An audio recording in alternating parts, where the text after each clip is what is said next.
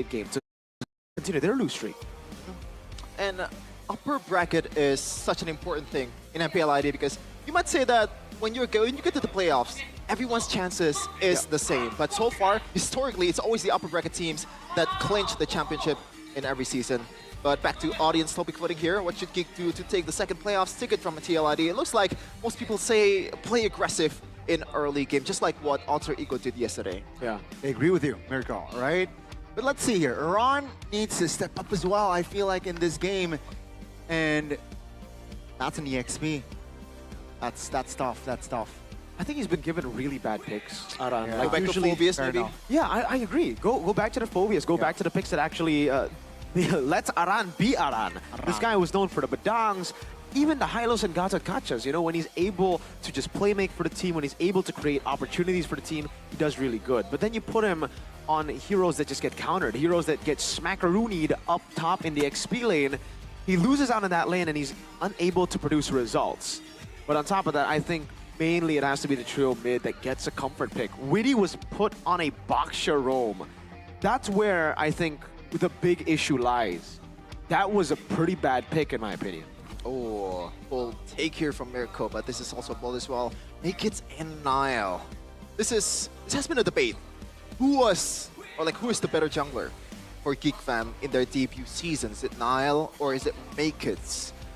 Recency bias might sway you towards Makids, but when you remember what Nile did for Geek Fam, qualifying for M5, that's just huge.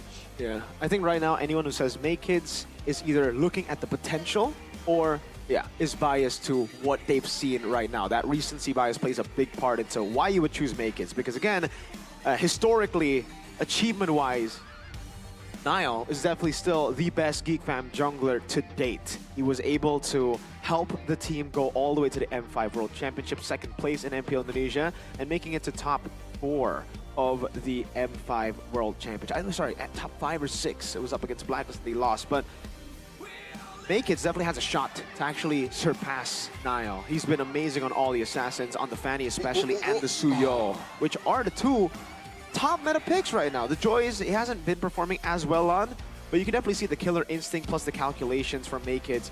It really is stellar.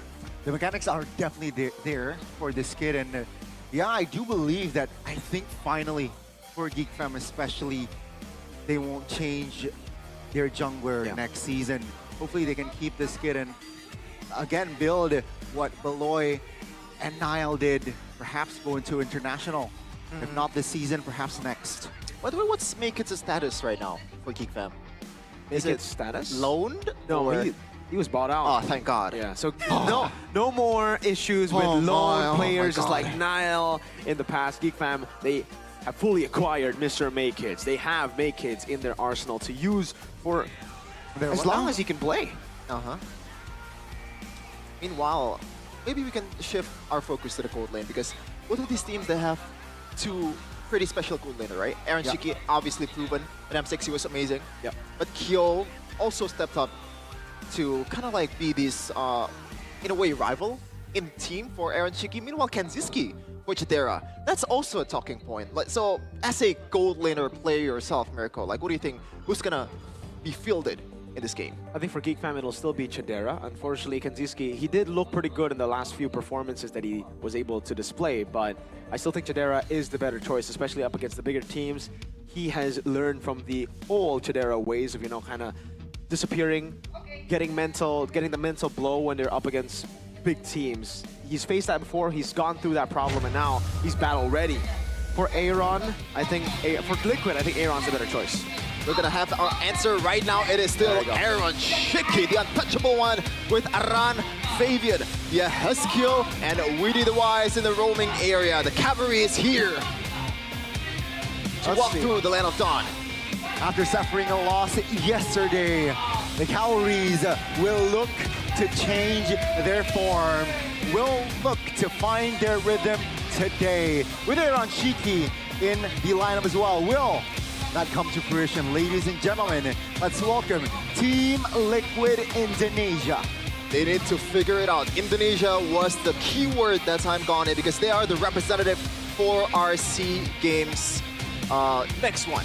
So if they're getting better, but it's better for Indonesia too. But if they're getting worse, they're getting beat down.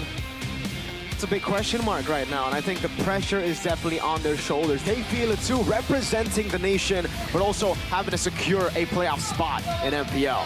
Meanwhile, for Geek Fam, it is going to be Kenziski on the goal lane. They are looking to experiment just a bit here in this dire state or key state of the season. Week 8, they're fielding the rookie. Wow, Kenziski so late in the season. I'm not sure about this, but we'll just see what BBB has planned. Well, it's going to be very interesting to see him going up against Aaron Shiki in that gold lane. But ladies and gentlemen, this is Geek Fam. It's trouble when the smiley jungler is not smiling. He's stoic right now. Oh, he smiled. Never mind. But he's here to take the W from Mpl Id and secure that playoff spot after RRQ. This is a risky move. This is a bold move from Geek Fam to actually play Kenziski to still be... I thought they found their best lineup. I thought they found their best 5. Now I'm pretty confused. What seems to be the plan here? Because they haven't secured playoffs just yet. And I think they are still looking for upper brackets. This should be the choice that they made based on the performances in scrims. This should be the better choice then. Or maybe they're confident with Kenziski and try to hide some cards with Chitera. I don't know if that's...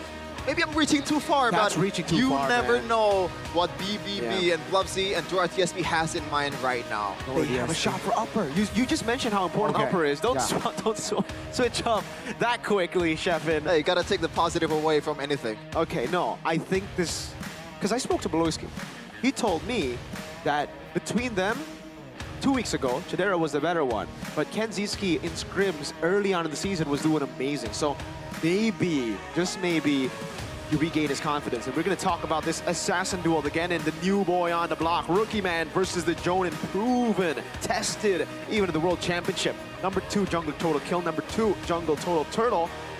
In terms of stat, Make Kids is lacking behind against Fabian. But I think in terms of performances, Fabian has been the more shaky one, surprisingly. Yeah, It's been Make Kids who's been more consistent, who's been more stable.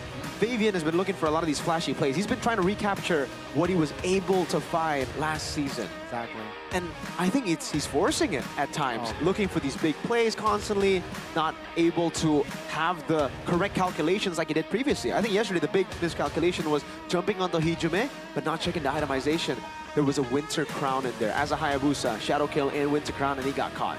So the boy is just trying to clip farm because he got a lot of farm last season. So perhaps now, just focus on the game. The smiling jungler, though, I mean, I really like this kid's potential, and hopefully we get to see that happen. If not soon, perhaps later. Just sooner or later. I'm hoping he's gonna stay for Geek Fam for a long time because I feel like agree. there's mutual, enjoyment from both parts, playing for Geek Fam and Geek Fam having Make It also, and becoming the icon of Geek Fam. Because so far, it's Beloyski, Apoy, Chidera. Those are the Geek Fams. Yeah, that's The true. community. I think the community, indeed. But if we're talking about Fabian here, I think it's quite unfair to say that he has been the only one being inconsistent, because he's been placed on drafts that I feel just don't enable him as much as they did in Season 14. Remember, in Season 14, the reason he was able to perform so well was because he was placed on Ling, the entire team plays for him, Ruby gold, Angela mid, they would play for Fabian. But now, it's kind of like they want to carry in different roles. They all kind of want to be in the highlights. They all want to be looking for those TikTok moments. It's not just Fabian anymore. Even Witty. He's known as Witty the Wise. He's not known as Witty the weird picker. He's not BBB, you know? Lubukan Baloy. Picking up the Gatot Kacha randomly last season. Baloy made it meta. Hellcurt Rome. That's not Witty. He plays towards his comfort. The Gatot, the Hylos. He even doesn't do too well on the Tigreal. But whenever he gets a pick that's comfortable, he's able to make those clean shot calls happen for the team. And that's what's most important as an IGL right now for TLID. If they want to secure playoffs, they got to stick to what works. Leave the experimentation for after you secure playoffs. At the same time, I agree with you, Mirko, but they've experienced on a pitch. They've experienced the world stage. So maybe right now, they want to step away from the Fabian-centric gameplay and try to find other weapons to be able to be used in the international stage. But yeah, I agree with you from the fact that they need to secure that spot first before actually experimenting. And talking about experimentating, we are onto the drafting phase for TL Id versus Geek Fam. Okay. Presented by official tournament smartphone Samsung Galaxy S25 series. Yeah, good respect here for the Phobius, the Harith, and the Lo Yi. The Lo Yi, we haven't seen that much from Geek Fam, but the Phobius has been Gobs' best pick so far. And I think for Geek Fam gold lane, Kenziski, he was able to perform on the Harith. Without the Harith, we haven't seen it. The Claude? Oh yeah, the Claude, but it's more of like a it's a chip. It was more of a passive Claude waiting for the power spike type deal. It wasn't like well, I guess that's how you play Claude. Okay, yeah, but I feel like you mentioned about Witty, given the comfortable heroes, and I think Chip is up there when it comes to Witty. So let's see here. Geek Fam, they definitely have Chip in their radar. So what do they respond with here? They're taking their time though. And they should be. There's still a lot of options here, especially for makers. They want to just pick the best performing jungler currently. Statistic-wise, it's going to be a Suyo, but it's going to be Badang. A good response towards the chip. Who's going to be the other one, though? And still with the Granger. I like it. Again, for Geek Fam, they are known to now actually pick up the utility junglers. They're not just going to be an assassin merchant. Make is no longer a Suyo merchant. So you can pick up the Fredrin. Right now, it does seem like it is leaning towards more of a front-to-back composition. Play for Granger, play for a boy on a carry pick as well in the mid lane, especially if TL Id decide to go for the juice in here. I think then it will leave Geek Fam with more opportunities to go with the Fredrin and then pick up Cecilion or Yves later on in the draft. 2 picks for TL Id. Should be the... I want to say... Okay, it will be Juzin. I was like, whoa! Paquito was being covered for a while there. All right, as expected, it'll be Juzin. Did not expect a Moskov. I thought they would pick a jungler much earlier. But with the Joy open, with the Fredrin open, it's weird. If you pick Joy, then the enemy team will pick Fredrin. If you pick Suyo, enemy team will pick Joy. So it was kind of like a lose-lose if they go for a jungler. Maybe Haya would have been the safest one. Seems like now it's going to be jungler second phase kind of approach. And Geek Fam, last pick here. Do they want to open the Badang role quick, or will they flex it still? Because then you can just pick up the mid laner, pick up the mage here. I mean, jungler is still an option too. Exactly. I think it's going to be that's the Suyo. best pick. I like it. I was about to say, I think the Suyo would be the best choice here. Yes, you will have to give away the Yves pick. That would have been a great pick against the Juicin. But the fact that TL Id now can't respond with a Joy means that the Suyo is great. Remember, Suyo is still very much in the meta. The only reason we don't see it as much in the first phase is because usually there's a Joy on the other side. There's a lot of magic. Take away the Joy, it's only a Juicin who's more of a utility pick over damage, and now the Suyo gets enabled instantly. Great ban on the Joy, right as the Suyo gets picked up. Now TL Id are the ones in a tough spot. It's going to be quite difficult, because I think Geek Fam will just try to lock the junglers down. I think Hayabusa's coming up next. Oh, that's an option. It worked against a Granger, but right now, for TL Id, they need to somehow deny some of the picks from Geek Fam. Mainly from Beloski, but it's going to be a Yi first, an easy counter for the institution.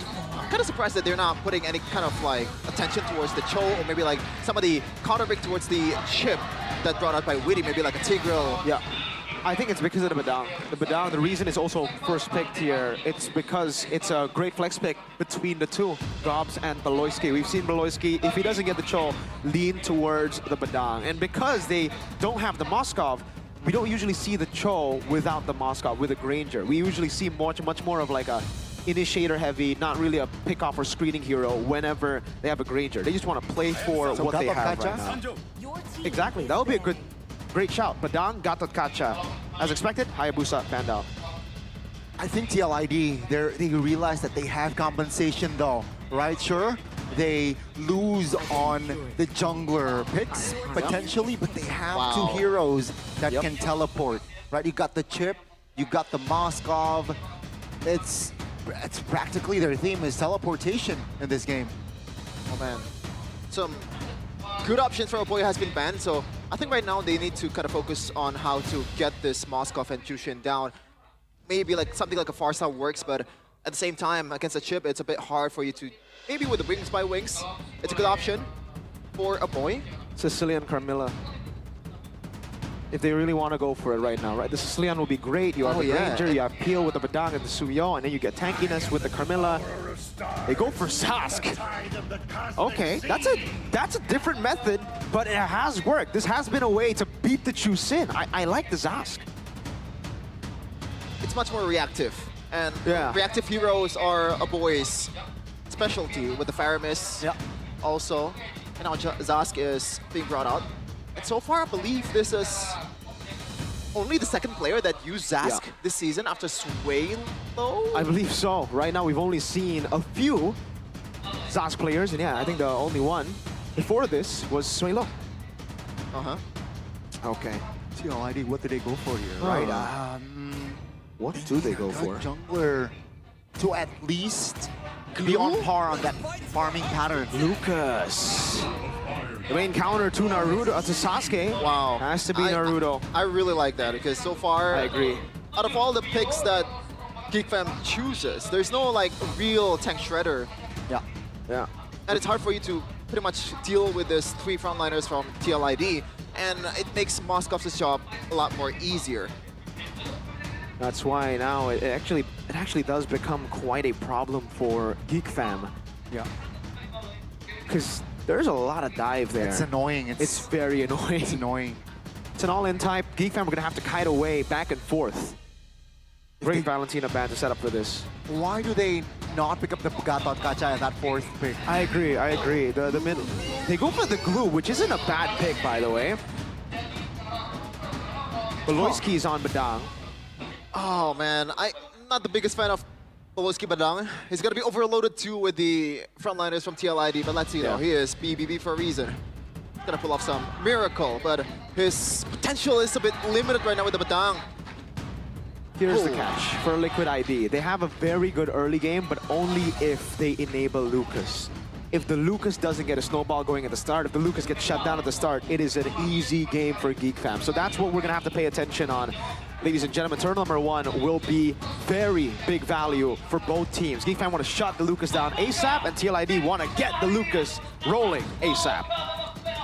And it's time to stake the second spot in the playoffs with the King of Kings. Will it be the Cavalry or will it be the Fams? To secure that one, it's TL Id versus GeekFam. It's round 1, ladies and gentlemen, and welcome to the land of Dawn. And let's see. Day number 2, who gets it first? We'll have to take a look at it. Make kids with a killing spree on the Suyo. I'd expect against a tankier lineup to go for Mpl Id, but it's been an MPL favorite just to go for a killing spree. That additional movement speed, the reset you get, it's a bit too valuable. I'm thinking like, you said, in the early game recall, it's going to be very important, but in the late game too, I think TL Id has some tricks in their mind, especially if they know how to play the Moskov, and they have a much better global presence in the chip. And there's no Valentina on the other side, so it's super hard too in the late game, I feel like, for Geek. I think with the macro control, definitely. But when it comes to damage, I think they are going to lack a bit of that. GeekFam, they have a boy with the Zaz, they have Suyo, and then a Granger. All of them scale pretty well too. Meanwhile, for the side of TL Id, Lucas still holds up quite well in the late game damage-wise, but it gets hard to really dive in, right? Moscow is probably the main damage source later on. Jusin will fall off compared to the Zask. That's why main condition for TL Id, even though, yes, they can play in the late game, would still be to win out early with the Lucas. If they get that, then it's prime win condition. At the end of Beloyski. Potential engage here. Let's make kids go and engage. That's going to be Davian stunned up. First blood. Witty flickers out. GeekFam. They get the early double. A knock up though from Yeheskel Aboy will not be able to. Good flicker on that. But it's going to be a 2 kills for GeekFam. That is not a Weedy and Fabian kind of like play, especially in the early game. They are doomed right from the get-go, Mirko. We were talking about how the early game was going to be important, Badang killing Beloyski at the start of the game is not that important unless Badang actually, you know, walks up and gives it to you.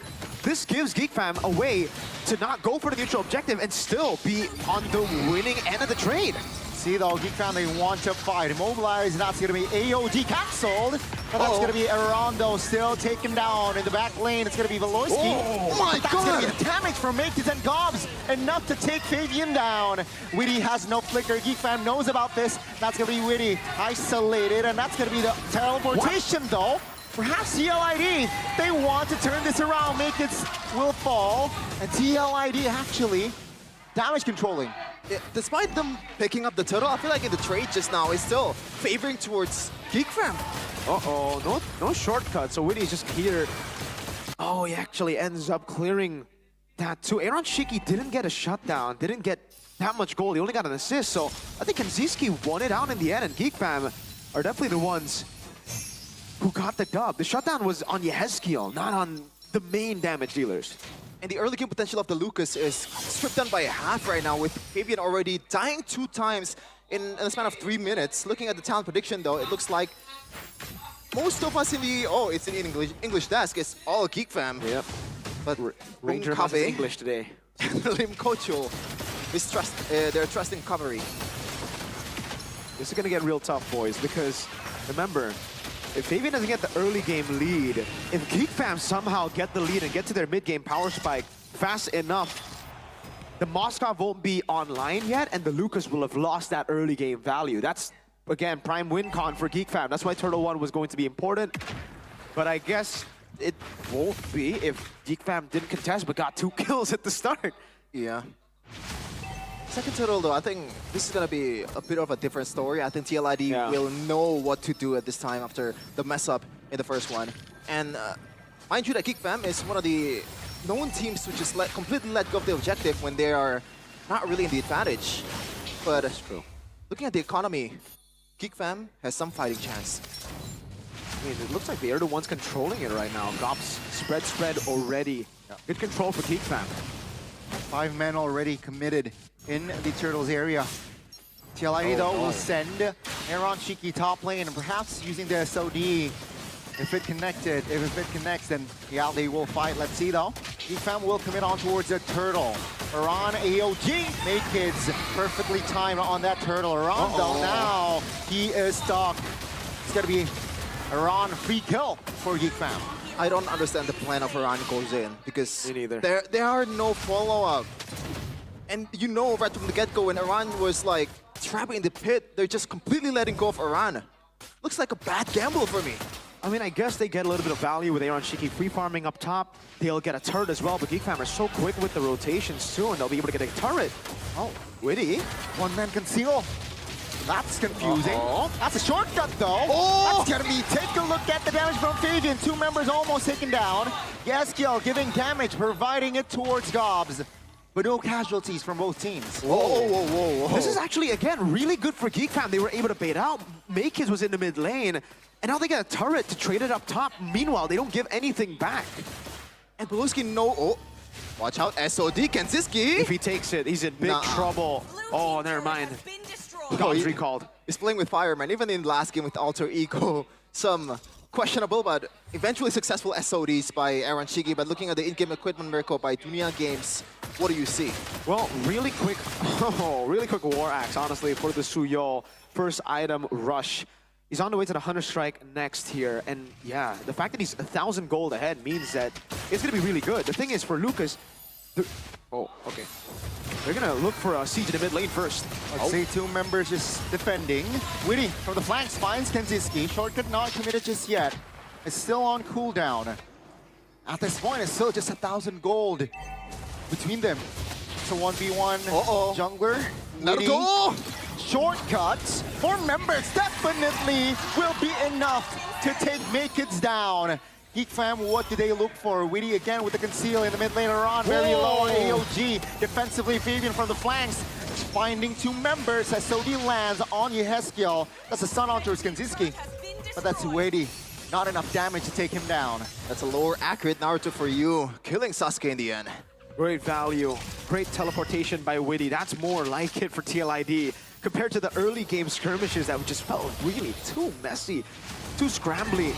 Now they're back to where they want to be. This is where Mpl Id want to be at the start of the game with Turtle 1, but it kind of got delayed with Turtle 2 being taken with the 2 kills they had to give away. Now they're back. I was about to say, the thing is about Suyo compared to Lucas is very much team fight based. Like, you need to look for team fights to get the lead. Suyo can play in the side lane, can control, can, you know, utilize that mobility, the 2 flickers that he has built in his kit to get the farming advantage, the XP advantage. We're seeing a little bit of that despite the 2 turtles that Fabian has taken. Nakeds is still comfortably ahead. But Mpl Id are doing a really good job now, again, with the macro power, the side control, with Aaron Shiki on the Moskov. Yeah, I feel like when you're trying to deal with the side lanes for GFM right now, the only possible way to kind of like anticipating... Oh, gotta watch out first. Oh, will they commit to this fight? It's just Iran, though. Seems like Iran has enough range to get out of that. Witty. But in the mid lane, AOG, Kenzinski very low. Still survived, though. That's going to be Beloski. Finding 2-man stun. No follow-up. It's still 5v5 now. Glue mounting Fabian. Iran falls first. Geek Fam, they reposition. Witty. What? Questionable engage there. Will be punished. 2 members from Mpl Id got wiped. I don't know, man. Witty, like, you're the wise, but you're my boy too, but I feel like right now we have to take away the moniker of Witty the Wise. Whoa! They can force them fight again. Mid lane will fall. Mpl Id finally backing away. There's some questionable things that Witty done this game, Mirko. I understand, in a way. They don't want to give mid-tier 1 for nothing, but it wasn't going to be for nothing. It was at least going to be for a holy defense down below. Mpl Id are really misunderstanding and they're really misunderstanding their win condition, it seems. Again, they have the control, they have the advantage when it comes to side lanes, but they're not using it as much. Yes, they got a tier 2 down below, but there was no reason for them to fully commit into a team fight where, again, GeekFam have built their composition around. They built their composition around playing with these team fights, waiting for the shortcut to come in. That's why they went for the Zosk as well. The safer choice compared to the Sicilian, because you can just get in, hide in your shell, and do damage. 1,610 gold ahead for Maykids. That's going to be massive. The guy who's right now in the spotlight, really looking for the flank. Kenziski is 1,000 gold behind, but he's hit the item power spike faster than the Moskov, because Moskov is very expensive. With him. The conceal, good cancellation, make it finds it. Lord. SOD lands at Gobs very low. He's stunned up now, a boy flickers out. Gobs now will be sacrificial lamb. My goodness, good stun. That's gonna be Yeskiel collecting the kill. Fabian falls as well. Yeskiel is on a rampage, getting the double. That's gonna be Mpl Id. Somehow finding more on the board. They find more right now, but the debate of whether that was worth it for GeekFam depends on how they use this Lord. Currently, they're down about 600 gold lead. Lead that can be chased in a flash. Again, most of the gold is on the hands of Aaron Shiki, it seems. The guy who's just been farming up a storm. A level ahead against Kenziski, and it looks like they're going to be going for the full clear. This is the right call. Nakeds looking for an engage. Lord now, practically 50% HP. Aaron Shiki will make sure that the Lord treads down. Loyski finds the right connection, and Aaron Shiki goes down. Yeskiel now very low. Kenzinski finds a shutdown. Fabian damage control finds one. AOG lands on toward Gobs, and Gobs will not be able to take the heat, and he will fall alongside Fabian. GeekFam will look for more. They still have the super minions in play, but that will be GeekFam again with the trade. And there you go, that's the answer. Courtesy of Beloyski's brilliance, man. I thought the potential of this guy is going to be stripped in half with not using the Cho, but on the Badang, he's still as dangerous. The shortcut, Maykids still has a dash. Witty has to conceal, and good night, Maykids. Yeskiel again, collecting the shutdown. Great shutdown for Mpl Id, at least a bit of recovery. But again, GeekFam got all the value in that skirmish. I gotta give props to the Suyo, by the way, Makis, the way that he's been playing in these team fights, really well played up against the Lucas. He's just been waiting for the cooldowns. Once Lucas used skill 1, it becomes a pretty vulnerable pick. Usually, in the Suyo versus Lucas matchups, the reason Lucas is able to outpower Suyo is because of the CC immunity and the displacement of skill 1 that cancels your hold down Soul Sever, that cancels your hold down Blade Surge, and it makes it really difficult to just skirmish. But if the Suyo has a few frontliners to take that damage to bait out those abilities, he can just come in and clean up, just like what we saw from Makids earlier. But again, for Mpl Id, it looks like right now they're just gambling in the fights. It doesn't really look too clean, despite the fact that they have that macro control. And this has been kind of a repetitive problem for Mpl Id. That can be a problem, but can also be really good. It's also a gamble. It's the fact that they never go Purified. All the way from like their, I think 2 matches ago, they just never want to go Purify. They always go Flicker, even up against a very heavy CC lineup. They want to try to outplay their opponents instead of trying to play the safe game. It's a good thing and a bad thing at the same time. The confidence in the Double-edged sword. Yep, for sure. It really depends on how these players are executing it. When you are Prime Onyx, you can do that, but right now, Mpl Id, they're not on that level just yet. And they need to get to that level because they are the representative of Indonesia. Widi. Shortcut. Shortcut. That's going to be all of the members from Mpl Id joining forces. Oh, that's a good stuff, though. The boy goes down. Makids finally joining the fight, but perhaps might be a little too late. With the concealed Widi, look for something. Fam, they know they are man down, and this, I think this is going to be an opportunity for Mpl Id to really commit on the Lord. It's a big opportunity, but right now, Widi's trying to just zone on some of the members from away from the Lord. Maywan Chiki, Spear of Misery. Let's see, 5v4 still. Geek Fam there, looking for an angle to perhaps penetrate the, again, looking for the angles, looking for the right opportunities. That's a stun on towards one. Gobs again. Makids finding the kill. It's a 4v4 now. Gobs very low. Yes! My goodness, Gobs! He shredded down. Kensinski, though, will find the trade. And Geek Fam, they will this time move on towards the Lord. Usually you say lu bukan Baloid. This one is like lu bukan Sans. Yes, skill. Widi.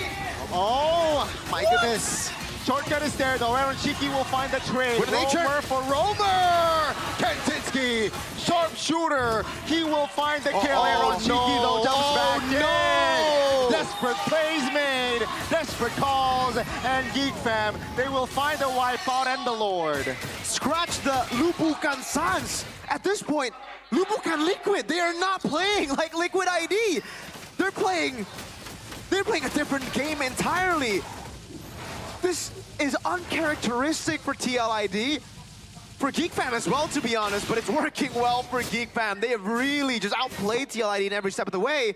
Or have Mpl Id been the ones to outplay themselves, making these highlight plays? We kind of foreshadowed a little bit of that. We were talking about how everyone wants to look for those TikTok highlight plays, but this is another level entirely. Is this a TikTok server by now? I don't know. It's right now, you said Goni, desperate measures, I don't know what desperate to say. Calls, desperate measures, but they're not desperate at all. Yeah. They have a lot of leeway to play around with the Lord, but they're just ignoring it. Meanwhile, Fabian, top lane. Let's see, 1v1 jungler. This time it's... Oh my goodness, respect it! 1v1, and Makids finds the kill. Geek Fam now 5v4 with the Lord. Without the Lord this time, they still have chances. 2 base turrets down. Mpl Id only have a base turret to play with. So he lands on towards Kanzinski. Aaron Chiki this time will take it slow. Shortcut pop. Oh my goodness. Damage is definitely enough to take Widi down. Makids now looking for an angle. Aaron Chiki does the job to clear the minions. But 10 seconds. Geek Fam will look for the turret. 3 base turrets down and out. It seems like they should back away, but they do have a minion wave to play around with. No Widi, 5v4 still. Looking for the NAOG. Doesn't land. Gobs now will go back. Geek Fam, is this the right call? To stay in the base. Gobs flickers out a run. Loses the mortality, but that's going to be a very low. Fabian finds the angle. Aaron Chiki, Wind of Nature pop. Kenzinski will blew the immortality out of Aaron Chiki. And that's going to be Aaron Chiki taking down Kenzinski. Good positioning, and he will find the triple. Ladies and gentlemen, for the second time in this game, Geek Fam has wiped Mpl Id out. I think Mpl Id wiped them by themselves. They're just handing it on a silver platter to Geek Fam. Hey, here's your win con. This is how you win the game. Please capitalize on it. I don't understand. This is not Team Liquid ID in Season 14. Way different. A ridiculous turn of events. Geek Fam take game number 1. And it was a stop. Was it a stop? I don't know. I don't know how to categorize that game. Yes, they took control. Yes, Geek Fam were incredible. Make Kids, again, the star of the show, in my opinion. It looked really messy, but that's what Geek Fam wanted with their composition. As long as it is a team fight. Okay, we gotta go through this again. I thought a boy died in this skirmish. That's why I was like, uh-oh, wait a second. Make Kids but too. he just went into the Dominators to set and Make Kids. Immortality by Kenziski as well, able to outplay the Immortality by of Aaron Shiki. Make Kids, phenomenal stuff, man. From Immortality to Rose Gold Media, really swapping out those items. These rookies, these Genins for Geek Fam are playing so incredibly well. I gotta give props to them. That was messy. That was not the best game to watch, definitely to analyze, but it was sure as hell entertaining. And Geek Fam were definitely the better team to do it. See, I like when Geek Fam is winning, but I don't want them to win this way when TL ID is just, you know what this reminds me of? You know that meme where someone's riding a bike and they have this stick and put the stick in the wheels and they just fell. What's the... They lost the plot. They did. They really did, because you're speechless. I truly am. That's why I'm telling you, this is not really the best game to analyze, because there's not much. It was just a lot of bad moves from Liquid. I think the worst call was still the early game fight. Like, why the hell would they... I don't think Liquid would have ever taken that fight. We don't get to see it in the crucial moment, but I truly believe the crucial moment was that first fight, because again, it relied heavily on... Okay, it was up there when it comes to like bad moments. He got a kill, but... Witty lost his Immortality. Yehezkiel got a kill on Gauss, but I'm quite speechless, honestly, but still. This is... They were just, again, chasing and chasing and chasing over for kills. But the first fight, why would they all in on a Badang in the mid lane when he's safe towards his turret, you know? And then that kind of gives away turtle number 1, because again, remember, for Geek Fam, they don't need to contest Turtle 1. Yes, it would be great for them to shut down TLID and win out early game, which they did because of this fight. But I think for Geek Fam, they were going to play for the mid-game power spike anyways. Like, there was no rush for TLID to build the snowball. They could have just played around neutral objectives with the Sacred Beast, with the Ninetales. But they decided, you know, the Ninetales, let's use it just to brawl out. And I really don't like the usage of the Ninetales here. It was the initiator. On a Lucas, you're never... It's not good to be the initiator. Because especially against a team with this many movement skills, with this many sustainabilities as well, you're not able to burst anyone. And when you do, you've already used all of your Sacred Beast duration, and that gives Sasuke time to clean up. Here again, you get to see it, right? But at this point, it was kind of a desperate play. But you kind of see what I'm getting at here. Kenziski with a nature, great choice. And then it just all fell for Liquid. Ladies and gentlemen, Liquid ID, this was a very non-Liquid performance. They're solid in a bad way. And look at this, Make It. Look at the item buy. Yeah, the and Rose Gold. You got the Rose Gold and he's a dog. Dude, Make It is so good at video games, brother. That's how I can describe it. The fast fingers. And he's certainly smiling by now with the result that he's gotten in this game. 16 minutes game, 16:41. And looking at the items, Mirko. That's a chocolate game for Fabian, I gotta say. And also for Witty, I believe. Maybe even got taught. They might have gone 3 chocolate this game. Oh, I don't know where to start. The itemization, there's not much that you can really talk about, that you can really dissect. It was just a pretty straightforward, standard item build. For Suyo, I guess I could say this, because this is the thing that you, like, when you're up against more tankier targets, sustainable targets, you want to go for War Axe over the Hunter Strike. We do see the Molten Essence from Glue. I think it's just for additional damage. The Glowing Wand is pretty weird, too, to be honest with you, but at this point, he was really just trying to stop the sustain from happening. Again, sustain is a big factor in this game. And instead of the Dominus Ice, he knows that he'll be putting on damage as well. You get a little bit more value now with Glowing Wand because you do magic damage, you do a little bit more. So if you are ahead and you're in a position where you're not dying as much, you're not behind the enemy XP lane, and technically there's no real threat aside from the Moscow on a glue. Like you spread, and then the Lucas damage get dispersed, right? So you don't need as many tanky stuff. So that was probably the weirdest item in the item bills, Glowing Wand for the glue. But even then, understandable. I'm still very speechless, I'll be honest with you guys. I don't know what to say. I guess Yehezkiel Impure Rage was an odd choice as well. Usually we see Brave Smite, but he wanted to get more mana so they could stay in the fights longer and he could pick people up longer. Yeah. Props to Kanziski as well. Yeah, props to right? him. He only got taken down once. I think his positioning is impeccable this game, and a lot of 1v1s, he won that. I gotta say, I think it's more about Mpl Id not really using their engage quite well. Even Iran, Fair. I feel like, I don't know, man, when you're playing in a band, you know, you're playing a music instrument, sometimes you're really excited to play the instrument, play the music, but this time around, it looks like Iran is just playing, you know what, let's just get this over with. I don't see the enjoyment from Iran. I don't see the love. And without love, it cannot be seen. Ladies and gentlemen, here. I got stats right here, all right? I want to talk about the stats a little bit, but you take over first because there's a few benefits. Uh-huh. Okay, here, wait, sorry. Witty, on chip. 60%. He played it 5 times. This is going to be his 6th time playing, and I think now it goes down to 50. 50%. Last season, whenever Witty gets the chip, it's over. You knew that this guy was just so smart. The team was just so coordinated. Yeah. Now, whenever you see the chip for Mpl Id, it looks pretty Unreliable. average. I think reliable. Unreliable. This game, average. It's less than average. This game, horrible. This game was horrible, but usually now even, it's average. Well, Lisa, we gotta throw it to you. What's going on there? Ready caster, kembali lagi bersama Alisa pastinya di week ke-8 di match pembuka di hari kedua hari ini. Kita sudah melihat Gig tampil dengan begitu menawan dan pastinya sudah bersama Alisa di sini ada teman-teman dari Gig Fam Unity. Yeay. Kenalan dulu dong, namanya siapa? Silahkan. Nama aku Ang, aku dari Bandung. Nama aku Kemi. Ang dan juga Kemi. Iya. Kamu dari Bandung? Iya. Wow, jauh-jauh ya, luar biasa sekali. Kelihatannya kalian pakai merchandise apa nih? Boleh nggak sih dibalik dikasih lihat juga ke penonton? Kemi. Oke.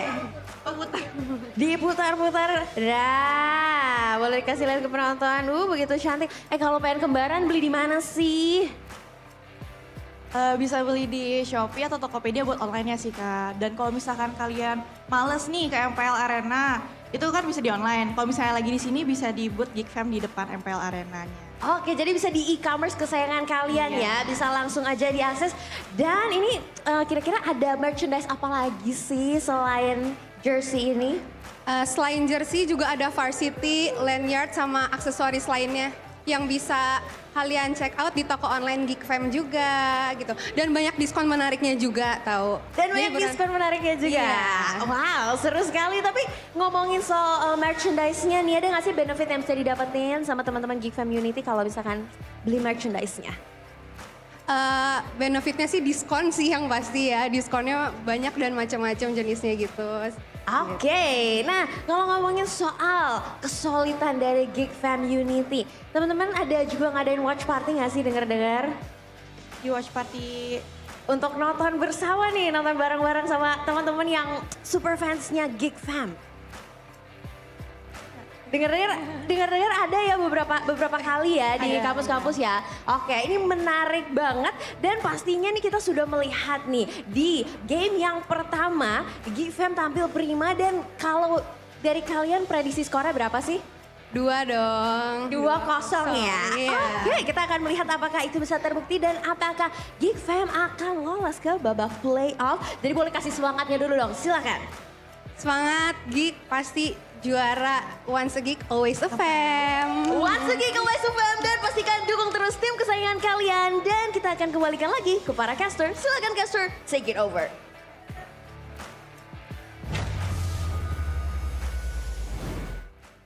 Back again with TLID first versus GeekFam. Sorry, I was kind of allergic with the way TLID played just now. Whoa! I thought that was Hey, like I thought that sorry. was a real cough, bro.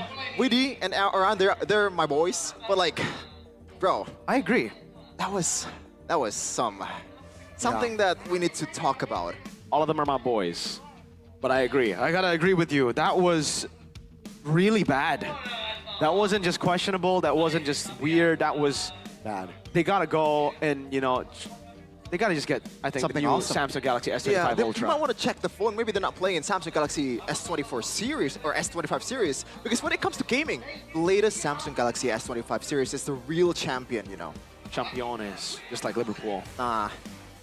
Real champion? Nah, that's disgusting. This smartphone is incredibly powerful for gaming thanks to the 20. Snapdragon 8 Elite 4 Galaxy processor built on 3nm technology, making it the fastest processor ever in a Samsung Galaxy device. Check it out. Ka-chow. Oh, you want to use the Gemini pack? Here. I'll show you. Okay. I'll show you. Please. I can. What do you want me to ask? The AI. Who is gonna be the champion of Season 15 and why is it GeekFam? Gemini, yo, who's going to win MPL Indonesia Season 15? And why is it Geek? Who's going to win MPL Indonesia Season 15? And why is it GeekFam? Just a sec. It's currently week 8 of MPL Indonesia Season 15. Predicting the winner at this Oh stage my is still God, very I just saw difficult the- as the regular season is ongoing and playoff Okay. brackets are yet to be determined.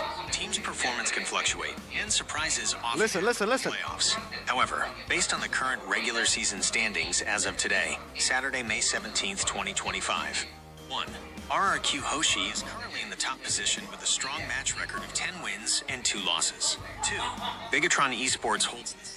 There is all. That's all. Thank you. Thank you, Gemini. No, The next answer. Alter ego and then GeekFam. Wow. Yeah. Maybe the AI needs some work.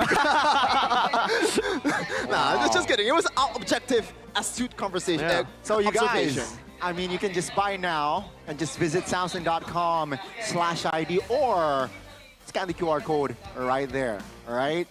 Just to have more info. We'll guide you. Click the link in the pinned comment. It also works, or find it on the YouTube description. Who do you think is gonna win? Who do you think is gonna win MPL Indonesia? Who? You think it's Bigatron? Yes, I agree. Next time, ask who got the 4-peat in MPL ID season. I think that's irrelevant MPL. at this Yo, point. who has the most MPL Indonesia trophies? We're waiting? No, even Gemini is like, dude, that's Nah, irrelevant. Yeah. They don't want to...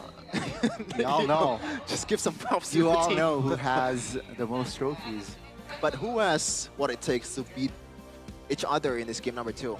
Because TLID, based on the momentum right now, they are not looking very good. Especially TLID. after securing some, you could say, like, prio picks. For Weedy especially, the chip. Yeah. That's the whole game plan of TLID, but they executed that one quite abysmally. The draft wasn't bad. I agree. This was a... Like, we've been criticizing the draft, but I think it was just the execution that was so off for Liquid ID here in this game. We were talking about how Weedy needs a comfort pick. Don't put him on like stuff like a Baksha. And they did. They gave him a chip. At this point, what's his comfort? Has he been experimenting too much in the back rooms? Back rooms. Maybe he needs to go to the this segment here, or like the chairs in the front with Samsung Galaxy Zone. Back again here, Baloyski looking as sharp as ever, man. Yeah. BBB in the building here. The drafter, the coach, everything back in the day. Now he has a few backups. Dorothy SP and Bluff Z. He used to only have a Shadow and Erbang. Ooh, Shadow. Yeah, shout out to Wolf for no reason. Yep. Yeah. Looking at the win rate here, first pick selection, still, I believe, Yep. for Liquid. TLID. So right now, it's 45%. Not really the best, but obviously there's a lot of chance for them to be able to extend this to game number 3 because, yeah, back again, it was execution that's the main problem. But shout out to Boloski in that game, man. I feel like he knows the win con in the early game to mid game really well, especially with the Batang. His capability is a bit limited in terms of like mechanically, but he knows he gotta guard Kanziski, he gotta guard when Weedy is about to shortcut there, and he did a wonderful job at it. are we going to see the same draft again is my question. Because Oh. TLID and Geek Fam, they're known to go for the same draft again if they lose. They might just make some micro adjustments here and there in the second phase perhaps, but usually in the first phase it just stays the same. And again, it's not like Liquid ID went for a bad draft. It wasn't like they fumbled the draft. The draft was pretty good in my opinion. Unless you guys think otherwise. I think draft-wise, somehow I feel like it's a little bit greedy with the chip and the Moskov, but I do understand I guess the composition still works with the Jushin, with the Naruto, with the... But yeah, Naranchiki struggle in that game to provide the impact. I mean, so far, Especially Iman displayed a wonderful Moskov yesterday. all you gotta say Eman, man. You don't want to give this guy a fuel to post. Hey man, he knows who's best. Well, It's going to be the same draft as expected. Now the question is, oh, that's part of the draft so far.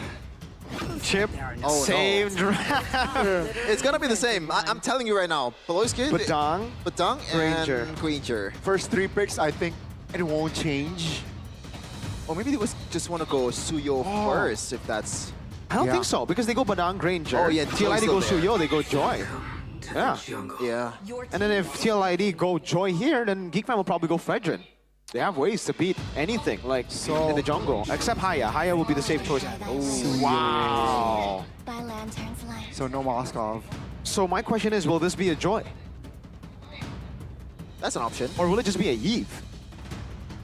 I think Time to drop the It'll be Joy. There you go. I was gonna explore the possibility of Fredrin being picked there, and they just play around the Fredrin because they have this really good long-range damage dealer in Kanziski, but they choose to go for the Joy, and it worked wonderfully, I believe. I don't know which game was it, when Kanziski was on a Claude. Yeah.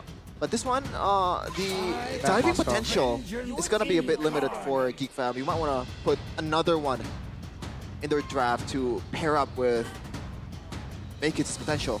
Yeah. Ben Moskov and I think Irithel. I don't think they're going to be too concerned about the Claude pick here. But for Liquid, it'll be the same, Yves. But this time, I don't think they're going to be banning out the Valentina. I think they're going to ban out the Zask. Right. You reckon?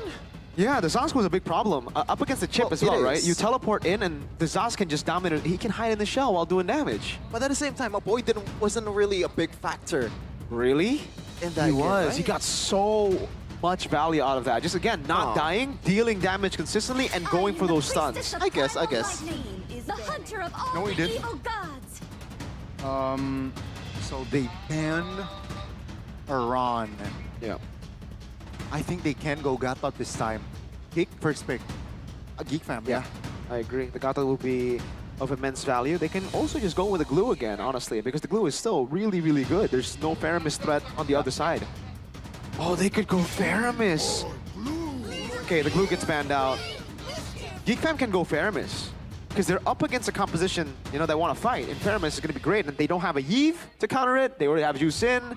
They can't go Valentina, it seems, here. Or they might want to pick on the XP here just to deny Iran's potential. Yeah. Because the They can mid go lane is Gatot already first. been picked by TLID. I agree. And there's a lot of option for a Boy here. You said it. You can go Valentina, you can go Zaz, you can go Faramis, a lot of... I like Really the good Vex last pick, though. Vex? I like the Vex last pick. I mean, Interesting. it's a way to counter the chip. It's If good you- utility. Uh-huh. So you go Gatot here, add more CC. layer, Yeah. right? Add more layer to that crowd control. Not CC, please. Possible or potential engage as well with the AOG, and adds a rock. Yeah. It'll be the Zask. Same approach. Yep. You're picking Zask in 4. If it ain't broke, don't fix it. I think this Right. is right now a better draft because at least in the early game it won't be as stompy stomped. It won't be as big of a stompy stomp. But now it's a bit harder to chase Fabian. But the objective for Zaz is just to stay alive. Damage, you leave it out to Makits and Kanziski at the end of the day. Now, what's going to be the nail of the coffin here for TLID? They have a pretty good way to engage here. But we still want to go for... Oh, Moskov is banned. Yeah. I think Harith? the safest choice is Irithel. Oh, Harith is Harith is already banned. banned. They go Bruno. And they go Gatot Kacha. No glue. What do they go for then? In Rome or XP? I think this game, they can actually go Cho this game if they want to. Last game, you can't really target the jungler because there's anti-CC immunity. This game, you can go for it, but they go for the Hylos instead, which is the safer choice, I guess, because there's no real reason to put yourself in a dangerous spot. Okay, here's another tanky boy. It's a horsey against a horse. Fabian versus Maykids. Round 1, it was Maykids all the way. Fabian, as you mentioned, Mirko, it was a choco game. 3-7 and 6 KDA. Not really the greatest bout between Sasuke and Naruto. Not lore accurate, which is quite sad to see. Let's see though, in this game number 2, is the script gonna be flipped? They have a lot of damage, a lot of magic damage that the Suyo will be vulnerable to, but somehow counter index and lineup rating favors TL Id. I'm guessing the chip is going to bring a lot of value this game if they can get those early skirmishes. Execution is the name of the game for TL Id. This time, they drafted, can they execute? Can they play this to the maximum level? Can they go back to the standard of Liquid Season 14? It's game number 2 of TL Id versus Geek Fam. Jump into the land of dawn and let's see for round 2. Will TL Id take us to game 3 or will this be a clean sweep? Mind you that Geek Fam is 1 game away from the playoff spot. Yep. To fight it again in Jakarta International Velodrome. And don't forget to buy the tickets if you haven't got it. Secure a spot in the Jakarta International Velodrome is the potential of both these teams. If Liquid win, they're going to be the ones securing it. So it's of massive value for both these teams. Oh, Aran already rotating early on Beloy. Flicker is there. TL Id this time, they have repaired their early game, I guess, skirmish. No longer as greedy as they were before, going for skirmishes. But it seems like it's still A-okay because Geek Fam still have a way to contest for the neutral objective. Like in the previous game for TL Id, they really needed to get the neutral objective. Turtle 1 was a lot of value, was really like up there when it comes to getting their win condition online. But in this game, Geek Fam can actually contest. There's no Lucas, there's no anti-CC there, so they can block the Suyo, especially with this heavy CC comp that they have.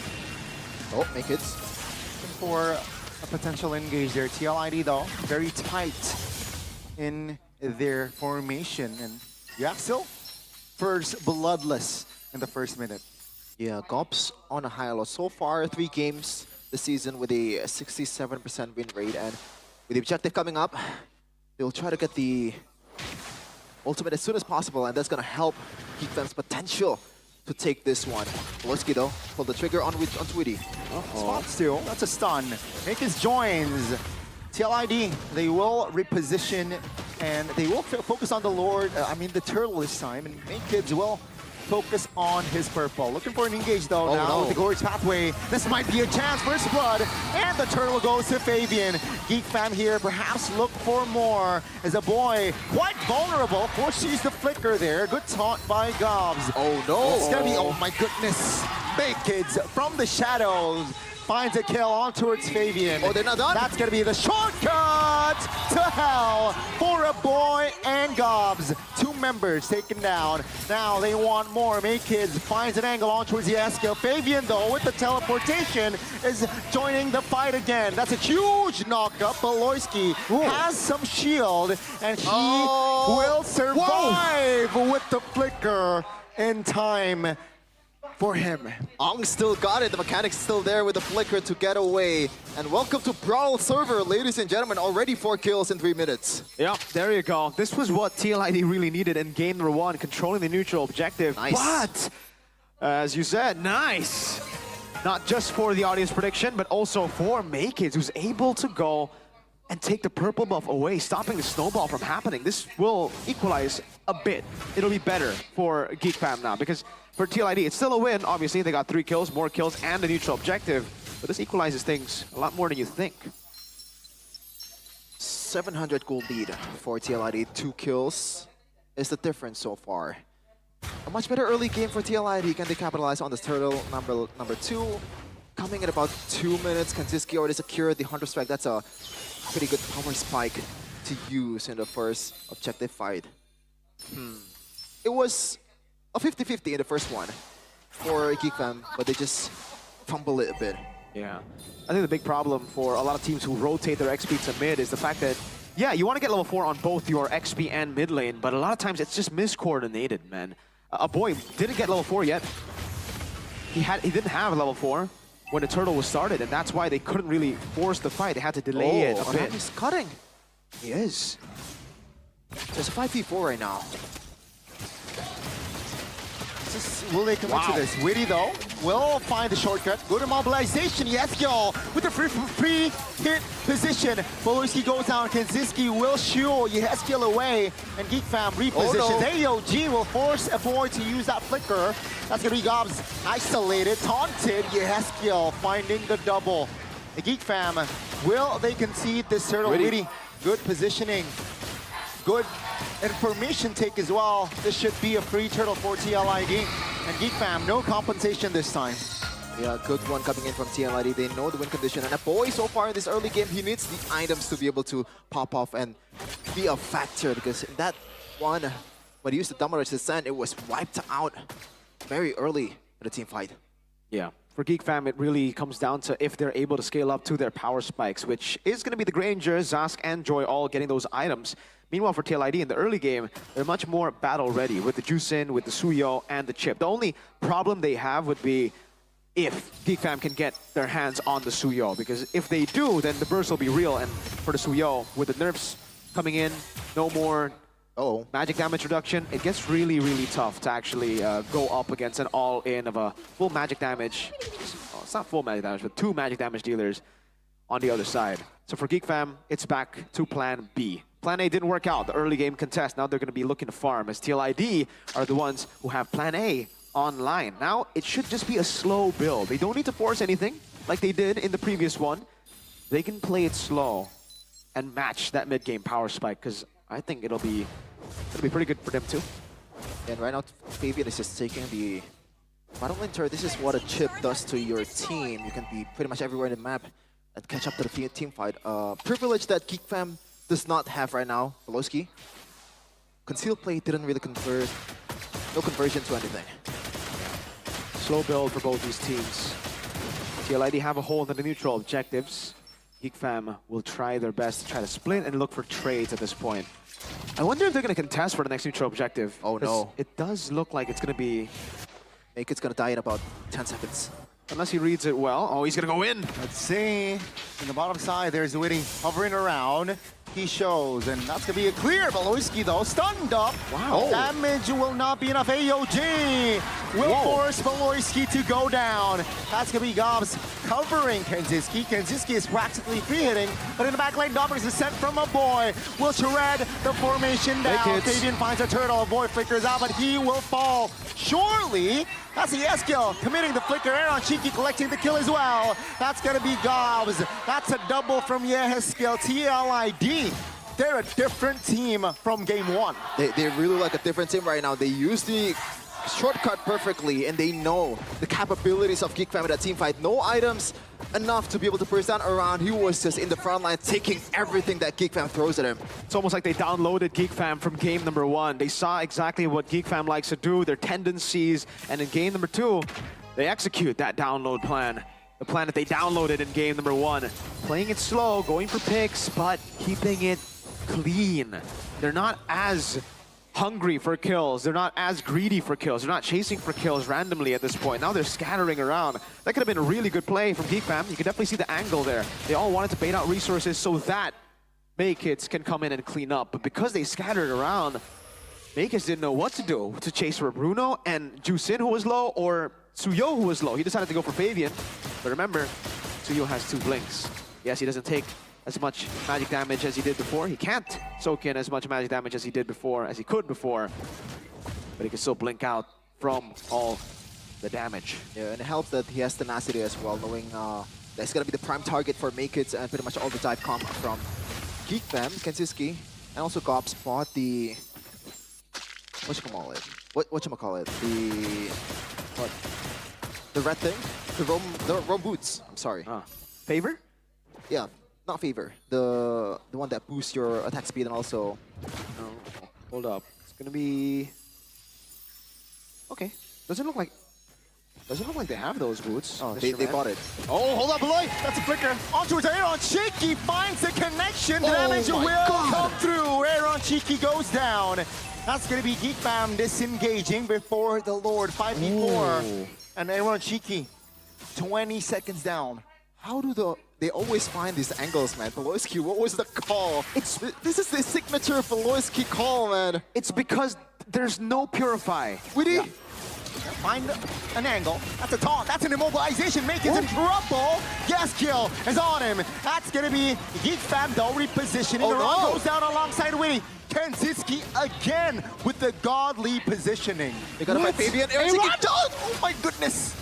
That's a Gory's pathway, locking Aaron down, but Fabian again comes through as the jungler, so reliable in this objective neutral takes. I mean, you cannot guess what Aaron Cheeky is gonna do when he has the privilege to teleport in the map, man. Well, I guess that's the value of the flicker. We've been talking about the Purify, but you can't do that with the Purify. Walk into 4 guys and blink out to safety while also diverting attention away from the Lord, where Fabian was able to come in and get it.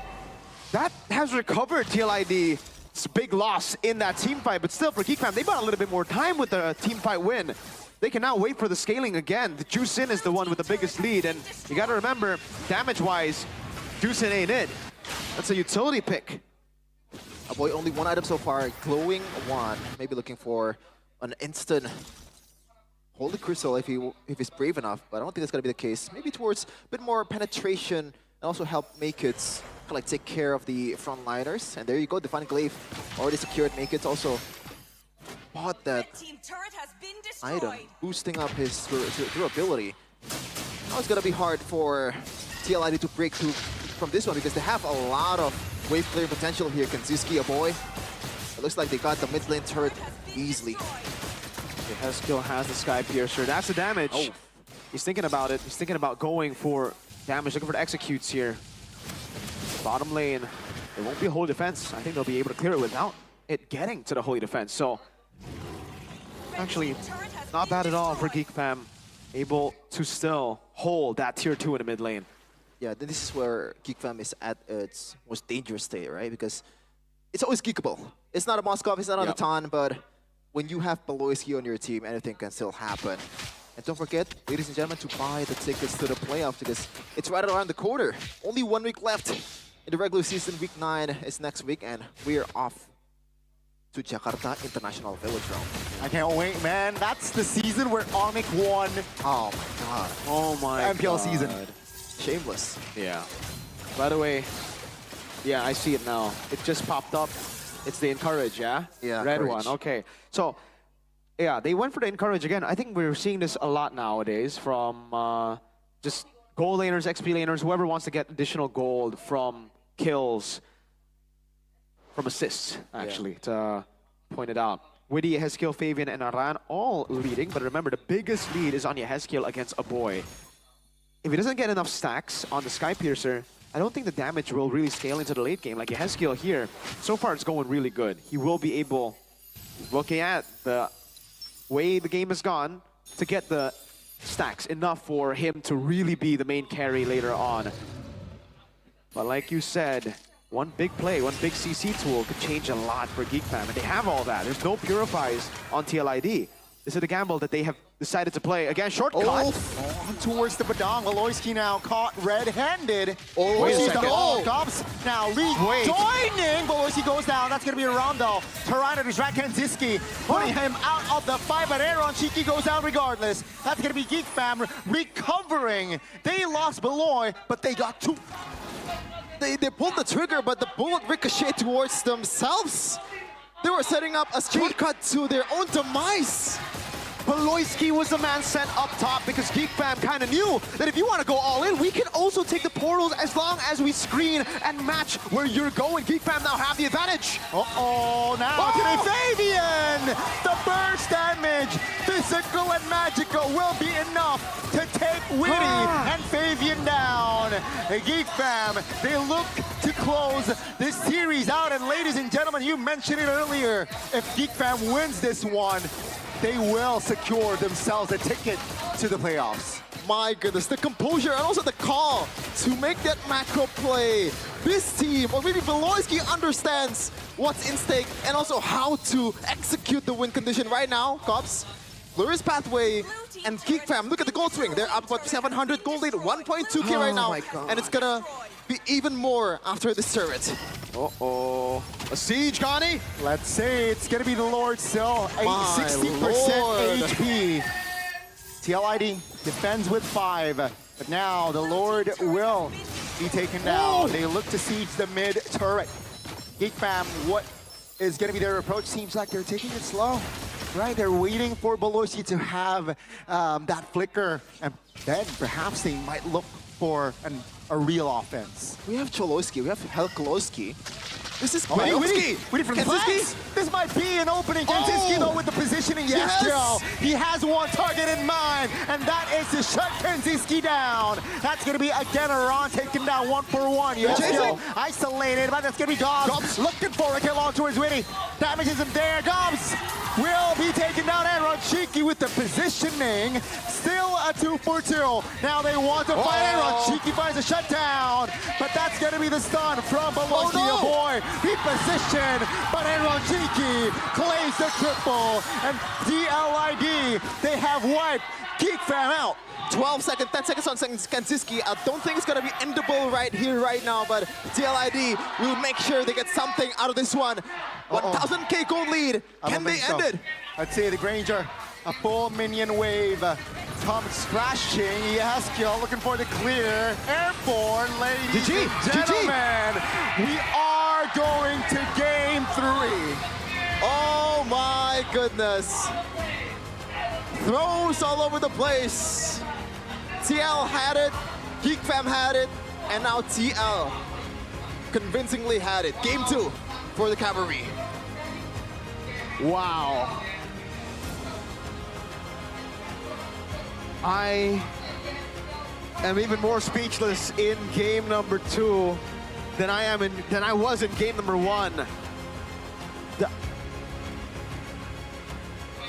Oh. Yikes. I mean, they thought they could win the team fight, but I think they kind of overestimate themselves and Aaron Shiki. Also, I really think that, you know, they really disrespected Aaron Shiki. I don't know why a boy went back in here. Complete miscalculation from Geek Fam. Maybe they thought, okay, he's going to be coming back up. There's no way they can actually end the game. But they can. They definitely can. Yeheskiel was able to make a big play there in the end as well to turn things around, but oh. Man. Well, a win is a win. A win is a win, exactly. It's an ugly win for both. For both, game 1, game 2, it ain't a clean win. It's a brawly, very blunder-heavy win, but hey, the win is a win, and they were able to outplay Geek Fam in the end, just through a great shortcut from Witty, and also the isolation from Yeheskiel, jumping all the way back. I really think in this game, Maykids, the targeting was a bit off a couple of times there. I mean, if you saw that final fight, he jumped, and he had an angle to jump on Aaron Shiki, but he decided to jump on Fabian.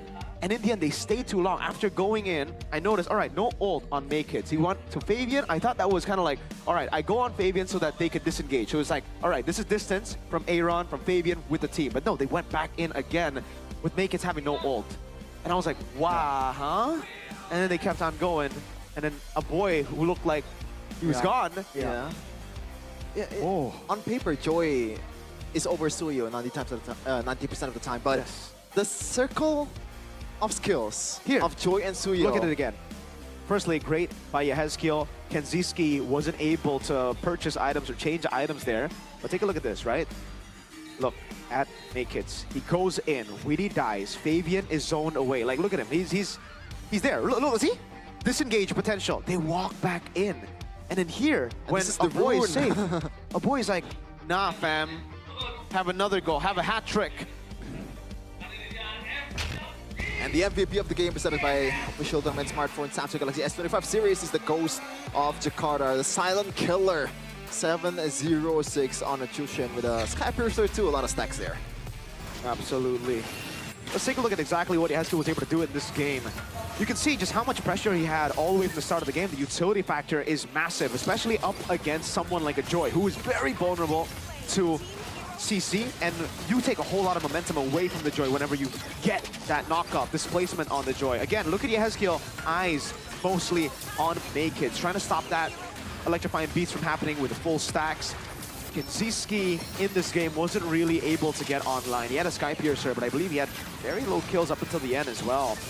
A couple of times as well for Geek Fam, it really felt forced. Like this fight, it looked like they didn't want to take the fight. Well, at least Makids didn't want to, right? But the rest of the team wanted to contest, and Makids came in late. This is the big play that was kind of weird. They wanted to go and reset it, but they got... I think they were making... Man, it was back-to-back blunders. Like Geek Fam, they gave away that Lord there, but it was still a win for them. Here, it was another weird one from Mpl Id, taking the shortcut and going for Beloy. This really looked like, for me, the death sentence. The Witty was able to go in there. Kinziski unable to swap the items from the Winner Nature to the Rose Gold Meteor and ended up getting slammed down to the ground by Yehezkiel. The team wasn't close enough. Didn't have the right amount of resources to actually even help him out because Beloy already used a fist crack for the other members. Here, you see that angle to back away. Aaron just walked around. If there was... Oh, yeah, going back in, I think, was a mistake from a boy. It was a Cyclone Eye. He didn't expect it to go there. I think he did. He already took it, and he was looking to go away. I think it's... But then he was like, I'll try to capitalize on Beloy CCing him. I think sometimes you just want to go there a second and use your analog to go back to the actual position that you want to go to. Like, I think he was late to turn the analog. I don't know, man. But it was questionable indeed from both teams, especially Geek Fam. In that moment, just that moment, man. You know why they lost that game? Why? I think you should know the answer, Virgo. What? The 7th Oh death my power spike. lord. Well, they didn't even get the 7th death power spike in the previous game, right? So I think this is more of a myth now at this point, Chef. And maybe it's a playoff thing. It's your thing, bro. Come on. It is my thing, but it's getting old right now. And usually I do it when it's all fun and dandy. Right now, the games haven't been too fun nor dandy. It's been a bit more... But CITB is never getting old. CITB and Lemon. Oh, wow. No. Not that one, bro. Come on. That one. Let's talk about the game. ones Game. Never get old. Let's talk about the game. Lemon though, but yeah. Aaron Cheeky though, I feel like he was asleep in the early game mid, you know. Yeah, fair. You know, you're a Bruno. That last bit, I think he was so, his calculation were just so on point. I mean, I think So it's just about composed. targeting, right? It's an easy picking for Aaron Cheeky at that point. Make it messed up and just punish. I That's agree. it. It was just a whiff punish. To make it make sense, it was a whiff punish, right? Like, Aaron Cheeky, Damage dealt. look at the damage dealt. It was pretty horrible throughout the game, and then that one blast of damage in the last fight. Ooh. I am still quite speechless again as to how Geek Fam, how first Liquid were able to throw the lead, and how Geek Fam were able to throw the lead that they got. Oh, man. 3 totals for Team Liquid ID. Yeah, I really think Geek Fam, looking at this composition, I wouldn't think they would contest for Turtle 2, Turtle 3 if they lost Turtle 1 already. And that's exactly what happened. Turtle 1 was a big win for Team Liquid ID. Not only did they get the Turtle, they were able to get 3 kills on top of that. 1,000 gold lead, I think Turtle 2 was 1,500, but they still kept going. And then usually, if Turtle 1, Turtle 2 doesn't work out, you don't fight Turtle 3, you wait and farm. But they gambled it again, and they ultimately lost again, but it didn't matter because TLID threw their lead, but that didn't matter because Geek Fam threw their lead. So it's like, wow. Plot twist, right? I mean, if they want to throw each other, you shouldn't be playing Mobile Legends. I gotta say, the chances of us in MSC, I mean... Don't worry. We got Bigatron, all right? We still have get Ame. the hell out of here, bro. RQ, Cascute. Well, yeah, RQ, unfortunately, I trust them a bit more. Or fortunately, sorry, RQ fans. I don't want to have any beef with RQ fans anymore. You're going to throw it to the biggest RQ fan in the building right now who because is it? Hirashi's not here. Ah, yeah, you're right. Is it though? Is she though? Dude, she used to work for RQ. But working is different than She just being a she fan. has the RRQ soul in her. I think. I mean, we're gonna throw it over to the RQ fan, Bude Clara. Di tengah-tengah MPL Arena ada Bude Clara yang benar-benar tegang karena kedua tim ini sama-sama ngotot untuk bisa mendapatkan tiket playoff yang kedua. Siapakah yang mendapatkannya? Akankah Geek Fam? Atau Mpl Id? Semakin semangat. Namun kalau kita ngebahas tentang dua tim ini adalah dua tim yang benar-benar bisa menghasilkan jajaran-jajaran rookie yang berkualitas. Dilihat dari 3 musim lalu, Rookie of the Season dimenangkan dari kedua tim ini. Geek Fam, ada Nile. Lalu di Mpl Id, waktu itu ada siapa? Gugun. Lalu kemarin, Favian. Lalu di season ini, 2 rookie yang masuk ke dalam Rookie of the Week sekarang masuk ke dalam jajaran yang mungkin bisa jadi memenangkan Rookie of the Season. Dan Bude penasaran banget pandangan-pandangan dari para super fans di sini mengenai, nah nih kalau kita ngebahas Rookie of the Season, benar-benar kita bisa melihat bahwa ada Toy, Rine, Makeits, Kyo, dan maybe kedua tim ini ada Makeits dan juga Kyo. Udah tegang belum nih di sebelahin Bude? Boleh ngobrol nggak sih? Halo, siapa namanya? Firman. Firman, ngobrol-ngobrol bentar ya. Firman, gimana ngelihat player-player rookie ini yang baru main tapi performanya udah membludak, udah bener-bener dar-der-dor? Ya bagus, jadi kayak ada kesenjangan aja dari jungler. Oke, dari jungler-jungler apalagi khususnya kita ngelihat kalau dari era ke era tuh Geek Fam dan juga tim Liquid mereka benar-benar mewarnai rookie dan sekarang mereka ada Makeits dan juga Kyo di kedua tim ini. Kamu ngelihatnya gimana sih dua player ini? Sama-sama bagus sih, bisa diandelin di masing-masing timnya sendiri. Bisa diandalkan. Kalau Makeits sendiri nih ya, The Smiling Jungle. Tadi mainnya gimana tuh? Bagus sih, gila, mainnya parah, ngeri. Ngeri, serem. Kira-kira siapa nih yang bakal menjadi pemenang di season 15? Liquid kali? Berarti dari Kyo? Oh dari Kyo, iya bisa. Kyo, kenapa Kyo? Keren aja rambutnya warna putih gitu. Tidak ya, jadi bukan karena rambut dipilih Rookie of the Season. Tapi itu pendapat dari Mas Firman, thank you banget Mas Firman. Kyo, ada yang bersependapat atau pendapat berbeda kita tanya lagi yang lain ya. Kalau di sini nih, kira-kira siapa season 15 yang akan menjadi Rookie of the Season? Rine, Oh Rine, oke boleh ngobrol, ini siapa namanya? Amir. Amir, kenapa Rine? Dia untuk pendatang baru mainnya udah lincah banget ya untuk jungler gitu. Jadi kemungkinan besar dia jadi Rookie of the Year sih. Rookie of the Season dulu nih. Rookie of the Season 15 berarti karena permainannya yang lincah. Yang lainnya ada yang bisa mengejar nggak? Mengejar Rine nih kira-kira? Mungkin Make It. Makeits, gimana ngeliat Makeits? Tadi juga lumayan lincah sama bisa bagus ngincar ke belakang ya. Pemain-pemain belakangnya itu yang utama dia bisa ngekill sih. Mantap. Ngomong-ngomong ini role-nya apa? Roam. Oh role, oke kalau dapet jungler-jungler kayak gitu seneng dong? Seneng dong. Seneng dong. Oke kalau gitu terima kasih. Dan siapa yang gak seneng ya dapat jungler-jungler dari MPL? Bude aja seneng banget nih, happy banget. Tapi di sebelah kanan Bude juga langsung nih ya. Halo, siapa namanya? Raka Dari mana Raka? dari Depok. Dari Depok, boleh ngobrol Lim temennya ya? Temennya Lim bukan? Bukan. Oh bukan, Lim nggak mau Lim. Caster kita juga ada yang dari Depok. By the way, ngomong-ngomong di sini jauh-jauh ke Depok buat dukung siapa nih? Liquid. Buat dukung Liquid. Gimana kamu melihat mungkin Kyo terpampang di Rookie of the Week yang kelima. Kamu ngeliat permainan rookie dari tim Liquid gimana sih? Ya pantas aja sih dapat rookie situ. Pantas ya jajaran namanya. Namun kalau season 15 kira-kira siapa nih yang akan ngedapetin Rookie of the Season? Mungkin Favian. Nggak bisa. Favian udah pernah dapet, udah bukan rookie lagi. Rookie itu player baru yang season ini baru main. Favian udah dapet tuh season 14. Yo. Berarti Kyo, ngefans sama Kyo berarti nih? Ya. Role-nya pasti gold lane? Iya. Yeay, akhirnya Bude bisa nebak benar. Oke, kalau gitu mungkin mau sapa-sapa buat Kyo? Ya semangat aja sih. Semangat Kyo, semangat aja sih. Oke kalau gitu selamat menonton.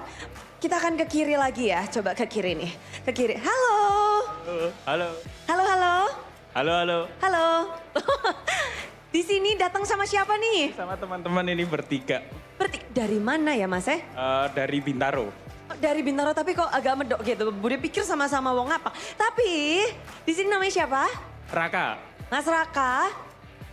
Suka nggak ngelihat performa rookie-rookie di season 15? Suka banget.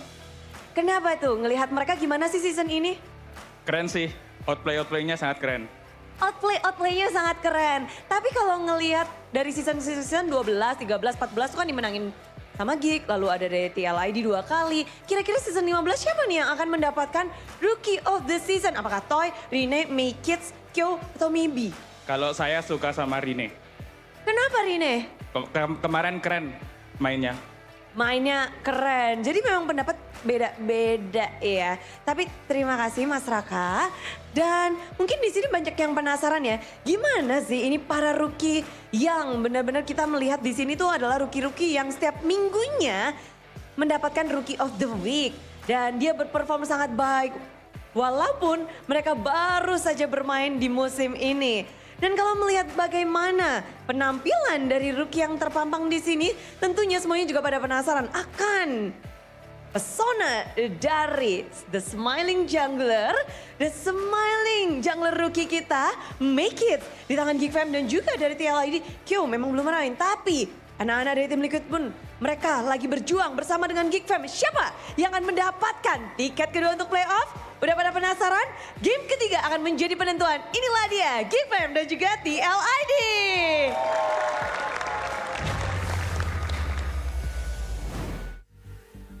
Right or left, Geek Fam or Team Liquid ID in game number 3 because, wow, that was After that throw, bro.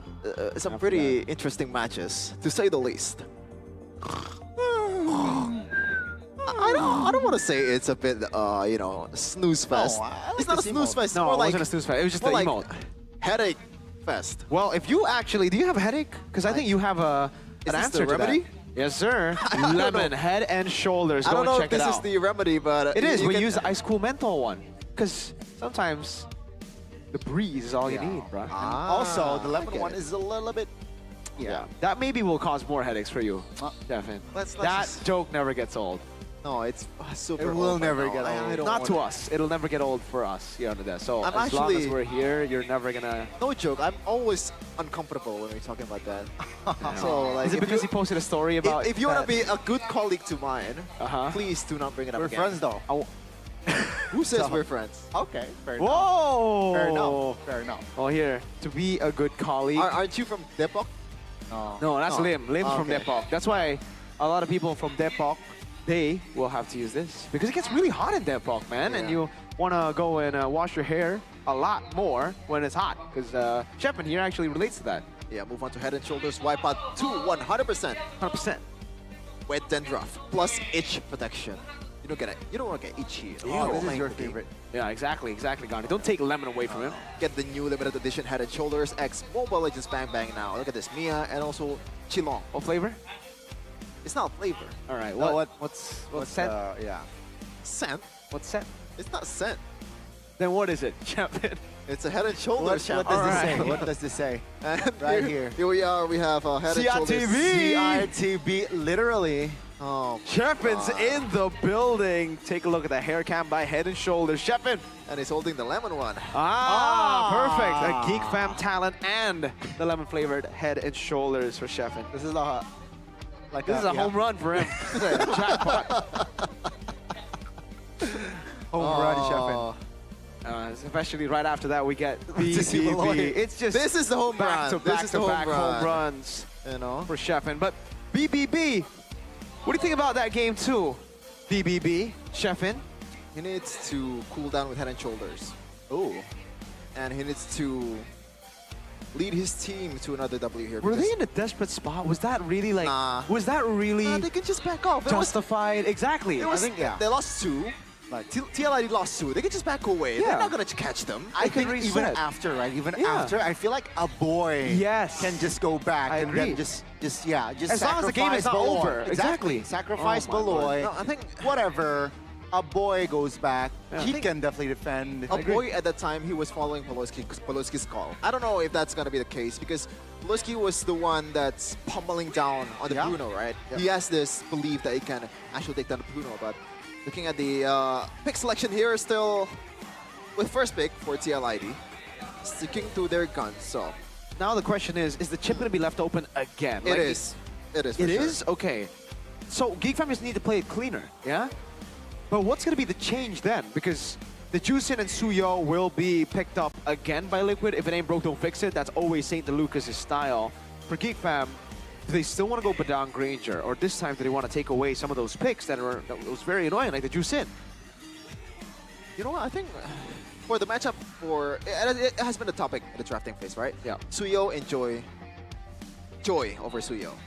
But looking at the win rate that we have in Mpl Indonesia currently, I think right now Joy has a sub 40% win rate. Yeah, Joy has been pretty Horrible. bad actually win rate Compared to wise. Suyo, so like It's because it's more of a team fighting hero, and even then in the team fights, I know. it's more of a clean-up team fighting hero. It's not a guy who can come in like Suyo. Like Suyo enters, leaves team fights, and does damage. So if Joy needs to come in, clean Yeah. up. If you don't get the damage out in that time frame, you're useless. So if you're talking about the big picture, it's not just a one-on-one matchup. Suyo still Above. is competitive. Yeah, Above. You say above? Yeah, Above Joy. above Joy, I agree. Yeah. So maybe I would say Haya is better than the Joy.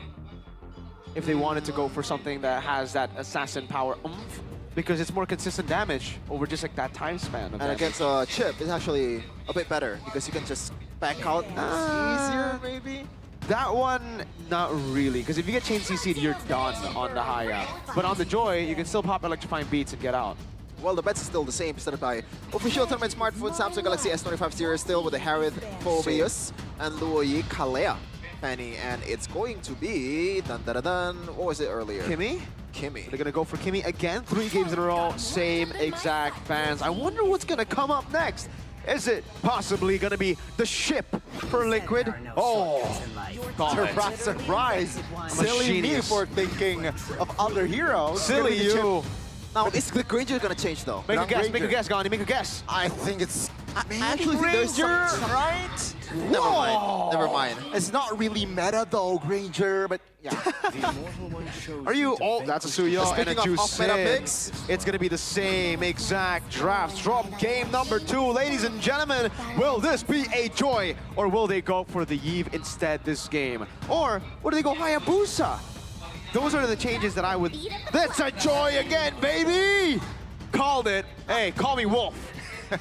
I mean, hey, in that second game, that last bit, it should have gone to the It geek really side, should have. right? It really should have. But I think now, Liquid are not going to play it the same way. Is this going to be a Moscow Bruno? Because if it's a Moscow Bruno, then sure, I like it more. This is going to be a Yve, okay, it'll probably be a glue ban again. This should be a Bruno, right, over the Edith. I don't think that, is the Edith that big of a problem? Could be, I guess, on Aran. So Edith is a way to chain CC the Joy. Once you get caught up, you can really get out. So it's almost a surefire way to kind of caught make hits, but maybe it should be a Bruno ban here. I mean, what else is there? I mean, Irithel is still there too, so I don't know if a Bruno would be a game changer or like needle mover for Geek Fam. It's still gonna be Edith, and it's still gonna be Glue. Man, can we just skip 2 minutes ahead, producer? Oh my lord. This is the... Welcome to the replay! No, okay, no, I'm not expecting a Zosk here, all right? A boy can switch things up, and I expect a Gatot Kacha or Geek. You've been saying that Yes. 3 games in a row. Yeah, we've been expecting Gato Kacha 3 games in a row, but I agree with Gani Man here. Up against this composition, I think the Gato Kacha finds a bit more value, and it is also more of a... I think it's a better choice in general when you want to contest for the neutral objective over... I don't know, the Hylos is pretty good too, though.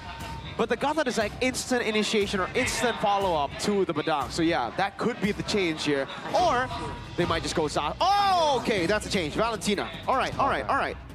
All right, so they can have an AOG if they go AOG here. Yeah. But usually, I don't know why. But you lose the value of Zaz being able to hide in the shell. Now you're not able to hide in the shell. Bruno, Gatot Kacha, last pick. Will it be an Edith? Edith this ban. Sorry. Hylos. CC. Why did I think Edith was CC? It was Hylos earlier. Yeah, but what if don't they know. change things now and try to go CC to smack the Gatot Kacha in the face in the lane and then win out Turtle 1? Wouldn't really smack Gatot Kacha though. Yes. CC smackaroonies Gatot Kacha. I gotta say, I played CC a few games and I think that's a skill issue, Sheffin. maybe. Skill diff, Sheffin. Or they just go high. Huh? Tourism, okay, they want to win early. All right, at least now we see the vision of like, okay, they're banking on Turtle 1 even more now. They're like, okay, we understand how big of a contention point that is and we want to fight for it, but it's Turizla the pick that will get them the win. We saw Cerezo play it once, we saw Luke play it once. Luke won, Cerezo did it. Yeah. Eman happened. Eman happened. Will Aaron happen to stop this penalty zone? Don't let him get into his zone. Call him Mr. West. It's a tough one when he's up against the untouchable one. Aaron Shiki up against this Turizla right now, and still full of flickers for all the members here except Ran. Let's see though, it's a best of 1 in game number 3. The stake is a playoff spot in Jakarta International Velodrome. It's now or never for both of these teams. It's Mpl Id versus Geek Fam. Ladies and gentlemen, it is time to see which team will, like you said, Sheffin, secure that last playoff spot. It's an early airborne actually on towards a boy, but he is a brave boy. He will hold on to that flicker. Yeah. Very brave, very patient indeed. Gobs. This is actually his signature pick when he won MDL with Bosku, together with Rins and Edok. So, and Gugun and Bunny. Like a legendary team in the second tier scene of Indonesia. And our early game is still gonna be Mpl Id just zoning out pretty much Geek Fam from the bushes. Looking at the emblem Merkle, I don't think there's gonna be anything that's super stand out here. I guess the inspired choice and the brave smite here for a boy, right? You want to get a little bit more sustained so you can stay in the team fight a bit longer. Fabian, don't want to do that. Don't want a replay of game number 1. What you want is a replay of game number 2 if you're a Liquid fan. Beloy will punch Aaron in the face. They're reading it. Beloyski might be in trouble here. He might be. Dashes away. All G. Missed out on a single minion there from Kinziski, but it's all good. Survivability over some few minions should be the name of the game here for Kinziski. But yeah, right now, looking at the early game, so far it's been nothing going on so far. Yeskill still zoning out the boy, and he's still just trying to get the XP. Audience prediction by GoPay is still skewing towards Geek Fam, 10% less from game number 2, and it's for a good reason. Or maybe not. I don't know. Yeah, it was 69%, so they believe a little bit more after game number 2. Bit more pressure put down in the mid lane. Turizla already rotating. They really want to contest for Turtle 1 here. Both level 4 this time around. Well, let's see. Gobs now. Chunks. Not a good sign. That is not a good sign for the side of Geek, who is looking to take over the Turtles. But Makens, though, very healthy, jumps in. That's a penalty zone onto its Fabian, locking him down. That's a good first blood, and Gobs will collect that turtle. Now we're on isolating a 3-member situation. Boy, is out of danger, and that's gonna be Gobs. Just trying to provide the damage alongside a boy. Will it be?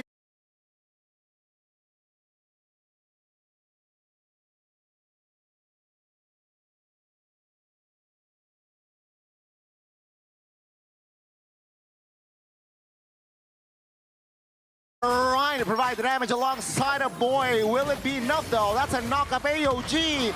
Gobs goes down, and a boy will disengage. Still a W for Geek Fam at the time. A kill and also an objective.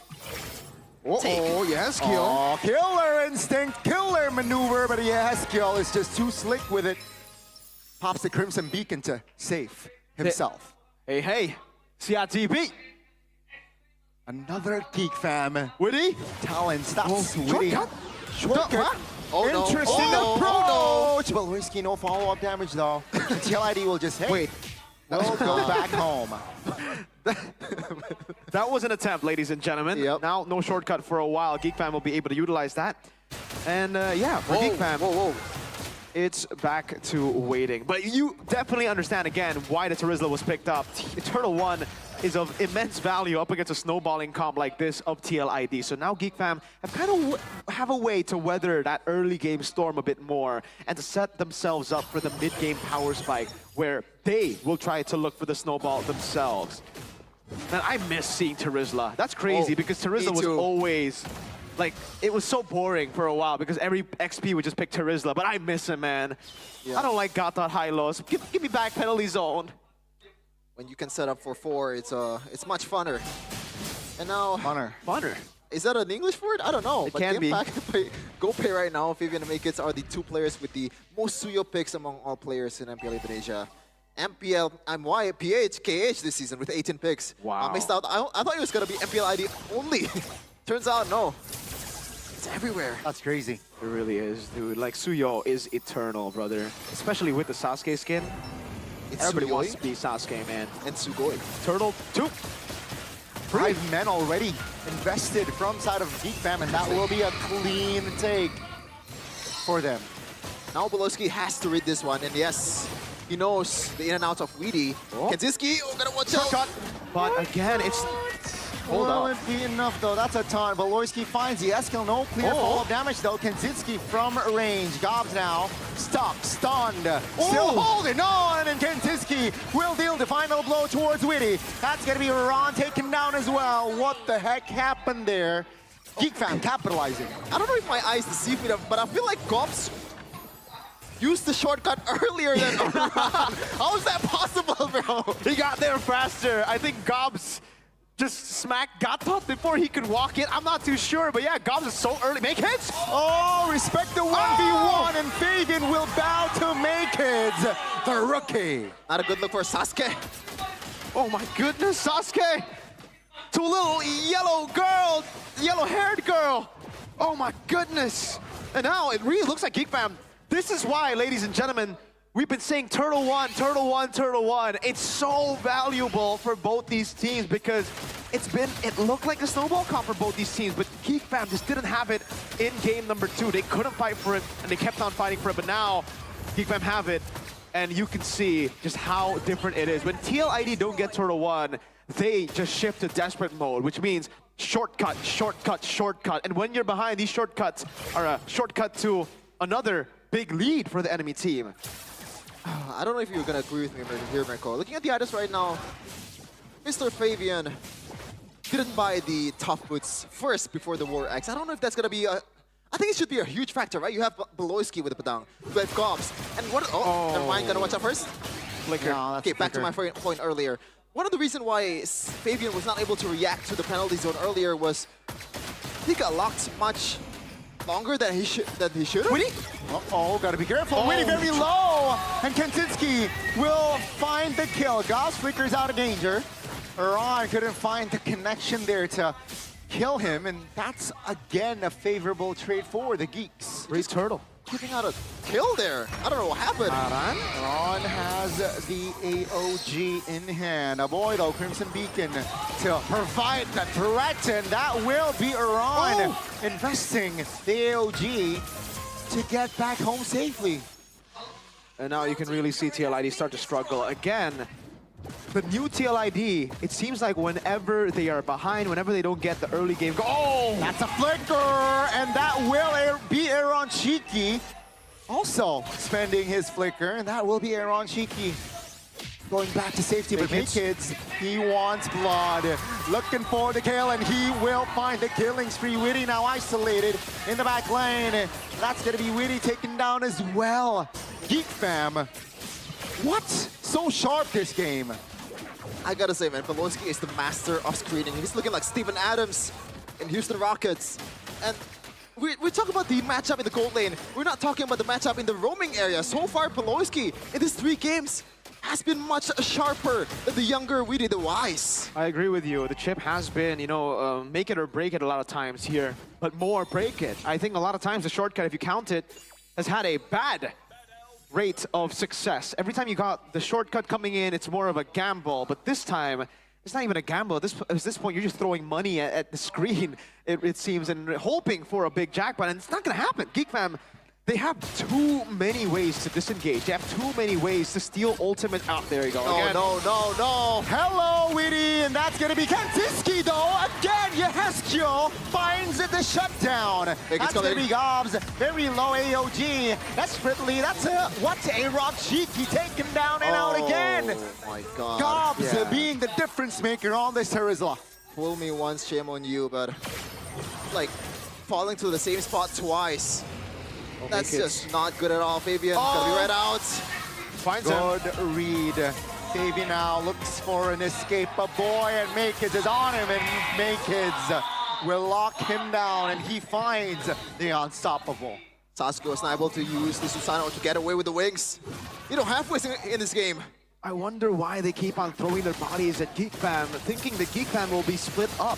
We've seen from game 1, 2, and 3 why Geek Fam keep on letting the chip open is because they just build a composition that will capitalize on team fights. They were lacking a bit of CC, they were lacking a bit of sustainability in the previous game, and now they have it with more damage too of Gobs. He does AoE.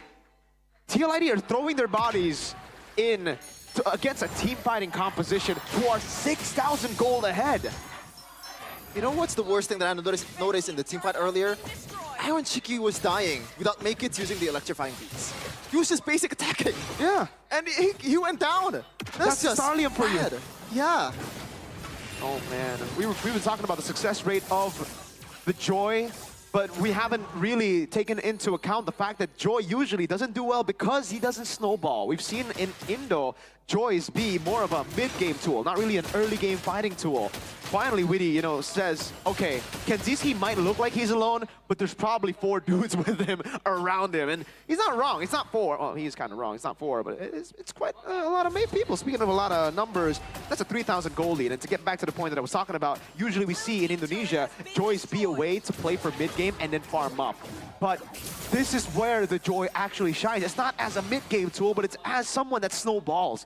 3,000 goal lead on a Joy at 10 minutes is usually already a nail in the coffin. So for Mpl Id, they gotta hope that they strike a crazy home run with that shortcut. It's a tough job to do. And especially when you look at the KDA, Beloyski hasn't died even once. That tells something from your team. The fact that you haven't been able to punish the man that there you go. usually dies. Make-It went for it. Oh, good read. Again, What? Witty, very low. That's just Maykids practically almost solo killing a roamer. They might go for another chance to siege the bottom side here with the wave coming in soon. Iran already providing the stance here. Let's see the execution. Witty from the flanks. Oh no, I don't know. Beloyski got a read there. And the conceal as well. Witty will not even commit the shortcut. That's just a kill. Oh, Geek Fam. Was just about to point that out. The fact that Witty got read out every time he's trying to make a play. Beloyski just knows the in and outs. I mean, he mentioned that Witty reminds him of the younger version of himself, right? So maybe that's why he was able to read the young man's mind. And it's a shortcut for Geek Fam too. A boy is still in the shortcut. They really wanna... They got the far lane, so they don't need to. But if they want to, they can. They can put the shortcut down. A boy standing alone. I think we might be seeing a stomp here, guys. Mpl Id, the comeback angle is getting narrower as we get into the later stage of the game where Geek Fam again have that damage that is stacking up. Maykids, 5-0 and 4. Level 15 to Fabius, level 13. Turtle, all taken by Geek Fam. Oh, damage from Kenzie. Now it really is about the discipline game. Geek Fam cannot make a mistake. Mpl Id, they hope. The Cavalry as well will hope that Geek Fam make a big blunder because that's the only way for them to get out of this position. I mean, the chances of that is actually pretty high from the usual one because looking at game number 1 and game number 2, that was the name of the game. Blunders all over the place in the late game. Geek is gonna take this one without any kind of contest. Man, oh man. When we usually see the chip, we're gonna see it as like a way to somehow turn the game around in the late game, but when the teleportation, when the shortcut, it's not shortcutting, it's just cutting you up. So what's gonna be the plan then? The thing is, Sheffin, the chip is a game changer when the gold lead isn't this big. When the gold lead is this big, the shortcut becomes more of a suicide tool. Like, you go in with a shortcut, 5 members, you're dead. The reason Make It was able to just run Witty down is because if Witty pops a shortcut, they're gonna all come into an electrifying Beats online joy. They're gonna get their HP bars obliterated. And now Geek Fam are gonna be looking for the end angle. They've dealt with all the holy defenses already. Mid lane. Same. They're looking for the final push, a push that will take them to the playoffs. Jakarta International Velodrome is waiting for them in this final push. Let's see, 10,000 gold push. Ladies and gentlemen, that's a flicker. No. Penalty zone! Fist crack to hell as well. That's gonna be Geek Fam finding a kill 1 by 1. Kenziski finding the double AOG defensively. And ladies and gentlemen, the base wide open, but they want to find bodies. Geek Fam finds the 2 points that will take them to the playoffs. There you go. Welcome to Jakarta International Velodrome. A fight for an MSC spot. A fight for $3 million in EWC. Geek Fam has the right to challenge the best of Indonesia's in the upcoming playoff. Ladies and gentlemen, for the first time in Season 15, yes, your eyes do not deceive you. That is a deathless BBB. Big Brain Baloyski, 0-0. And I think by the end of it, 9. A phenomenal performance by Geek Fam.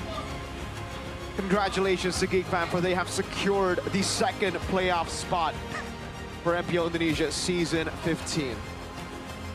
Wow, what a way to end it. They were in the control the whole game. Like, they're not letting go. There is no blunders in the late game. And this is the Geek Fam that we knew was able to get to M5. And look at this. The connection between Gops and Beloy is getting better and better. The penalty zone towards the fist crack. And they got cracked in the face. They really did. We're gonna take it to the winner's interview. Geek Fam, playoff is yours and the stage is yours right now.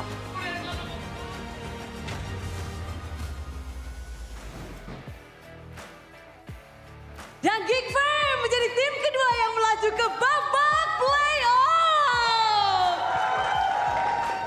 Dari kisah Geek Fam, awal yang cukup naik turun pada akhirnya menjadi tim kedua.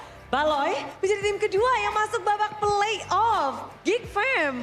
Ya, alhamdulillah. Alhamdulillah, ini kata-kata masuk playoff, alhamdulillah. Iya, alhamdulillah. Alhamdulillah, tapi nyangka gak sih di saat persaingan begitu ketat, pada akhirnya hari inilah kalianlah yang menjadi tim kedua masuk ke babak playoff. Udah sebenarnya nih pede banget sih hari ini. Ya itu jadi gue digendong sama temen-temen gue. Meskipun ya kita agak blunder game 2 kan. Oke, walaupun ada kalah game kedua, tapi kalian yakin match ini akan kalian menangkan? Apa sorry Ben? Berarti walaupun gamenya kalah, tapi match ini tuh yakin banget menang? Iya sih emang harus pede soalnya Bude. Harus pede. Di leg 1 kalian pun menang, di leg kedua kalian pun mendapatkan kemenangan 2-1, sama-sama 2-1 kepada tim Liquid. Apakah masih seketat itu persaingan kalian nih dari Geek Fam dan juga tim Liquid? Gimana Bude sorry? The battle is really close between Liquid and Geek Fam. Iya, soalnya kan namanya juga defending champion kan pasti berat lah mereka. Tapi how you guys manage untuk menang lagi dan lagi? Sebenarnya harusnya 2-0 itu, tapi kita salahnya sendiri yang game 2. Jadi kayak kita rapiin aja game 3 dan kelihatan kan rapi gamenya ya lebih cepat gamenya. Oke. Jadi ada kepleset harusnya bisa 2-0. Kalian udah se-prepare itu ya? Apa yang nge-prepare apa nih untuk melawan tim Liquid ID? Apa ya, kita fokus sama tim kita sih, sama ya nggak lawan siapa aja kita lawan sih. Lawan siapa aja kalian lawan, tapi ketika ada perebutan tiket playoff, lebih berapi-api nggak dari tim Geek Fam? Lebih pengen ngerebutin upper bracket sih. Oke, masih berjuang karena tiket upper bracket masih terbuka. Benar-benar belum ada yang mensecure-nya. Namun kalau kita ngelihat bahkan dari match ini, dari segi draft, itu kalau bisa dibilang game 1, 2, 3 tuh mirip-mirip semua ya. Ada apa ini? Berdua-dua sama-sama ngotot dari tim Liquid ID juga Geek Fam? Ya adu otot aja. Adu otot aja. Lalu gimana? untuk memastikan otot kalian yang lebih besar dan lebih kuat? Kita buktiin aja di game 3. Dibuktikan dan benar-benar kalian nggak ngasih point kill cuma 2 atau 3 doang tadi ke tim Liquid ID. Bisa serapi itu. Kenapa tuh Boy? Soalnya nggak pakai Zas tadi. Oh, jadi gitu. Semakin rapi, semakin bersih. Tapi dari Gops sendiri, Gops kamu melawan kembali bersama dengan Aran hari ini. Dan gimana sih kamu melihat ini kali kedua pertemuanmu dengan The Defender Champion tim Liquid ID? Masih tetap jago sih mereka. Gitu.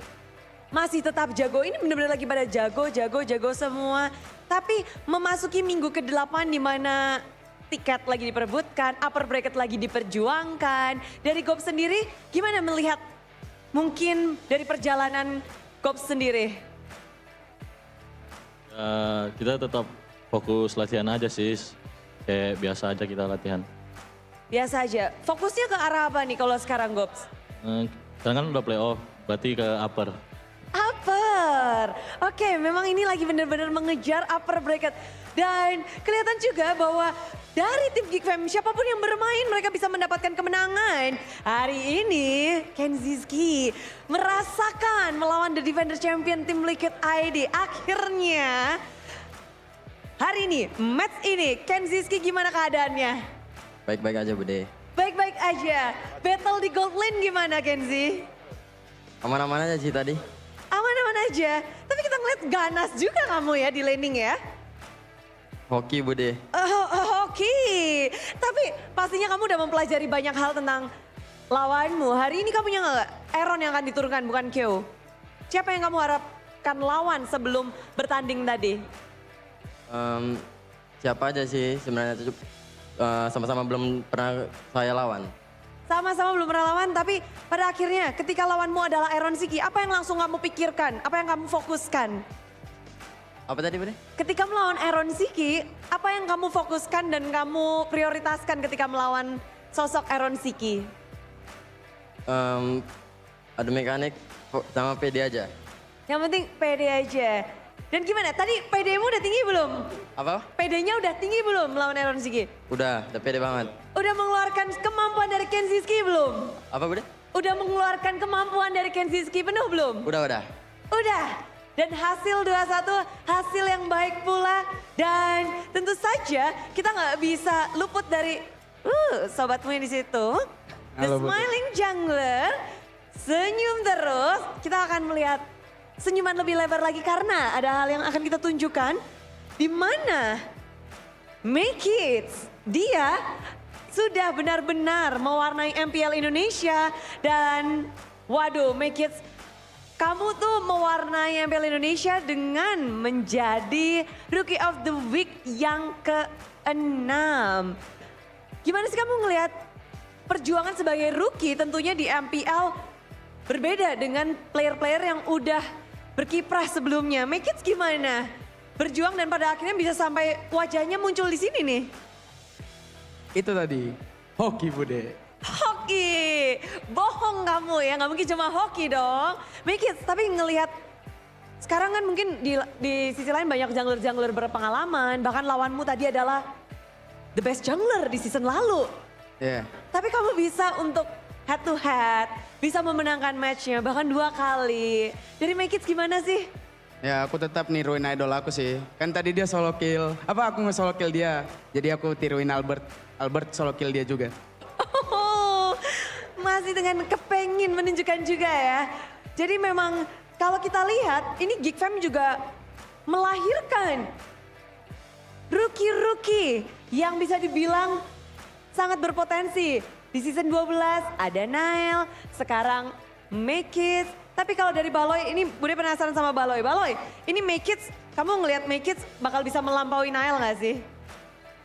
Pastilah, soalnya potensial Make It besar meskipun tadi dia sedih habis game 2 kali. Ya, dia buktiin dirinya game 3.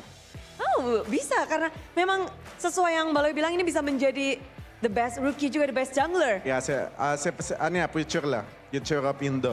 Future of Indo. Yeah. Tapi apa sih yang Baloy mungkin bisa melihat dari rookie-rookie, apa yang Make It punya dan rookie-rookie lain gak punya? Gemoy. Oh, Ya, Mikits doang paling gemoy. Jadi kegemoyannya. Lalu ada apa lagi? Gemoy. Gemoy 2. Yang ketiga? Gemoy juga. Triple gemoy dari Make It.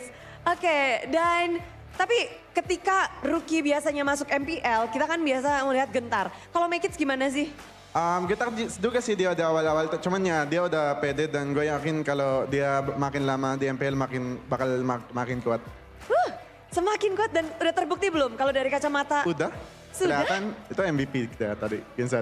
Wow, dan Make It sendiri sebagai player yang lagi banyak disorot sebagai jungler gemoy, jungler, the smiling jungler yang selalu tersenyum apapun yang terjadi. Gimana kamu bisa punya mindset itu sih yang selalu tersenyum?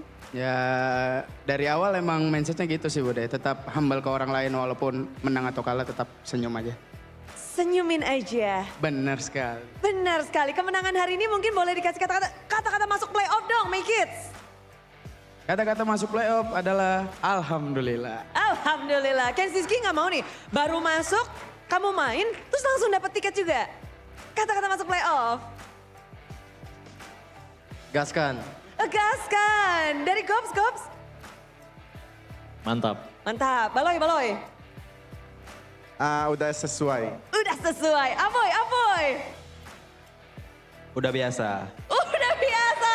Dan inilah dia pemegang tiket kedua untuk babak playoff. Sambutlah tim Geek Fam.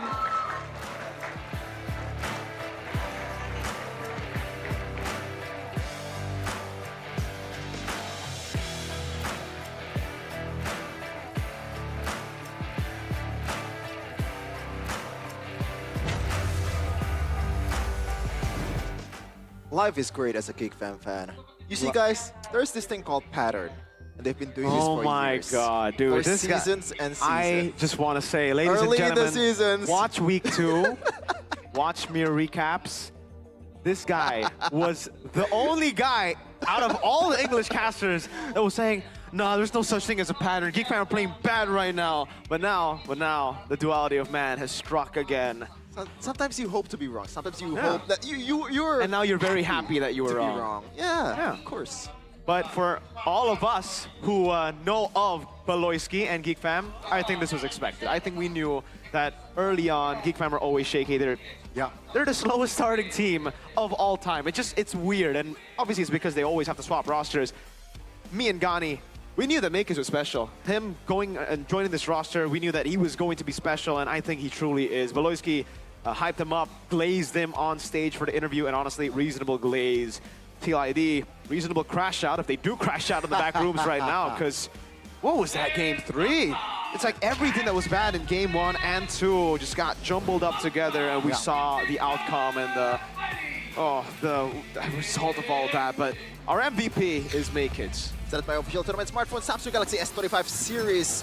Make It Stongs is rising right now, and you better buy it right now because Baloyski even said that he's the future of Indonesia. That's a big praise coming in from one of the best of Philippines. It's crazy. I only got to cast one of his matches in MDL.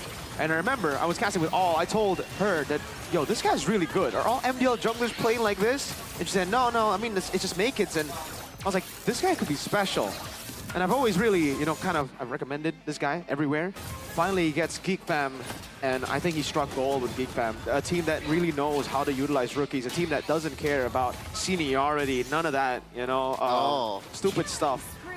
They understand how to get the most out of their talents, and man, is he talented. Man, is Geek Fam coordinated, and man, are they fully synergized now. All the weak links that we might have, that Geek Fam might have had in the early weeks, Ken Ziski not being a rookie, not confident, making rookie mistakes, Gob still feeling uncomfortable on stage, not making big plays, all of that has been wiped out completely. Like, call them head and shoulders, because they just wiped out all the doubts of everyone, including their own fam unity on the desk. Mr. Sheffin, Witty, they made Witty, the Wise, look like Witty, the normal average IQ man. Okay. I thought he was going to go further, Mirko. Just no. When he said small brain Baloy.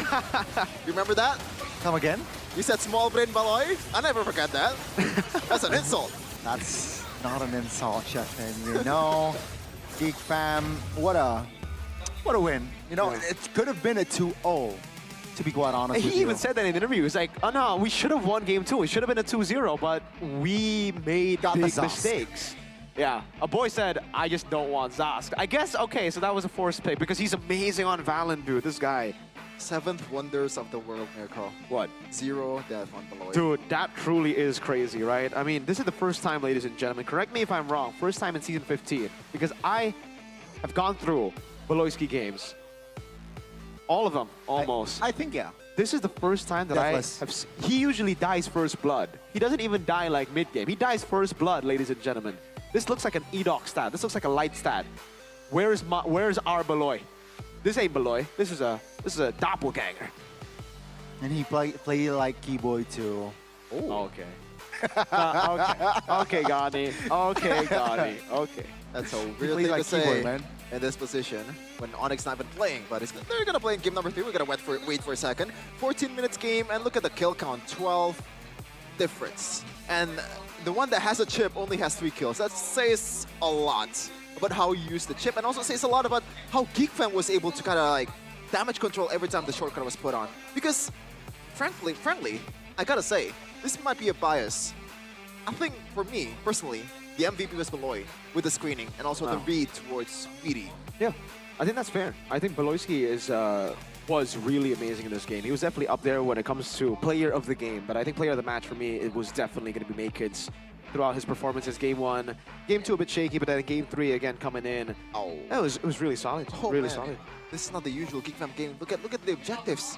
They usually ignore it. They just completely smacked Team Liquid ID, despite them having a pretty decent setup for the objective. But we're gonna see though, what were they communicating in the games just now? In the mic checks, I am very curious about the calls that Beloyski made with pretty much everyone. Especially with Cops at the end of the game. I wonder if there was like, hey, do you have Flicker? Yeah, I have Flicker, let's go. And let's let him in his zone. Hear it. Let's go, guys. Let's go. Jangan ragu sama diri, Riz, ya. Man. Kita pantas di sini, di stage ini. Ya, harus gua ngamper gua nih. Clear, Aman, gua cover Udah clear, udah clear. Tipis doang, ayo go, clear. Udah ya.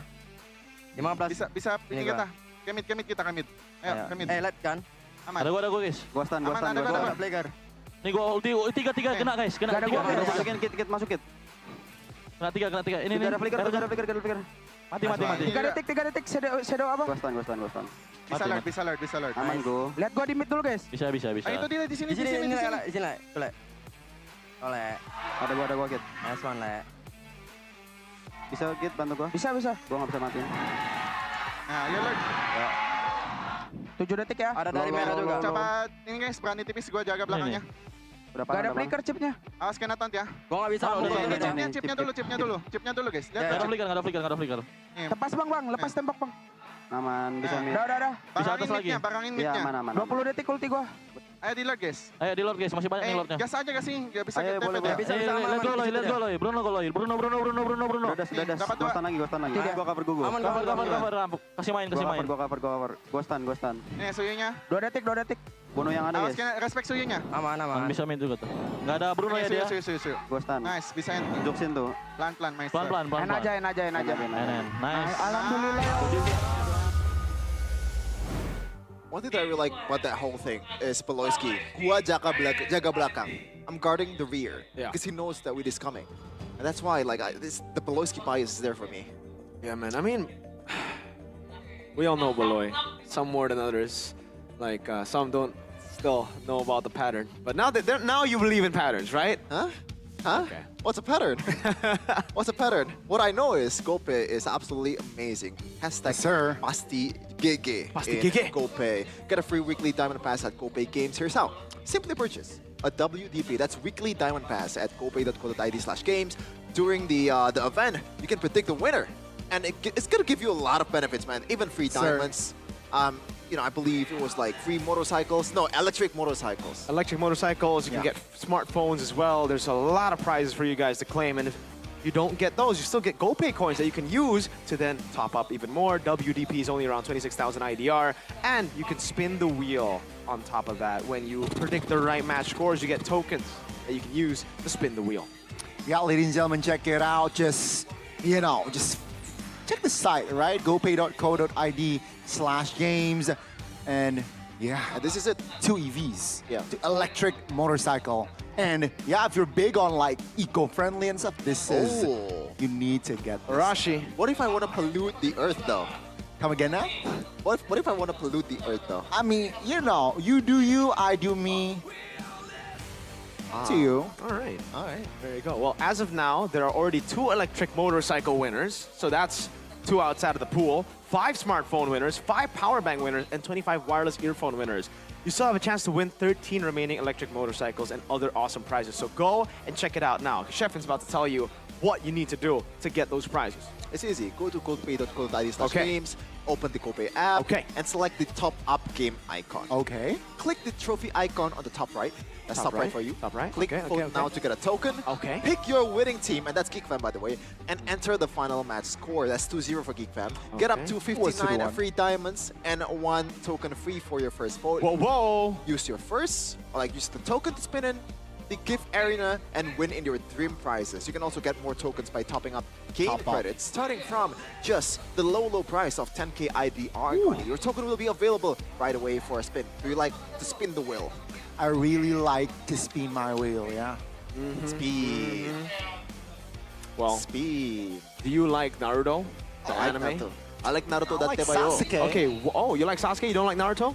Not What about you, necessarily. Shefin? Are you a Naruto guy, Sasuke guy, Gaara guy, Jiraiya guy? I like Hinata. Ah, a fan of big eyes. I see, friend. Well, the mom version. Oh, interesting. Okay. Well, you can't get Hinata, unfortunately, but you can get Sasuke, Naruto. You can get Tsunade's emote, Jiraiya's emote, which is my favorite emote in the game now. All with the collab of Naruto X MLBB. Go ahead, get new items for free. I just did it, by the way. Gani told me about it. I never did it. The specialized training one. Where you had to spot the I didn't know about it up until Gani told me, and I'm like, wait, you can. The life of someone who has too much diamonds. Yeah, you can accelerate the thing to I got the Gaara, by the way. Yeah, I perfected everything, and I'm trying to get the Gaara. I'm so close. Look at this privileged guy right here. Doesn't have to care about how many diamonds he got. No, listen. The specialized thing doesn't get you the diamond skins. It gets you Gaara, so it's free anyways. I couldn't have bought the Gaara skin, brother. You know the task where you have to, look at the 2 thing going Yeah. Kind of and then spot the differences. Yeah, like you have Sharingan and you have to scan. That's So true. it's like an Even the spot the immersive experience, difference. Gani. Yeah. The spot the difference is more Sharingan, I feel, man. Oh. Right? It gets you, yeah. It gets you. Yeah. Surprisingly, I needed a few attempts for like a few of the stages, man, for sure. And you guys can go and check it out because Easter eggs are waiting to be conquered. You can see again there the Tsunade emote that you guys can get. Jiraiya emote, my favorite. What's his line there? I don't think he has a line. It's like his nose is bleeding. You know, the classic pervy sage move. Are you up? I'm not gonna go there. But yeah, that's the Naruto collab for you.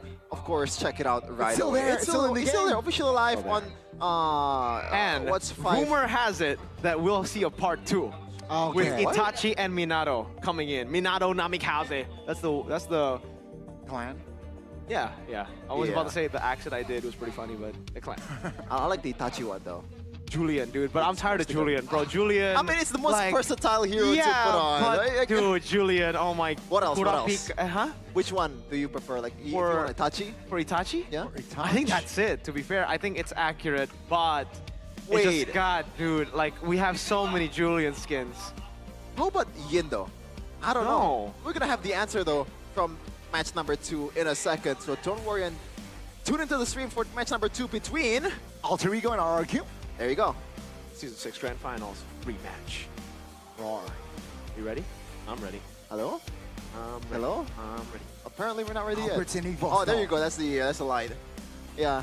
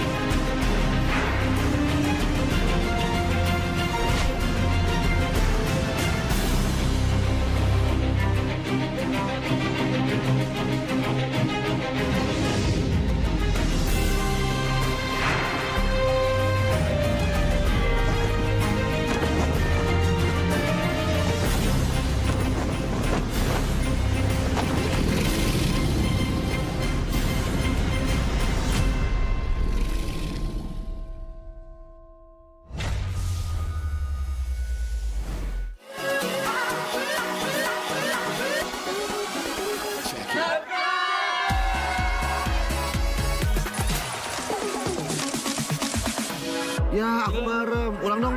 Gak perlu.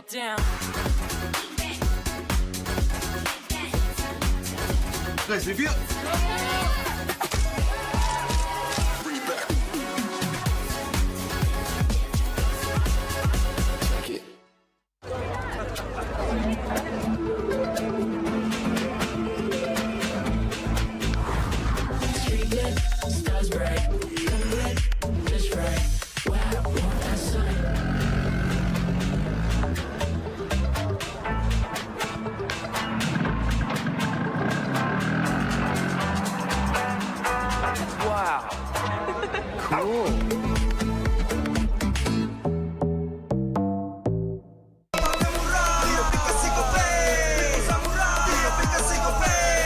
Walau yang lain terus berubah, Gope konsisten, kasih yang pasti murah. Bayar tagihan murah di aplikasi Gope. Gratis transfer 100 kali per bulan. Download aplikasi Gope baru, nggak pakai lama. Dompet andalan gamers banyak damage-nya.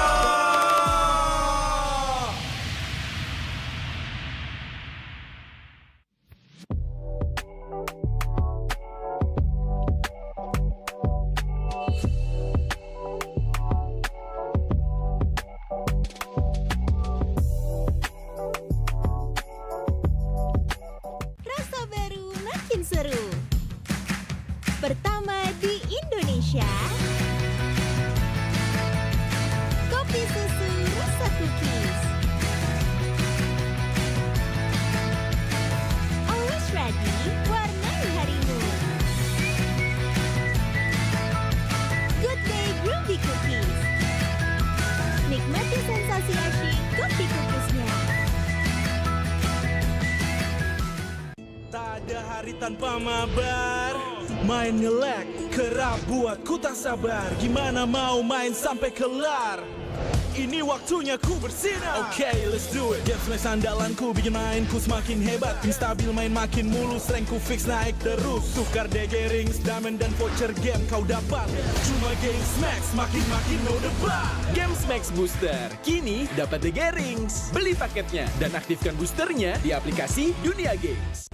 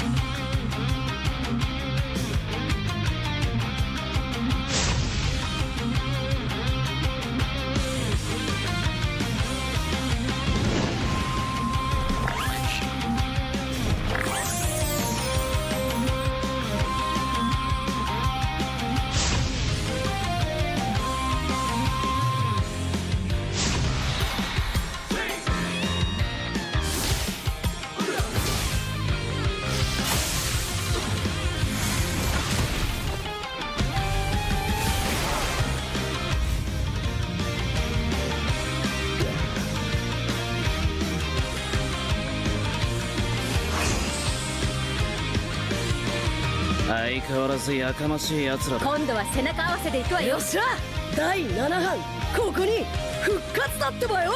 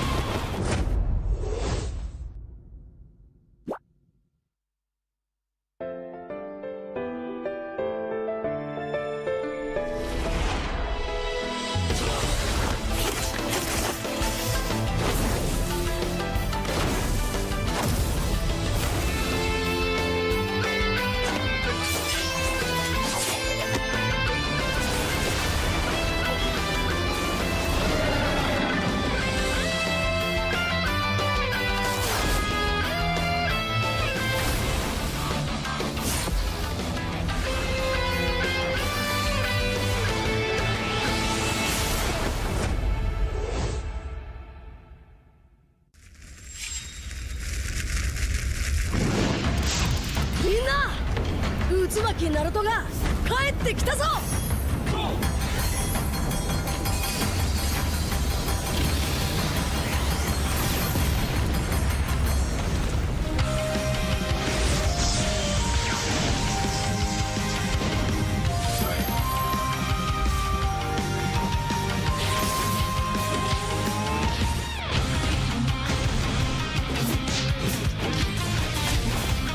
クラマ力を貸してくれ。よ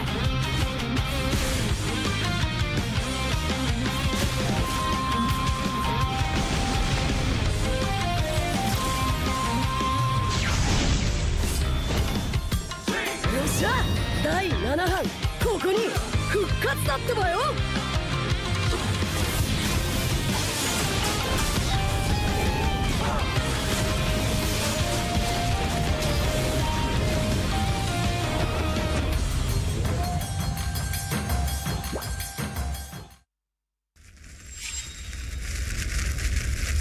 見せてやるよシャリンガンの本当の力をな。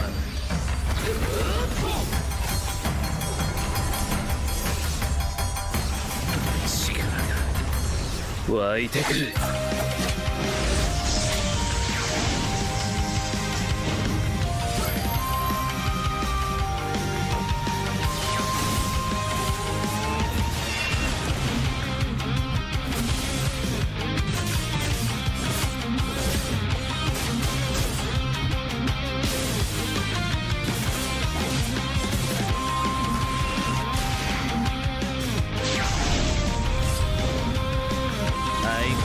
やかましい奴らだ。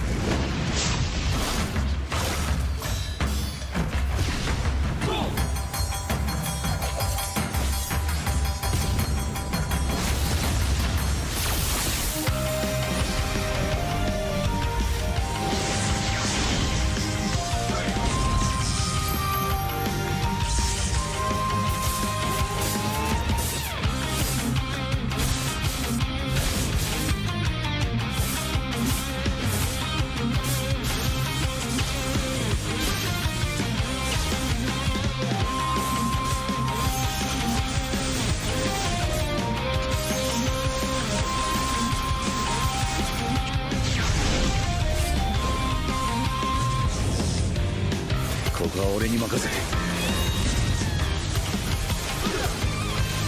もらった4代目他目を超える忍びはお前しかいないと俺はそう信じた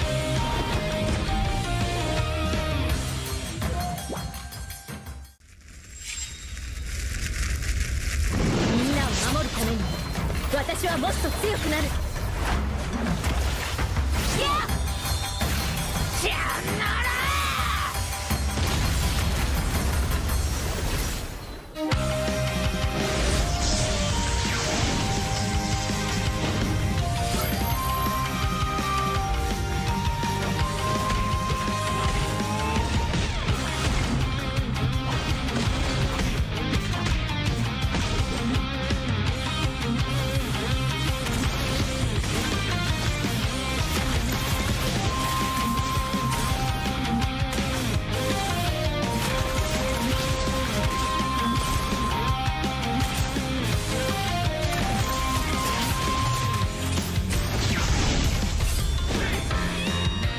今度は背中合わせでいくわよ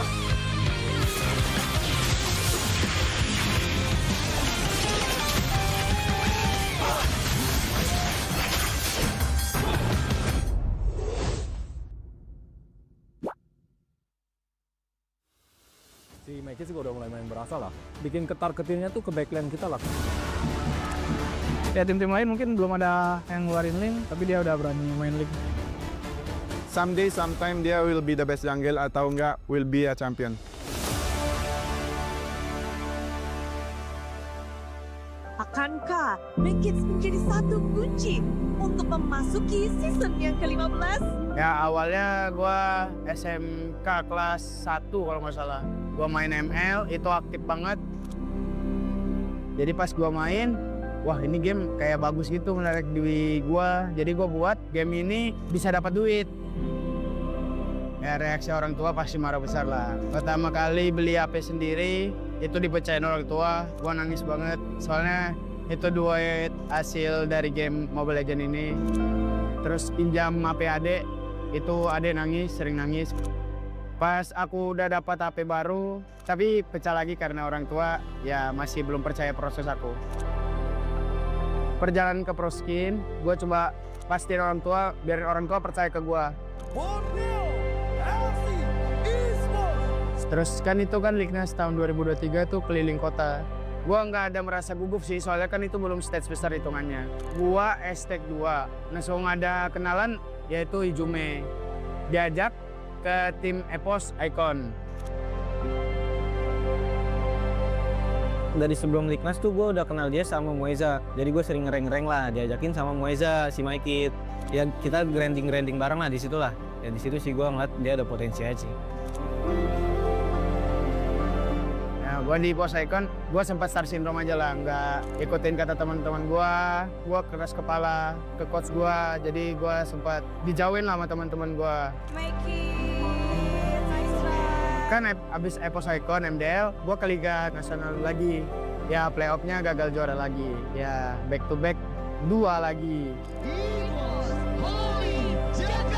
Gue sempat dapat kesempatan trial di Pos Mpl waktu itu, cuman belum rezeki gue lah sama Anafel. Terus gue ke gig, gue sempat dikontak Bang Trans namanya, manajer sekarang. Dia ngajakin gue trial, itu trialnya sekitar sehari 2 hari lah bang. Gue kaget aja bisa masuk di gig, trial cuman 2 hari. Lama-lama please, give up. Membawa darah baru, tapi siap untuk memburu. Gerakan Paloy masih berhasil selama di SKL, nyaman lalu ke Bekilo pun ada Mekis yang masih belum bisa kabur dan juga menyelamatkan diri. Si Mekis juga udah mulai main berasa lah. Bikin ketar-ketirnya tuh ke backline kita lah, ke god lane sama mid lane kita. Jadi ya dia ngelakuin job desk dia benar-benar hebat lah. Jadi Mekis gua ngeliat pekerja keras.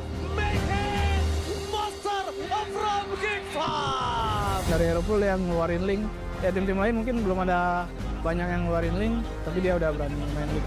Jadi dia hitungannya nggak FOMO sama hero jungle lawan, dia pede dengan mungkin hero powernya link.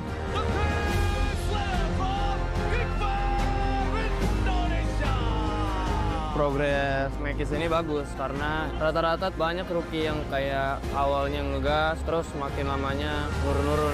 Cuma dia ya kebalikannya, dia yang awalnya mungkin low perform sekarang udah mulai nunjukin kekuatannya dia. Gak kaget juga karena emang dia punya sosok Balai kan.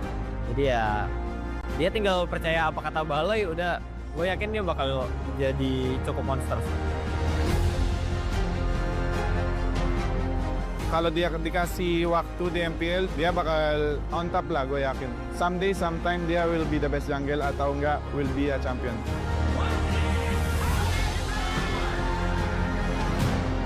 Kalau game, dia lumayan ngaruh di tim sebenarnya. Vibes kita jadi bagus karena dia. Selalu ketawa, terus overhype juga gitu ya. Enak juga nih outgame sama dia.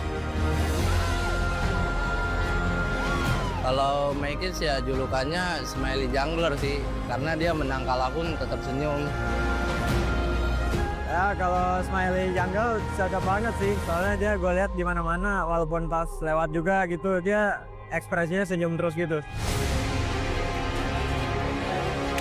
Orang tua berubah banget sih pas aku udah sampai yang jenjang sekarang, ngasih anaknya kepercayaan lah buat gua. Jadi gua mesti terharu.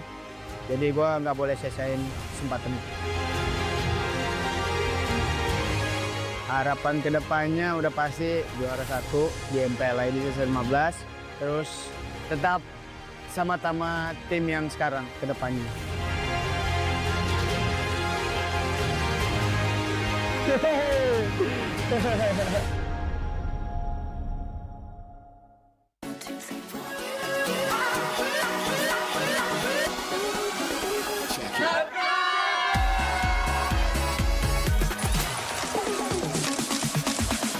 Ya, aku bareng. Ulang dong.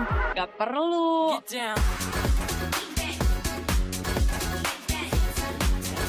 Guys, review.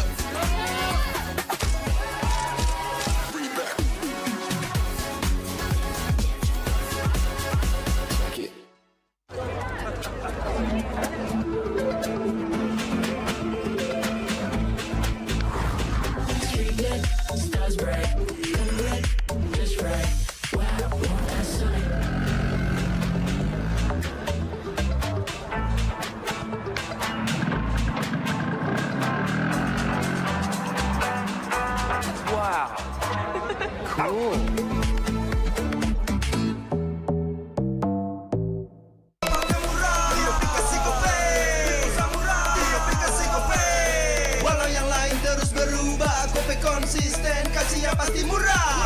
Tagihan murah di aplikasi Gope, transfer 100 kali per bulan. Download aplikasi Gope baru, nggak pakai lama. Dompet andalan gamers banyak damage-nya.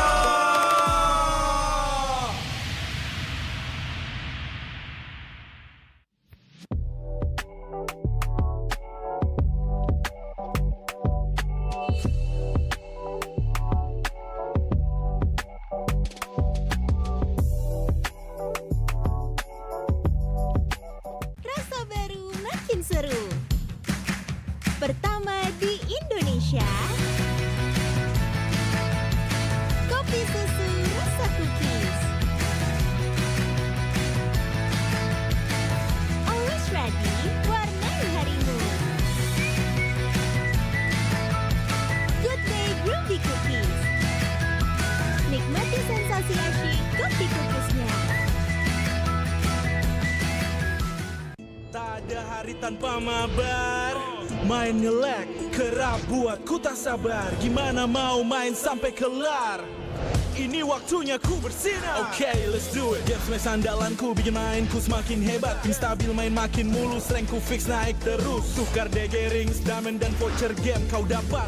Cuma Game Smash makin no debat. Game Smash Booster, kini dapat DG Rings. Beli paketnya dan aktifkan boosternya di aplikasi Dunia Games.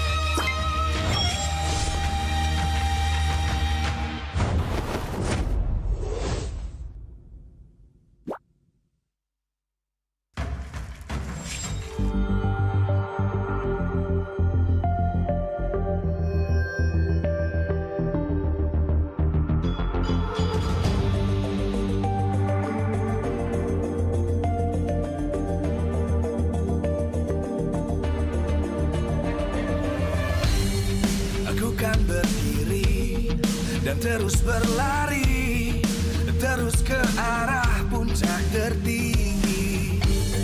Ku takkan berhenti, hanya sampai di sini.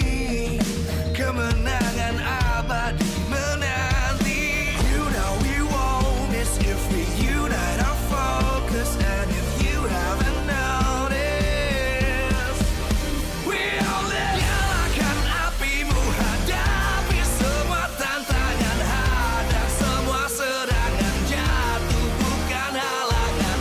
Bakar semangatmu, janganlah engkau menyerah. Kita akan buat sejarah. We all this, we won't miss.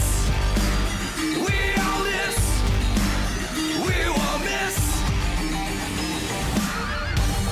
Saatnya beraksi, jalani ambisi. Aku kan menyawakan hari ini. You know we won't miss if we unite our focus. And if you haven't noticed, we all live. Nyalakan apimu, hadapi semua tantangan, hadang semua serangan, jatuh bukan halangan.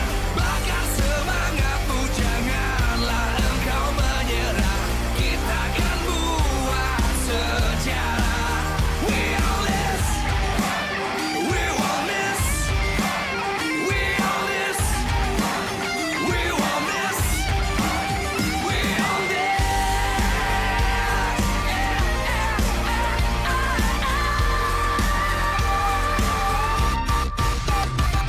Nyalakan apimu, hadapi semua tantangan, hadang semua serangan, jatuh bukan halangan. Bakar semangatmu, janganlah engkau menyerah. Kita akan buat sejarah. We all this.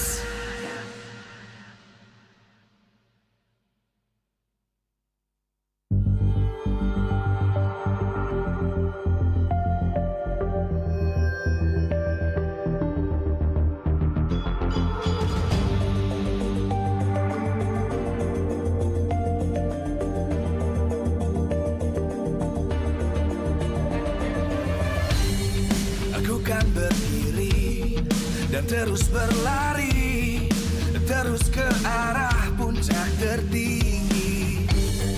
Ku takkan berhenti, hanya sampai di sini. Kemenangan abadi menanti. You know we won't miss if we unite our focus. And if you haven't noticed, we all live. Nyalakan apimu, hadapi semua tantangan, hadang semua serangan, jatuh bukan halangan. Bakar semangatmu, janganlah engkau menyerah. Kita akan buat sejarah. We all this, we won't miss. We all this, we won't miss. Saatnya beraksi, jalani ambisi. Aku kan menyawakan hari ini. You know we won't miss if we unite our focus. And if you haven't noticed, we all live. Nyalakan apimu, hadapi semua tantangan, hadang semua serangan, jatuh bukan halangan. Bakar semangatmu, janganlah engkau menyerah. Kita akan buat sejarah.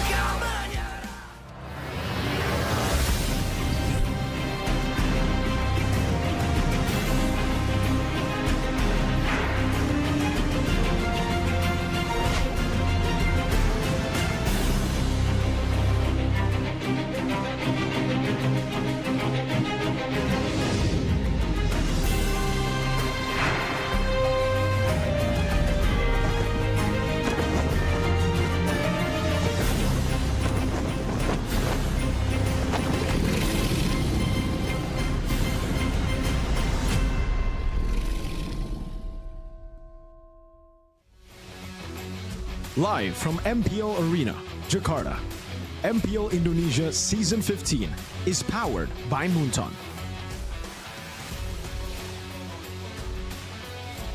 Supported by Esports Federation of Indonesia. Presented by official tournament smartphone Samsung Galaxy. Official e-wallet GoPay. Official sponsor Head & Shoulders. Official coffee Good Day. We own this.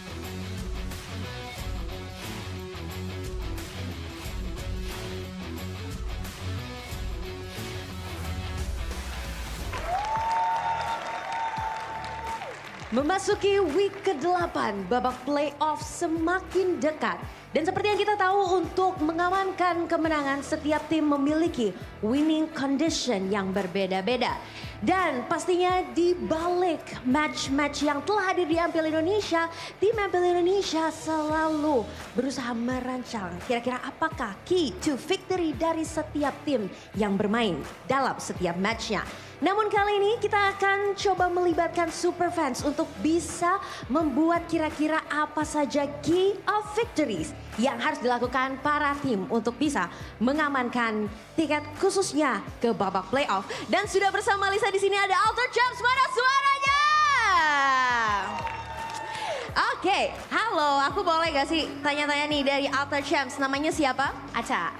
Kak Aca, kira-kira apa key to victories Alter Ego untuk bisa mengamankan tiket playoff? Karena seperti yang kita tahu, Alter Ego ini cukup berada di pucuk klasemen, cukup berada di atas klasemen. Jadi gimana nih menurut kamu?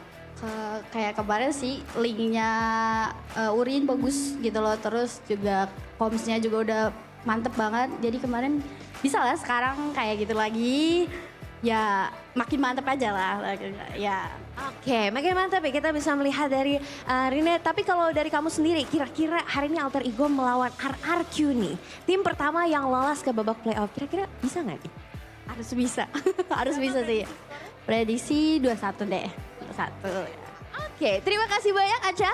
Selanjutnya kita masih punya Alter Champs bersama Alisa di sini, ada Haura. Boleh berdiri. Nah, Haura, apa kira-kira key to victoriesnya Alter Ego untuk bisa melawan RRQ di match kedua hari ini? Coach Navari, draft pick-nya nggak usah aneh-aneh. Coach Navari draft pick-nya nggak usah aneh-aneh. Oke, kita lihat ya apakah draft pick hari ini sesuai dengan prediksi kamu. Kalau prediksi skornya sendiri berapa nih? 2-1 RRQ. 2-1 RRQ, oke. Ini agak kebalik ya tapi ya. 2-1 AE. Ayo kita revisi ulang ya.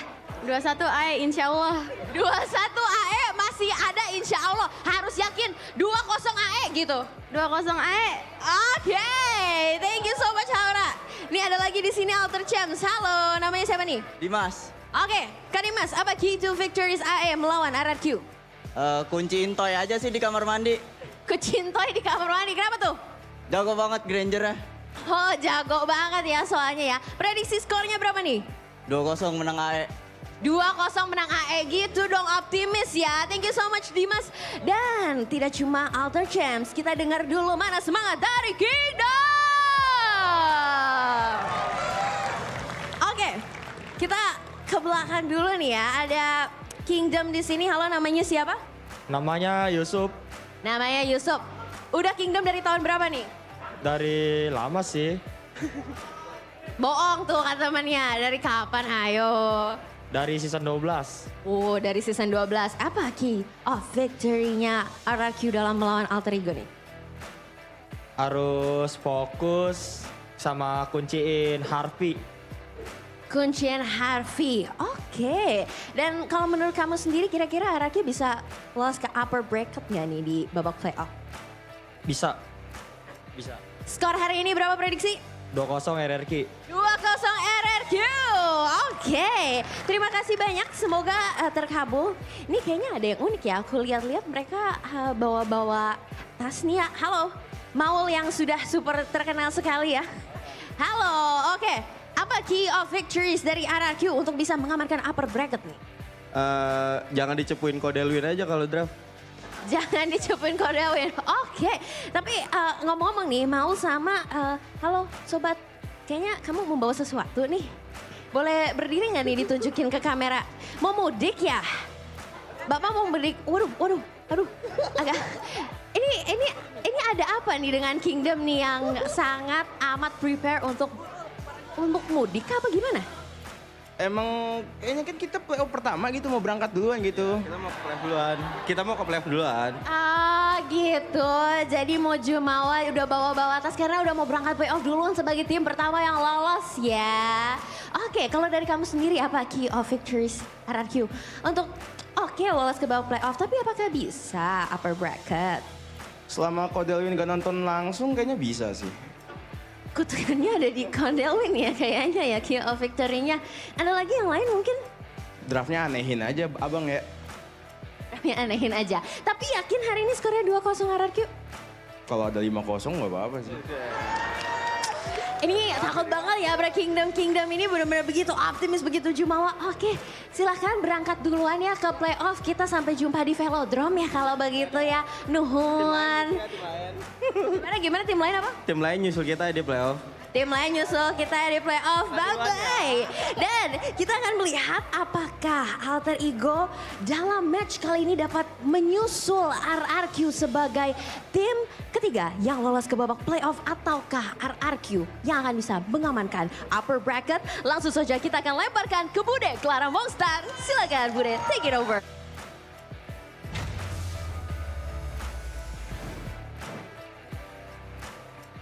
Sampailah kita di pertempuran yang begitu mendebarkan, di mana tiket ketiga babak playoff bisa saja didapatkan oleh tim Alter Ego. Namun dari tim RRQ pun, mereka bukanlah lawan yang mudah untuk Alter Ego karena mereka terus konsisten di nomor 1 dari minggu awal hingga minggu ini.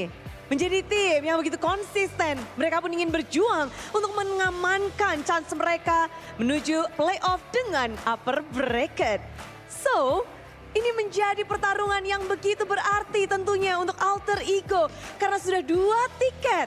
Yang pertama di tangan tim RRQ, yang kedua di tangan Geek Fam. Dan selanjutnya, akankah Alter Ego bisa?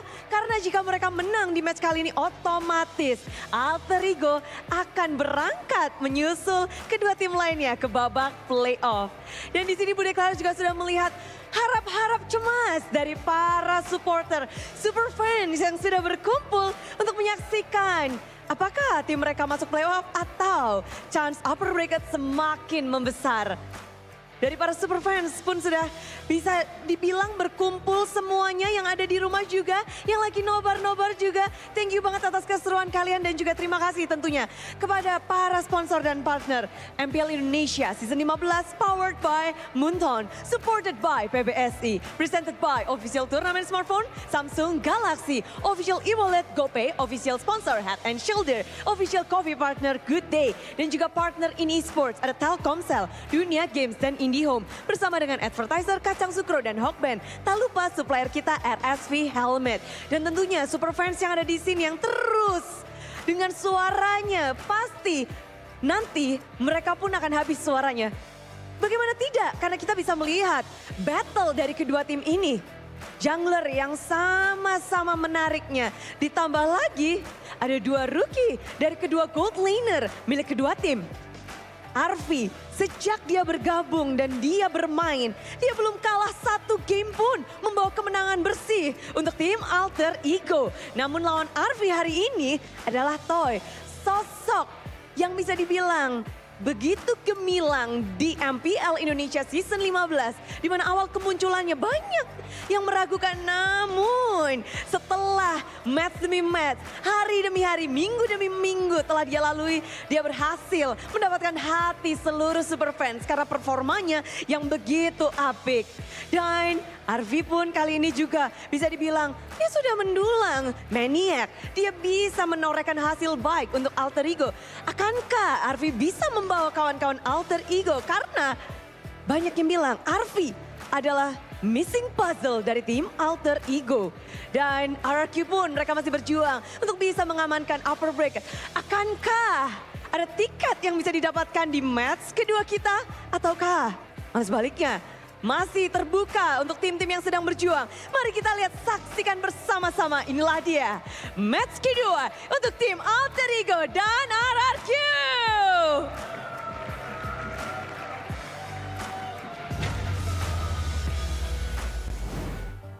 It's the rematch of the grand finals of Season 6, that legendary final that went to 5 games when Albert popped up with 1-1. Now, this time around, Alter Ego is looking to secure that playoff spot next to RRQ and Geek Fam. And of course, RRQ is already securing a playoff spot there. What's next? It's upper bracket. Back again with me, Sheffin, Goni, and Mirko. Now, Woody Claremont already mentioned Arfi. Yes. The Arfi effect. Is he the missing puzzle? Is he something that Alter Ego needs? So I'm just gonna throw it over to you, Gani, because I feel like this is a bit sentimental to you because your GOAT is no longer in MPL right now. GG. Unfortunately, right? And perhaps for Alter Ego, a good reason as well. It seems like Highs, Mr. Highs, man, very shaky this season, especially leg 1. He wasn't able to perform on that goal lane. He wasn't reliable. But with Arfi, it seems like, especially at least the previous matches, Arfi is more in sync. Yeah. At least if you compare it to Highs with the rest of the team.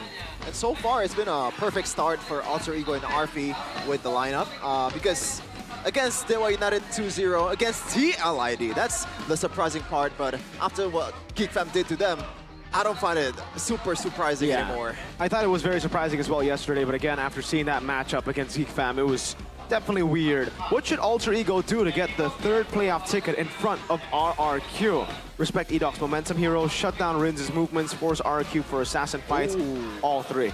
I think they need to do all 3, especially though, force Sutsujin on Joy, or on anything that is not Joy or Hayabusa. That should be the priority for Alter Ego. And I think this is one of the games where they can let the Fanny go. RRQ have never banned Fanny, or sorry, have never picked Fanny with Sutsujin. Actually they did, but it didn't do too well. They always ban Fanny. Alter Ego never played Fanny, and they always ban Fanny too. So I'm expecting the Fanny to be let open because none of them go for it. That's a hot take from Mirko, but yeah, I like the Edox. Like, shut down Edoc's momentum heroes, because I feel like when you look at Edoc and Rince, that's a package, right? When you shut down Edoc at the same time, you're kind of also limiting Rince's potential, but this is 3 challenges for the 3rd ticket. Alter Ego's match history after Arfi joined the lineup, Gani. 2-0 against Dewa United, 2-0 against CLID. We mentioned this earlier, but the rest of the matches, this is a tough task. Yeah. Wow. It's a tough schedule for Alter Ego, and they need at least 2 wins to secure playoffs. And if they can manage to win all 3, perhaps we might see Alter Ego securing the upper bracket. Ooh. If they win all 3. Yeah, they can. If is a big word.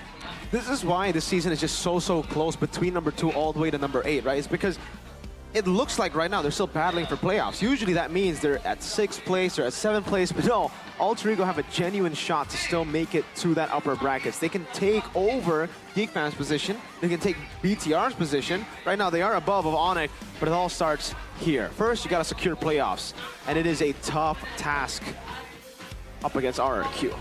Yeah, but it's also a tough test. I don't know, maybe it's not a tough test for Keski and RRQ to contain Arfi effect, because so far, looking at the raw numbers that Arfi has produced this season, he is #1 in KDA for Gold Lane. Granted, it's only 4 games so far. Who's second? I believe it's Toy for the Gold Lane. So, this is a battle for the rookie Gold Laners in Toy versus Arfi. Make it still Rookie of the Year, by the way. The year. Yeah, we'll go with that. We'll go with that. Imagine being a rookie for 2 seasons, Miracle. Back to back.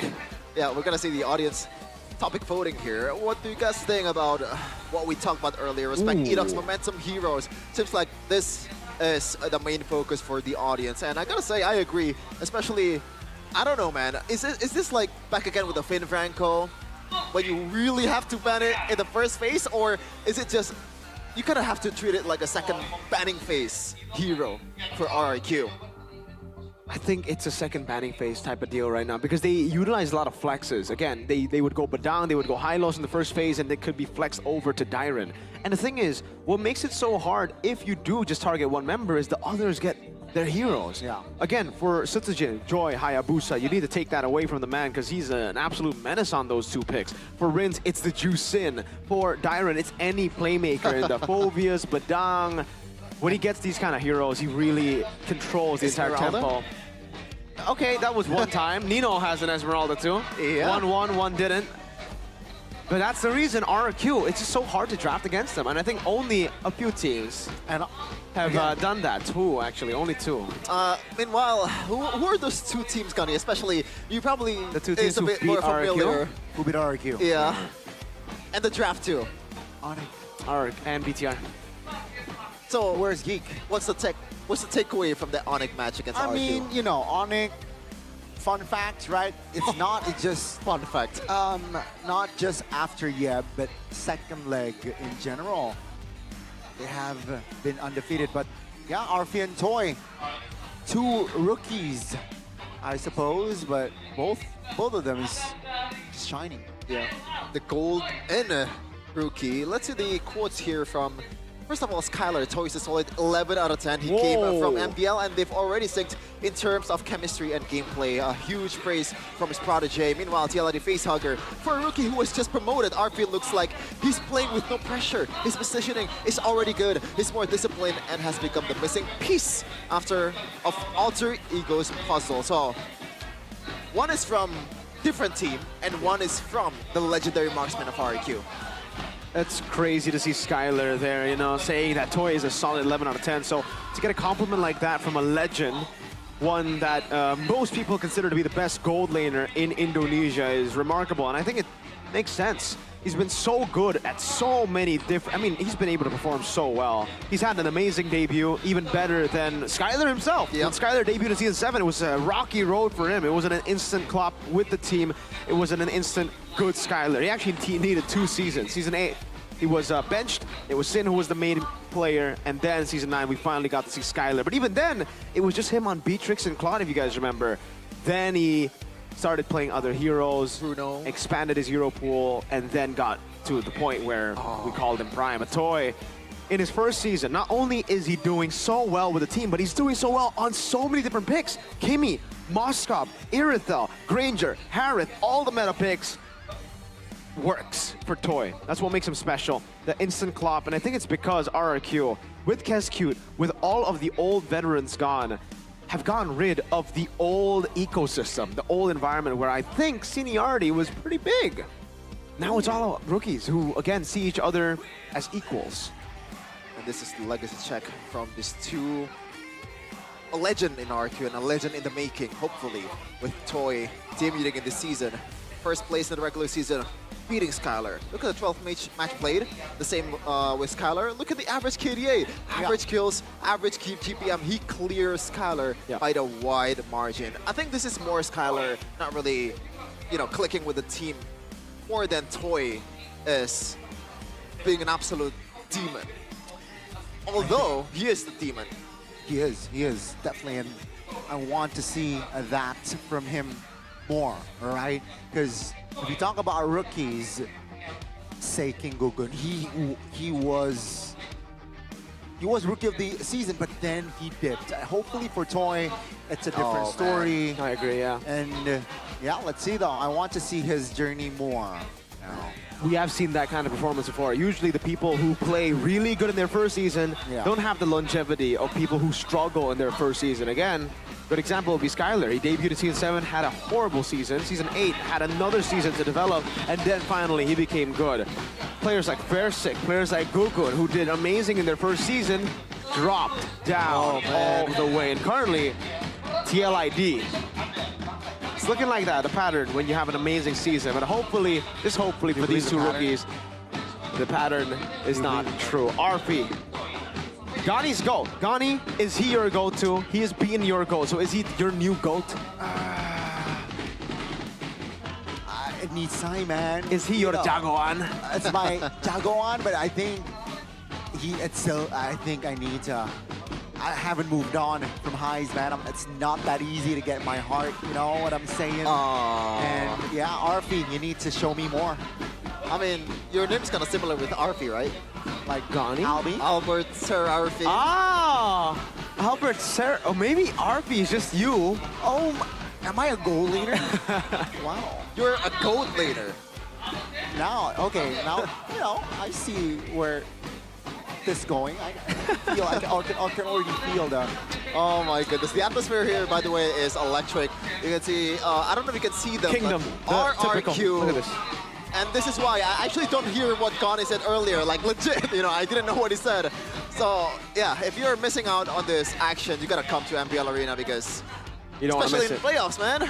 Oh, in the Velodrome last time, we got RRQ sent home early on, so we didn't get to see the full power of the Kingdom. We got to see the full power of the EVO's fams. And I believe in Jakarta International Velodrome, the maximum capacity is about 2,000 or like 2,600, I believe. Oh my lord. Yeah. I don't know which one is right, but I got I've to looked see it up. the Onyx, the Sonics though. This venue. Dude. Sonics. Dude.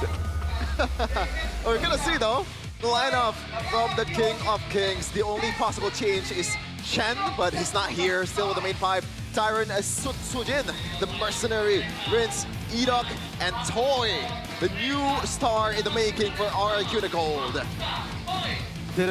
Well, this is the best team in Indonesia, ladies and gentlemen.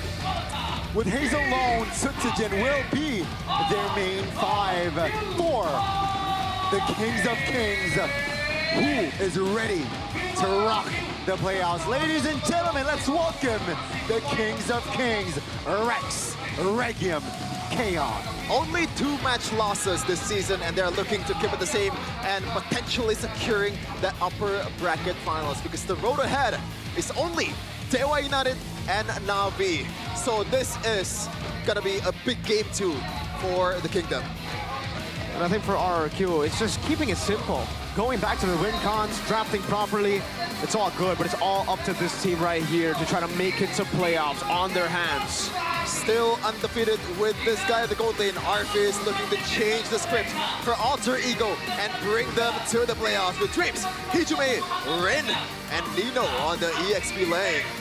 If this team finds a 2-0 win in this match, they will propel themselves to the second place. It's going to be a tall order, though, with Arfi in their main five. This is Alter Ego Esports. They're getting better and better the more the season goes, but this is a tough task.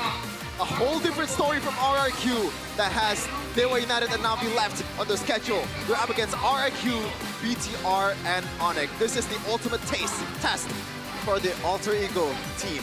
Yeah, there's a road to make it to the playoffs. It has to be this road. If there's a road to try to make it to the upper brackets, you gotta beat everyone. Here are the masterminds behind both teams, the Kingdom, Kezcute, and MM. For Alter Ego, it's Coach Zephyr with NFR. I wonder what NFR stands for, but this Nafari. is... Yep, I know, that's a joke. No, Nafari. It's Nafari, Sheffin. It's Nafari, Sheffin. Sure. Get with the program, okay? Okay. But yeah, his name's Kezcute, but this is carrying man in the drafting phase. He ain't cute in the draft, Yeah, I agree. He went toe-to-toe with Yep also. Now let's see though. With these two teams having, I guess, a different stake here. RRQ, if they lose this one, they have a lot of room for errors, even if they want to secure the upper bracket. And this is the Genin range. Genin style, wait, Genin range style rivalry? Yeah, Genin range style rivalry. Okay.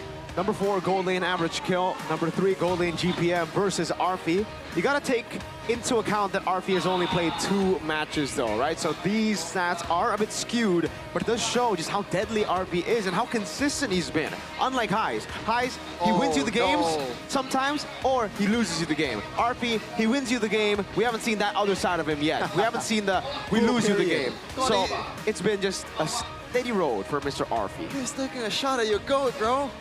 I mean, you know, that's a disrespect. C'est la vie. That's life. You move on, all right? Alter Ego and RRQ going at it. Who won the first leg? It was RRQ, I believe, right? Yep. with a 2-0. I think it was 2-0. 2-0 victory. So Alter Ego with a different lineup here. Is the Gold Maniac. Well, that'd be different this time. Let's see for the stats again. TPM. Yeah. When it comes to the stats again for Mr. Arfi, it is kind of skewed. He's only played 2 matches. But again, I think something that we can talk about for Arfi is his hero pool. He came from the global ban system of MDL, and I think that really helped him together with Toy too. That's why they're very ready to go for these kinds of picks. They're ready to go for all the picks that's available in the meta, sometimes even the off-meta picks. Hey, if there's a time to bring out those pocket picks, might be right now, you know. But don't experiment too much. Bring out the guns that you're comfortable using with. Keys to Victory though by Samsung Galaxy S25 series for Alter Ego Mirko. All right, let's take a look at it. Use Blueprint against Mpl Id. Give Ling to Rin. Nafari, do draft that has strong fundamentals. Lock Toy in the background. Okay, using the Blueprint against Mpl Id up against RRQ would probably be the best shot that they have right now. Because they need early game. They need to win the early game for Alter Ego to be Alter Ego. If they don't get that, it's very, very hard. And I don't know if it's going to work against RRQ, but again, it's their best shot. Secure the keys of victory to RRQ. Focus and lock down RP from Alter Ego. Punish the rookie. Punish the pressure that he's feeling for the first time. Codelwin, stay out of Alter Ego's draft. Stop Codelwin from live streaming. Hey. Okay. I was wondering why the Keys to Victory is a bit strange. It's by Superfans. Oh, by Superfans. Hey, it's fun. I like it. I like it for the first time. Because I was about to say, these are not the normal Keys to Victory. These are a bit memey. They're not really Keys to Victory. Okay, that's why. It's the fans. Codelwin, stay out of this. Let them do their thing. That's a Superfan message. Fair. All right, that's a valid, reasonable Keys to Victory right there. And let's see here, RRQ on paper. They're a stronger team, but form-wise, I gotta say form-wise, Alter Ego has an edge. Well, the thing is, the only loss, I don't know if I agree with that, Connie, but yeah, sure. 2-0, 2 times in a row. But the opponent, you have to take account of the capability of the opponent, man. It's different. You know, Mpl Id, obviously, they're not in a good form right now.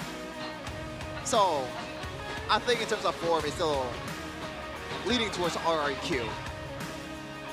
Yeah, I think when it comes to form, is RRQ definitely has the advantage here. Let's go to the draft though. Set by official tournament smartphone Samsung Galaxy S25 series. Already some bans towards Sutsujin here. The Lucas and the Suyo. Plus the Hylos. This is an interesting one. I don't know why. I don't know.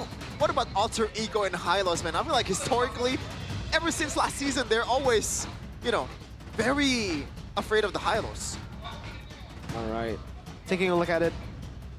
This is Alter Ego's way, by the way. I don't know why they banned the Suyo. Again, comfort picks for Sutsujin. As expected, though, the Fanny does get left open completely. It's not going to be banned out at all. Hayabusa? Hayabusa. Please go for Choi. Ling for Rin. I think they want to go up against the Hayabusa and play the Ling into it, just like we saw yesterday. Phobius, I think, will be the first pick for Alter Ego, just like we've seen yesterday against Team Liquid ID. We've never seen Ling rain on a Fanny, right? I believe. Has he played that this season? I'm gonna look it up actually. Rin so far this season, no Fanny at all, 0 matches played. So we might see actually a debut here, but no, it's still gonna be a Phobius. They want to win the early game with Nino. And in the last game they played when he used the Phobius, it was yesterday. Wonderful. Yep.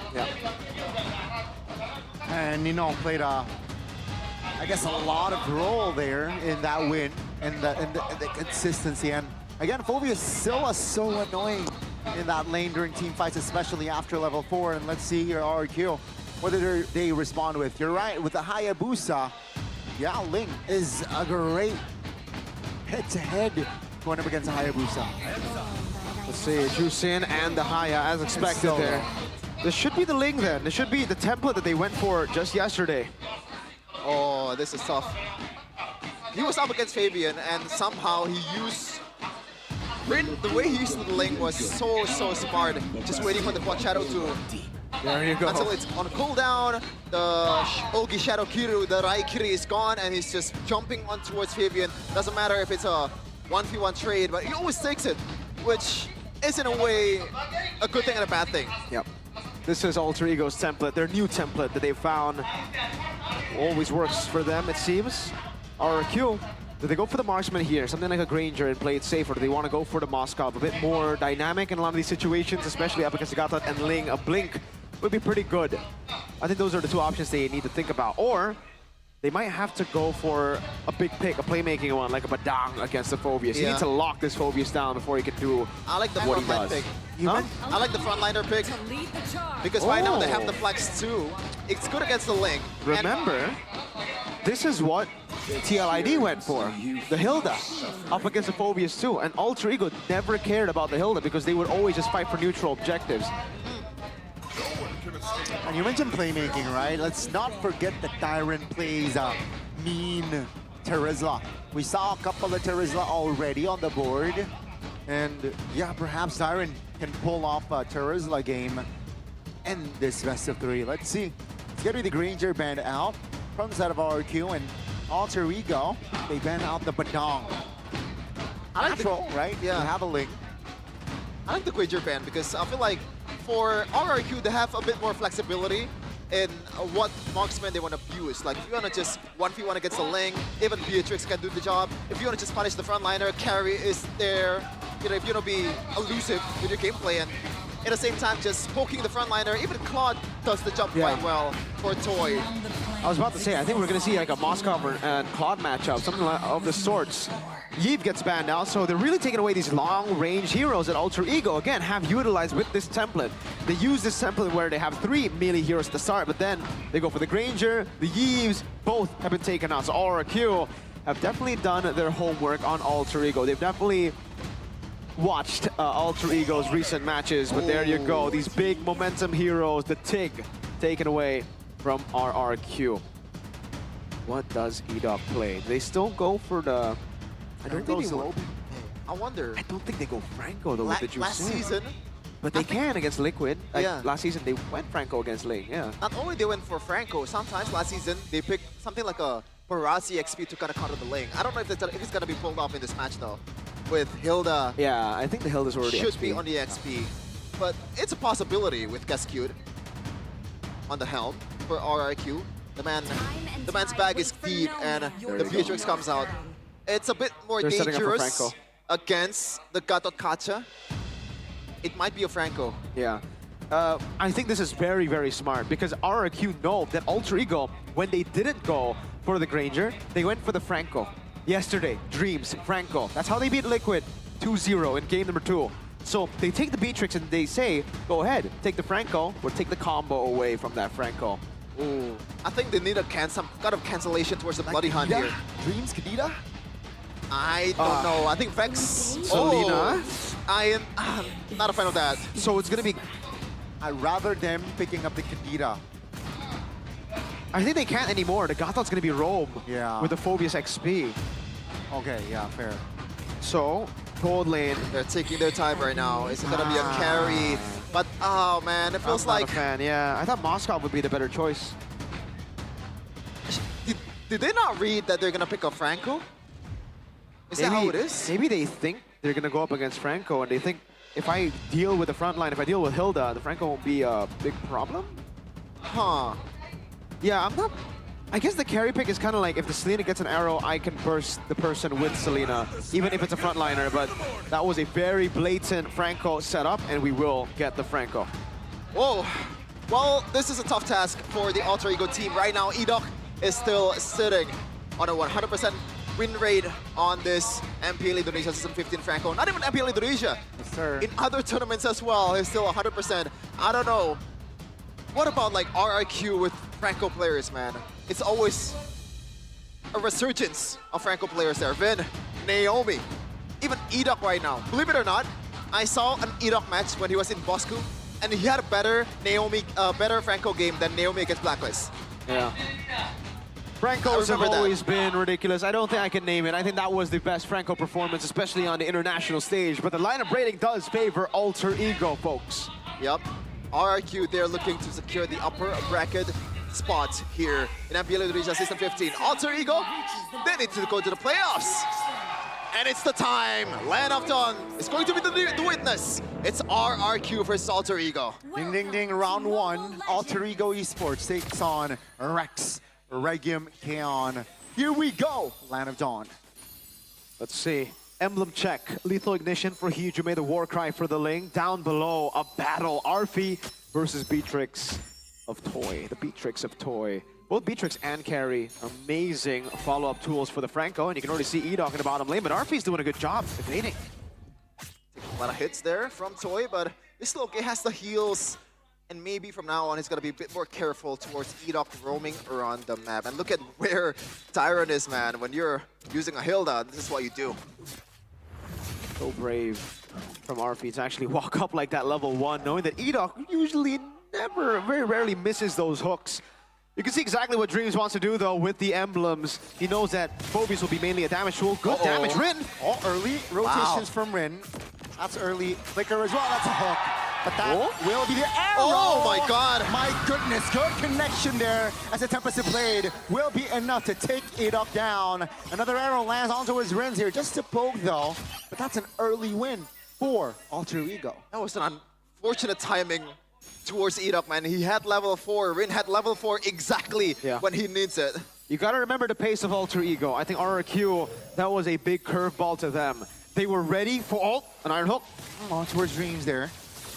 Revitalize though will buy time and also will be enough to make Dreams stay in the Land of Dawn.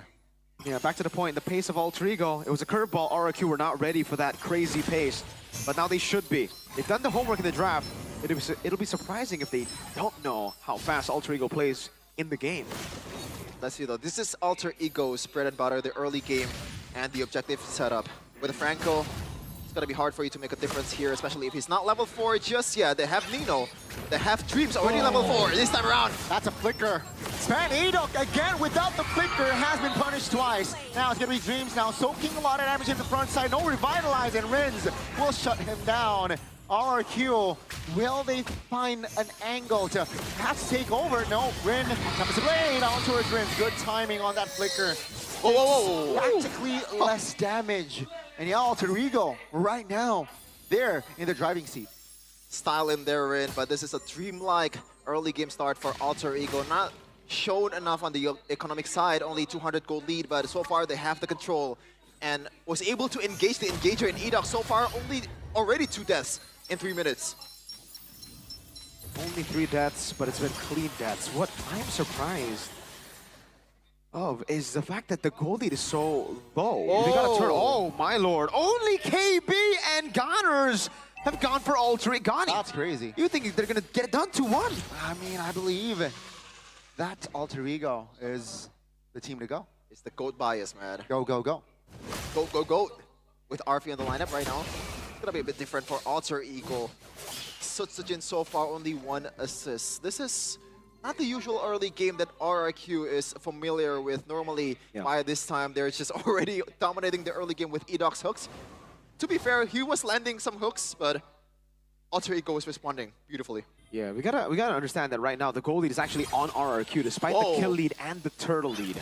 The reason is because the deaths have only been on the roamer. This could be the big lead. No, Sutsujin, good take. So all the carries are still very equal. Edok doesn't get it. And also still very equal, the gold, from all the carries. It's just the roamers who've died. Whoa, whoa, whoa, whoa, 81%. That's Kingdom for you, my guys.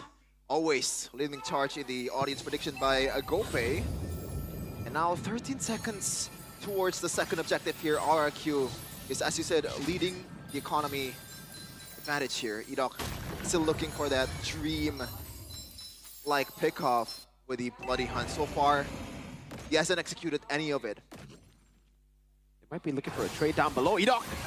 Flicker, Bloody Hunt.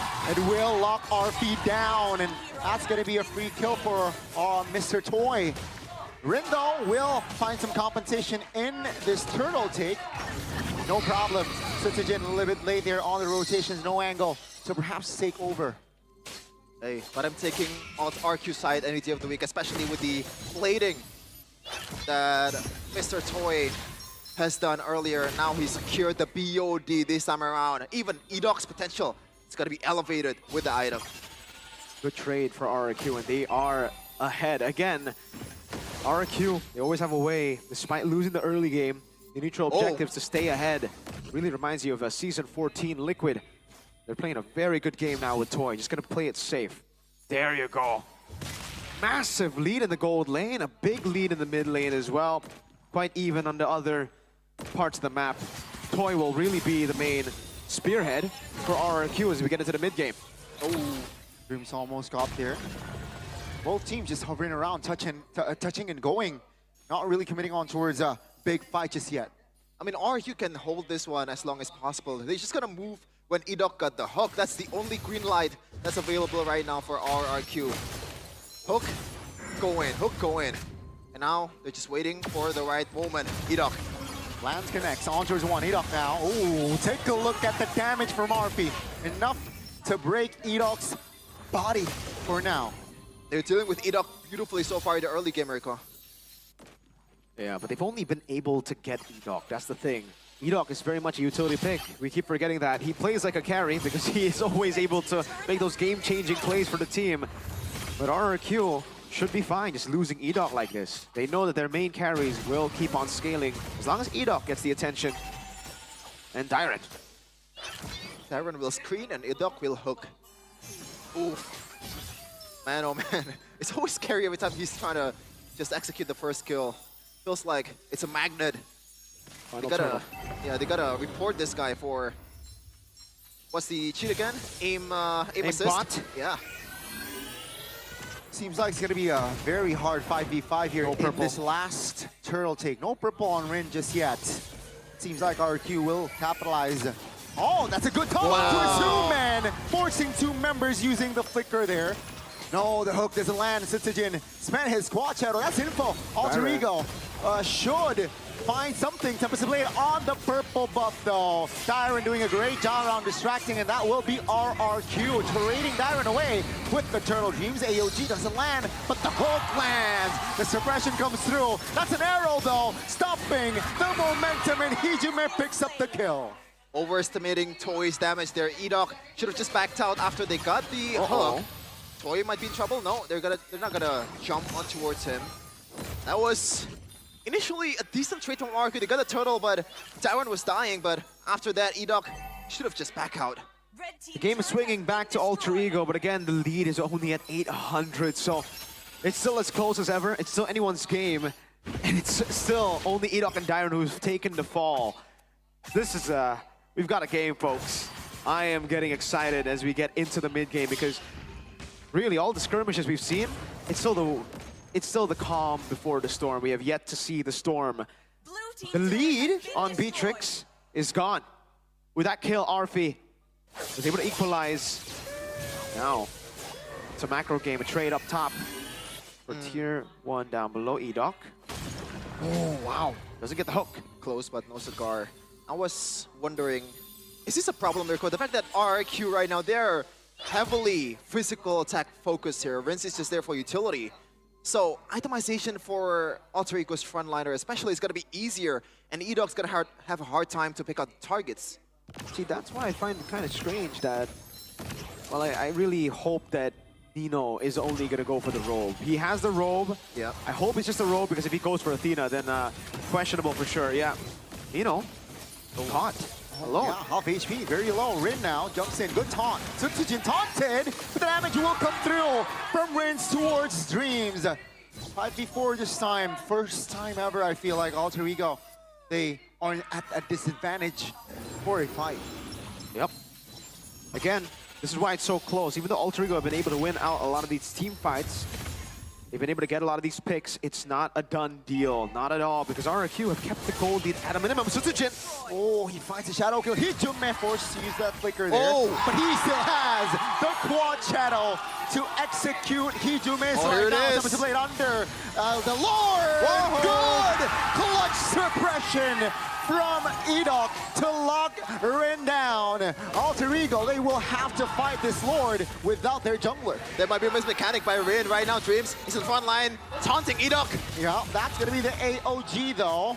Defensively, RQ, they stand with. Oh my God! My goodness, that's a hook, and that's gonna be Nino and Arfi to lead it. Tsutsujin with the Rins claiming the double. RQ, they're holding on, and now they're leading. It is just unfair, man. And this guy plays the Franco. It looks like a cheater, man. What's going on? It's not just a Franco. It's all the comfort picks. Hilda, Dairon, Tsutsujin, Hayabusa, Rins on Jusin. The only guy that's not on a comfort pick is Toy. You would much rather have him, play a Granger if it's pure comfort. But he's doing well himself, and that's why it's so scary.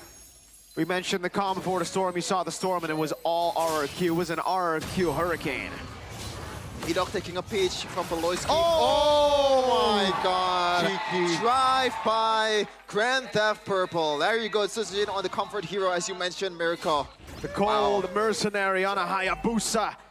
That's why we were talking about the bans for Alter Ego. Banning the Suyo and Lucas, leaving RRQ to get their comfort wins. Oh my God. That's a big knock-up. That's RP deleted. No Lord Shredder now from Alter Ego. The Lord will charge once in the mid lane. And yeah, the rest now is just RQ. It was very close, but now they're at a comfortable 5,000 gold lead, almost 6. They're still charging. Might be looking for the mid lane turret here, but it looks like maybe they just want to back out. Tyron, some few shot hits. Yeah, mid lane turret will fall. Dreams as well. RQ, they're slow, building the pace, but they're very deadly. Top and bot now should be the prio, but with the passive top lane, it will clear the minion wave. This is already tough for Alter Ego. Right now, they are in RRQ's chill, in their fortress, just waiting for an opportunity to escape, but I don't think Edok will allow that from now on. No, not at all. He saves the Bloody Hunt for the right time, whether it be for the Ling or for a good hook on a carry. You can see Rins just pulling them. Oh my goodness, you can't stop Rins. Now it's gonna be the bottom side turret falling. AOG, a desperate one. Dreams falls. Alter Ego now. They're looking for an angle with Rin in that bush there, but Nino jumps in. Rin from the facts, looking for Rins, but there's the flicker from Rins. Calmly done. And Nino will be punished. And now RQ, they know the base is wide open. Slowly but surely. Steady, and Hijume falls. They're looking for bodies. And RRQ, they know they got this win. Rin falls as well, with Toy claiming the unstoppable. 4 members down and out. Welcome to RRQ's playground, ladies and gentlemen. 10K. It was a good early game for Alter Ego, but right now they're down in the dust. Yeah, Dreams and RP desperate, looked in for the defense in the mid. It won't be enough. Ladies and gentlemen, the Kings of Kings. They show up and they show up strong. You give Edok the Franco, you give RRQ the win. 1-0, and it's not even close. RRQ 1 inch closer to the upper bracket. Gee, you thought for a second, for a while, that there could be a chance. But then RRQ comes in and swoops it away, man, as expected in game 1. With all the comfort picks, my lord. Jusin, Haya, Hilda, and Franco. The only one that's not comfort that pretty much looked like comfort as well was the Beatrix. That was, I think, the first time that we saw Mr. Man, Toy, play the Beatrix this season. Yeah, that was a debut Beatrix performance. Not too shabby, my friend. But that's what you get when you, oh man, it was beautiful, clinical performance. They never got too hasty. They always knew their timings. Beautiful game of MLBB. Yeah. Poetry in motion for RRQ, and this is why they've been the clean-cut best team in Indonesia. #1 seed from week 1 until week number 8, and they're one step closer to still securing the #1 seed. What a game, what a performance by RRQ. Man, oh man. Welcome to RRQ Glazing segment. Dude, listen. That's cute. Edok, Dairon. Yeah, I think NMM. You're just saying the whole team. I didn't though. Okay. I thought you were gonna continue. No. Hey, like, even though crazy. Edok didn't have the best KDA, but he was pivotal. Yeah, exactly. Even Rins. 0-4. Again, the early kills, I think a lot of people saw the kills and they were like, why is the gold lead so small? It was all on Edok. It was all on Edok and Dyron. Because they know that they were, if any of them were to sacrifice, were to die, it would be them. As long as Toy got space, Sutsujin got space, Jusin even then, Rins I think could have died in the early game and sacrificed his life a couple of times. It doesn't matter. As long as Sutsujin and Toy stay untouched. Oh, look at that, man. Beautiful. La Mercenaria. That's so clean. Oh, this was a miss mechanic. I think he should have gone for the right one. Right blade. He could have gotten at least a kill, but... I think he expected the rest of the team to follow it up, right? He was alone. E-Dog. Crazy player, man. Ridiculous player. Crazy. And what's crazy is this guy too. The MVP presented by official tournament smartphone Samsung Galaxy S25 series. It's the Mercenary 408. We mentioned that we shouldn't, or like Alter Ego shouldn't let the Hayabusa or the Joy to this man. But they did. Yeah, they were confident because they have a Ling. They wanted to go for the Ling and they thought, all right, we will have enough tools to beat it. The Beatrix pick was so good because, again, forced out either Alter Ego to leave the Franco open and not have a Beatrix to combo it together, or to just give RQ the Franco, the blatant, the very blood Franco. Wow, I'm just like enjoying the RQ view, the tidiness. Yeah, right. They're so sharp and tidy, and yeah, that was the crucial. It was shown the highlight that moment, right? The positioning of Edok is just so crucial. Exactly. And of course the hook flicker. Oh my god. It really reminds me of Edok in Season 14 whenever he got the Franco up against the Ling of Fabian. It was the final second leg, RQ versus TL. The game where they tried to go for the full Fabian's show, Angela and Ruby Gold, where Franco, RQ, when they picked it up, Edok saved the Bloody Hunt. He actually got a hook on a prio target too, but he never wanted to use the Bloody Hunt, aside for when he actually got Fabian. And here, you got to see it again from Edok earlier in the skirmish. He was able to find the Bloody Hunt on the right targets almost every single time. And it's just that brain of his, man, when he's on the Franco, that killer instinct, and the understanding of who to suppress, who to stop. Oh my goodness, Toy was just having fun at this point. Crazy, crazy. You don't seeing Edok play Franco makes me want to play Franco, man. Dude, he makes me think that I can be a good Franco, and then I play Franco, and then I miss my hooks, and I'm like, you know what? Okay, all right. Maybe it's just him. Maybe he's not the meta. Huh. I think it's just one of those players that made a hero look better than it should be. Yeah, you dude, know? it's like Naomi again, like, off-meta Franco, pin, off-meta Franco, no problem. When you see this game, it's like, why are people not banning Franco? Why are people not prioing Franco? Yeah. And then you see real Francos, and you're like, ah, that's why. That's the sound of a stinker. That's a Franco usually, but this is the sound of a Franco now. Oh, it's glorious. That laugh.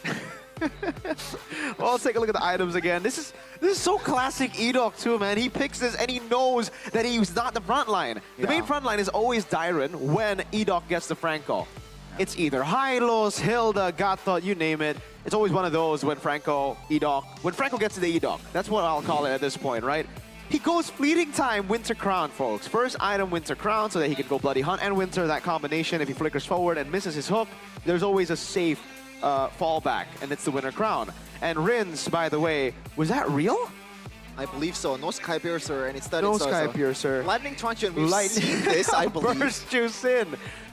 Yeah. Interesting. So maybe he wants to give the... No one builds a Sky Piercer. They were just that ahead. Listen, when you're so ahead, when there are little kills and so little action, to a certain point, it was like that, right? Obviously, now you look at the stats and you're thinking, no, there's a lot of action, man, 16-6. But before, it was very low action. So they were thinking, maybe we don't need the Sky Piercer. We just build. And the fact that we're so ahead means that we can just go for real items. You don't need that Sky Piercer gimmick, brother. And looking at the damage dealt, 31k. And a 68k from Toy. And gotta say, the carry pick, man, it's a concern right from the get-go when he picked it. The range is a problem. There's no proper setup from Alter Ego. And against a Toy, against Franco, like, what do you do? Do you not get close to those people? No. I'll tell you guys this, all right? Granger, ban, Beatrix, pick. Now I understand what Mr. Kescube was doing here. Who are the two gold laners who could shove the wave fast enough before a dive? Beatrix, Granger.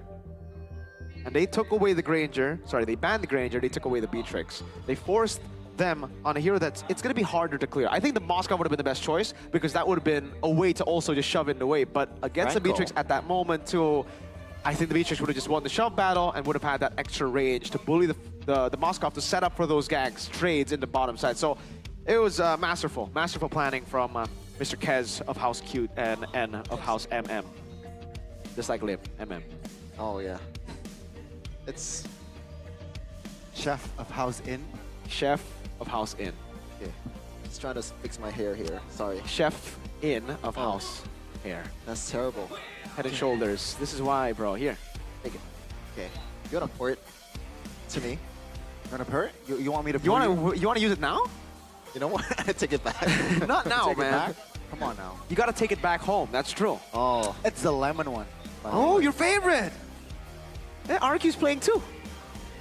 Look at that. He might be streaming. You want to shout him out? Shout out to Lemon. Shout out to Olisa, by the way. Hey, it's your time. I hate being here. Hey, take it away right now. Hey, CITB. Kira-kira Piala Immortal Cup Trophy ini akan menjadi milik siapa ya? Kita bisa melihat mungkin di klasemen yang terus berubah dan juga di match-match yang kadang konsisten, kadang nggak konsisten. Tapi satu hal yang pasti, dua tim sudah lolos ke babak playoff. Nah tapi sebelum kita masuk ke match yang semakin panas, di match yang kedua, hari yang kedua hari ini, kayaknya ada yang seru nih di belakang Alisa ya. Halo, boleh nggak sih Alisa ganggu sedikit ya? Ini ada rame-rame apa sih kalian? Lagi mau beli Hawkband, Kak. Lagi mau beli Hawkband. Emangnya ada apa aja di Hawkband ini? Ada paket teriyaki, ada ramen. Tapi paling favorit emang menu ramennya Hawkband sih, Kak, yang terbaru. Menu ramen ya? Berarti kamu udah cobain belum? Udah dong, Kak. Oke, nih berarti ada Kingdom di sini dan juga ada Alter Champs. Ini belum apa-apa udah rusak propertinya ya. King pengennya sama Hawkband gitu. Oh, tadi pengennya sama Hawkband. Oke, boleh gak sih kenalan dulu nih Alter Champs di sini ada siapa namanya? Saya Revan. Revan? Saya Dika. Dika dan juga ada Kingdom namanya siapa aja? Saya Maul. Maul? Saya Cikal. Cikal. Aku Bebek. Bebek. Oke, dan ada Kingdom dan Alter Champs di sini. Pastinya kita akan bagi-bagi nih. Aku pengen bagi-bagi ramen buat kalian karena katanya udah lapar banget kan. Betul. Biar kamu nggak makan papannya nih ya. Ya. Jadi aku lempar pertanyaan, kamu harus bisa jawab, oke? Mau rebutan atau mau aku tanya satu-satu nih? Tanya satu-satu aja. Tanya satu-satu aja ya. Oke, kita mulai dari Kingdom dulu apa dari Alter Champs dulu nih? Kayaknya yang menang dulu deh, tadi 1-0, kasih dia dulu. Oh gitu, baik juga ya Alter Champs ini ya. Oke, aku kasih ke Kingdom dulu deh ya. Sebelum naik ke MPL Indonesia Toy, menjadi juara MDL season berapa sih? Nih Kingdom sejati bukan nih?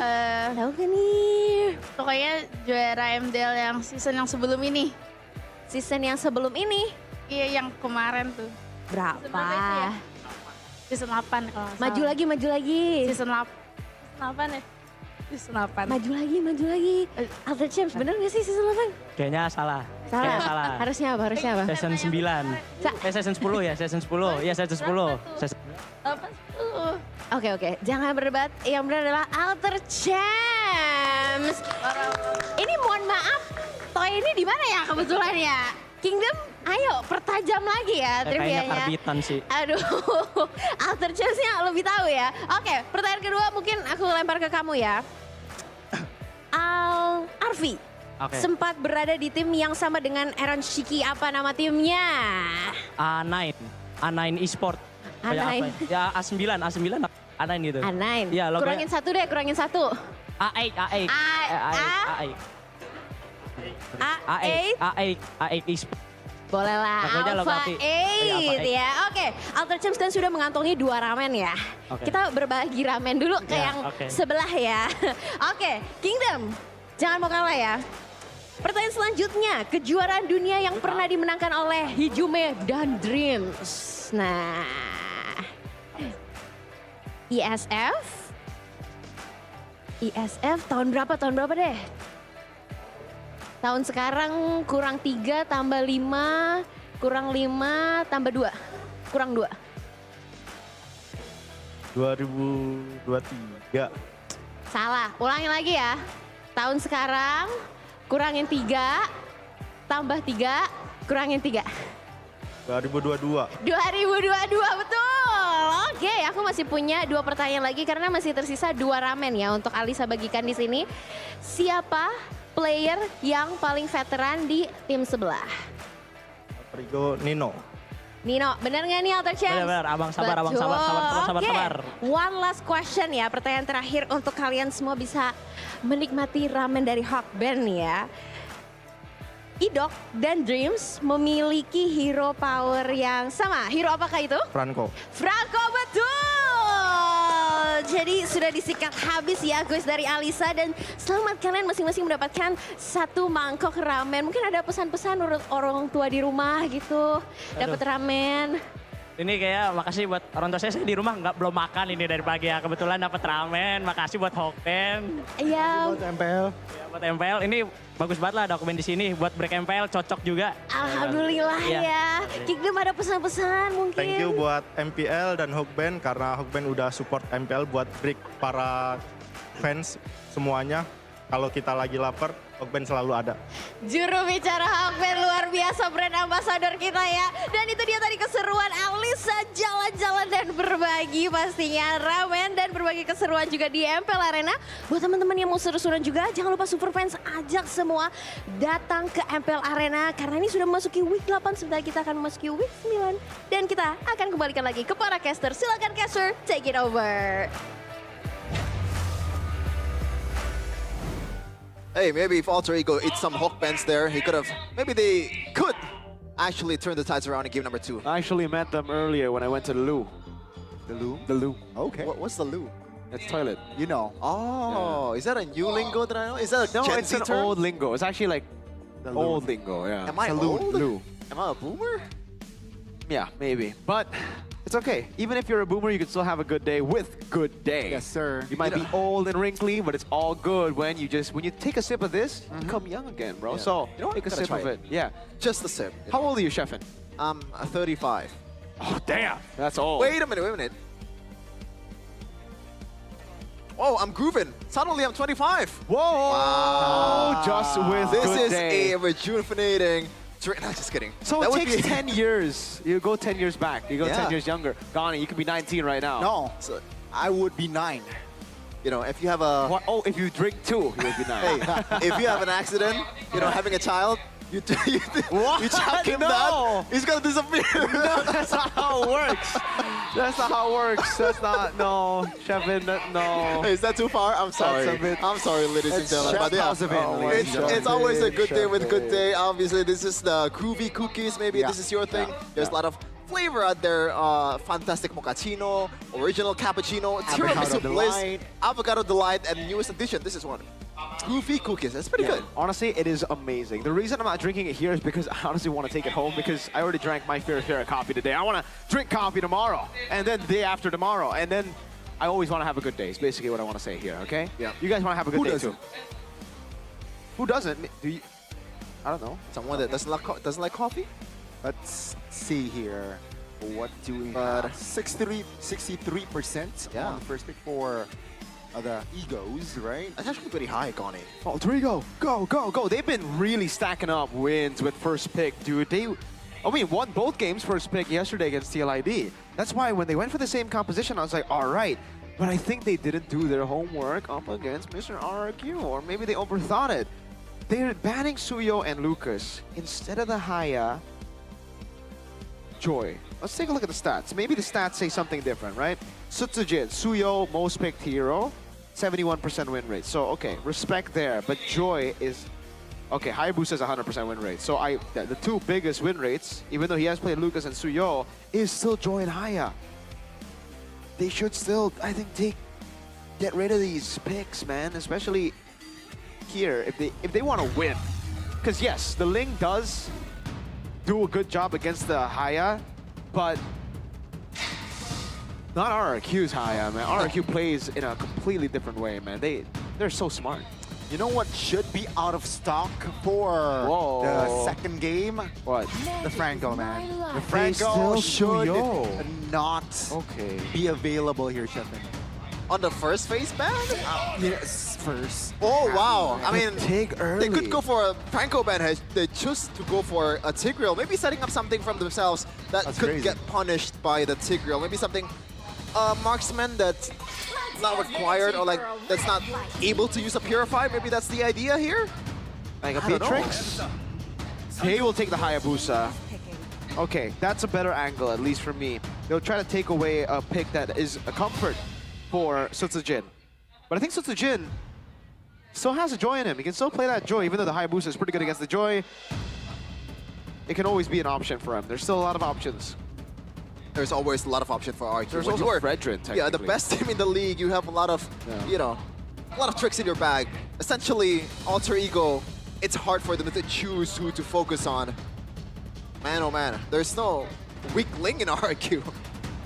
So Definitely what not. do they play? They go for the high-lows. Okay, that's a flex pick and a juice in. All right, as usual for RRQ, it's business as usual. Alter Ego. Now, they get baited into, again, the normal Phobias. They will go for the Eve and Gatok instead. I like they that. will leave the Phobias away. They'll get a counter against the Juicin and the Eve. But that's as expected. The joy of Sutsujin. Hey, we saw this matchup a lot of time. GG? Hayabusa. What's GG? GG, Joy, Sutsujin, comfort pick. Oh, I don't get it. Okay, but Hayabusa against Joy, Connie. We saw this matchup a lot of times, even in MPL and Y. Yeah. Hazel was able to pretty much solo kill Sekai 3 times. Even Hazel. Even Aether solo killed Kyrie with Hayabusa on the Joy. Oh my god, Kyrie, Hayabusa. That is what we can expect, right? Going again. We might see a 1v1. Yo, we gotta respect the 1v1 between the two junglers, and yeah, perhaps we might see it here in this game. The Phobias though will not come into the lineup down, and yeah, Franco out of stock, right? Will be banned out, Alter Ego, and IE might expect another roam ban from side of Alter Ego. What would it be, a Badang? Yeah, I think they need crowd control, right? Yeah. And a hero that can provide that crowd control is that Badang. Wait a second. For Alter Ego, I think RQ might have to ban out the CC here, especially because they have a Hylos and a Joy. Both can actually get stopped by the curtain call. CC was for Mr. Nino's most favorite pick before the Phobias became his second. Right now, it does seem like RQ are setting up for that, right? They picked up the Hylos. That's another hero that Nino has played. Ban out the Phobias. So they ban out the CC here. They're really trying to stop him. But okay, they will just go for the Granger ban instead. That means, what are they going for here with a Granger ban? What MM? Maybe just some, like a surefire winning lane for Toy to set up for. They're gonna pick something from Idok first. Badang has already been banned. There's still some option for Cascute here. It's a Hayabusa. Huh. It could be another Hilda, honestly, but that would put Hylos on the hands of Idok. You kind of need a playmaker still. Okay, they go for the Moskov. They banned out the Granger. I'm looking at the options right now. Khalid would be for Edok. For Edok, okay. It's still possible. You know what's still possible? Wait, Mathilda is still open. No, hold up. The chip is still up for grabs. Oh my god. Wait, you're right. I completely forgot about the chip. The chip is one of his favorite picks. I think his favorite pick this season. Yep. It's only lost like, I think it's standing at a very high win rate. Lost 2 times, 5 out of 7. Wow. And the chip has been left open all around. It's up against a Yi with a composition that looks to be pretty ready to fight. Carry Cho. That changes a bit. Chip, still something that could show up here. Connie, you're the roamer here. What do you think? Connie would just go Kufra. But yeah, I think the chip might work, right? We saw the connection between the SOD and the chip. Works wonders for some. Can we throw it back to a Ruby? Not TLID. Oh, wait, that was a... against a Haya and a Cho, you know what? That's actually pretty good. It's just the Yves that will be or if they want to go like classic rock. It'll be the chip. That's a safe choice. They battle the I chip. can't believe the chip was left open like this. Okay, chip it is. Wow. Chip has been bitten. As I said earlier, it's 5 out of 7 for Edok, posting 71% win rate so far. His favorite hero in season 15. So the room of error is actually not high for RRQ. They're one step away from winning this match, and Alter Ego, they need to secure this match to make them be able to qualify for the playoffs right away in this week. It's a tough task. RRQ could really shatter the dreams of Alter Ego with this one. This time, the lineup rating phase. Nino on the XP. It is. Wow, Cho EXP. This is an interesting one for Alter Ego. Let's see though if it's gonna pay off against RRQ. The King of Kings is waiting for the three-face mask to challenge them in the Land of Dawn. A step closer to upper brackets. One more win is what they need, and Alter Ego can they, like Mpl Id did in our first match, force a game 3. Wait, no Purify at all from RRQ. Is this a disrespect? Or are they just confident? Well, they are up against the Cho that is going to be in the XP, so not going to be as active. I guess if RRQ want to win out the early game and just stomp from there, then the Flickers won't really, well, the no Purify won't really be that big of a game changer. But yeah, if Alter Ego get going, it's a greedy move. Crazy move for a crazy team. Rince knocking Hijumi in the air, and this is going to be a tough lane 2 from Rince. Pure counter for the Eve. Early 4-man rotation, and Rin will collect the first blood. Like game 1, Edok will be killed. Uh-oh, Edok. What the heck? What? Whoa, my goodness, Rin, no Quad Shadow! Shadow kill force, he has level 4 now. 1 second late for that Quad Shadow. I believe Quad Shadow was almost up and ready there. You know what? I kind of don't blame him. He just killed Edok and he just surprised, like, why is this guy here? Yeah, that's a checkpoint for you, man. Super quick back again. So he should have really taken that into account, because now it becomes pretty bad. Not the best of trades. Yes, the kill was only on Edok, but now this does stop the early momentum of the Hayabusa. No buffs. You know, on the EXP, I was baffled earlier by this choice here. So, in a clearing department or like 1v1 in the EXP lane, which won't happen. It's just gonna be just a normal lane. They're just gonna take the lane, but it's just a clearing lane, man. Yeah. Like, Cho just clears and then rotates over. I think the reason they went for Nino on XP is because Dreams isn't comfortable on the Cho. Huh. I wonder if that's the case, but Nino now eyeing for the bushes. Susujin actually rotates towards the top lane. And by the way, I just realized, Mirko, I don't think Edok has played any Cho match this year. Nope. And why do you think that's the case? Because I feel like for a lot of elite teams out there, even looking at the world stage, there's always an elite Cho player, right? Yeah, that's true. But it just isn't their pick right now. Okay, Edok. Oh, that's gonna be a great taunt. Real revelation no. will not help anyone. Hijime Flickers out of danger, but that's gonna be Sutsujin getting the shadow kill there, being the recipient of it. Nino will secure the kill on towards Edok. Oh, man. Good taunt by Dreams to distract Jiren there for getting a kill. And RQ, they got the turtle, but they lost one, and that's Edok again. Yeah, that's a... Who do you think won that trade earlier? There's some kills for Alter Ego, but the turtle was taken by Jiren. I think it's actually pretty solid for Alter Ego. They're able to get more gold, I would say, yeah, because like now they're the ones ahead in gold. It really comes down to, again, how they're on top. Oh my goodness, should be a secure kill. But that's gonna be Arfi. Actually, he bought enough time for Tsitsujin. Yeah. And he got taken down as well.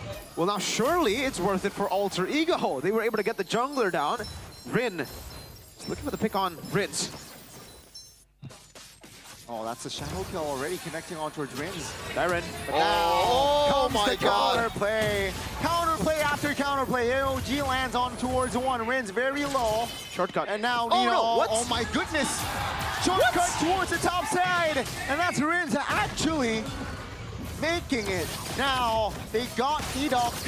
They caught him red-handed, and that will be another kill on the board for Alter Ego. Oh, I mean, this is the pace that Alter Ego wants to play against RQ, right? But so far, RQ has been playing it better in terms of the goal. And look at who we have here.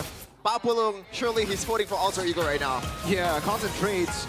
Nino doesn't have to wait his dragon. Shout out to Papulung, who should be supporting Alter Ego here with his talent prediction at least. But he's watching back at home. Again, the skirmish earlier was amazing for RRQ. The fact that RP was able to get a kill on Suzujin made it worth it for Alter Ego, that trade.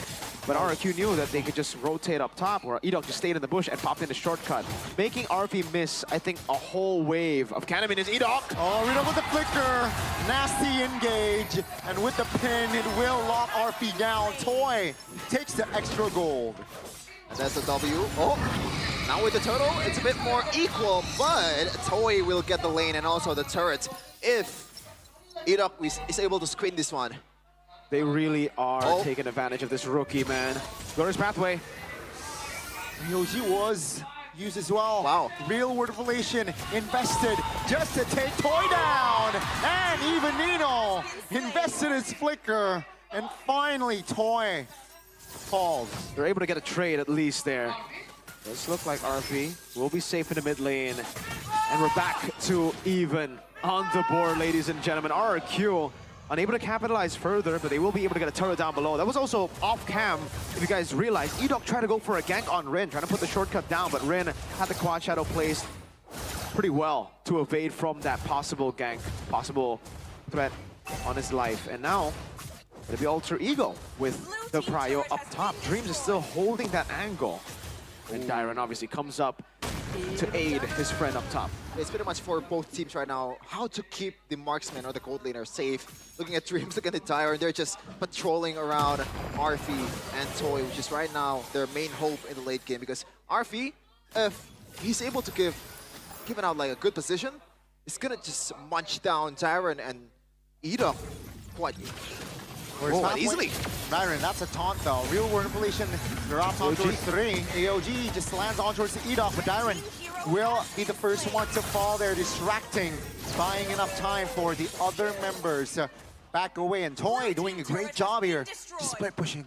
Macro plays for RRQ, and it's gonna be even worse or even harder for Alter Ego to somehow deter this macro plays in the late game, because you have a Moskov, you have Edok with a chip. They're both insanely high win rates. Oh my goodness. He knows that he has no quad shadow. And with the shortcut as well, and Rin will fall. A little bit late. Way of Dragon Span, but no follow-up. What's the use? Nothing. It's just buying some time, I guess, to get Arfi a turret up top, more space to farm. At least also kind of slow down the turtle take, just to wait for Rin to come back. Because if Suzujin took the portal, he would be closer to the turtle and maybe he could blitz it. Nino, again, trying to buy some time. See here, AOG invested, lands on towards the Real World Revelation. The damage will be enough to take one down. No way, again? Direct again collects the turtle. That's gonna be Rin's using the flicker to get away for members. With the Way of Dragon flicker combo will be enough to take Rin's down. Now Toy all alone this time. Harvey collects the Savage the second time this season. He is making the debate even harder. Who is the better rookie gold laner right now in Season 15? Arfi, the missing piece of Alter Ego. Highs got a Savage. Arfi said, I can do it too. Ghani's gold, Highs, was the only man who had a Savage. And out of nowhere, that was a straight out of nowhere Savage. Very calm Savage. A calm Savage, one by one, and Arfi just got everything. Now, he's so close to the 3-item power spike after being the guy who died 3 times early. Dreams. Big props to Dreams for setting that up. I don't know how Dyron has gotten 2 turtles, but he did it, all right? Nino with an amazing pick. RP, honestly, he didn't really do anything too crazy in that skirmish. He just stayed consistent, and that's what Alter Ego need. With so many bright lights in the team, with so many stars, sometimes you need a guy that will just stay there and be consistent, hitting in the back and playing it safe. That's what Highs didn't have. It was another highlight player with Highs. But with RP, it's all chill.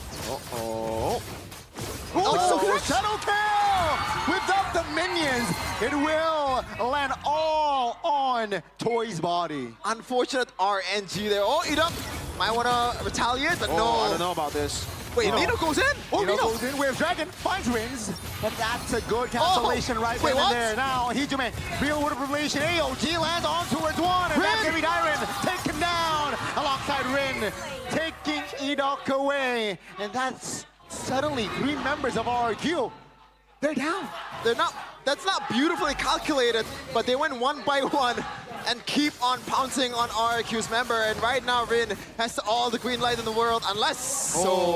dodged away. Not yet. They're not... It's not going to pull an arrow cheeky. That was a beautiful brawl, right? Over a calculated dive, but now Sutsujin is kind of the tough spot. They're trying to cut him off. Nino does have the flicker and the weighted dragon. And remember what we were talking about. RRQ, without these purifies that we... good steal from Rins.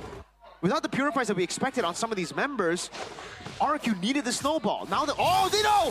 Flicker Wave Dragon finds Sutsujin. The damage will come through. Now, RRQ, they have to defend with 4. RV is godlike. I've questioned both the carry pick and even the Cho EXP pick. Yeah. But they're working wonderfully right now against RRQ. They're just gonna walk straight down to the mid lane and take this one for themselves. Ladies and gentlemen, with no flicker, with no purify, only flickers, Nino is free to do whatever he wants. It's Nino's playground right now. It's Nino's playtime against RRQ, a word that I didn't expect to say in this game. And now it's a slow game for Alter Ego. They can play for the siege, they can go for the picks as well. And just like Mpl Id when they had the chip earlier, the chip shortcuts are an easy way to lose the game faster if you are in a position where you're behind. 5,000 gold lead Rins! They land with the quad shadow, but oh my goodness! The damage will be enough to take Idok down. Nino though, pinned down. He will fall. Hijume foresees that flicker, dreams AOG just to cover. Wait but a minute. The damage almost enough to take him down. That's Nino for Idok. Look at the KDAs for Alter Ego's utility play. Oh, SOD doesn't land though. Consolation, but luckily SOD doesn't land. But that's Rins using the flicker very aggressively. Was that a mistake? Now Alter Ego can capitalize on that spell cooldown. Hijume 1-0. Oh man! Quad Shadow lands. Shadow kill though, not enough to take the horsey down. Okay, they gotta give me some time to talk, man. No, yeah, we don't get time to talk. It's just a Gani show. It's play-by-play only.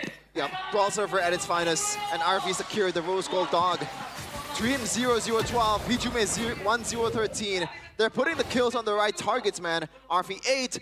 Rin right now with 5, and you can see the effect on the damage towards the members of RRQ. They're up about 4K right now, and this is the time to make the dream come true. Nino has to find a prio target. I think Toy or Sutsujin will be the best. Wait a minute! Wow, Crimson Beacon so aggressive. SOD lands. RWM now trying to buy time. RP trying to hold on. That's going to be the damage. He finds a legendary and Hijume claims a double. Now Alter Ego, base practically wide open. Sutsujin now trying to buy time, clear the way. He gets it, but he will fall. Alter Ego has no waves to play with. You know why his name is Nino? Because that's the sound of ambulance that RQ needs right now. Nino, Nino! Oh my goodness, ladies and gentlemen, Alter Ego, 20-7, 12 minutes in, a good clear from Sutsujin will stop the end from happening.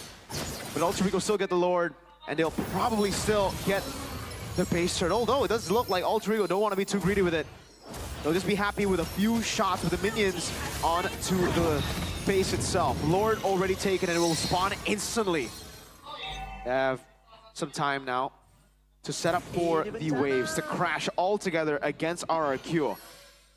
Let's talk about the wave clear. Wave clear shouldn't be too bad as long as the Moskov is able to hit. But the Juicin definitely isn't a top tier pick when it comes to clearing the wave. So it really comes down to the Moskov and the side clear potential of Sutsujin.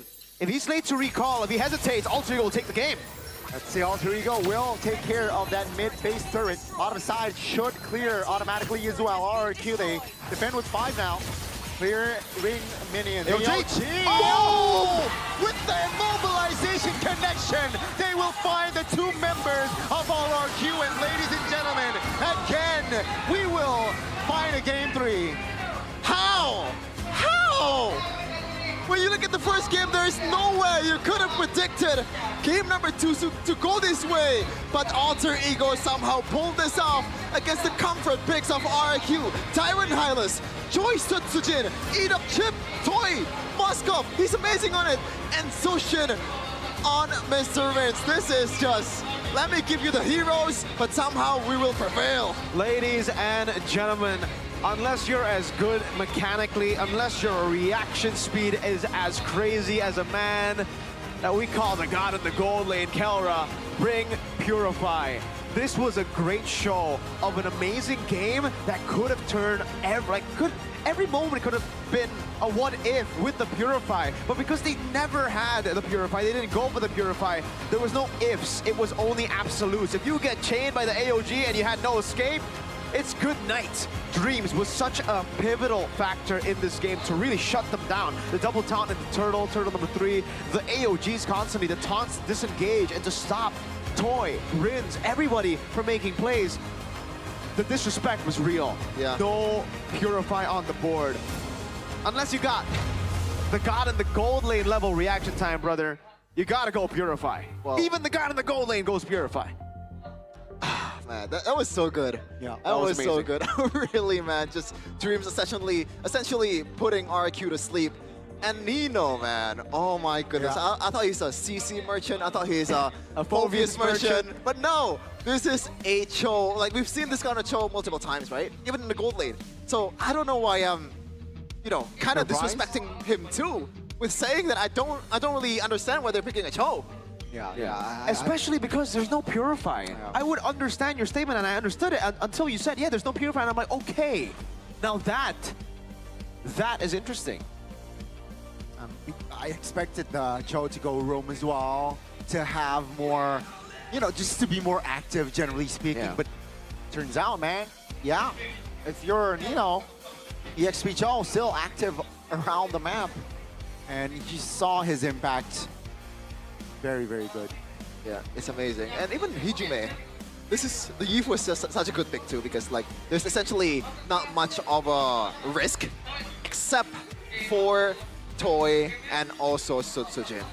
As long as he's watching out for it, and at the same time, Nino is kind of screening, right? He's the wall for Hijume to kind of pop off. He didn't die even once in this game. He's just utility after utility, the slows, the damage, the DPS. Everything is clicking for Alter Ego. And it seems like we're going back to the point of the old Kescute, right? BTR, RRQ, Season 14, and RRQ this season as well. Oh, shout out to, firstly, Nino, who's the MVP for this game. Presented by Samsung Galaxy S25 series 217. A whole lot of assists. He's dropping dimes for Alter Ego's composition here. And he's MVP for a good reason. Yeah, he was really good this game, finding crucial picks all around.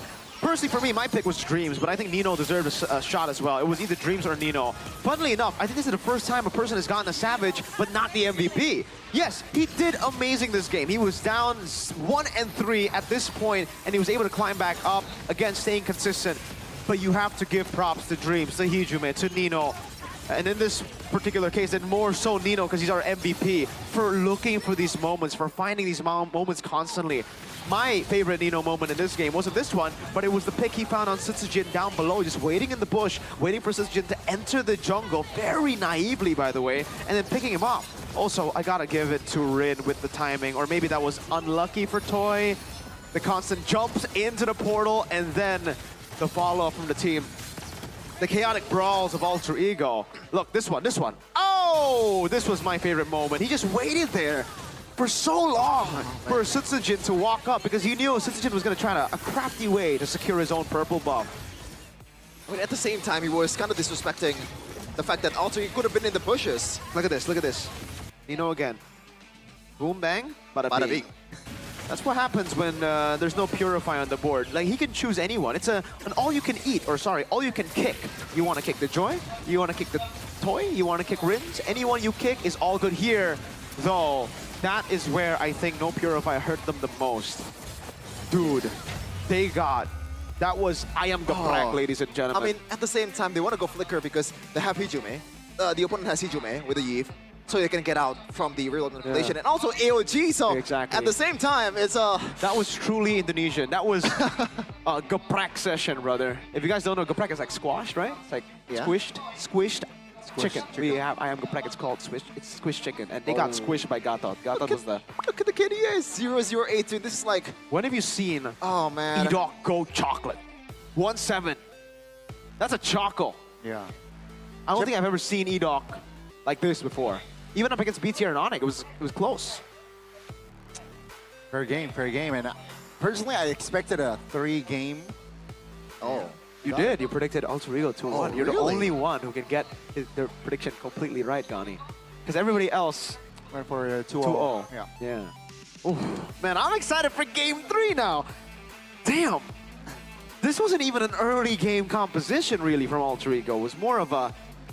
It was because of RF get the Silent Savage. Yeah, that turned everything around. Yeah, and then just RQ just struggling to find the equalizer. Last time it was this messy for RQ. Last time it was this chaotic. I remember Kescute uploading a story on IG saying, "Clown game, but I did enjoy it."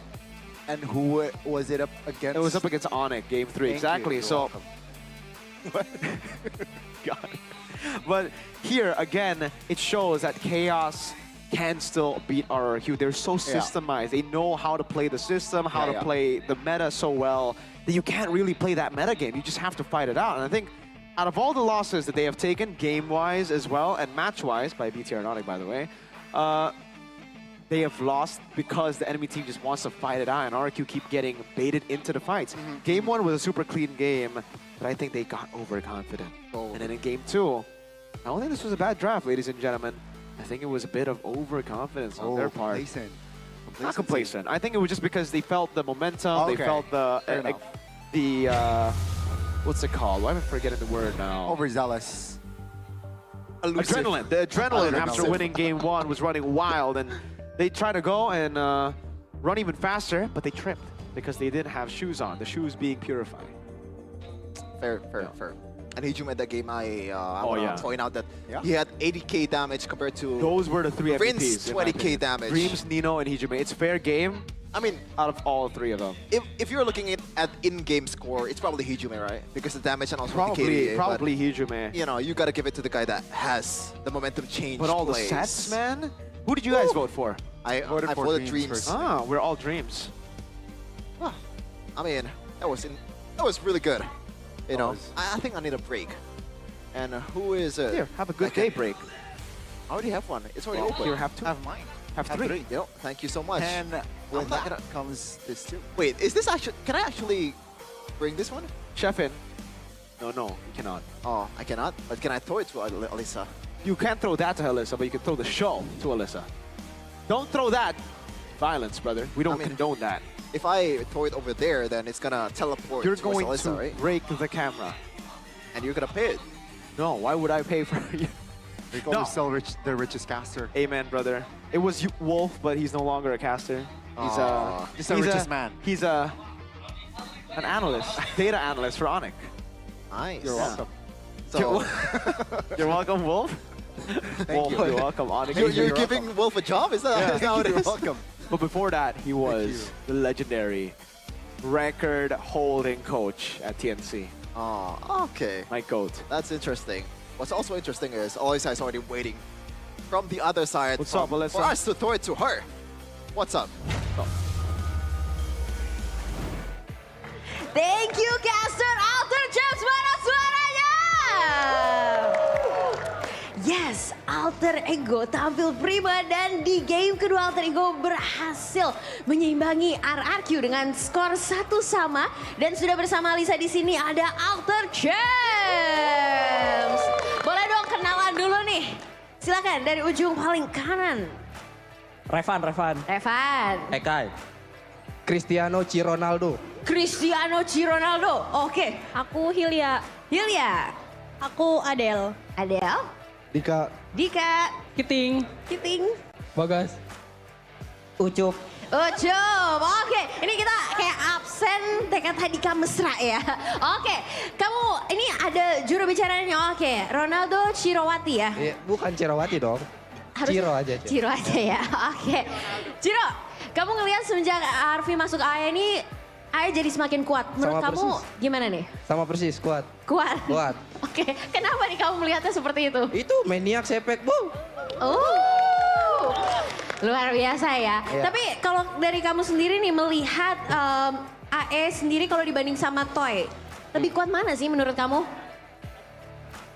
Iya, lihat aja siapa yang sepek tadi sih. Mulai jumawa ya ini ya. Karakter. Kamu yakin gak nih AE bisa menjadi tim ketiga yang menduduki tempat untuk babak playoff?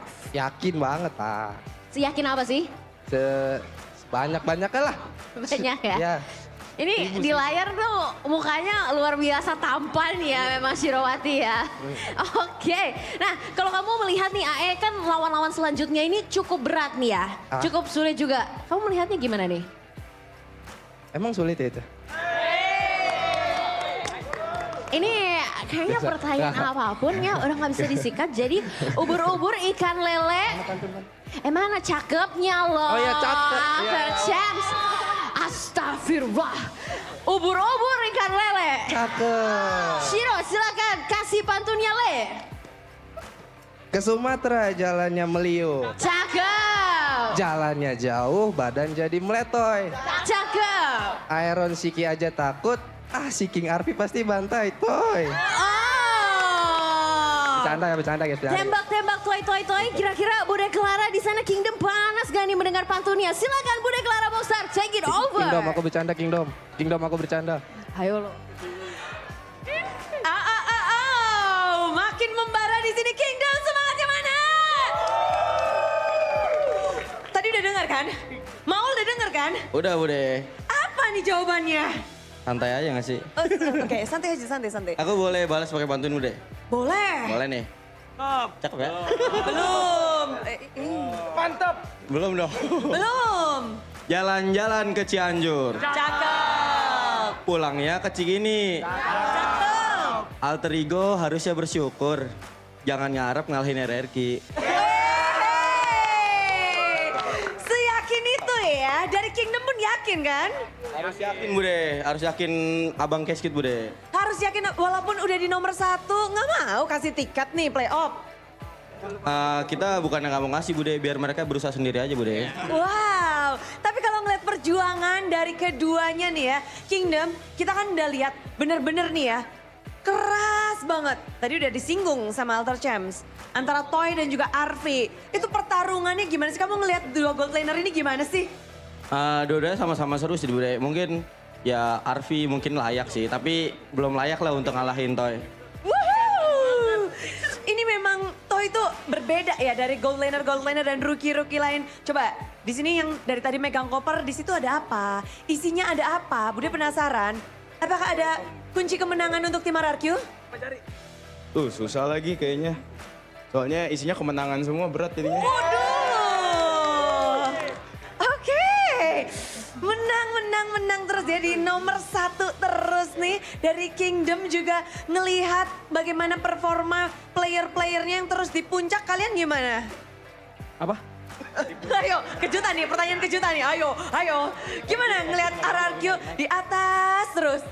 Alhamdulillah, bersyukur aja. Bersyukur aja. Dan kalian jadi tim pertama yang memberikan kekalahan game buat Arfi loh. Apa nih, kenapa kalian bisa, kayaknya kok RRQ atau Toy bersama dengan RRQ itu bisa mecahin win streak-nya dari Arfi? Ya hoki aja, Bude. Ini kan dia kan baru kalah game kan. Nanti mungkin kalah match-nya kali. Waduh. Tunggu aja. Mungkin ya, bisa jadi. Bisa jadi, Bude. Tapi kalau ngelihat, ini kan Toy adalah player yang paling anyar di antara 4 member RRQ yang bermain hari ini. Dan kamu kalau ngelihat perkembangan player rookie di RRQ gimana sih dari Kingdom nih?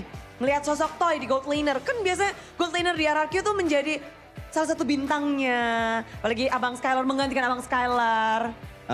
Untuk Toy perjuangannya bagus lah, Bude. Dia kan naik ke MPL kan nggak mudah lah. Ada struggle-nya dulu. Mungkin ya season ini menjadi pembuktian buat dia lah kalau dia layak untuk di RRQ host sih. Paling itu sih, Bude.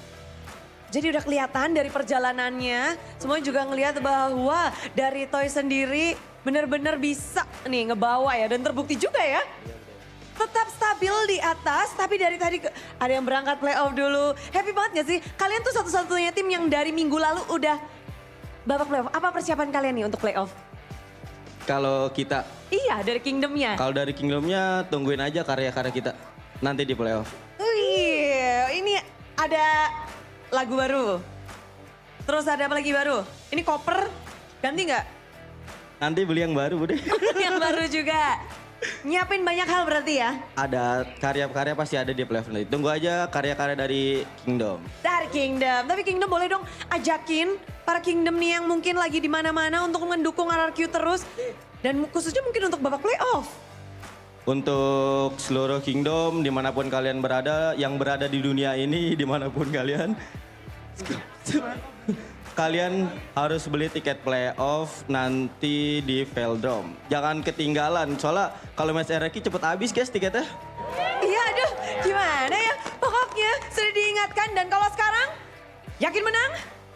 Harus yakin Bude. Harus yakin. Harus yakin. Sampaikan semangatnya dong. Untuk Hausi semangat, untuk Kingdom semangat guys. Suaranya jangan mau kalah ya guys. Sekali dong, ayo Viva! Viva! Viva! RRQ! Jaya, jaya, jaya. Itulah dia semangat sudah dilontarkan. MPL Arena bersiaplah karena pertarungan tiket playoff yang ketiga bisa saja didapatkan oleh RRQ, namun RRQ juga ingin memperbesar chance mereka untuk upper bracket. So Caster, let's go. Man, I love this crowd. They're really having a good time. Like, Yeah, always makes me smile seeing those kind of fans and just watching the MLBB. Even though they're, RRQ right now not in the best position 1-1, they're still having fun because they saw a good Mobile Legends matches. Definitely. It was a crazy match, full of suspense, and it would be a shame if you guys were lagging while watching that. And why is that? You have to buy Telkomsel or use Telkomsel to stop that lag. Say goodbye to lag when you use Telkomsel. First of all, lag. No. The speed is up to 100 megabytes per second, and it's only 75K. That's for a month? Are you serious? That is. That's what I Oh would my say. God. Redonkulous. All right, that's redonkulous. No lag. Say no to lag right here. Are they even making money with that way?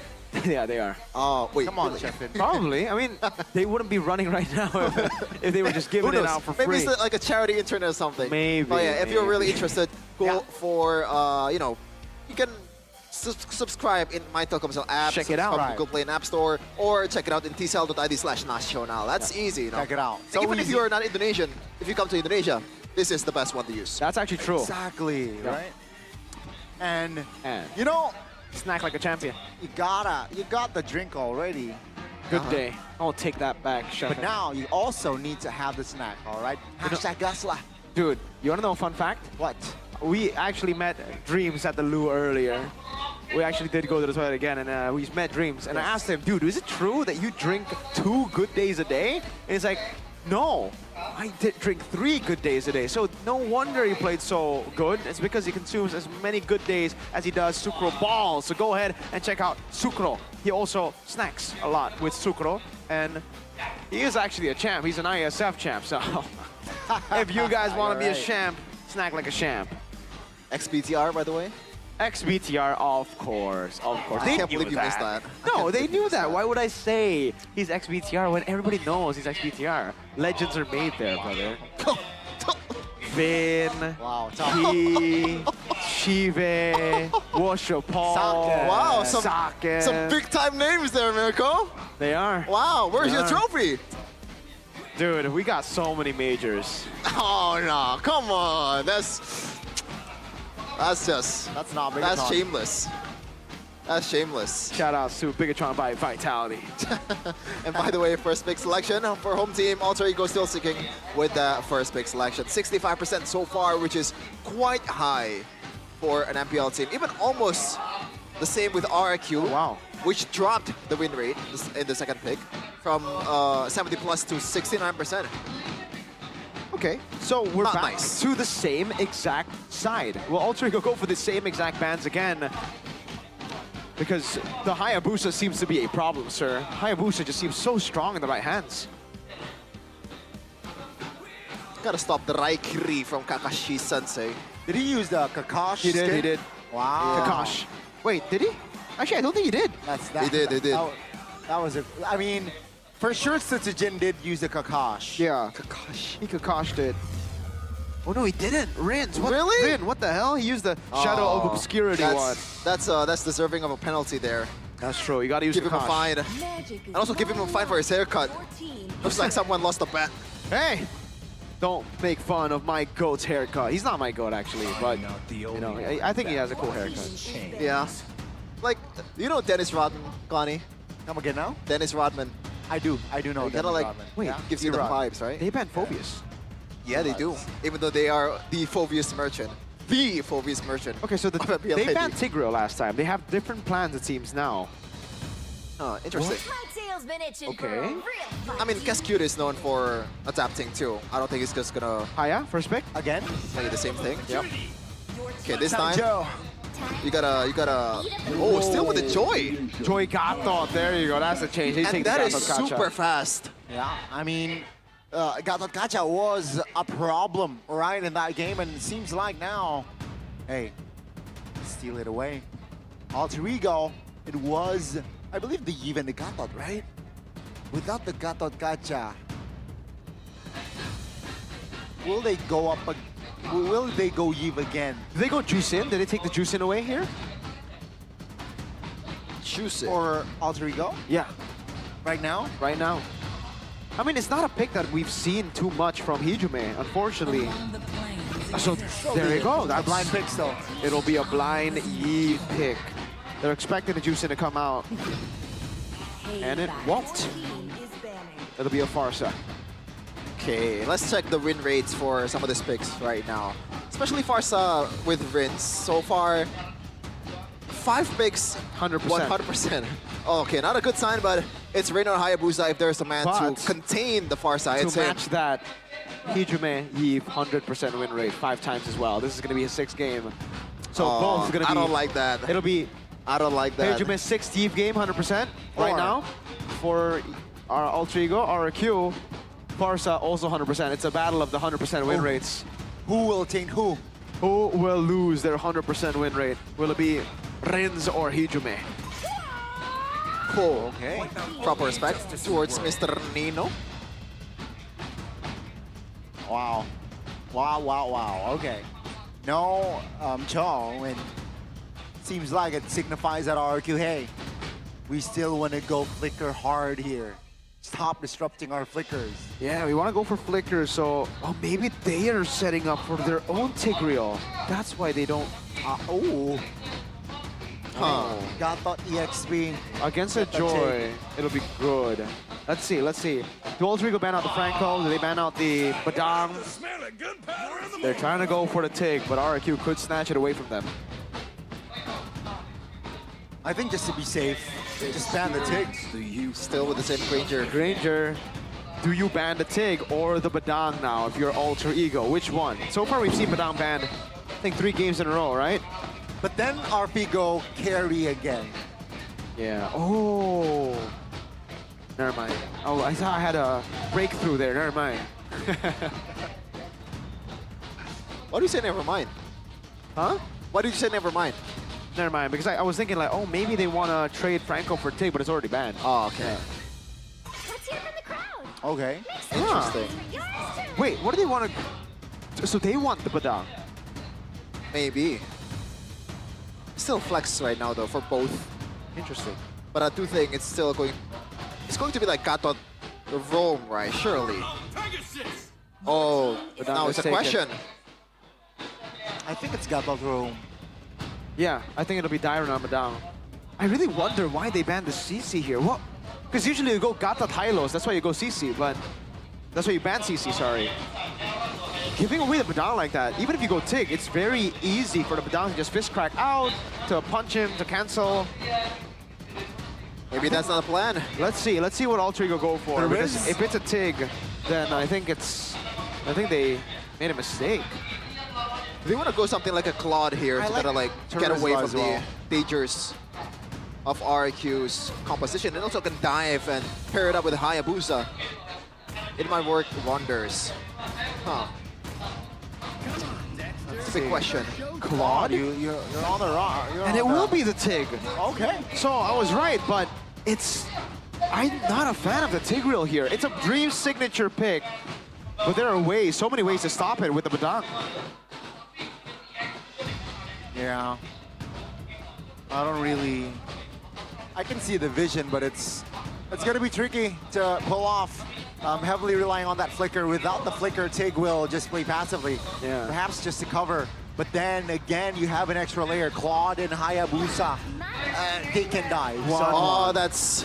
Wait. The 1-1. Oh. It's good against the Hylos. It's good against the Tigreal but the Hayabusa and Claude. Exactly. Claude, Yves, and Hayabusa. So it's a peeling game for RRQ right now.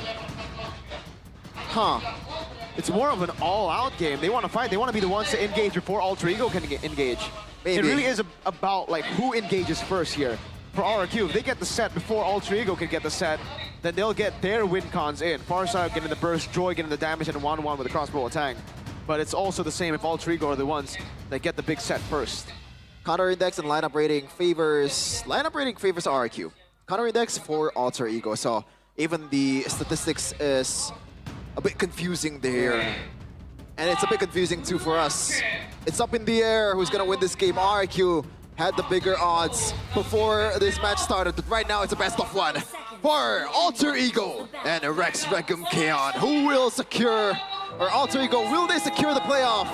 Or will RRQ step closer to the upper bracket spot?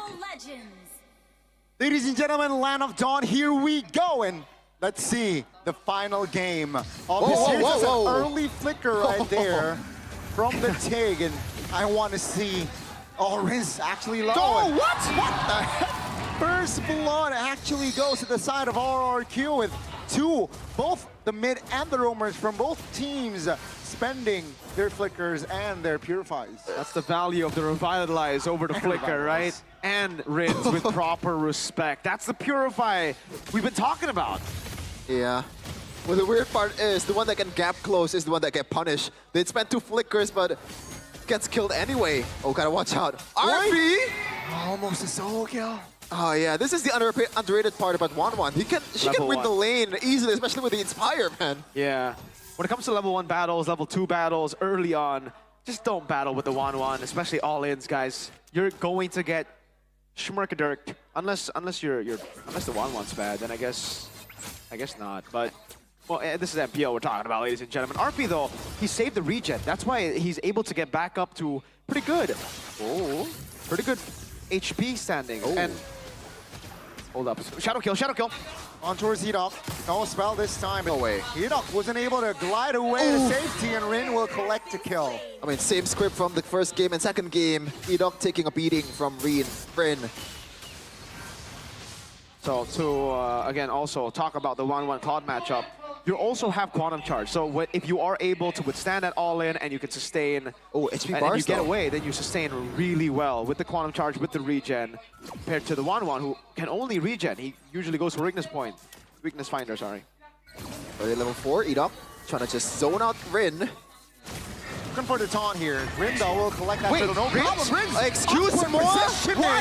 But that will be Rin's. What? Still collecting the kill. Now it's going to be actually Nino trying to bait out the Purify. Nino gets a trade. Now Dream stuck. Flicker out of danger. But that will be Nino, the horse, actually against Survive. So Rin's, what a crazy play. It worked. It is crazy. The bird's out of the cage and he's all over the place. Why is he even there? But it paid off for Rin's. Yeah. How? Hey, when you have the Purify, you can make it work. It's not going to be canceled. You can dish out the damage while the rest of your team uses you as bait and then comes in to smack you in the face. Tyrant, really good follow-up instantly with the pin down and the fist crack. So hey, when you're that aggressive, sometimes it can work as long as you have your friends who are on the same wavelength, you know? Like, if they know what you're about to do, then they can pull it off. We'll use the power of friendship. That's what RQ did. And right now, it's Iron. Be careful, it's a 2v1. Soon 2v2 with Rin's just connecting. Nino very low. Oh, he spent the feather airstrike. That's a very interesting choice there. That's a very interesting call. And yeah, I mean, Reno will be called to safety. Game of inches here in Mpl Indonesia, but in-game equipment by Dunia Games right now, Miracle. Yeah.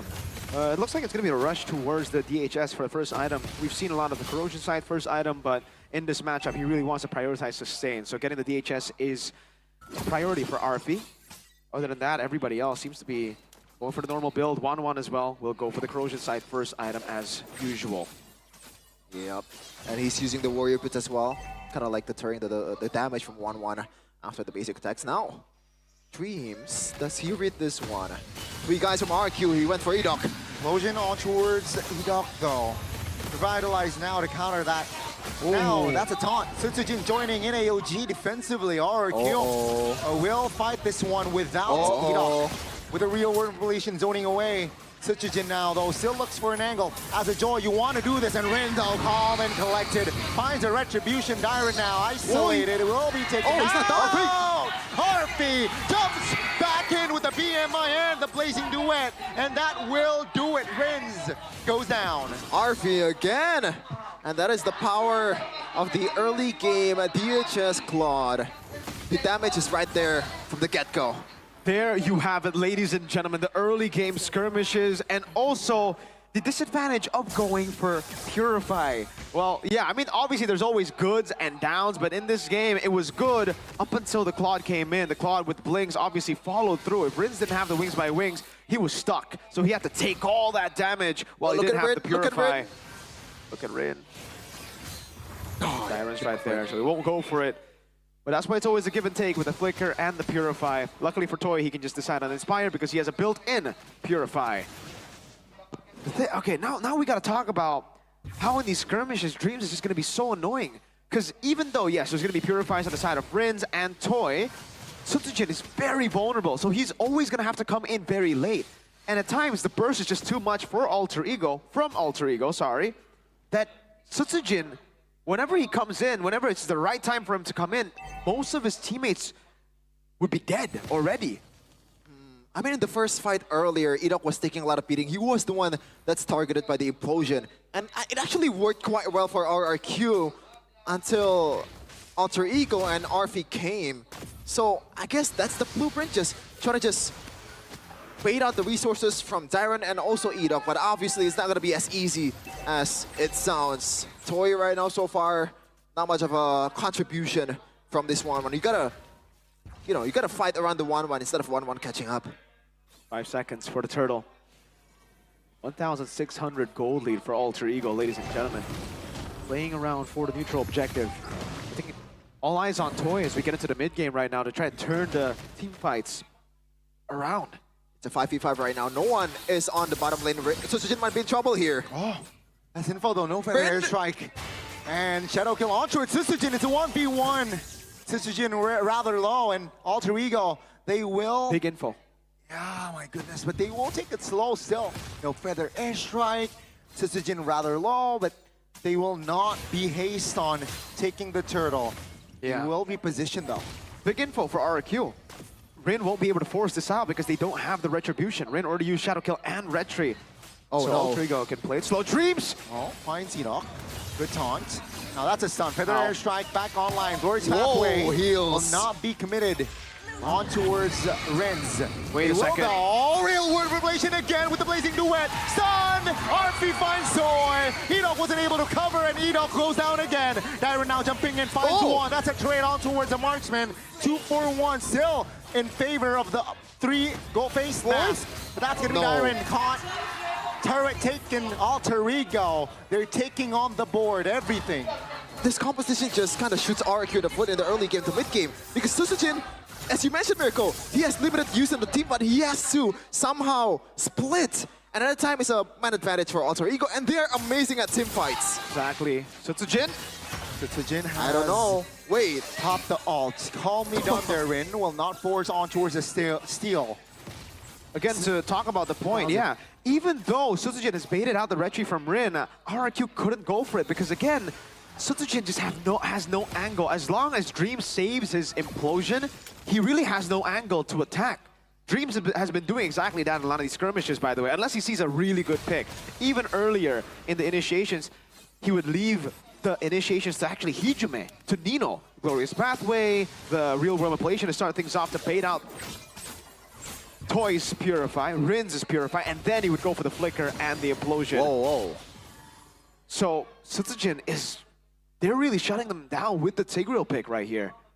So right now he's just playing for 1-1, right? He's just gotta make sure that Toy somehow gets the crossbow tank. But at the same time, I don't think right now he has enough items to be able to burst down the frontliner of Alter Ego. Whether it's Dreams or Nino, it's still super hard. Definitely not. It's going to be very, very difficult, especially considering there's going to be the slow, the range, and the assassination attempt from Rin. It's going to be really tough for Toy to actually even survive in these skirmishes. Oh, Sutsujin knows? Okay, I thought it was going to be another, maybe a solo kill from Rin. So far, Sutsujin is 0-0-0. It's a good thing and a bad thing at the same time because he hasn't died just yet, but we've mentioned it over and over again. How does he make himself useful in this situation? Because right now, he's forced to be just hanging about in the bushes. Yeah, it's going to be really tough for Sutsujin. Again, the only angle he can use in this game on Dreams. Let's see here. Implosion, Flicker, Implosion, Real World Relation to combine it, and the Blazing Duet. It's an AoE party, and RP collects a triple like a madman. Sutsujin though will find the only trade. Double kill on RP and the shutdown, but that will be still Alter Ego collecting the Lord. Like even RP right now is out damaging Toy with an Inspire at that time. So how do you deal with the dive? It's a forced error from Alter Ego. We gotta give it over to NFR and Zephyr. What? Wow. And you gotta give it to the players for executing this well. Rin, it's a 1v1. Bye-bye. Again, Bye-bye. Rin comes out on top. Rin's trying to punish, but out of range. Rin, he knows how to punish overextensions. Hayabusa against a Link. Hayabusa against this Joy. It's an easy picking for Rin. So, as we said after the draft was concluded, it's a battle of who initiates first. But Alter Ego can play the patient game because even if they don't initiate first, Sutsujin will never be able to join the fight as long as the implosion is up for Dreams. So in the end, it becomes a forced error where they can't be the ones to initiate because Dreams can just wait for the right moment, or Dreams can also just see two guys walk up with no purifies and then flicker fold and get the implosion. Both initiators, both frontliners were melted down, Dyron and Edok, in that skirmish because Dreams, decided to just flicker and implosion them.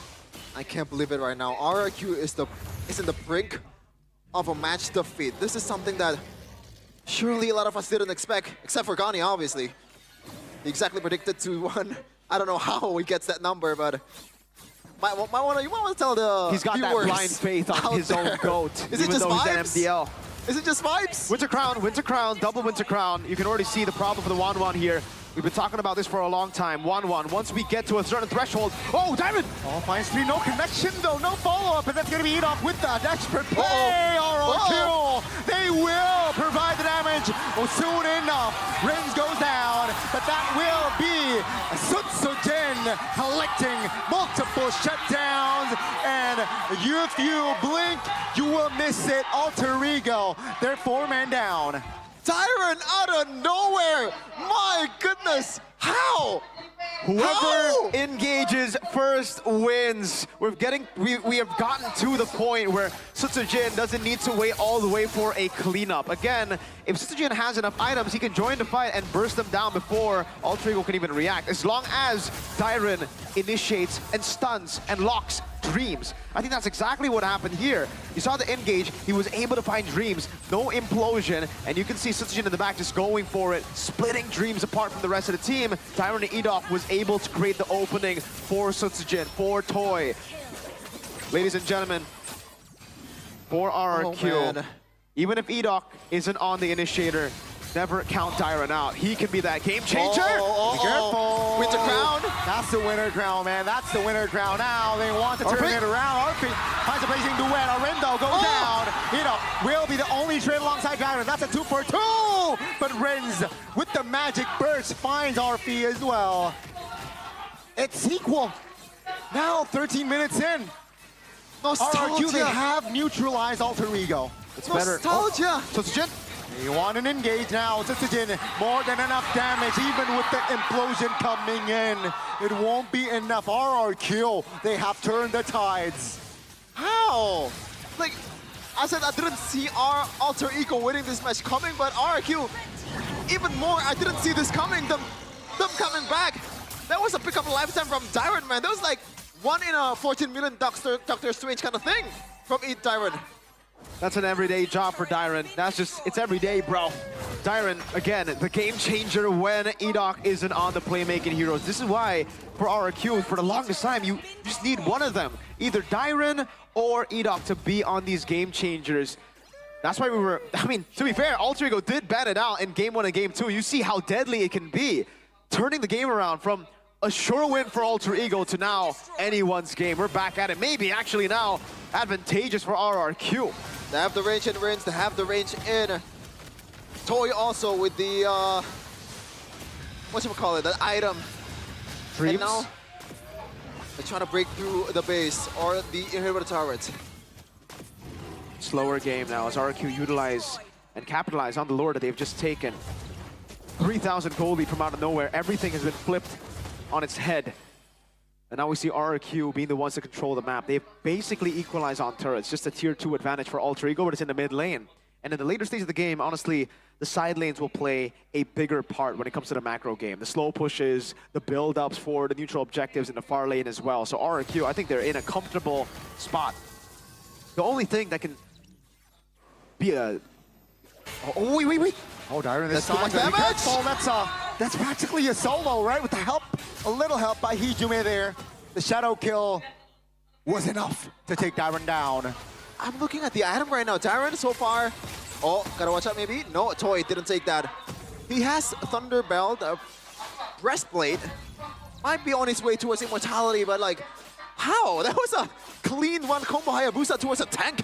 I mean, not a lot of defenses, I would say. The Brute Force and the Thunderbelt. I think if he wants to withstand the damage from Rin, he needs at least a Dreadnought, right? Like, you don't need to go for the full anti-curse exactly like you said. He's going for the Immortality, which will give him a bit more value, but that means you have to complete the full item, right?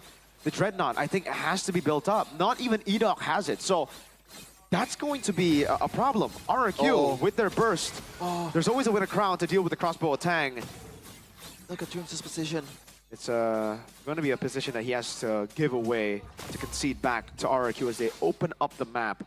Again, folks, it's back to square one in the draft where we said whoever engages first and gets the better engage will take control. Dreams. Gotta be careful.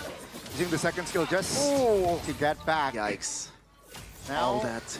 They gotta be careful because 10 seconds or so, the Lord, not involved one just yet, but it will come to the Land of Dawn. All that for just opening the map. I think he has to leave that kind of job towards Mr. Nino here, especially after he got the Dreadnought armor here. Man, oh man. Toy already with the Rose Gold Meteor. Now it's gonna be so much harder for Alter Ego to catch this guy. Already very elusive with the jumps. He has the Wind of Nature. He has the Rose Gold Meteor. So 2 physical and magical defense for himself. Let's see. Edoc. Again, just good taunt, real world relation, good positioning.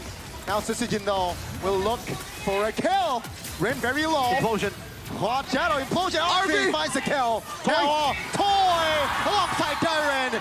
One target in mind. Winter Crown now with the attack committed. But RRQ somehow, some way, they managed to catch 3 bodies of Alter Ego. Wait, they're not going for the Lord. They're trying to end this game. 4v2. It's Rin and Dreams without the ultimate. Can they do it, Rin? Let's see, try to kill just to clear the way. Man. Oh no! Yep, Feather Airstrike. Oh, that's gonna be Toy under the turret. Oh, so ambitious. RRQ. Dream survives! Door cancellation! And that will be Rin down for 40. He tried to be elusive with Hayabusa, but it's Tyron, the one that you're facing right now. Beautiful stun to stop the charge from Rin. But he was able to save the game at least. It could have been better with him not dying because now they can contest for the neutral objective, the Evolve Lord. This could be very well beat the last Lord of the game. Let's say Gur's halfway committed. Oh no. Trying to buy time, trying to distract Arfi. That's Edoc taking a lot of heat. He goes down alongside Hijume there. Dreams will fall. Toy, the killer instinct Toy comes into play. Susujin will clean up house. Ladies and gentlemen, it looked good for Alter Ego for the first 15 minutes. But man, it's a different story this time. It's Rin versus the whole squad of Kingdom. Toy Body Immortality is Shadow Kill. Shadow Kill again. Toy has Immortality. Sisters waiting on that quad shadow. Ladies and gentlemen, officially RGill, they have wiped Alter Ego out. It's over. I think this it's all should over. be it. It is. Only Dream's 6 seconds is not enough time for him to stop the Kingdom's charge. Alter Ego, they have tried, they knocked, but the Kings of Kings, they win again and again.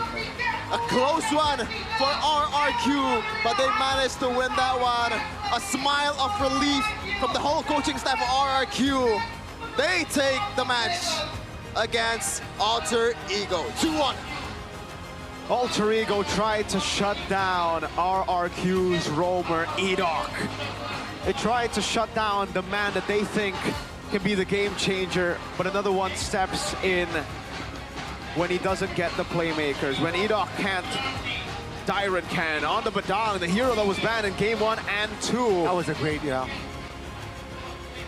was the reason RRQ got the game here. The match as well. A phenomenal performance to turn everything around.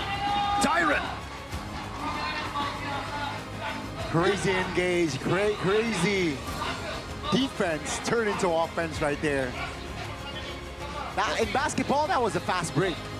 Yeah, basketball, there was a turnover by Alter Ego. There was a fast break point. And once again, Gani, as you said, he made the deal with the devil. Dyron. Wow. The DO pack is definitely still on the contract. It's a lifetime. And Alter Ego wasn't able to find the closeout. RRQ, they've won the match. They've won our hearts. And they're in the stage with Bude Clara Mongstar. RRQ one step closer kepada upper bracket. Mereka terus memperbesar chance mereka untuk mengamankan posisi yang nyaman di babak playoff. Udah ngedapetin tiket, kalian juga masih bisa bermain dengan sangat apik. Apa nih? Kalian kuncinya bisa menutup win streak dari Alter Ego bersama dengan Arfi.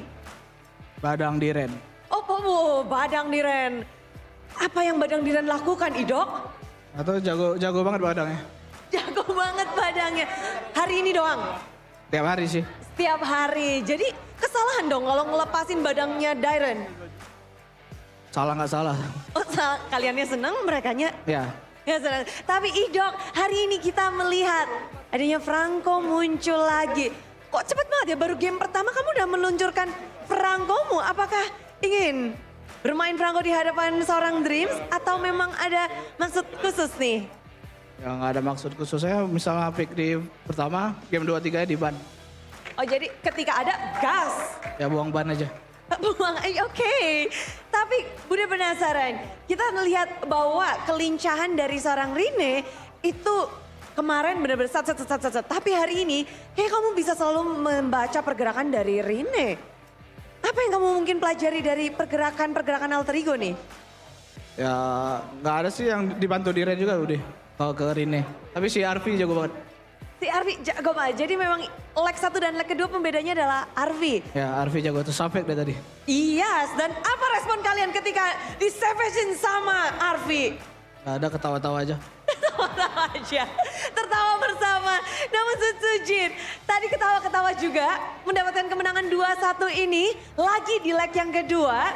Bagaimana? Apakah kamu melihat ini menjadi kemenangan yang oke, susah atau mudah? Harusnya mudah sih, cuman tadi di game 2 ada call sesat. Jadi call sesat ini nih ya. Nanti kayaknya mic check bakal muncul. Ini call apa nih? Call apa? Adalah nanti. Tapi berarti kalau call sesat itu yang di belakang abang marah-marah nggak tuh di game kedua? Kayaknya karena menang jadi nggak terlalu marah lah, marah tipis mungkin. Marah tipis aja. Tapi kalian bounce back juga. Kita ngelihat kamu melawan Rine yang mana jungler berdarah panas. kembali nih beradu. Bagaimana kamu melihatnya? Ya dia jago banget lah main assassin-nya. Terus juga gerakan-gerakannya banyak yang gak ragu-ragu gitu, jadi ya bagus lah. Dan kita juga ngelihat kalau biasanya Joy itu kesulitan ketika melawan Hayabusa. Tapi gimana caramu untuk memanage biar terus bisa survive dan bahkan memenangkan gamenya? Tadi emang kesulitan sih, cuman karena ada Diren yang bantuin jadi aman lah. Semuanya ya ini kepada Diren. Namamu udah disebut sama Tsujin, Idol. Kalau dari Diren sendiri, kemenangan ini karena apa sih? Karena kebersamaan.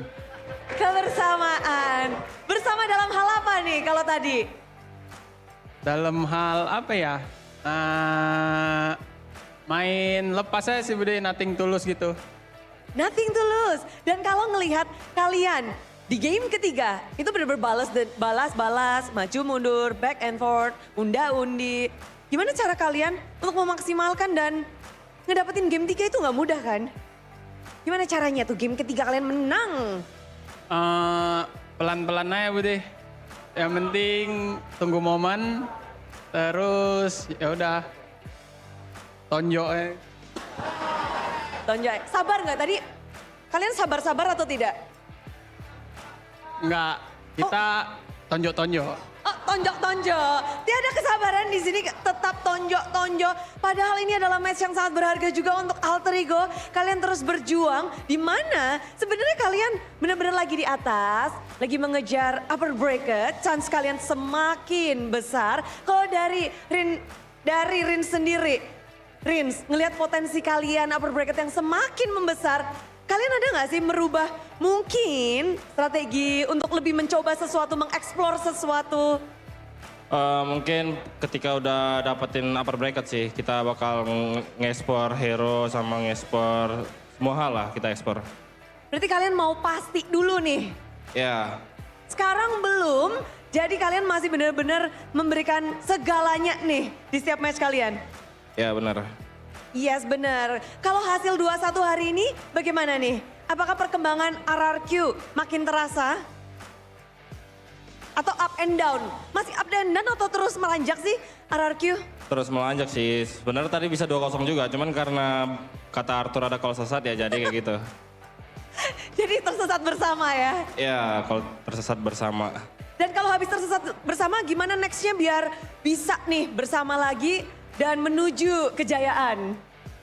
Tadi kayak ada call sesat sih, kita nggak kayak riset lah berlima. Kayak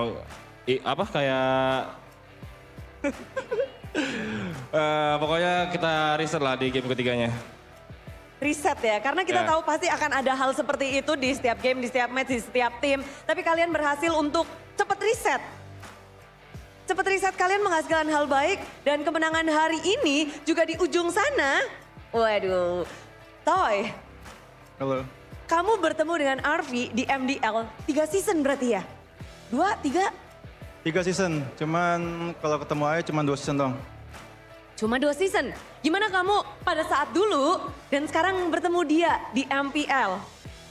Sama sih, gue lihat dia ya di MDL Godland paling konsisten lah Bude. Dari pas gue masuk MDL season 8 sampai season 10. Wow, jadi masuk ke radar dari Toy. Ya. Dan dia tiba-tiba naik ke MPL, apakah memang kayak, wow dia layak untuk, Toy ngelihatnya gimana sih? Dia muncul tiba-tiba di 2 week lalu. Apa responmu pada saat itu? Gak ada sih, tapi emang layak aja di MPL. Dan hari ini bagaimana? Duel kalian bisa digambarkan gak sih kayak apa? Sesuai ekspektasi, Bude. Jago banget dia. Sesuai ekspektasi. Dia jago dengan Savage-nya juga. Ya. Toy kepengen Savage gak sih Toy? Agak. Pengennya apa Toy? Ya menang aja Bude. Menang aja? Ya menang. Menang 2-1? Apapun, mau 2-0, 2-1 sama aja. Yang penting? Menang. Menang. RRQ kalau menang jika? Apa? RRQ kalau menang jika apa? Jika Toy... Gasket marah. Waduh. Tapi hari ini tidak, minggu ini tidak, kalian terus bisa menang. Mungkin ada yang mau disampaikan untuk menutup hari ini? Buat Kingdom yang nonton di sini maupun yang lagi RKK di Padang, terima kasih udah support kita dan tetap dukung kita di setiap matchnya. Dan itulah dia kemenangan yang terus berlanjut dari tim RRQ. Mereka sudah memiliki tiket namun mereka juga memiliki kemenangan lagi dan lagi. Kingdom, sambutlah kemenangan dari tim RRQ.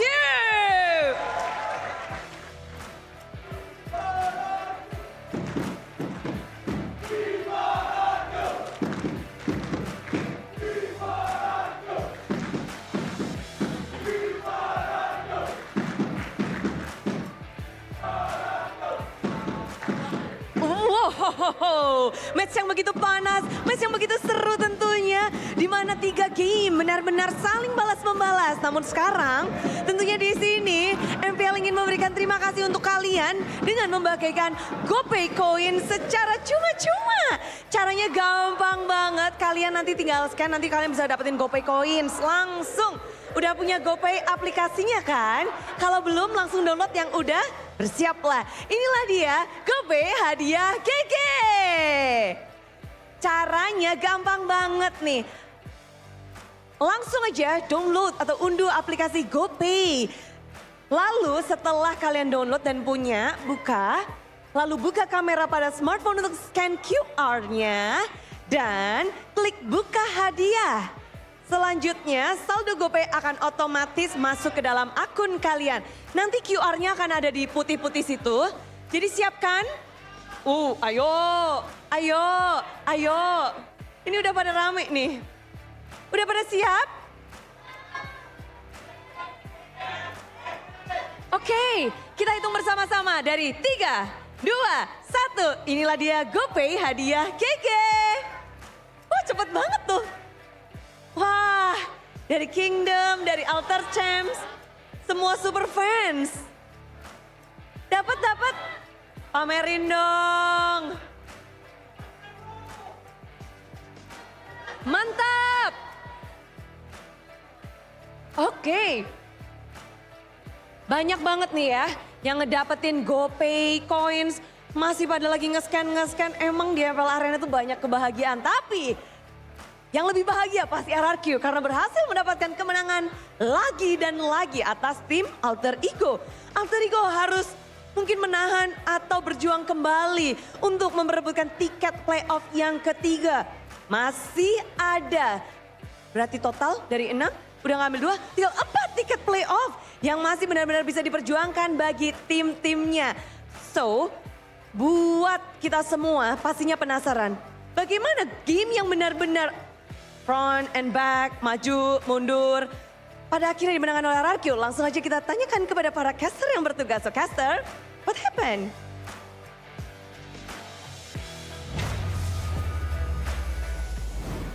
What happened, Bude? Tyrant happened. That's the whole thing. Tyrant, that's the whole bro. reason, man. That Even a pick team was like, man. Even the team was like, yeah, Tyrant happened. The whole time, just glazing Tyrant, which is reasonable. Reasonable glaze. Yeah.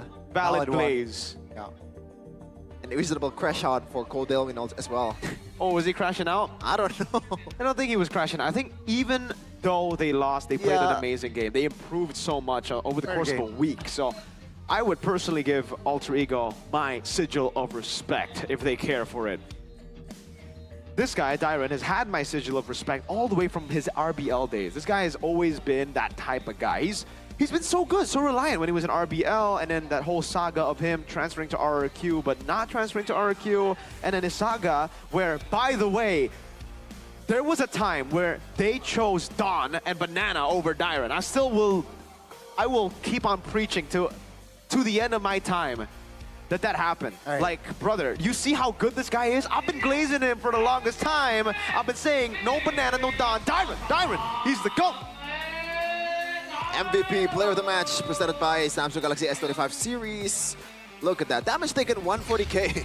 So it's not just about the set, man. He's there taking it for RRQ.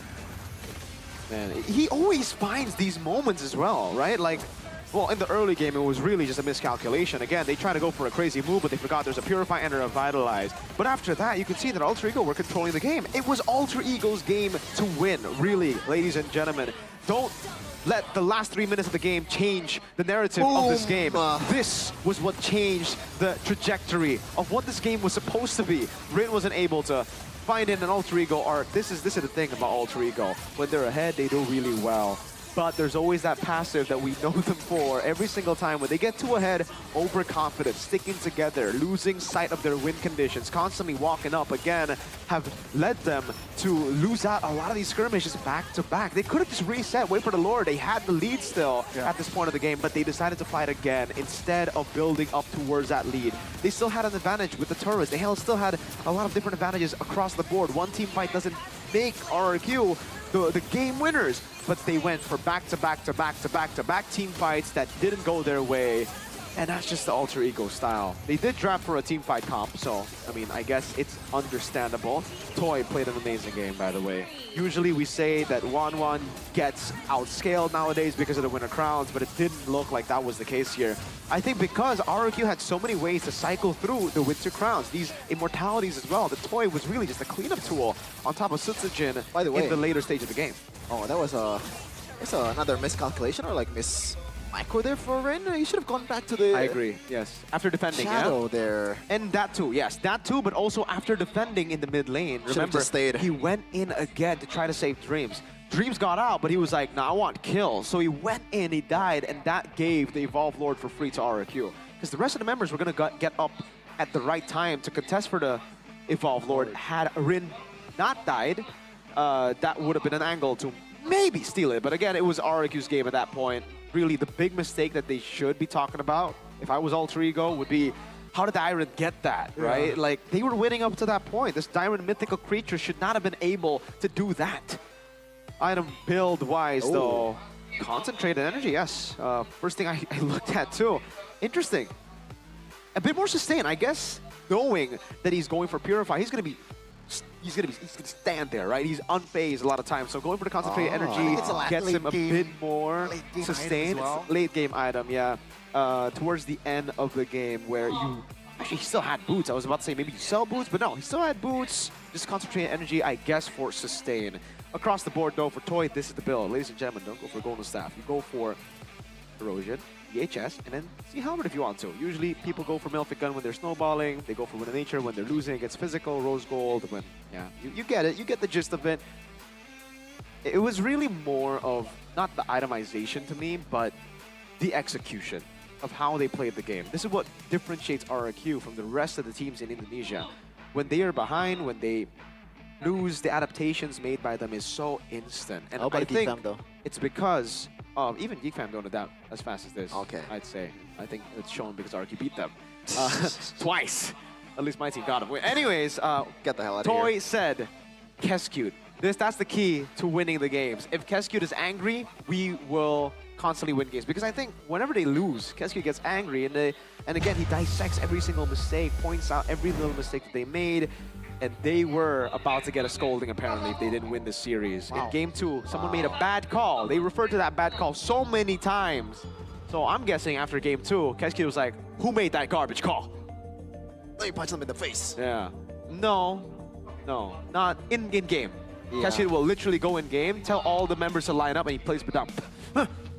By the way, Goni, can you believe a coach as good as Keskute? Like, there's a team that's letting go of the guy. Can you believe that? If I were a team and Keskute was in my... I would give him a contract for life. They need some protection over Keskute. Hey, guys, I agree. Yeah, they need some protection over Keskute. I agree. I think if I had Keskute, I would never... Maybe if BTR bought RSV helmet for Keskute, he would have kept the guy. Maybe that was one of the TNCs. Maybe. Yeah. Big maybe. When strategy and speed are the key, focus and protection are everything. Both in the game, as you said earlier, and on the road. Get the exclusive collaboration design of RSV helmet and MPL team for any riding style. Boy is sulking though. Huh? Well, he's contemplating. Dude. Not his life decisions, but other people's decisions. BTR lineup with Keskute, like, oh my god. I mean, you will have a chance. Champions, oh my god. You will have a chance. You had your chance. You had a season with them. A golden road run. You had a chance with them. Champions, I can see it. You had a season with them, and you wasted it. With long red hair. Imagine that. And by the way, RSV helmet now available on your favorite marketplace. Choose your favorite team helmet design now. Unfortunately, BTR is not there. Get yours now only on RSV helmet official marketplace. You know, you want to know a fun fact? Fun fact. When Kescute moved to RQ and they announced him, I DM'd Mr. AP saying this was the best decision you've ever made for your MLB BT. And what was your reply? Thank you. Okay. And facts.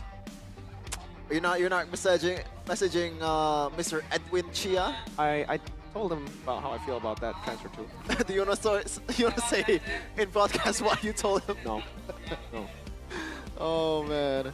Oh, that's hilarious. Yeah. You know, sometimes it's fun to see your colleagues or your friends having a hard time in their life, at least in what they love. I mean, it's not my religion, you know. It's just I just support them, man. I mean, you dye your hair because of BTR. Surely the love is there. No, he dyed his hair because of Liverpool won the league, by the way. So that, it goes hand in hand, ladies and gentlemen. How about you, Gani? Hey, when are you getting your... You're wearing red for a reason. Don't worry, BTR will win tonight. Okay.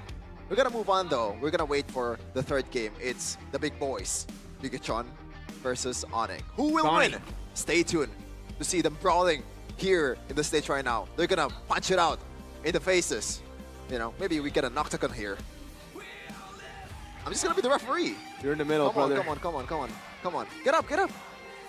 Throw hands. Let's go. Where's the choke? Beat on it.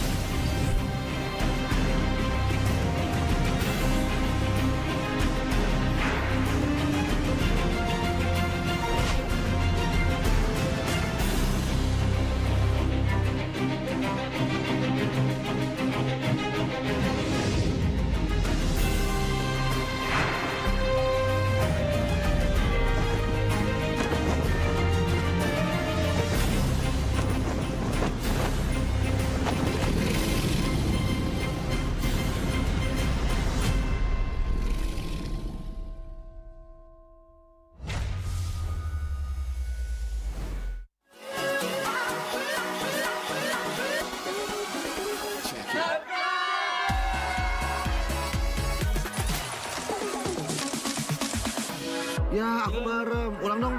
Gak perlu.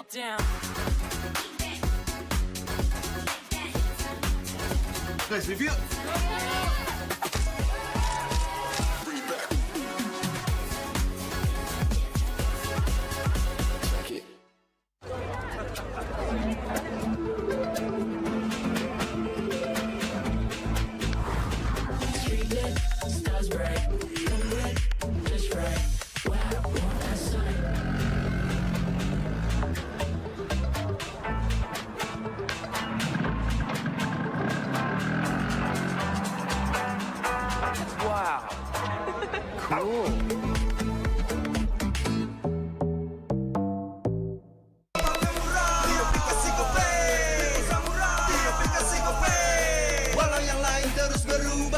Konsisten, kasihnya pasti murah. Bayar tagihan murah. Di aplikasi GoPay. Transfer 100 kali per bulan. Download aplikasi GoPay baru, nggak pakai lama. Dompet andalan gamers banyak damage-nya.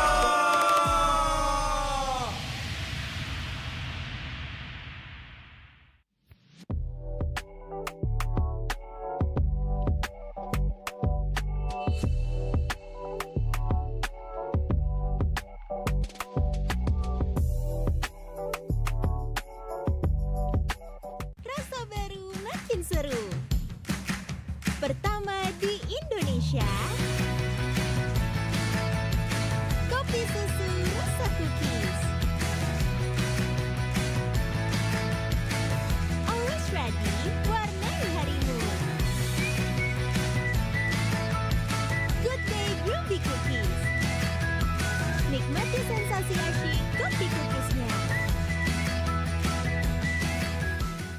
Tak ada hari tanpa mabar. Main nge-lag, kerap buat ku tak sabar. Gimana mau main sampai kelar?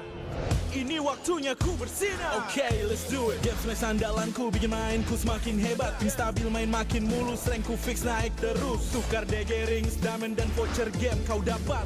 Cuma Games Max, makin no debat. Games Max Booster, kini dapat DG rings. Beli paketnya dan aktifkan boosternya di aplikasi Dunia Games.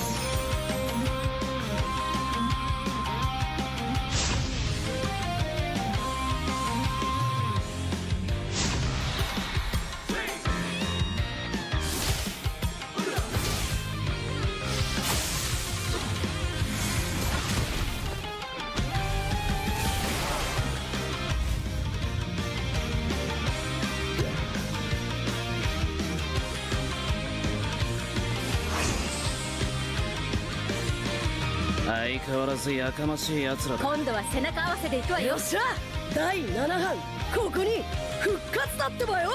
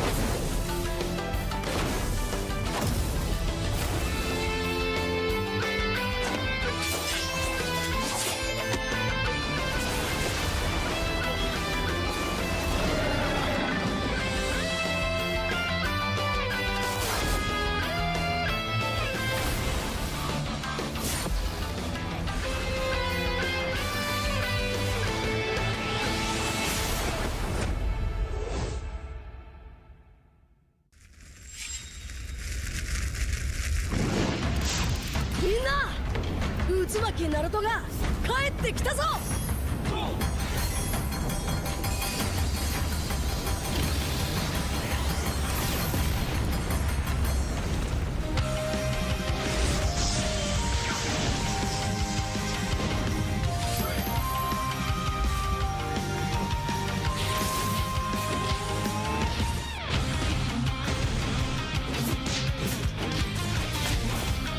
クラマ力を貸してくれ。よ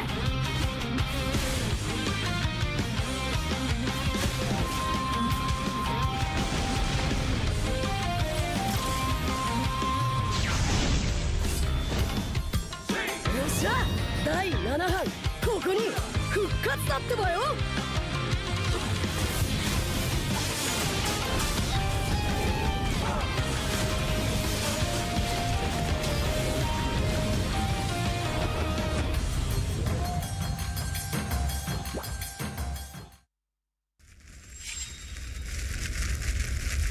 見せてやるよ、シャリンガンの本当の力をな。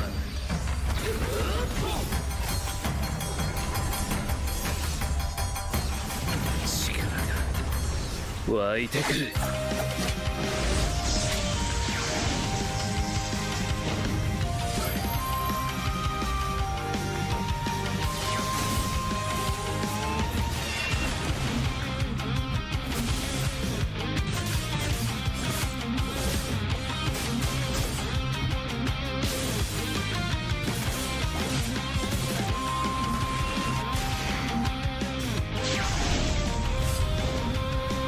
相変わらずやかましい奴らだ。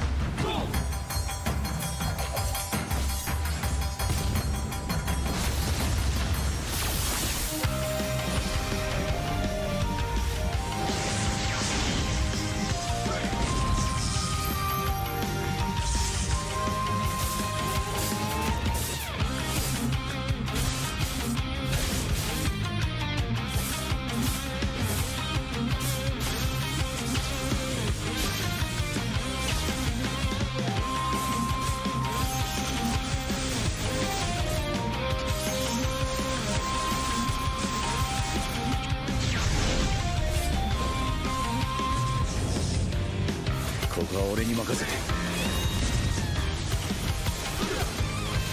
もらった4代目他を超える忍びはお前しかいないと俺はそう信じたみ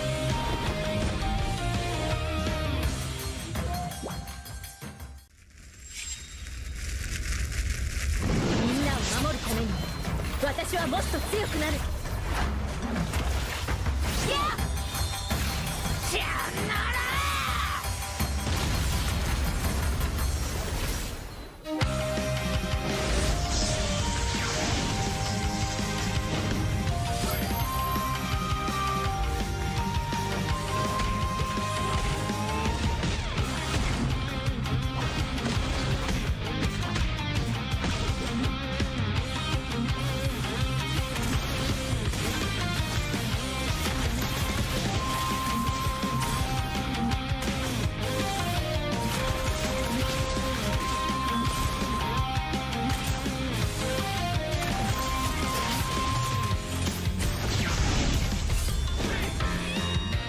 今度は背中合わせでいくわよ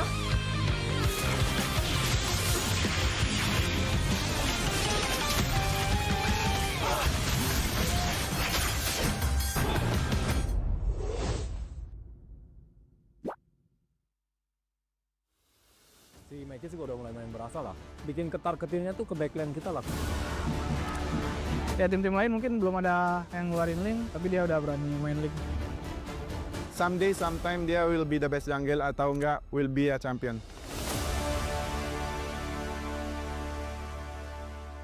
Akankah Mekits menjadi satu kunci untuk memasuki season yang ke-15?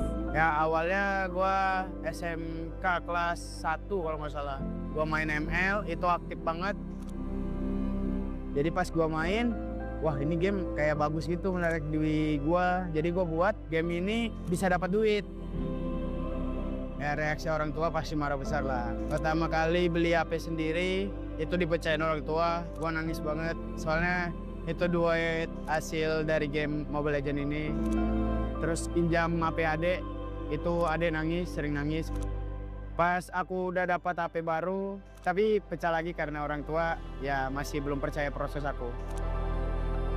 Perjalanan ke pro skin, gue coba pastiin orang tua, biar orang tua percaya ke gue. Terus kan itu kan Lignas tahun 2023 tuh keliling kota. Gua nggak ada merasa gugup sih, soalnya kan itu belum stage besar hitungannya. Gua estek 2, langsung ada kenalan yaitu Ijume. Diajak ke tim Epos Icon. Dari sebelum Lignas tuh gue udah kenal dia sama Mueza. Jadi gue sering ngereng-ngereng lah, diajakin sama Mueza, si Maikit. Ya kita grinding-grinding bareng lah di situ. MDL, gue ke Liga Nasional lagi. Ya playoff-nya gagal juara lagi. Ya back to back 2 lagi. Gua sempat dapat kesempatan trial di pos Mpl waktu itu. Cuman belum rezeki gua lah sama Anafel. Terus gua ke gig, gua sempat dikontak Bang Prans namanya, manajer sekarang. Dia ngajakin gua trial. Itu trialnya sekitar sehari 2 hari lah bang. Gua kaget aja bisa masuk di gig, trial cuman 2 hari. Lama-lama please, give up. Membawa darah baru, tapi siap untuk memburu. Rekan Paloy masih berhasil selama di SKL, nyapa langsung berkilau pula ada Maikit yang masih bisa kabur dan juga menyelamatkan diri. Si Mekis juga udah mulai main berasa lah. Bikin ketar-ketirnya tuh ke backline kita lah, ke god lane sama mid lane kita. Jadi ya dia ngelakuin job desk dia benar-benar hebat lah. Jadi Mekis gua ngeliat pekerja keras. Monster from King Farm. Dari Eropul yang ngeluarin link, ya tim-tim lain mungkin belum ada banyak yang ngeluarin link, tapi dia udah berani main link. Jadi dia hitungannya nggak FOMO sama hero jungle lawan, dia pede dengan mungkin hero powernya link.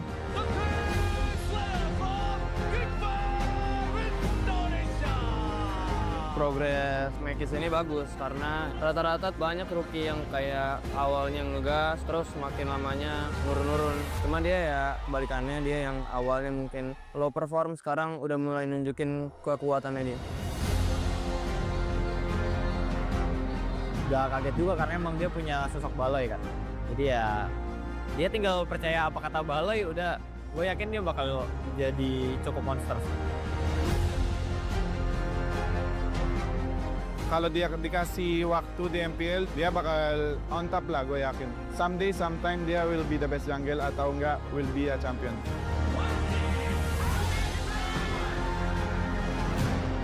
Kalau game, dia lumayan ngaruh di tim sebenarnya. Vibes kita jadi bagus karena dia. Selalu ketawa, terus overhype juga gitu ya. Enak juga nih outgame sama dia. Kalau Mekis ya julukannya Smiley Jungler sih, karena dia menang kalah pun tetap senyum. Ya kalau Smiley Jungle cocok banget sih, soalnya dia gue lihat di mana-mana, walaupun pas lewat juga gitu, dia ekspresinya senyum terus gitu. Orang tua berubah banget sih pas aku udah sampai yang jenjang sekarang, ngasih anaknya kepercayaan lah buat gua. Jadi gua masih terharu. Jadi gue nggak boleh sisain kesempatan itu. Harapan kedepannya udah pasti juara 1 di Mpl Id season 15. Terus tetap sama-sama tim yang sekarang kedepannya.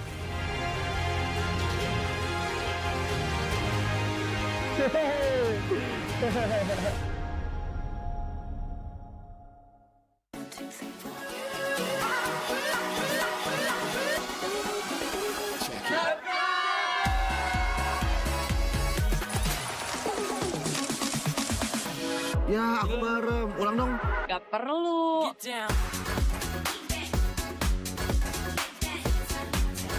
Guys, review.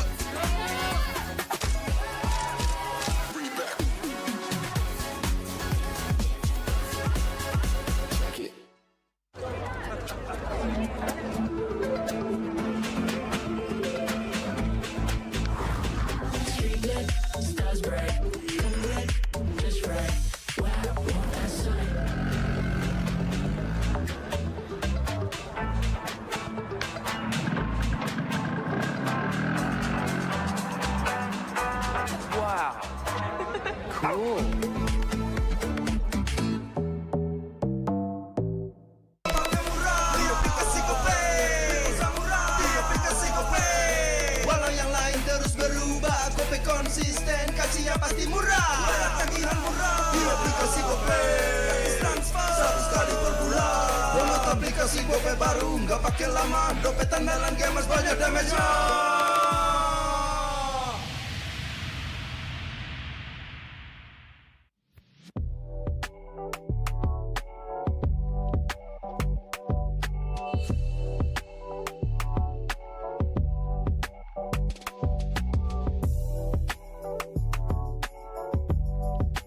Rasa baru makin seru.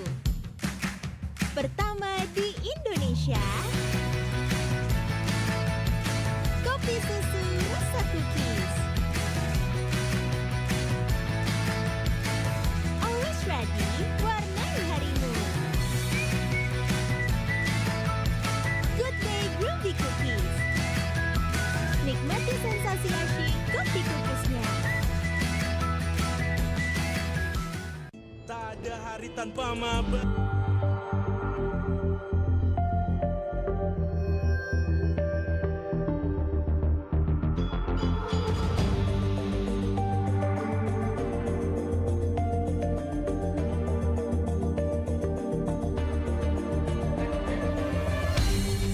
Aku kan berdiri dan terus berlari, terus ke arah puncak tertinggi. Ku takkan berhenti, hanya sampai di sini. Kemenangan abadi menanti. You know we won't miss if we unite our focus. And if you haven't noticed, we all live. Nyalakan apimu, hadapi semua tantangan. Hadang semua serangan, jatuh bukan halangan. Bakar semangatmu, janganlah engkau menyerah. Kita akan buat sejarah. We all this, we won't miss. We all this, we won't miss. Saatnya beraksi, jalani ambisi.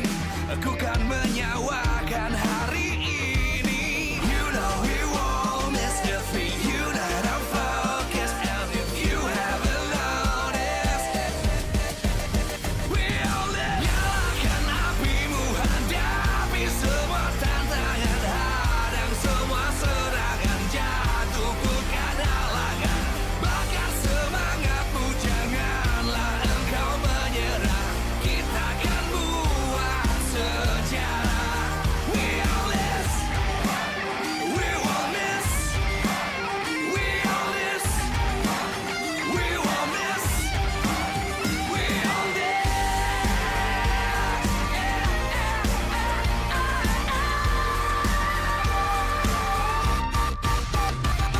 Nyalakan apimu, hadapi semua tantangan, hadang semua serangan, jatuh bukan halangan. Bakar semangatmu, janganlah engkau menyerah. Kita akan buat sejarah. We all this.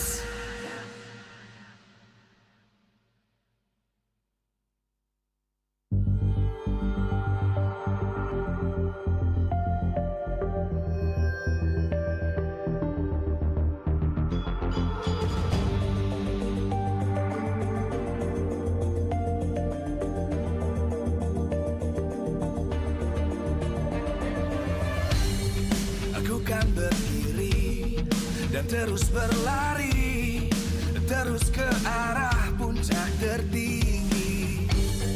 Ku takkan berhenti, hanya sampai di sini. Kemenangan abadi menanti. You know we won't miss if we unite our focus. And if you haven't noticed, we all live. Nyalakan apimu, hadapi semua tantangan, hadang semua serangan, jatuh bukan halangan. Bakar semangatmu, janganlah engkau menyerah. Kita akan buat sejarah. We all this, we won't miss. We all this, we won't miss. Saatnya beraksi, jalani ambisi. Aku kan menyawakan hari ini. You know we won't miss if we unite our focus. And if you haven't noticed, we all live. Nyalakan apimu, hadapi semua tantangan, hadang semua serangan, jatuh bukan halangan. Bakar semangatmu, janganlah engkau menyerah. Kita akan buat sejarah. We all this, we won't miss. We all this, we won't miss. We all this.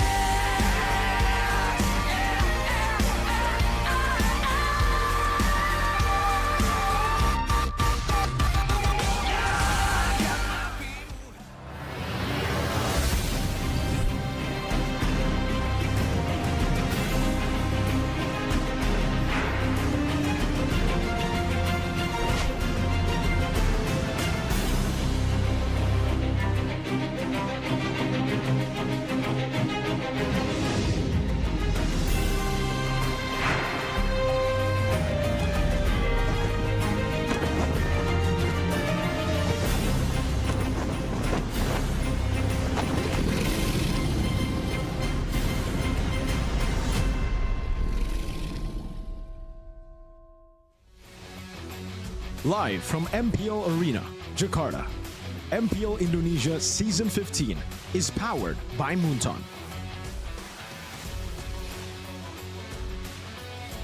Supported by Esports Federation of Indonesia. Presented by official tournament smartphone Samsung Galaxy. Official e-wallet GoPay. Official sponsor Head & Shoulders. Official coffee Good Day. We own this.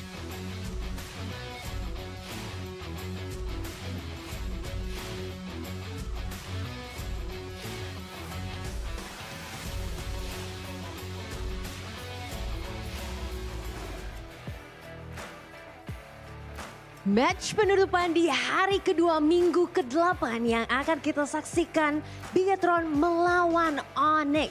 Dan di match kali ini pastinya spesial sekali karena akan ada banyak tim yang nasibnya bergantung pada match kali ini. Jadi langsung saja mungkin kita langsung undang duo kebanggaan dari Onyx. Langsung saja ini dia Sans dan Kiboy. Halo Sans, Kiboy. Kabar baik hari ini? Baik banget. Cukup semangat untuk match kali ini? Pasti, setiap match pasti semangat. Oke, dan tadi seperti yang Alisa sudah spill sedikit nih ya, banyak nasib tim yang bergantung sama match kalian hari ini. Kalau kalian menang, Dewa dipastikan menjadi tim kedua yang tidak akan lolos ke babak playoff. Namun jika kalian kalah dan Bigetron menang, otomatis Bigetron akan menjadi tim ketiga yang sudah dipastikan lolos ke babak playoff. Seperti apa menurut kalian? Sebenarnya saya nggak terlalu peduli juga dengan berharapnya dengan match ini. Kita fokus dengan tim sendiri dan ya nggak terlalu perlu dengan match ini. Yang penting kita kasih yang terbaik aja. Fokus ya pastinya dengan Onyx. Kalau dari Kiboy sendiri gimana nih? Ya, sama persis lah buat teman kayak hilang. Oke, jadi fokus pakai kacamata kuda khusus aja untuk Onyx. Nah tapi sebelum kita masuk ke matchnya nih, Alisa punya mini challenge. Kalian sebagai duo yang pastinya dibanggakan oleh para superfans kalian. Alisa pengen kalian jawab untuk pilihan-pilihan duo yang lebih kuat. Jadi Alisa bacain nanti kalian langsung jawab aja. Oke, kita langsung coba dulu kali ya. Boleh. Antara Finn Moreno atau Cars X Magic? Finn Moreno. Sama. Sama, kenapa Finn Moreno? Karena lebih dapat chemistry-nya. Lebih dapat ya chemistry-nya. Oke lanjut, Finn Moreno atau Light Moreno? Light Moreno. Light Moreno, kenapa? Sebenarnya cukup sama aja, cuman dia lebih banyak main sama, siapa namanya tadi? Light Moreno ya, atau Light. Ya. Oke, Light Moreno atau Mueza Okta?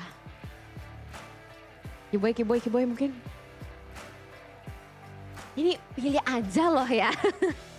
Iya, Light Moreno. Light Moreno tetap ya. Oke, Light Moreno atau Ki Swallow? Masih Light Moreno. Masih Light Moreno, oke, menarik. Light Moreno atau duo prot-prot Ki Albert? Albert atau Light Moreno? Masih Moreno kayaknya sama Light. Oke, masih Moreno dan Light. Light Moreno atau Yeskiel Widi? Nah, Liquid.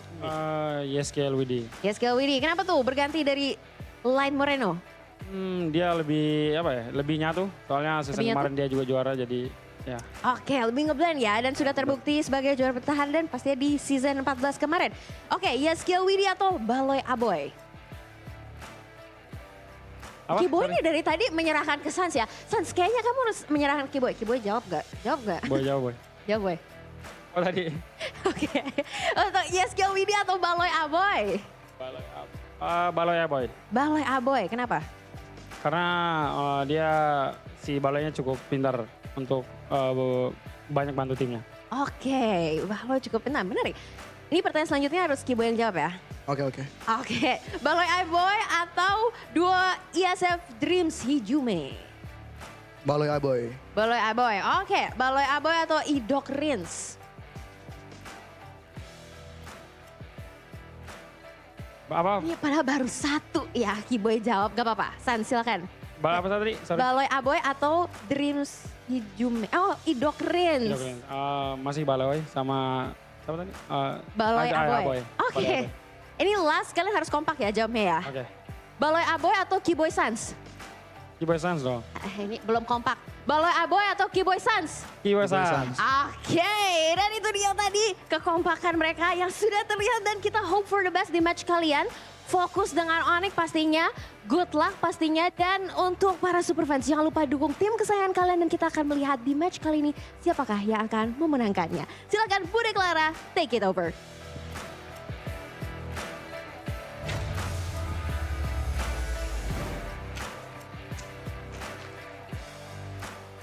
Mpl Arena begitu bersemangat untuk menyambut match penutupan di hari yang kedua minggu ke-8 di Mpl Indonesia Season 15. Bigetron dan juga tim Onyx akan berhadapan kembali di leg yang kedua. Mengingat ini adalah match yang begitu penting, khususnya bagi kedua tim. Kalau kita membahas tim Bigetron, mereka satu langkah saja dengan kemenangan match ini. Sudah dipastikan mereka akan mendapatkan tiket ketiga untuk babak playoff. Menjadi tim ketiga yang bisa mengamankan babak playoff, tentu itu yang diharapkan oleh tim Bigetron. Namun kalau kita lihat dari tim Onyx, mereka memiliki skenario yang begitu banyak. Jika mereka menang, tentunya akan memperbesar chance mereka untuk masuk babak playoff. Namun bukan untuk tiket. Ini masih chance mereka, presentase mereka untuk bisa berada di babak playoff. Dan yang lebih penting adalah jika Onyx memenangkan match ini, sudah dipastikan mereka akan menjadi algojo dan penentuan nasib bagi tim Dewa United. Dewa United tak akan bisa melaju jika Onyx memenangkan match kali ini. Dan jika melihat bahwa harga dari pertandingan ini begitu mahal dan begitu besar, kedua tim harus bisa membuktikan diri. Mengingat tim Bigetron, mereka kesulitan untuk melawan tim Onyx dari beberapa match terakhir. Dan Onyx kali ini mereka sedang berada di performa yang begitu baik, mendapatkan momentum. Dan di leg kedua ini Onyx belum pernah kalah. Bagaimana kedua tim akan menjawab satu sama lain, kita akan melihat bersama-sama. Namun sebelum kita melihat bagaimana semangat dari kedua tim ini untuk membuktikan diri, izinkan Budi juga memberitahu kalian dan mengingatkan kalian jika Mpl Indonesia Season 15 powered by Moonton, presented by official turnamen smartphone Samsung Galaxy, supported by PBSI dan official e-wallet GoPay, official sponsor Head and Shoulder, official coffee partner Good Day, dan juga partner ini sports ada Telkomsel, Dunia Games, dan IndiHome. Bersama dengan advertiser Kacang Sugro dan juga Hawkband. Tak lupa supplier kita RSV Helmet. Tentu saja presented by official turnamen smartphone Samsung Galaxy. Dan kita sudah melihat bahwa ada yang spesial di Samsung area. Di situ sudah ada support system jauh-jauh dari Filipina tentunya, dan juga bersama dengan Sonic di sini. Mana nih semangatnya untuk tim Onyx? Sonic sudah berkumpul. Memang bukan tiket playoff yang sedang mereka kejar untuk match ini, namun chance mereka diperbesar untuk babak playoff. Dan mana nih semangat dari Biget Troopers untuk tiket Bigetron untuk babak playoff. Biget Troopers, mana semangatnya? Semuanya lagi deg-degan pastinya, mengingat ini adalah match penting. Match penutupan pula hari ini 21-21 telah kita lalui bersama. Semua tim mulai di ujung tanduk. Perjuangan akan semakin panjang dan semakin memanas pula. Dan mari kita panaskan kembali MPL Arena. Sambutlah match antara tim Bigetron dan juga Onyx.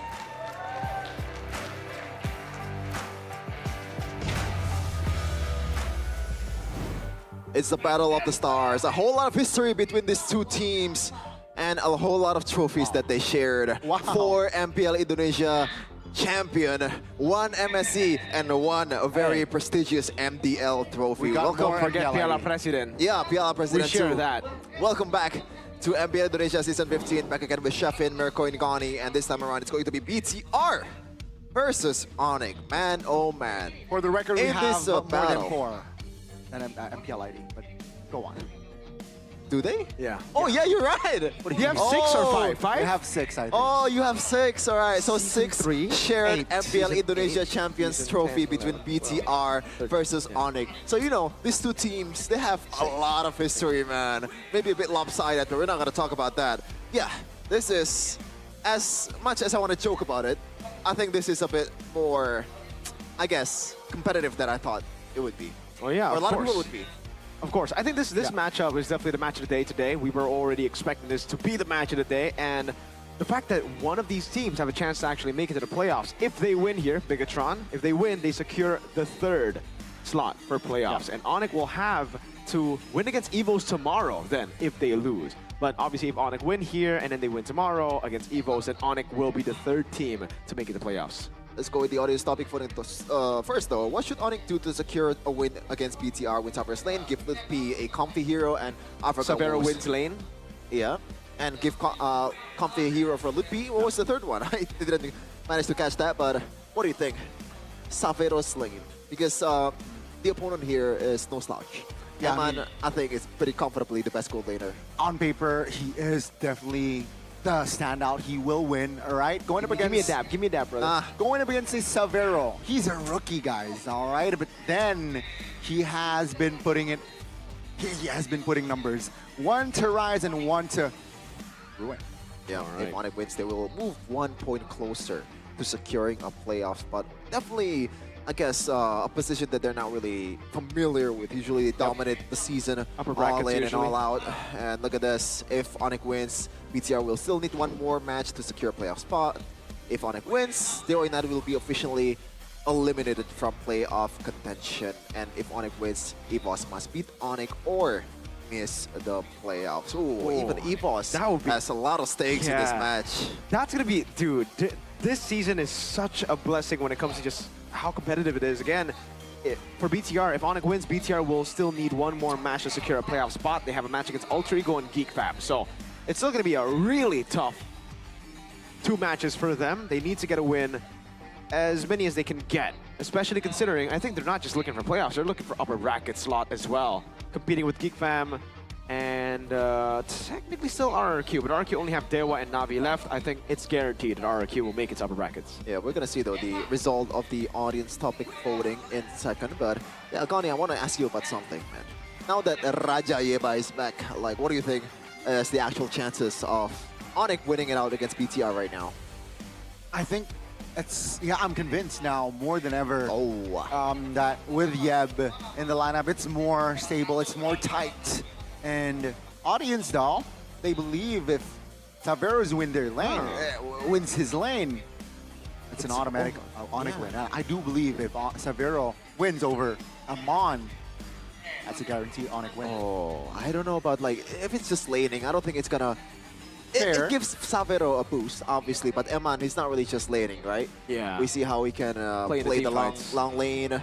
You know, making a play literally on his own. 1v3, it doesn't matter. Exactly. This guy is an amazing player, and Bigatron have what it takes technically right now to utilize Eman in the gold lane as well. So for Savero to win the lane, I think it also means that the team will have to rotate down below to help give resources over to Savero to actually win out. It's not just going to be a winning matchup type of deal, but we do have the watch list for the duo, Sans and Keyboy.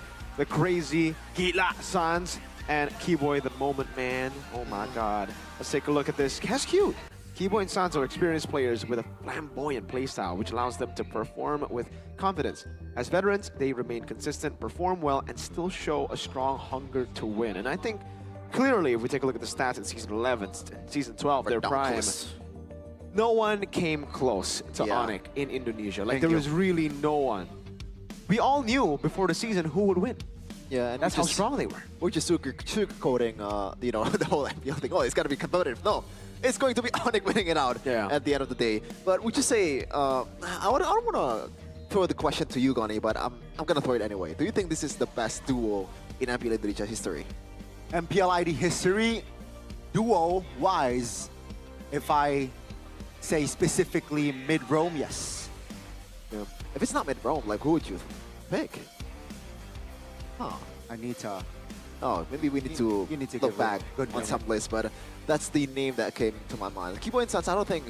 Yes, this is, in a history of Mpl Indonesia, at least for mid and roam, this is undoubtedly the best. I agree. I think they are the best duo. I think they're the best team ever in MPL Indonesian history. So, looking at it again for Onyx, I think with the comeback of back in the lineup, it just looks like Onyx have gotten back what they've lost before. The confidence, the swagger, I would say, the mechanical flair, everything came back with Yeb stepping back in. Now for BTR, they've been kind of weird. Like, they've had high highs, 2-0ing RRQ, but low lows losing to Dewa United, right? Like, they're very inconsistent. They are, I think, the most inconsistent team in MPL Indonesia right now. They're a type of team that would look really good sometimes, but then look very weird. Maybe TLID comes up to mind when we talk about inconsistent more so than BTR, but for the most part, I think throughout the last 3 seasons, it's been BTR who's been like just so close to making it to an international, but ending at 3rd. Meanwhile, for Onyx, they have had that experience for such a long time, and with Yep back in the roster, it's the problem solving that he brings to the table. It's the morale as well, that the trust, the belief from every single one of these players. I think Liam Kochel was the one who mentioned this in the back rooms, talent room, when we were talking about stuff, when we were talking about Onyx specifically. It seemed like, yes, the drafts were definitely a point of criticism before Yeb came back because Adi and Greed weren't able to do what Yeb does in the draft. He's a maestro there.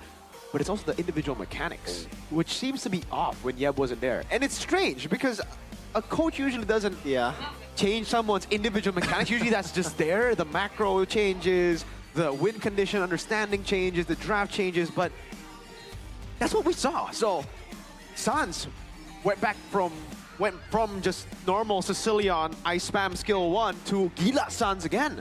Savero went from farmer to Savero from SBS again, and Kyrie is back with the joys, the Hayabusas doing crazy plays, Keyboy making those crazy sets, even Lutpi back to a season 13 form. Benedetta on the EXP lane. Yeah. I mean, the draft has been a bit more colorful with Yep on the lineup. Let's talk about the opposing side though. VTR's draft, I don't know if you watched the game, Goni, or we cast that together.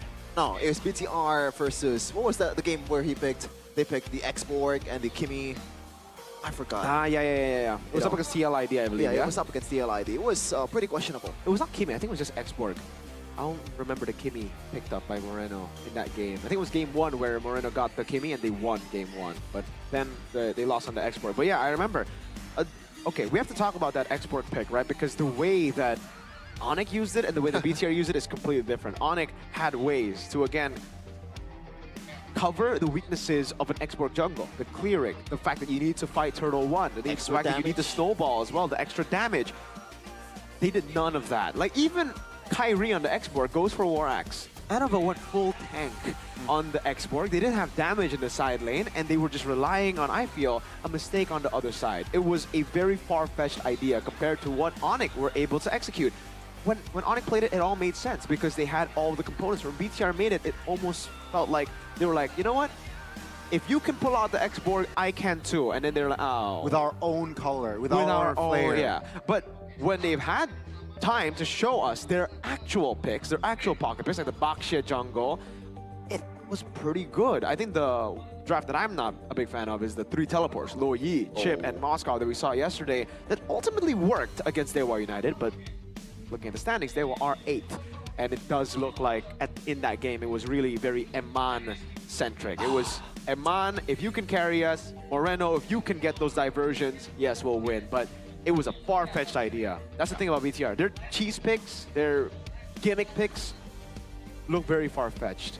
They can compensate it though from time to time with good mechanics, right? With good individual mechanics. I also don't really, I'm not really a fond of Fred XP, especially in this current patch. Yeah, dude. They made it work. I mean, did they though? Like, I think Eman made it work. Hey, I think, you know, it could work, right? Because Onyx pulled it off, but Fredrin XP? Yeah. Onyx pulled it off. In Season 11 when it was viable. Well, I think the concern is always there, the wave clearing and the fact that Fredrin's, I guess, utility is not really used to the full maximum potential when he's on the XP, because most of this is going to be 1v1, right? You're going to have to catch up to the team fight instead of just initiating it the way the usual Fredrin does. Yeah, I mean, I get it. Luke, when the Fredrin first came out, he was the first guy to actually debut the Fredrin pick in XP when he was playing for GeekFam. And ever since, he's actually started maining the hero. He got like a crazy win rate. I remember he posted this on TikTok. You guys can check his account. I think it's still his pinned post on TikTok where he just displays his Fredrin win rate. So I understand it. Like, individually, he wants to show up on these picks. Luke, though, has been very hit or miss. Like, either he wins the game or he loses the game. Especially the Mashas. But that's the thing about Luke. That's always Luke. Even when he was in GeekFam, that's always been his thing. He's very explosive as a player. I think for the most part, it's about setting them up for success now for the drafts. The drafts are going to be very important coming into this matchup. Yeah, what else is also important is the lineup as well. I think there shouldn't be any big changes. Light or Finn? Finn? Oh, man. I have the Tahio bias. I'm a Tahio myself, so I'm going to go for Light. I actually told the guy, stick with Tahio. I told the guy, like, hey, my name is actually Tahio. I was like, hey, pretty cool. So, is that the only reason you like Light more than Fiend? Yeah. Because of the Chaiho? Yeah. Is it Light? Yeah. Chahyo. Chahaya? The Chahyo sticks with the Chahyo. Maybe it's Javanese. Maybe he is. I think in the comment section, a lot of people are like, yeah, Chahyo is Javanese, bro. Bisa ngomong Shora, Chahyo. You should ask him that if we ever get the interview with Chahyo. Hey, we'll with see Light. though. If he's gonna be starring in the lineup for Pikachu Alpha. But first of all, it's Onyx. The four Peter here with Safero, Keyboy, they got a jungle Kyrie, Luke BODXB, and also Gila Sans in the middle. Still the main five of Onyx, nothing changing. The Sky Kings will try to get a step closer to playoffs. Ladies and gentlemen, this team is currently not safe, and perhaps they might not make it to the playoffs, but they remain favorites to win MPL ID Season 15. This is Team Onyx. I actually missed what he said. He said, even though they're in a slump, they remain favorites to win Season 15. Shevin, you agree with that? No! One of the. A bit of delulu here from our main caster, but who cares? I'm also delusional, just like this guy right here, rooting this team. Bigatron Esports, who will they have in a roaming position? Hey, even Barbosa might play. Luke, Annabelle, Moreno, Emma, Fiend. Someone play Fiend, because Finn is in the building. Last time he played, he beat the Kings of Kings, #1 in the standings, by the way. Ladies and gentlemen, this team, they're also favorites to win it all this season, but can they get through the yellow porcupine's hurdle? This team is Team Bigatron. And don't forget, Kikame also favored to win the whole thing in the playoffs. But here it is, the red robots. Look at Moreno's hair, man. Maybe you gotta cut it soon enough. Looks like a broom or something. Hey, man, hey. The longer the hair, the stronger he gets in the game. Annabelle, everybody is really... I mean, this is a fun fact. They've retouched their hair. Eman was sitting with white hair 2 weeks ago. So they fixed it. Rajayeva, though, will be the one deployed today, obviously, with Adi. But for BTR, it'll be Coach Tazi together with Theo Nile. Shout out to Coach Tazi, and we'll see probably interesting tongue there. Rajayeva, I don't know what's that all about, but we're gonna see maybe a ritual here from Pikachu Alpha to Coach Tazi. They actually, what's the English for it? They pay respect to Coach Tazi. There you go. This is it. This is what technically they needed. And for the longest time, BTR, their main problem was discipline. And I think what I've gotten from the interviews that I've seen, that I've heard for myself, is the fact that discipline is what Tazi brings to the table. She gets mad. She scolds the players when they don't stay disciplined, when they're not, you know, coordinated. So she's practically their mom? Yeah, the BTR mom. Ah. Wait, is this Kyrie? Is walking behind us? Wait. Oh my God! It's Walmart Kyrie! Oh my God, dude. Besides us. Let's talk about the duel of the masters of ninjutsu here, the mages. In the mid lane so far, Gani, you gotta look at the stats. Moreno has been the maestro. Sans has been Gila, but sometimes he's been normal, man, in the season. Honestly, it's been a mix. Which one will we see for Sans? Will it be the Gila again, or will it be, hey, Sane Sans? Sane or Gila, man? Moreno's best season compared to arguably Sans's worst season, though. That's a new low. How do you counter that? How do you counter that? Hey, Moreno's best season, he was competing with Sans, brother, man. Let's not fool ourselves. His team might not have been competing with Onyx, but he certainly was competing with the best in the business.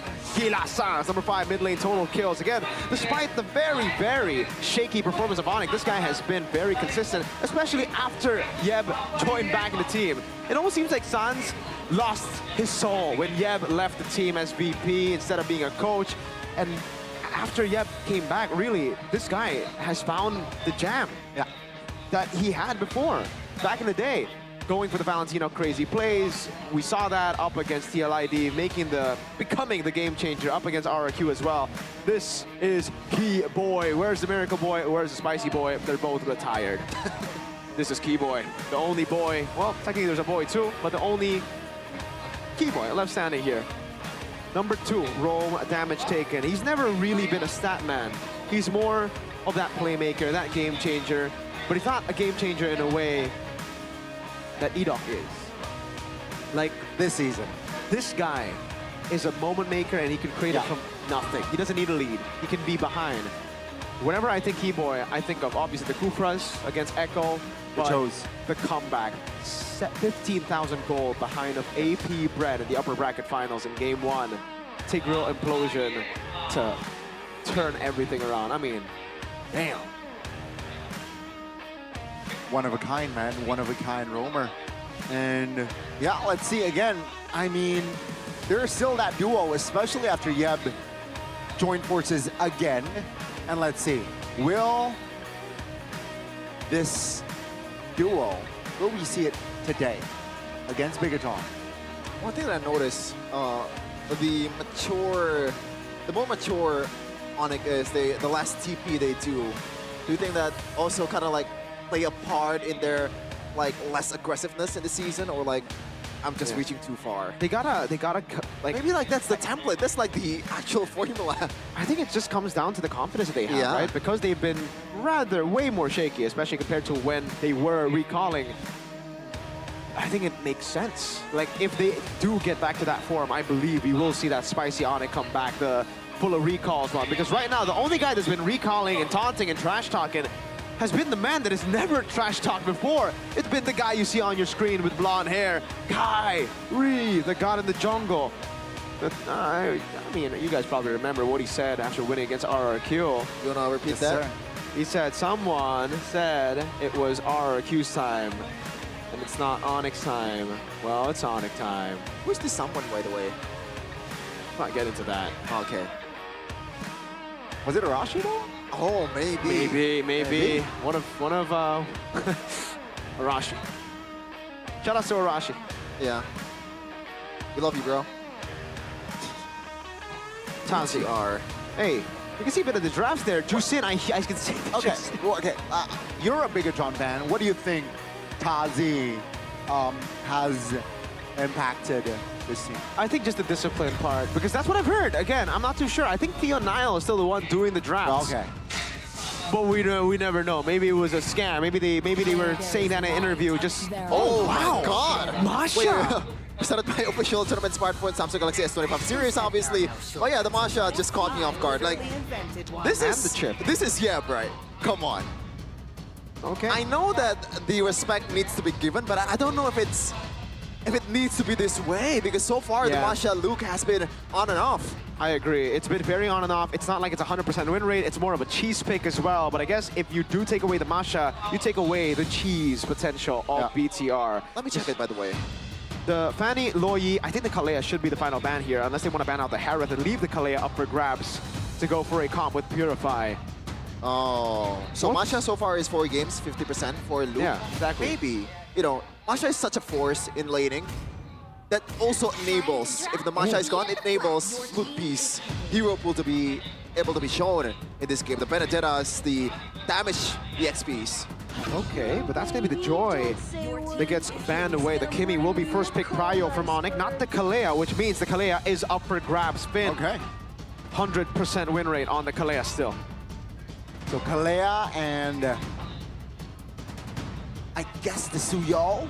Kalea Zushin. Oh, actually, wait. Kalea already lost. I think it was... When did he lose on the Kalea? I don't remember this. Was it against RRQ? You lost the game. They did. I think it was there, but it is still a signature. Oh, Farsa comes out again. A way to try to deal with the long-range marksman is long-range burst. Yeah. And this is more than we're talking about. He is a Zavan on the bird. On the Burb. On the other side, though, the mid laner for Onyx, I think it's most likely to go for Sans here, the Kimmy, but you can never rule it out. Maybe Yeb will pick something like a jungle and a flex for the frontliners, EXP / roam in this case, if they want to play with a second phase a bit better. So what will it be in the jungle? No Joy. Usually when we see No Joy, we see a Hayabusa pick from Kyrie, a Suyo pick from Kyrie. But because there's a Farsa, first time for Sans this season, right? No, I don't think so. Is that Keyboy though? Selena and Agathot Kacha, a flex pick on top of it. And That's right, it could be Keyboy. It's 3 flex picks technically. It was a Season 8 winning, a Finals winning, a championship winning. Pick Baksha, though, will be the choice for Bigatron. Oh, talk about unorthodox here from both teams. Oh, he's played it once this season, 0%, Sans. Unfortunately, that's the number that we're working right now, but if he's looking to change it, it's right now. But again, we can never rule it out. It is still like Kimmy mid/gold. Selena, Rome/mid. God not even can be flex. Huh. 3 flex, technically. With the Baksha, though, what will they ban out here? I think just limit the gold laners, right? Again, makes sense. Do they want to ban? Yeah, there you go. Baksha is very prone to get countered by the export, and Kyrie is the one that brought the export the first time this season. And by the way, cheer for your team. Chat Onyx or BTR right now in the YouTube chat. This is the Fandom War. Show your support as Coach Yeb Rajaeva bans the Beatrix here. Good respect. Again, the Kalea combo usually for BTR is the Beatrix, and we have seen Eman do amazing on the Beatrix, so taking it away is really, really solid here. We've heard also from Annabelle yesterday when asked about why he went for the Baksha in the jungle. He said it's because we want to enable mid lane and gold lane, both Moreno and Eman to carry. So taking away a prio pick like the Beatrix away from Eman is, again, very, very solid when you have a Baksha in the jungle already on the other side. You know what? You have Kalea in the front line for BTR, so most likely the Hayabusa also gets banned. So Fredrin should be... by the way, congratulations for Rajayeva. It's his 2nd wedding anniversary with Mrs. Miranda. Yes. Congratulations, Rajayeva, I believe. I think he's locked in. The guy is fully locked in. But congratulations, anyways, the Moscow too. Double respect from Onyx. I think we might already have a marksman for Onyx with the Kimmy then. I wonder if they want to just use the, or like, switch the physical damage towards the XP lane, pick something like a Benedetta, and pick a Fredrin for the jungle for Kyrie, because it can take a lot of beating from the Kalea and also the Granger, although it might not have been the greatest pick against Baksha. Yeah. I think it's better to just go for the normal. Like, don't get baited in by BTR style. Don't try to go utility jungle here. Usually you do want to go utility jungle, up against like the assassins maybe, right? Like the X-Borg, up against the Lucas, the fighters. But here, without the X-Borg, without the Hayabusa, I think just stick to the... Suyo is going to be tough to utilize. It really seems like BTR wants them to go Suyo. Go Link, there we go. Still stick to their strengths, assassins. Wow. Jawhead, dude, this is Season 7, Season 8 all over again. Jawhead and Selena. Jawhead, Selena, Kimmy mid. Granger, Farsa, Season 8, Season 7.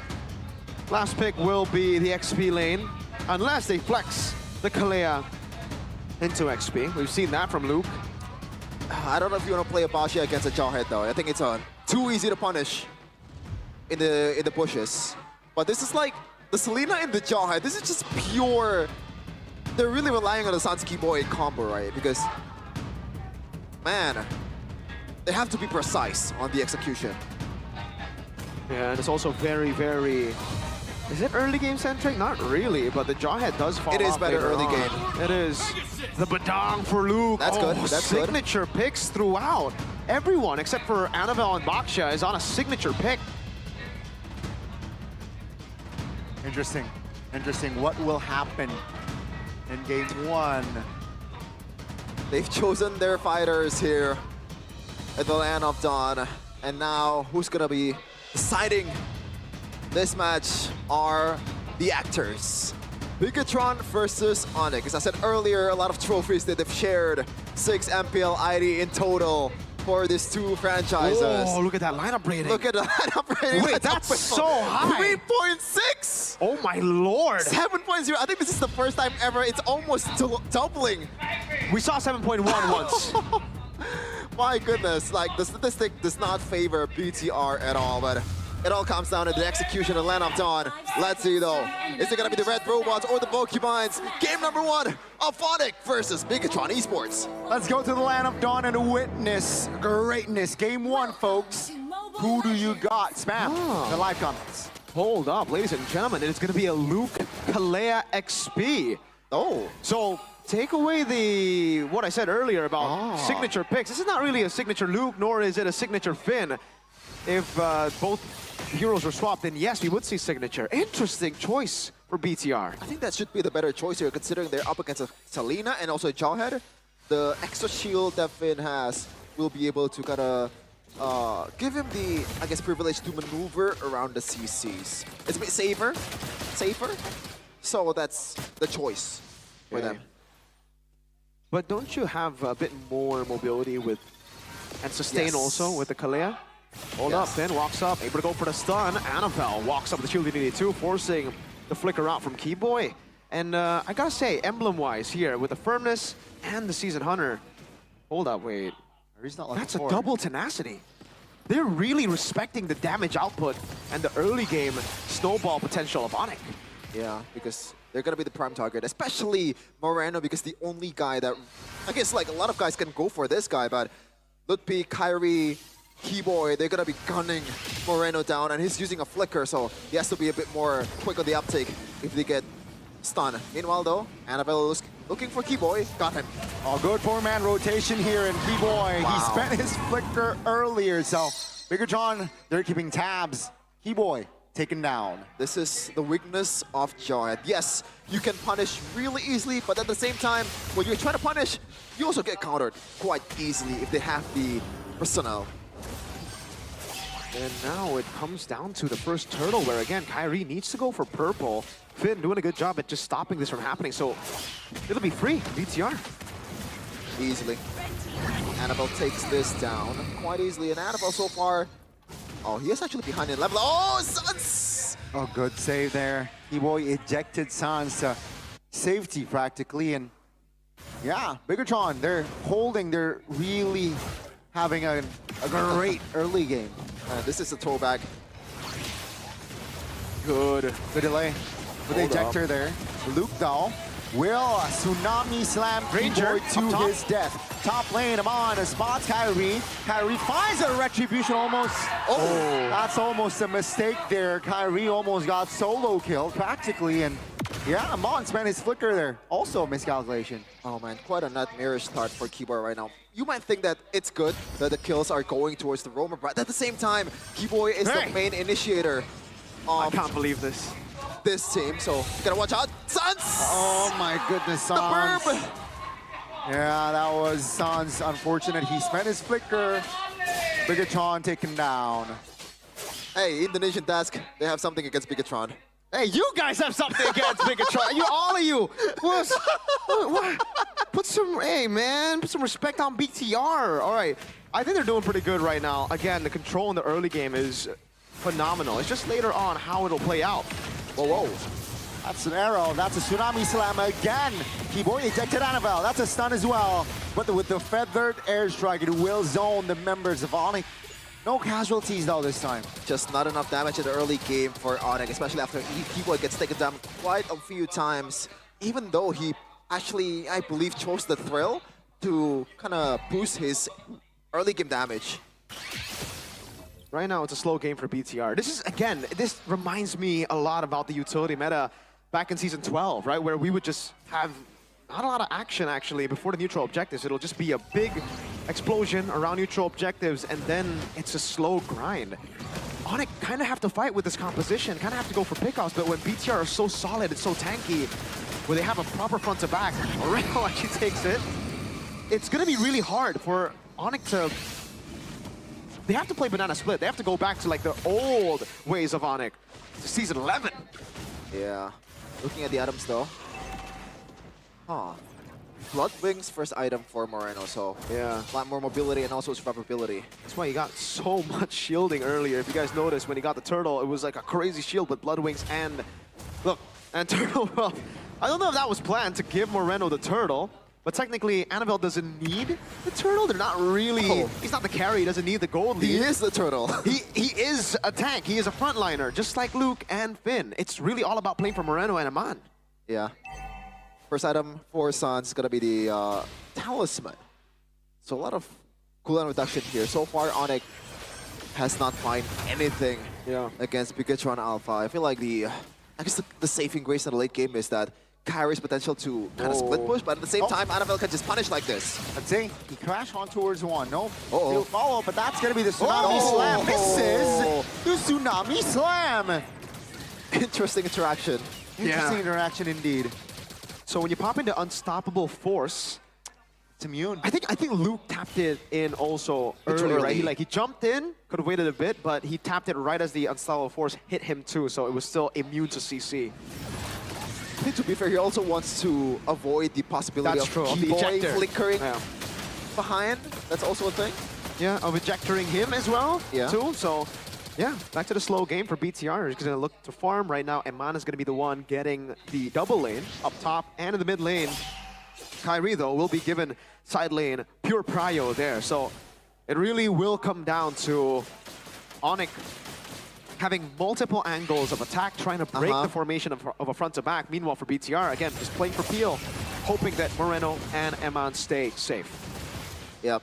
Even for Safero, he's the one that's going to be shredding the front line, right? But so far, he hasn't found anything in the map. And I don't know about the potential of the Kimi right now. Yes, you can build the glowing one and also the genius one to be able to boost your damage against the frontliners, but does it shred the same way like a carry? Like someone that has DHS? Is that gonna be enough? Plus the Morenos. Safero DHS? Yeah. Concentrated energy DHS. I think that's a new build here. We haven't seen it for Akimi in Mpl Id just yet.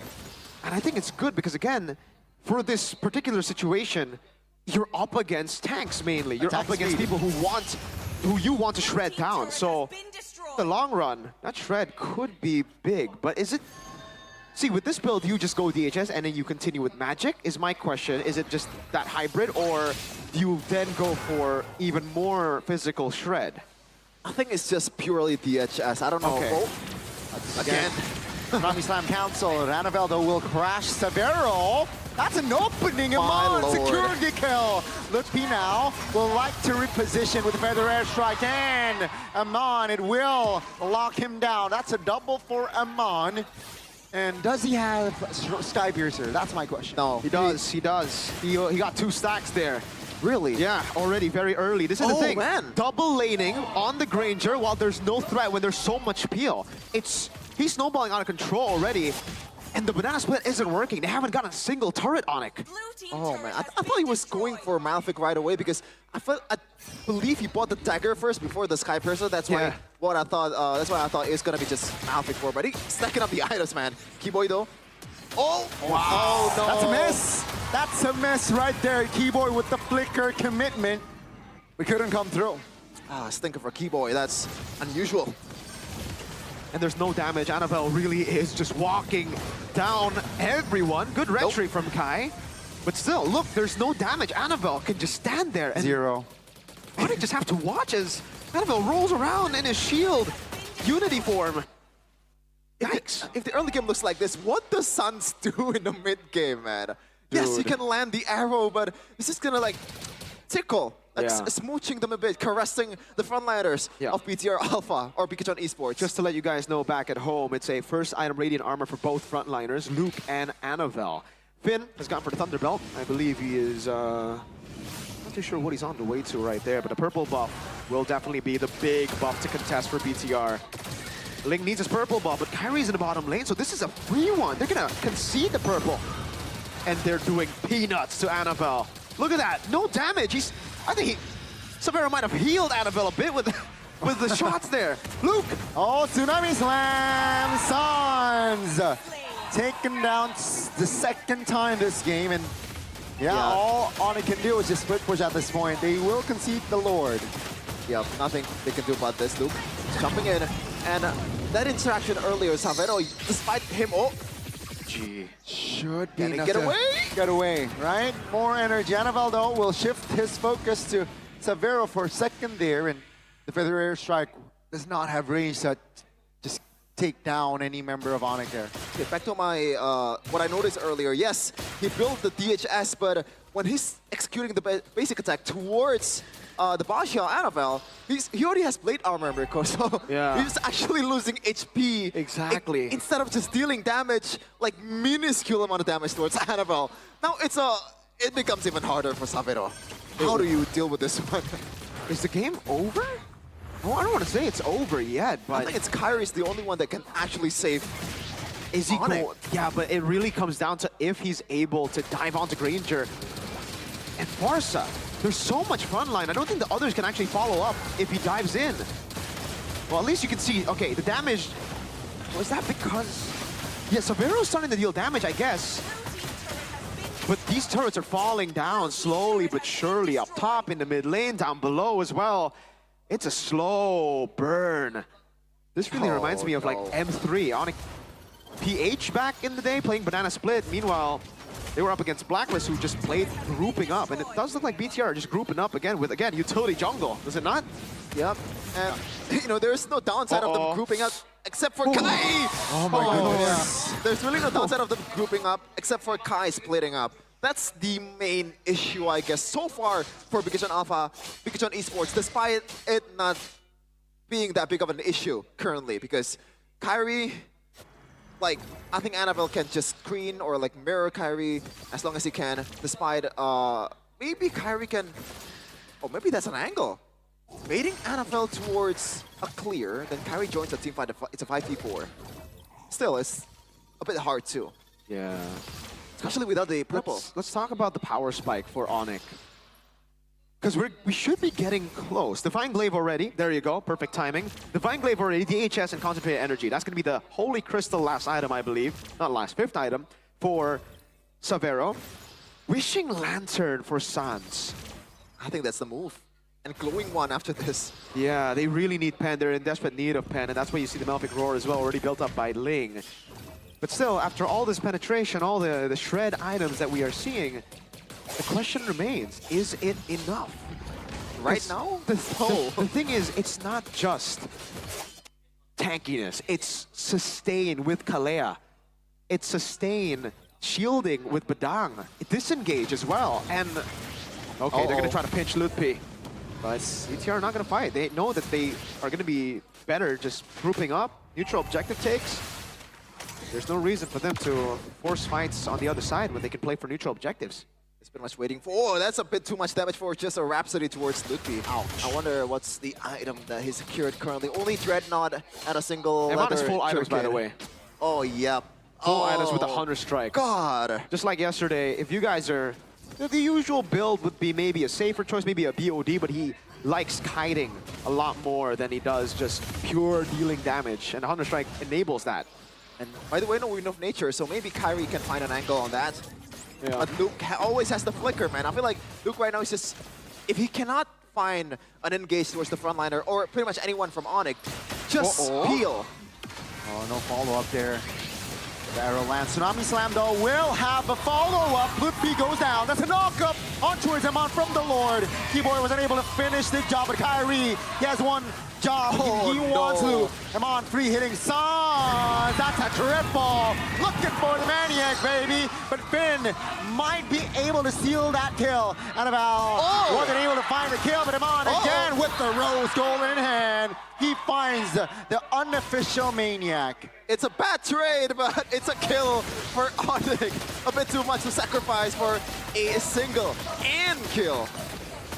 And now it's just free for BTR, really, unless Kyrie is able to go for the steal. No. There's no way. It's a bit too far-fetched. They're just going to use everything to take the Lord for free. That was an unofficial Maniac, ladies and gentlemen, for Eman. Now he is 6T stacks on this Sky Piercer. Now, these guys are going to be falling left and right. The squishies, not even just the squishies, even Lutpi. I don't think he can tank this damage because it's a mixed amount of damage here, Gani. Moreno with Magic Burst, Wishing Lantern, Thunder. Oh man, Lightning Truncheon, I mean.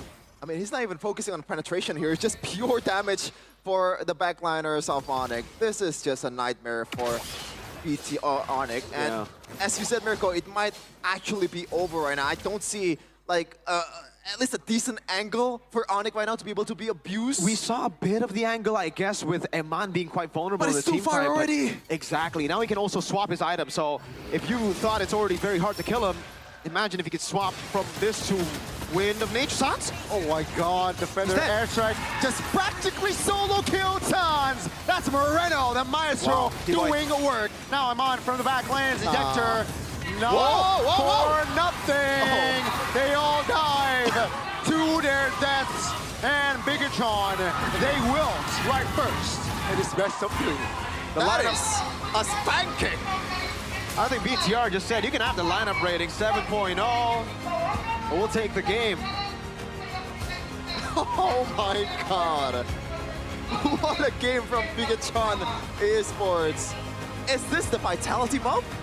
Hey, what color is your mate? I'm joking. BTR with a phenomenal performance, and again, I feel like with this game win, it's not over yet, ladies and gentlemen. But it does show just how much more disciplined BTR can be with Coach Tazi at the helms. They got smackaroonied in the back after making all those throws happen in the last few matches of theirs, and they did an amazing job. Again, this new style of BTR where they're like, you know what? Instead of trying to play the meta game, let's just play towards our strength, with it, which has been, for the longest time, Eman and Moreno. That was an amazing set here. The Yep. double knockup, AOG. Firstly, ejector to the AOG to the Tempest of Blades. But the question remained for BTR to Onyx. Do you have enough damage? Especially when Eman can swap items like that. We saw the item swap with the Immortality. He didn't even need it because the Immortality didn't even get popped. It was not enough damage at that point, and they have too many frontliners, too many sustain options with the Kalea also just proccing passive left and right. Clean game, 15-1? Was that? 15-1, 10k gold lead Wow, for Brownie. Bigatron Alpha. God. Oh, and the prediction for 5 casters so far has been debunked. Only one remains. You know, I was You also hate to see it. I was also the only guy who predicted BTR when You hate they to see beat it. RRQ, so that's okay. Oh man, I didn't really expect it. So, is this, dare I say, Connie, a misdraft from Silly me. Brataeva? I mean, to be fair, I don't really I don't like... think it's a misdraft. I think it's an outdraft. I just don't like the Jawhead pick, man. You know, they wanted to take control of the early game, Kyrie, like with Ling, Selena, and the Jawhead, but there was really no control whatsoever in that early game, and that is just Bigatron's game to win. Yeah, to look back at it, again, it was just clean for BTR. They had the winning condition in their minds. Firstly, it was just to peel, to play for the team, and then to go for neutral objectives, slowly but surely. It's Ube. It's Ube without a healer in Rome. It's more of a healer in XP with Kalea, but not even, it's like a more aggressive, pick-off-centric Ube that we are seeing here from BTR. And it worked amazing. Again, you can always see them group up together. It's all about the group up. It's all about playing together. They've been talking about unity a lot, Onyx, but here, BTR were a bit more united. Onyx wanted to split up the map. This really, really reminds me, gives me flashbacks to the M3 World Championships when it was Onyx PH. To say it again one more time, Onyx PH playing an assassin with the banana split, trying to split up the map, and Blacklist International beating them just through playing for Numbers. objectives, grouping up together, and having the stronger composition to secure neutral objectives. It's hard, even especially right from the get-go in the early game. It's Keyboy and Sans in the mid lane. This is the duo, but when you're up against 3 with Annabelle being so tanky, like there's not much target that you can actually go for, and Moreno is just so agile. I don't think it's like, you know, possible for you to just consistently hit Moreno all the time. Yeah. And the only target available is the front lines, and it's not gonna work. I think skip on the Selena, man, for Onyx. That's Still a 0. For me, that's the pick that I don't like. I think when they already picked up the Selena, it was already very hard. They kind of had to commit to whatever pick-off that they needed, like more pick-off that they needed. It all obviously did not play into this game quite as they expected.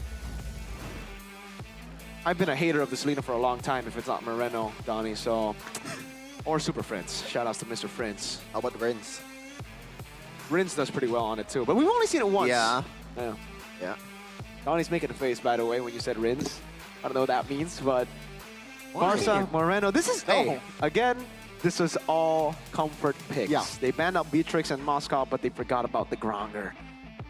Danger, danger. And that's crazy. 15-1. Hey, dare I say? A wise man would say that's Dare I wild. say? Though. They're experimenting. Oh, come on. Get the hell out of here. You need, hey, Gotti, you need to play. You need, okay, you need to win for playoffs, Gotti. No, this is not. No way. Oh my lord. No way. They needed the DHS. Come if on, it was just Gotti. normal build, how would they even... Okay, to be fair, I'm not a fan of the DHS. You were better than this. It's too gimmicky. You're better than this. Come on, man. That's just the Lulu at the highest level. It's not me being the Lulu. It's because of the DHS That's copium gimmick. and hopium snorted at both nostrils. All right? that You're DHS crazy. gimmick You're is crazy. just too gimmicky for me. Hell no. I Hell no. honestly, with the DHS, yes, but I don't think the game itself was an experiment by Onyx because they still need to win here to qualify to playoffs. And I think this was an attempt that didn't go well. I don't think it's an experiment. I think they had this in the books. They were like, okay, this is a strategy we're going to implement today, but it just didn't work as much as they expected, right? Next game, they'll play normal MLBB. They're like, all right, let's ditch So the series Selena. starts in a couple of minutes. For The you, real sure. series. For you, Gotti. But Selena, come on, guys. We're in 2025. 17th of May. This ain't February anymore. This ain't just, after the buffs. Yeah. We've gone through several changes. We've gone through the Naruto skins as well. The Selena, when was the last time you saw the Selena work? Aside from Rins, because again, Rins, RQ, they do it differently. Moreno, SPS. But that was, again, the different time. Yeah. That was, I think, 2 months ago. Or more. Almost 2 months ago. At least. But yeah, I think Bigatron, they understand their composition well. They know where to tackle the lanes at which time better. And Onyx, after that first blood, Keyboy, should they just, say to Bigatron, all right, you want to play this game? Let's play this game and go for, like you said, Fredrin. With that, because I don't think it would have worked. They would have less ways to deal with what... I think if they wanted to play Fredrin, they shouldn't have gone Selena. It shouldn't, yeah. It should just be, like, play their game. Go and go... Proper DPS, yeah. actual damage. Yeah. Instead of utility. Yes, yeah. And you know what, Gunny? I can give you a better way to cope, all right? The last time Onyx versus RQ, what happened in the first game? RQ, It was a stomp. Stomp. Esmeralda. That's What why. happened? It's not over. It's not That's over, the ladies right and cope. gentlemen. That's how you cope better. Yeah. They were experimenting in the first game against RQ. They were Oh my experimenting. lord. That's not the right way to, man. I'm disappointed in you, Gunny. My God. Okay, it's fine though, because again, game 2 can be very different. The Baksha can be banned out here. I think instead of the Masha, teams will have to start respecting the Baksha of Bigatron and how they've been able to utilize the Baksha. Because I don't think the Masha ban is warranted, honestly. A 50% win rate, 4 times picked hero, isn't really that big of a game changer, and it's not like it's guaranteed win again. Actually, fun fact, season 12, right, 13. Geek Fam versus Onyx, if you guys remember. Luke on the Masha, Benedetta on the other side. Benedetta Lutpi was able to outplay him, so it's like even back then when the Masha was meta. Still matchup. Yeah. Yeah. I wonder if like, what a game. They want to go for X-Borg initially, but it got read out. I mean, it's an easy read for Bigatron, right? Surely that's not a, misplan by Coach Yeb. They should have seen that coming. So, what happened in the draft? I think they were just going for an idea that worked in scrims. Yeah. Like the Kimmy, They got Selena, tunnel Gato vision. they had that vision, but they were just not planned. They didn't know about what Bigatron was going to do. I know what I'm going to do, though. I'm going to throw it to Alyssa, our side reporter. Thank you so much, Caster. Dan kembali bersama Alisa pastinya di match penutupan di hari kedua ini. Dan pastinya Alisa nggak sendirian karena sudah ditemani dari Onyx Pertiwi. Yeay! Halo, boleh disapa-sapa dulu dan kenalan dulu kali ya. Silakan. Boleh, dari sini. Pau. Halo, aku Pau, romernya Onyx Pertiwi.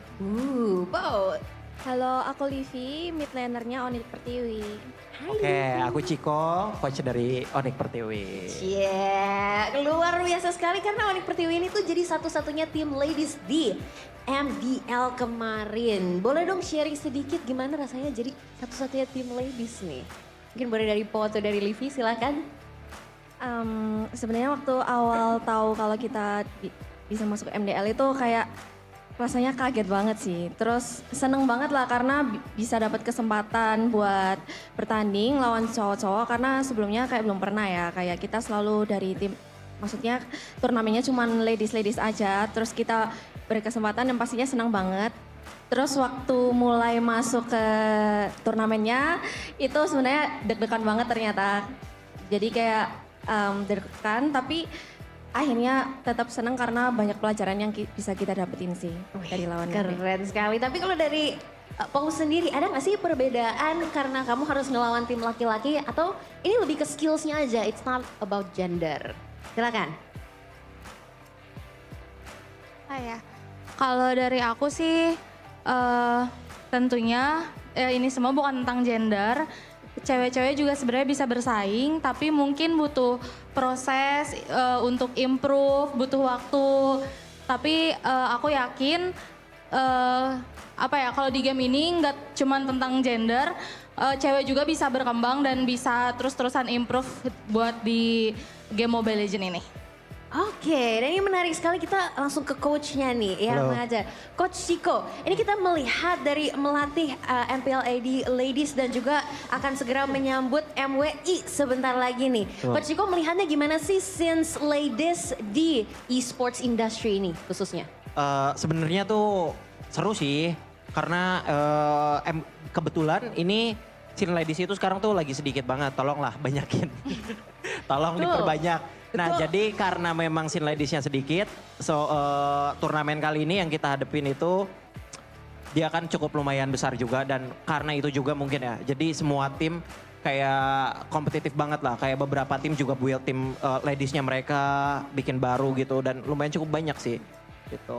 Oke, ini menarik banget dan mungkin bisa diperbanyak lagi. Mungkin teman-teman yang mau jadi pro player tapi kalian ladies jangan berkecil hati karena lihatlah Onyx Pertiwi ini menjadi salah satu bukti nyata. Nah, aku juga pengen dong dengar mungkin kata-kata dari kalian untuk para Sonic nih. Untuk terus mendukung kalian, apalagi kalian akan bertarung juga di Battle of Gamers. Ini yang ada di season 1 ya, season pertamanya nih. Silakan boleh untuk pesan-pesan kepada para Sonic nih untuk mendukung kalian selalu. Buat para Sonic, doain ya Onyx Pertiwi biar bisa lolos ke EWC. Dukung terus kita, nonton terus kita. Semoga kita selalu memberikan hasil yang terbaik, hasil yang memuaskan. Amin. Amin. Dari Livi ada tambahannya mungkin? Tetap dukung kita, terus terima kasih juga sih udah selama ini udah selalu dukung kita. Tapi kita bakal terus berusaha buat kalian. Kita pengen juga menyumbang piala BOG dan piala EWC buat Sonic.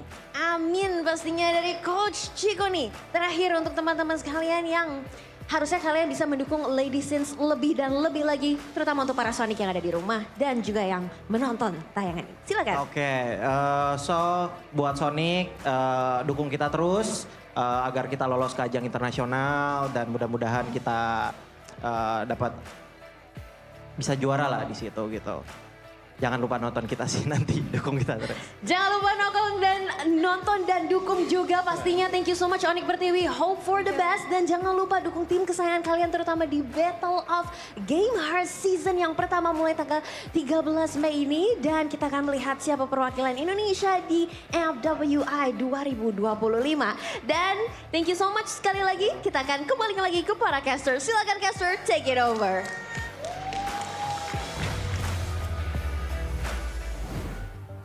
Wow. Chico, I thought you was dead. What? Wow. Wait, you thought I was dead, brother? No, it's like a Why? reference to like a meme. He joined a better team or slash. Oh, you're saying Like, something hey, about you know- JP Niners? No, I mean Mpl Id, more trophies, right? Onyx. Oh, Okay, sure, interesting. sure, Interesting. sure. Come on now. Interesting. Nice gaming house. Hey, if you're winning like PTR like this, you might want to just make Yeah. it 2 times worse for your opponent with this cool emotes, you know. What the hell was that? Sepuh, sepuh. Sepuh. I Yeah, bought Sepuh. That one's solid though. But for me, Or this this one. one is that one's pretty good. But my favorite is the liquid one. Yeah. Shout out to Liquid for making. Dude, they always make fire ones, dude. Shout out to Liquid.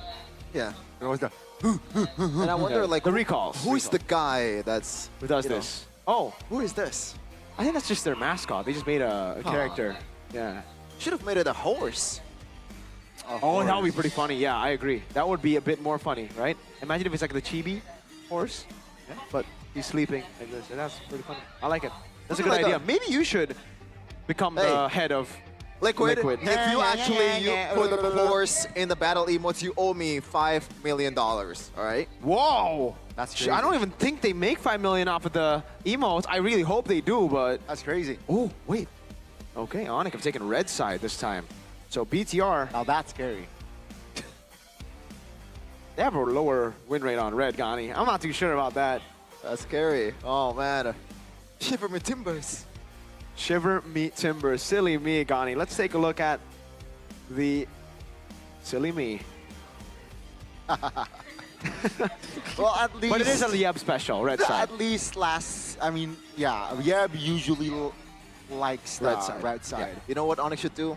You know, take Chico and bring him to the stage. Hey, Whoa! they need all the help that they can get right now. Oh my Hey, lord. they say 2 heads better than 1, 3 heads better than 1. Dude, they already have 3. They have Greed, remember?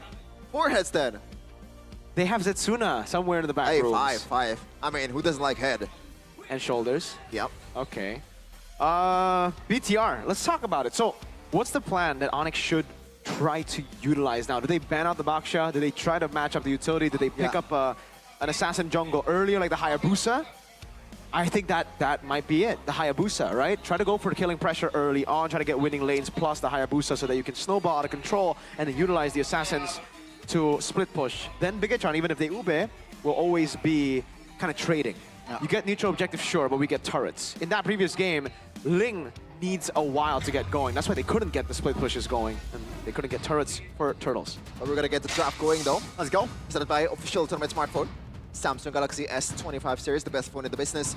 The bands, it's looking, I think so far, is it a bit different or is it the same? Same for Bigetron. Now the question is obviously is it gonna be still the Masha for Onyx, especially with them picking on the red side here.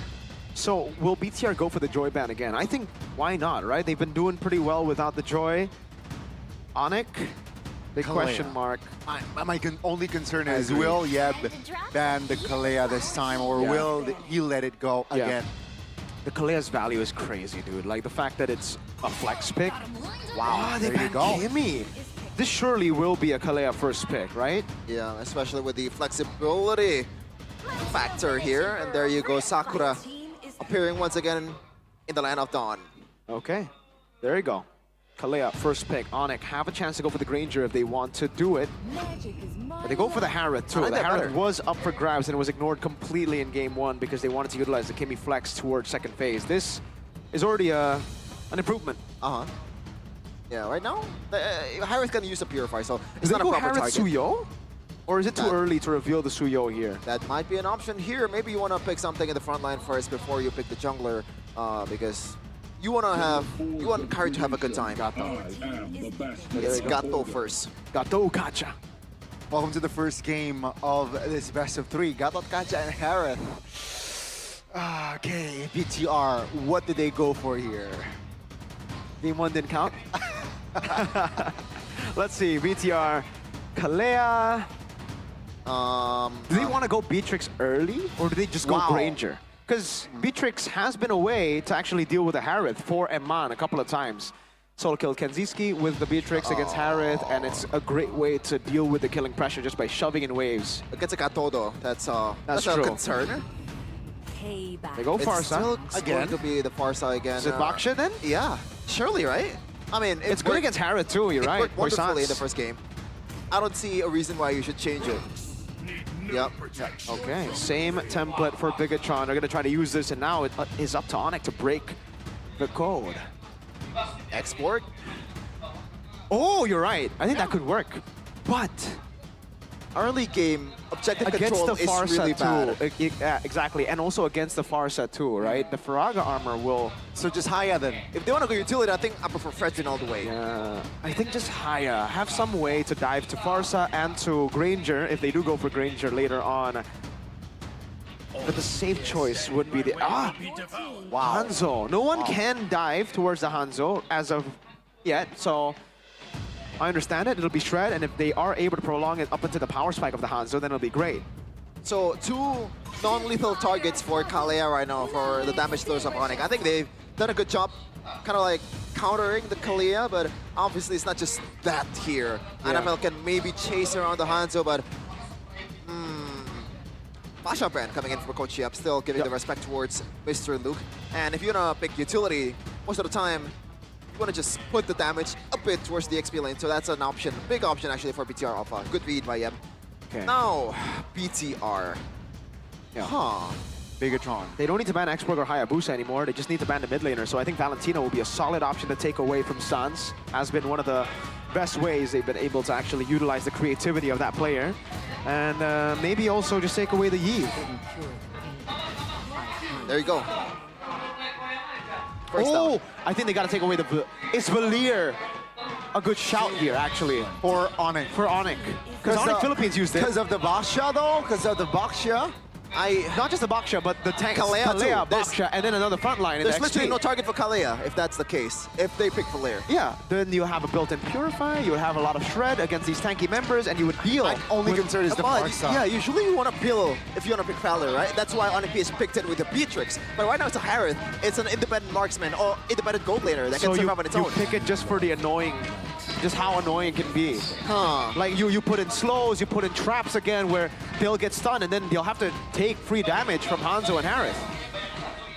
Interesting.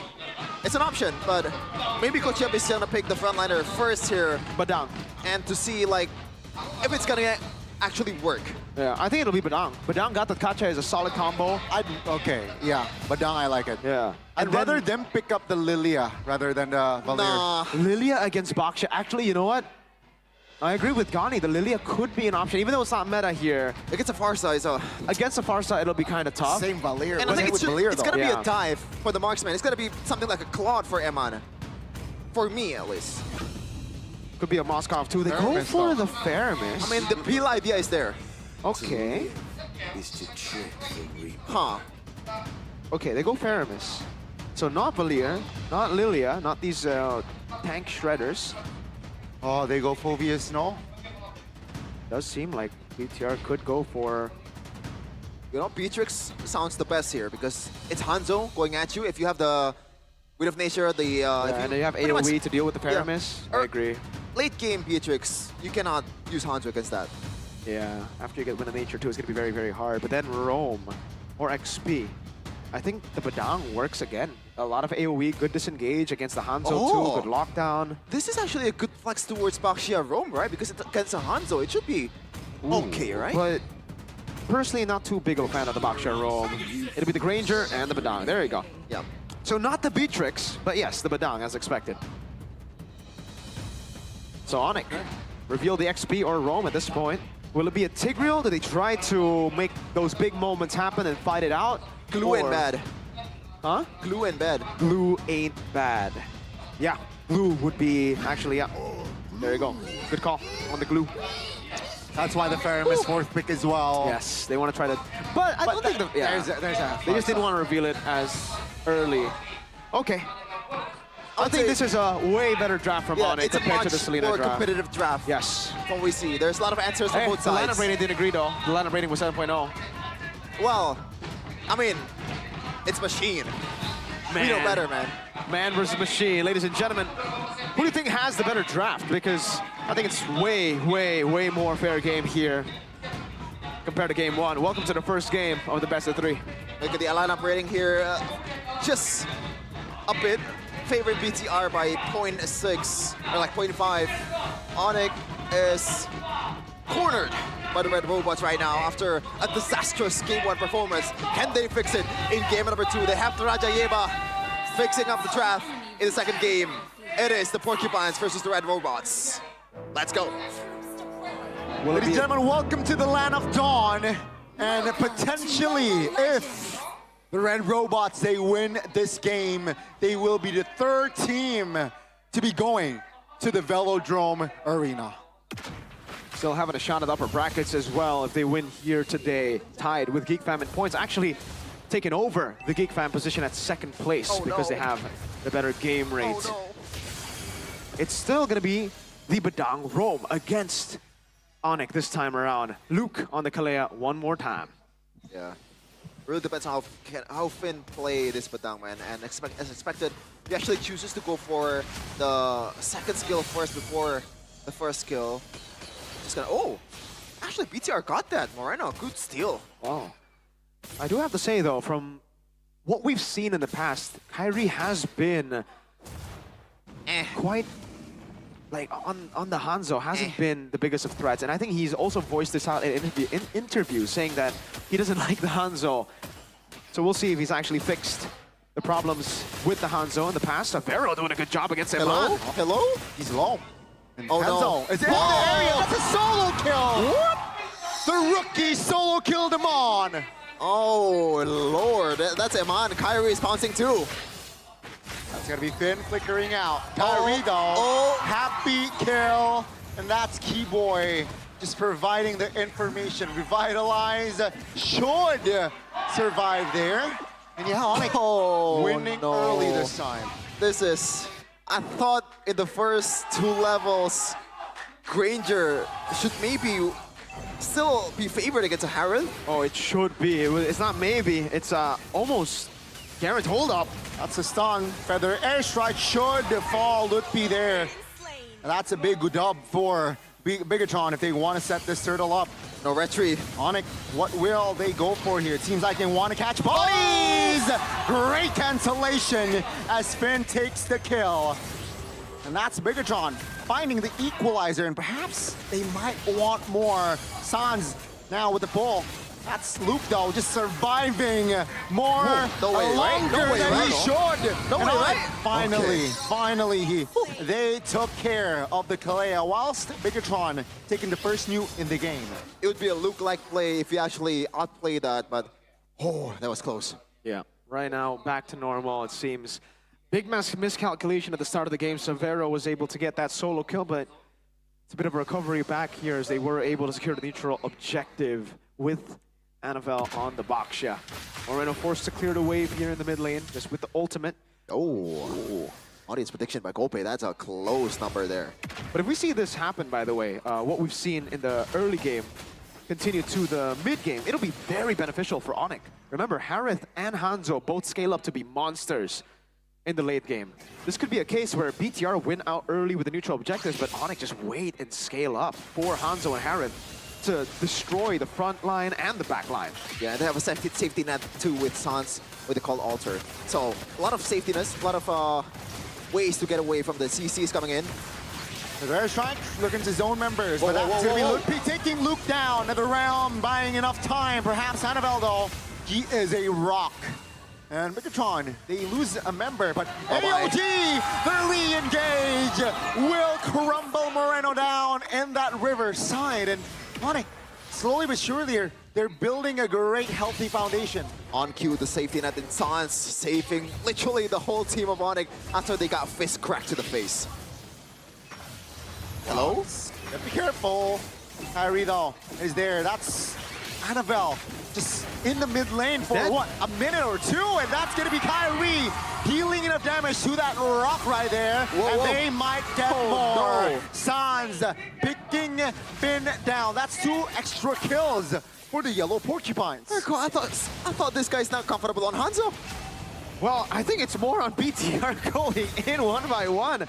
Oh, bottom lane. Oh, this time it's not a 1v1. Keyboy does not respect that 1v1, but no casualties this time. Yeah, 2K already in 5 minutes. This is looking really good for Onyx. As you said, Mirko, they're going to scale better than BTR, and they have a lot of ways to be able to approach this team fight. Even front to back with Kyrie is an option when Anavel has already used the Shield Unity. Definitely. Kyrie already has a corrosion side on the way to the DHS. This is very early timers. Oh, let's see. Practically a 5v5 for Feather Airstrike. Sans! No time, another round. Keyboy stuck. That's going to be Moreno with the Wings by Wings reposition, while Anavel will be the trade for Keyboy. Moreno awkward position, but Savero is very low. He needs to back off. Keyboy and Sans now, another round popped. Bigatron, do they have enough damage with Amon free hitting Sans right now? Luke pulled. Keyboy will not survive. And this time, Bigatron, they have more say in this fight. Somehow, BTR is better at the prolonged team fight here, despite NFL taken out of the pictures very early. Yeah, it's because Onyx have not hit that item power spike for Severo and Kyrie. They have to still wait for it. Even though they've won in the early game, again, they can't just be taking random fights. Uh-oh, Finn. Yo. Still a red tree to take it. Annabelle gets the turtle. Onyx still have to wait for the power spikes. Well, they can't defend their mid turret. Bigatron takes another dub, not just the Newt there, but the mid turret. A lot of value in the mid lane turrets, and now the space opens up for the red robots. They can secure the bushes for Luke much easier now, as we're going to take a look at the in-game equipment miracle by Dunia Games. Massive lead in the jungle. So that 1,000 gold that Onyx has, I think all of it, most of it at least, yeah, it's on Kyrie. Corrosion and DHS super early in the game. They'll be able to get a trade here. Up top, taking a turret for a turret down below for BTR. Lightning Truncheon first item, the Sky Piercer also already built up as Annabelle gets his hands on the Radiant Armor after the steel leg plates. It's still a window for Kyrie though, because there's not much physical damage to deter these two items for Kai. That's true. I agree. Right now, it really comes down to Onyx waiting for the power spike again. It sounds repetitive, but it is the case. Onyx have had a pretty good time in the early game, despite the... Oh, Annabelle wants to go. Oh, that's the Purify. That's info for Bigatron. That's a pull on towards Annabelle, who is still on towards his point signs. Onyx though now, with Severo free hitting, it forces Luke to use the flicker. Now AOG lands on towards one, but that's a tsunami slam another round. Luke goes down alongside him on. Onyx, they will find the right moment to collapse, and one by one, Bigatron will fall. Onyx, 2,000 gold lead. Bigatron just fell to the spring trap with the quills of the porcupines just now. Annabelle goes way too deep. Even Luke goes for it as well, knowing that Moreno and Eman was not there to follow up. A whiff punish by Onyx. A bad call for BTR, overcommitting to a chase onto not even the prio target. Severo still had the Purify, and Onyx really just capitalized. Good Zaman forced Luke to flicker, and it was just a green light. An easy AOG for Keyboy to lock them down. For the rest of Onyx to capitalize. Sans as well, gotta give him props. It almost looked like an outplay with the Tsunami Slam on some of the low targets. I think it was Keyboy? But Sans came in at the right time with the Netherrealm, and now that power spike, it will come very, very early. It's already, yes, here. The Golden Staff, very nearly done by Kyrie. And Severo is already on the way to the Holy Crystal. Oh no. Let's see, that's a stun. Oh, that's a burst actually. Lupi very low Netherrealm though. Trying to buy time for Onyx to perhaps deal damage. Luke very low Annabelle as well. The damage will come through to Luke as he falls first. Onyx 5v4 now. They understand that Sans no ult. So they will take their time here in this 5v4. Now it's a bit easier for the damage dealers of Onyx to kinda Kai, because there's no Luke, no flicker, no Tsunami Slam. Now Luffy goes in. I'd say they're trying to muscle it out. They're trying to intimidate as Amon is actually very vulnerable. Munch, not enough damage just to take him down just yet. Feather airstrike right now. Sans! Good night. He has the passive though, so he is back. But that's a fist strike from Finn. That's going to be Lupi deleted as Amon is there to shut Severo down as he claims yet another triple kill in the series. Whenever Bigatron is down, you always trust this guy. He's never gonna let you down. Amon is here for the red robots. And now it's up to Kyrie to save the game. He's going in. Let's see. That's a stun, that's a delay, and no one again. Moreno, killer instinct, and he is the real maestro in the land of Dawn as he shuts Kyrie down. Poetry in motion, the way BTR played that fight right now. NFL bought a lot of time. The frontliners, even Finn, stunning, pinning two on the wall for Onyx. And now Eman is here to face against the Porcupines. The skirmishes are so awkward. It's so unusual, not to the normal calculations of the meta. It really seems like, I mean, in the current meta, it's more of like you fight, you win the team fight, and it's a big bang. It's like an explosion. Here, it's a slow roll. It looks to be like the utility meta is back with the slow roll, slow gameplay. Onyx, they did well. They were able to get the pick off, but that prolonged team fight, having both those carries be alive and having that explosive damage was just too much. And now Ludwig. Uh-oh, this is a mistake. Another one. Man. They defended with 5, now just 4. With the Lord, practically 50%. This is a big window for Bigatron to clean sweep Onyx. Thankfully, the Holy Defense is still there, but that's officially all the tier 2s. Just the top side left will be taken down from Onyx side. Wait, they wanna go for it. They will siege there at mid. Now, oh, that's a stun. Keyboy, stun with the fist crack, baby. Nether realm by time. Moreno, very low wings by range to reposition, but that's gonna be Kyrie with no ult. They managed to defend their mid-tier 3, but that's just Bigatron. It's just showing up, man, in this game. Okay, despite them being up 3K gold lead, you can see it's a bit hard for Bigatron Alpha to break through Onyx composition, especially in that siege potential earlier. So they gotta really be careful about Kyrie's potential, especially you got Steph Curry and Klay Thompson in the backline just in the perimeter shooting them down, but at the same time, Kyrie can play in the paint and just break through and penetrate. The thing is on the Hanzo, yes, you do have a way to dive in, but BTR with the sustain and the damage that they have, also with the frontliners, the disengage. Oh, Not Ludwig. Ludwig again. Oh, not this time, not again. He has flicker though. So now Ludwig will get away. It's still a 5v5. Kyrie ult. That's one member mounted. Keyboy misses the AOG. And that's gonna be Feather airstrike, locking him down. NFL will be the trade. 1-4-1-4 now. Jumps up for Romer. Latan's peculiar positioning, and he will fall. 4 seconds though. Sans will join back to defend the remaining turrets. And yeah, Bigatron, will they be able to find their mid this time? Luke jumping in, Onyx trying to hold on. That's the all canceled already. Stop it all. Oh my goodness, Amon! Stop this combo, my goodness. He collects a double as Moreno claims a life as well. 3 members now down for Onyx. That's the best gold leader in ID, in Mpl Id. That's the Red Terminator for you.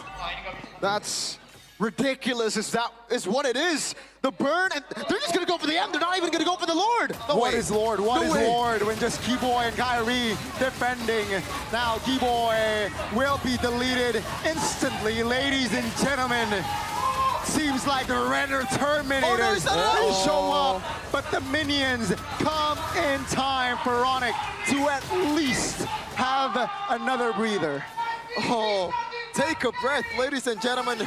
Onyx pulled off the defense as they usually do, but right now BTR, they're in full control. What's gonna be the answer here against the tankiness of the Red Robots? Onyx gotta blitz it. That's the only way right now. They have to utilize the timer without the main magic damage dealer. They gotta go for the fight or the Lord. It's a 50-50. It's a make or break for Onyx. Annabelle is there. Annabelle is definitely there, and he will crash on towards Ludwig. Kyrie jumping in for the damage. Ludwig deleted. No, that's going to be Annabelle. No retribution for the Red Robots now. Onyx, they need to focus on the Lord. They will find it. Sans now in an awkward positioning will fall. 18 seconds on this guy's name. Keyboy trying to back away, but he is stuck because of that passive. And Mon collects the double now. They can still end. The Lord is up. The Lord will spawn up top. They can still end right now to the mid lane, but they're going to keep it. They're going to try to clear it. Sans and Lupi will be up here, and the Lord is irrelevant for Onyx. Oh no! That should be the outcome for Onyx that they know. Oh, that's the damage. That's the DHS doing work as well. What tank? And that's actually a sign that Bigatron, hey, don't get too complacent just yet. Oh, this is a game so far. We have a game, boys. 2.5K gold lead for BTR. It's equal on the kills. This is the Brawl Server. 38 kills in 15 minutes. 19-19. And ladies and gentlemen, Onyx have bought enough time for their item power spikes to hit. Savero and Kyrie are both online. Oh, Amon, what are you doing? Face checking in the mid lane while your rest of the teammates are in the back. That's the key. That's the key. Eman is not there. Oh, the Lord is not here for another 2 minutes. Oh, that's unfortunate for Onyx. Yeah. Fortunate for Bigatron. Nothing's on the board. Nothing major on the board. A big blunder, really, but it ends up being not too big of a blunder, it's still a massive blunder, honestly, because it gives Onyx so much more pressure on the map with the bottom lane turret taken down. But like you said, it's unfortunate timing for Onyx, very fortunate for BTR that there are no neutral objectives up for grabs. So Onyx are still gonna have to try to decipher how to break this front to back. The fact that happened, that mistake happened there, I think has now kind of been used as a reality smack to Iman that he, though has a lot of frontliners, a lot of disengages, is still vulnerable if they get their hands on him. Interesting that he actually went for Rose Gold Meteor, no Wind of Nature. He knows that this Kalea, Luke, his main target, you know, unironically is Kyrie when he's typing. It's just peel, not even trying to engage. Exactly. That's the thing about the about the Hanzo. Kyrie. There you go. Mine's a Mon. Wait, what? That's a mistake! That's a mistake!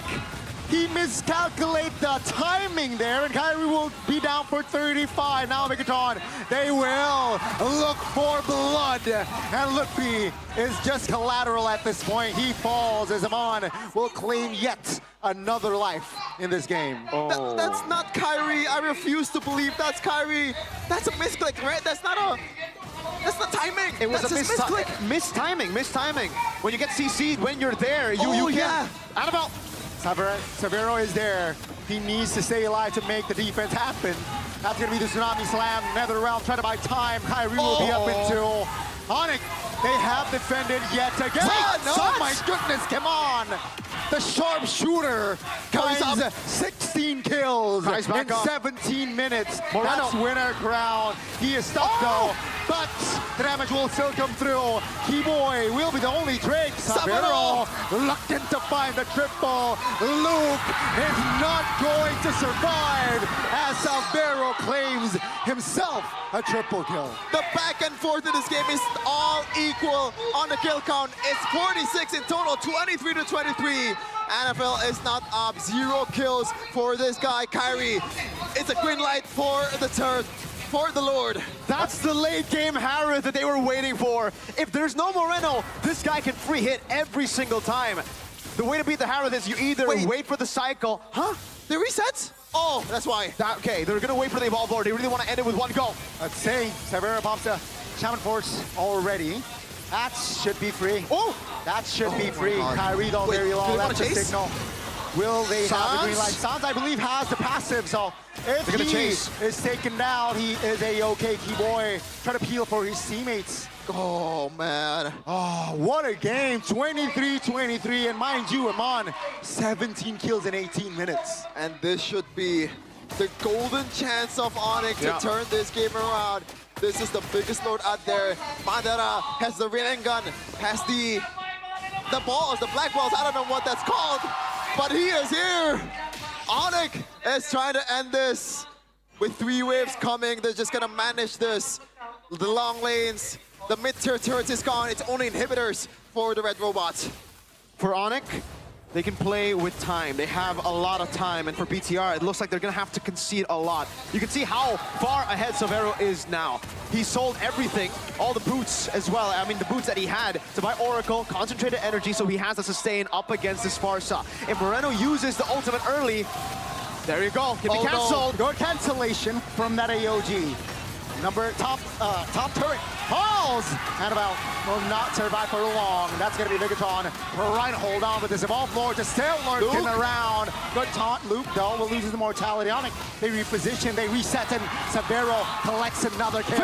That's been the follow-up damage isn't really there. Another round. Trying to buy time. Mid lane turret falls over. Lose immortality, but the base is exposed, ladies and gentlemen. Onyx, though, they want to catch bodies before they take the turret, and that is enough to take us to game 3. In a truly Onyx fashion, they came back. They came back. This is the Onyx that we know. The composure to keep the hopes alive, and they ended with conviction. What a game, and we are off to game numero 3. Welcome to game 3, ladies and gentlemen. The late game Harith, the savior of Onyx. There's no way to beat it unless you use the Feather Airstrike, unless you burst in before he can sustain and out-damage everyone, shreds everyone. Oh my lord.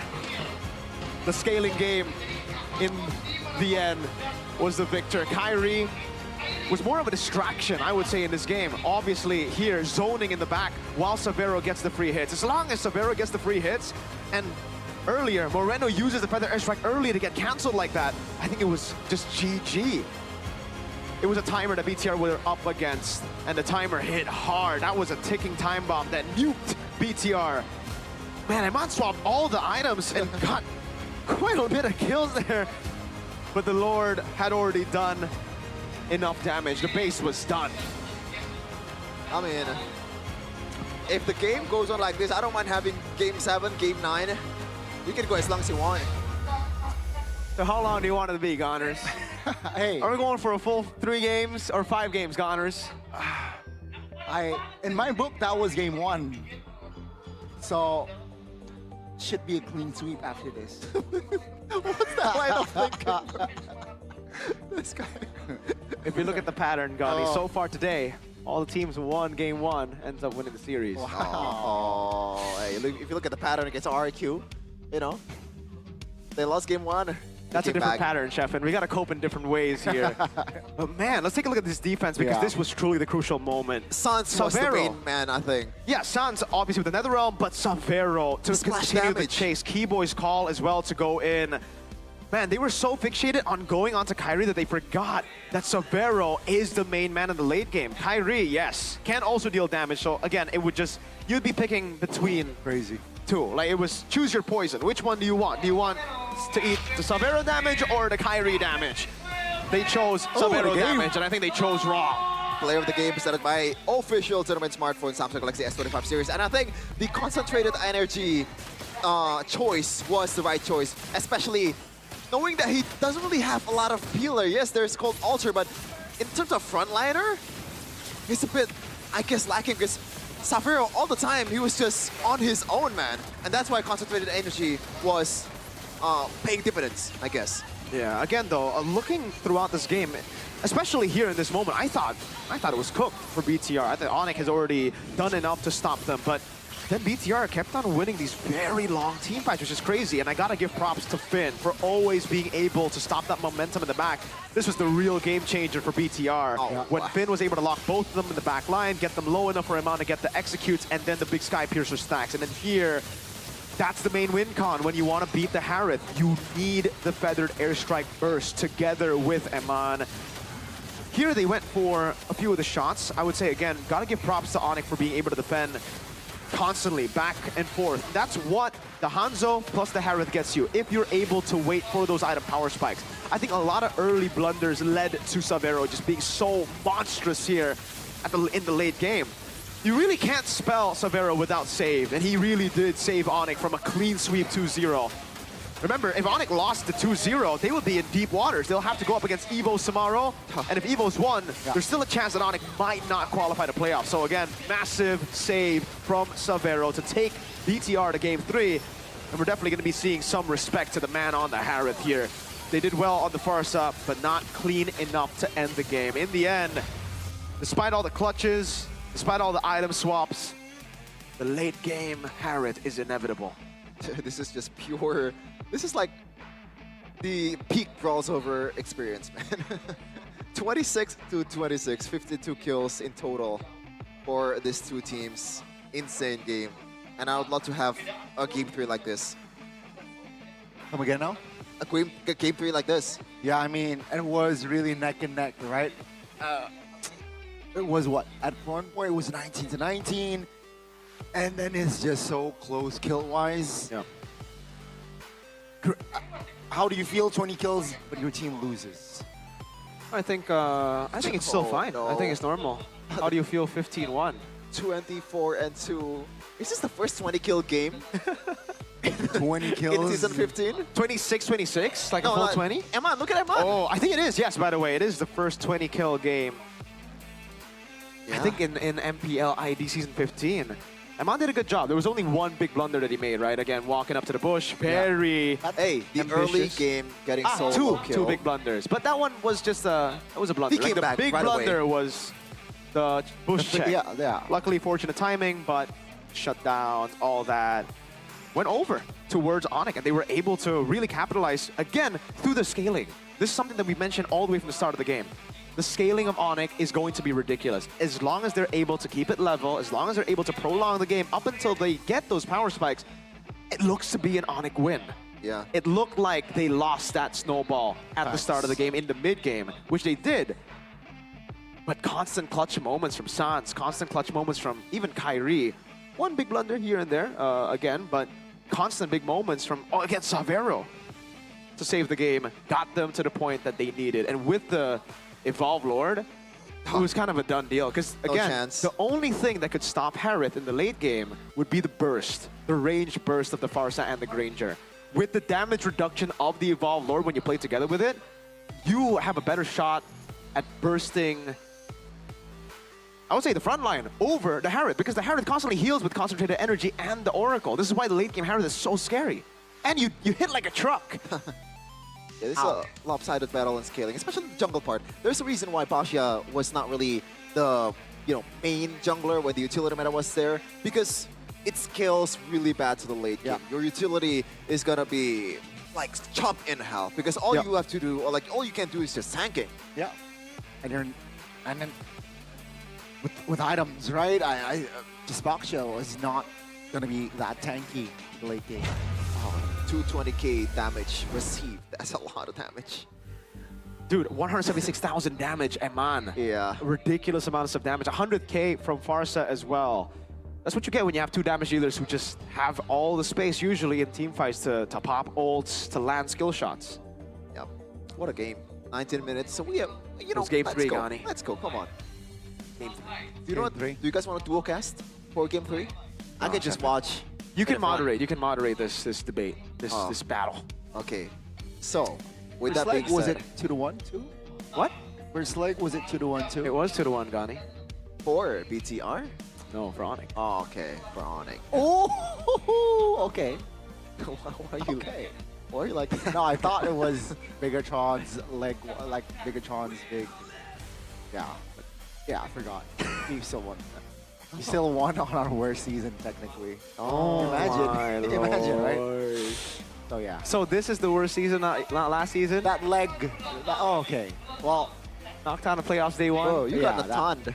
You got Chidera, you got Geeked, and you got Vincent. Worst regular season performance then, with this position. So you're still thinking, with this bad of a performance in the regular season? Oh, wait, we gotta throw it to Alyssa first. Let's see. What's going on, Alyssa?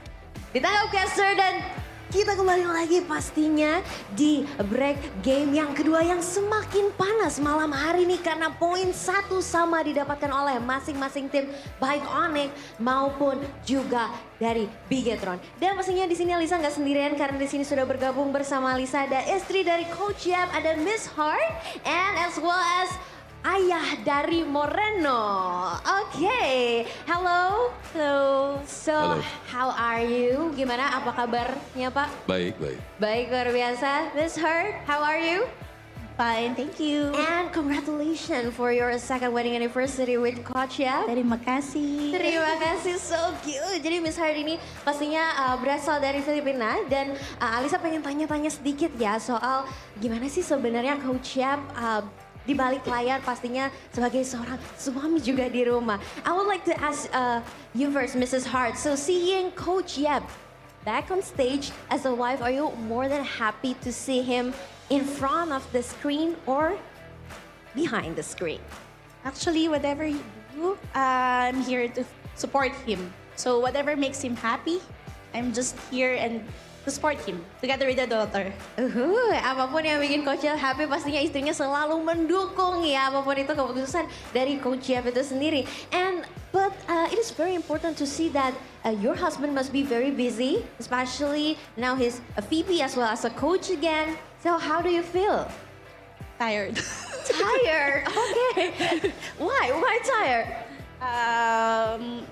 So supporting him. No, I'm here to support him fully. So, good luck, babe. You can do it. Good luck, babe. You can do it ya pastinya. Coach Yap, ada salam dari istri tercinta ya. Oke, mungkin kita sedikit tanya-tanya ke ayah dari Moreno nih. Ya.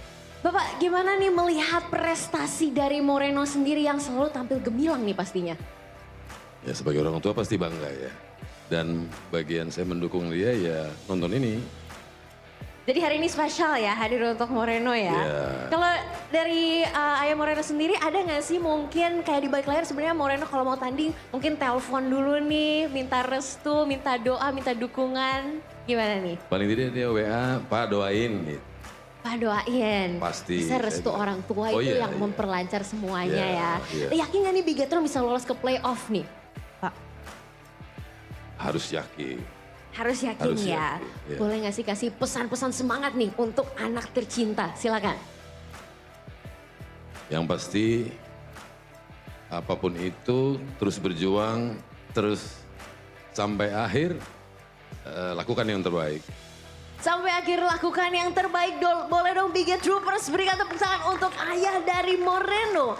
And of course, last but not least, I would like to hear some words from you, Mrs. Hart, for your lovely husband, Coach Yap. Good luck, babe. Hope you can win. Love you. Yeay, pastinya untuk Coach Yap dan selalu semangat untuk membawa Onyx untuk melaju ke playoff pastinya dan kita akan melihat apakah di game selanjutnya akan ke Onyx atau Bigetron yang akan memenangkannya. From your prediction, you think Onyx or Bigetron will win? Onyx. Onyx, of course. And ayah, prediksi habis ini gamenya ketiga. Oni kalah, Bigetron yang menang. Onyx kalah Bigetron yang menang. Mantap sekali jawabannya, optimis sekali dan pastinya Superfans jangan lupa dukung terus tim kesayangan kalian. Biget Troopers dan juga Sonic. Jangan lupa karena ini merupakan match yang juga menentukan nasib banyaknya tim untuk nantinya bisa melaju di babak playoff. Dan kita akan kembalikan lagi ke para caster. Silakan caster, take it over. Welcome back to game number 3 of Mpl Id versus Bigetron Alpha. I wish I'm half as cool as Moreno's dad. Hey, if I'm Moreno, I'm behaving the hell in home. There ain't no way. I don't want to get my ass, I don't want to get spanked by my dad. He ain't gonna spank you, he's gonna beat you up. Yeah. That's what's gonna happen, boy. Oh, the belt's that's gonna hurt, bro. No belts. Maybe just hands. Hey, maybe he's actually a soft guy, you know, towards skates. Maybe he is. You know what? Maybe he is. Maybe he looks like a tough guy, but he's a very nice family guy, right? Like, hey, but you'll play Mobile Legends. Go ahead, son. Maybe he does play Mobile Legends. Oh, maybe his favorite hero is Baksha with the Mafia skate. Man, I don't want to mess with Moreno's dad. No, clearly not. You don't want to get your beat. You don't want to mess with any parent, though. Well, that's true, but there are levels to this. There are levels to this. Levels. It seems like if you mess with his dad, you're not going to be alive for long. You see the tattoo, you see the biceps, you see the untucked shirt there. Hey, I'm a fan of Moreno's dad. I actually sat next to him last season in Bandung. When I was watching the match, seriously. Le Cap? No, this is not Le Cap. You can ask the guy, bro. We were yelling for BTR. It's not Le Cap, it's Mirka. We're talking about Le Cap, bro. It's Mirka. Oh my god. Okay. Oh, Superfans League. Let's see. Who's number one? Who's the best fandom in the league? So they do a lot of yapping, right? Like us. But who out of them is the best? Is it the Sonics? Is it the Troopers? Is it the Kingdom? Or is it the Evo's fams? The fam unity? Hui. Sonic. Number one. Number 2, Juragan Troopers. And Roar 16. Wait, where's the Kingdom? Oh my lord. Hey, I don't want to point it out. You point it out. Yeah. You know it. I kind of did, though. You know it. No. Oh, wait. Right? Who's number 1? They need someone to discipline them, like Moreno's dad. They need discipline. Oh, man. RQ Kingdom Bang Bang. RQ What? Kingdom. No, it's yeah, Bang his name. Okay. Arca Kingdom Manis? That means sweet? Why would you think I say that out of nowhere, bro? Because Mobile Legends Bang Bang. Interesting. Troopers Wyvern though, kind of sus there, sitting 7. Oh, Juragan Troopers is all I'm supporting, Gani. I don't know what trooper you're seeing. Geek Osiris. Geek so there should Slayers. be Geek Obelisk and Geek Ra. Do you know what that reference is? No. Ra? Ah, okay. But Gani, this Osiris, shows... Obelisk, and Ra. Yo, Kyrie's just walking behind us. Man. Oh, Kyrie! Yeah. Wait, why is he not playing? Wait, Oh my God. Mr. Kyrie, man. Oh, the- it looks like Nile will play is that the one third of the game. fake Kyries? Nah. Wait, is he that Kyrie looks, from he looks the legit. multiverse? Right there, left towards Miracle if you see the camera. That's Kai. That's Kai. This is Kai, right? That should be Kai. Why Interesting. is he sitting in a... It's a Is this a gimmick? sign. Is this, I think It's it's a one of the fake Kyries. that Nile will play. Wait, he has an earring too. Wait. Will he sit this one out? No. Ooh, that's a possibility, but I don't know if that's gonna make I their think odds it's fake better. Kyrie. I think it's fake. It's Kylie. Kylie. Yeah. Onyek Kylie. Shout out to Dogi. Kylie Laios del Sol. That's bad. This is Kyrie Risol Mayo. Okay, that's better. That's better. I like the save, you know. And what I like too is our playoff venue. We've been here before, Jakarta International Velodrome. You know what? The best part about Velodrome is there's a basketball court in front of it.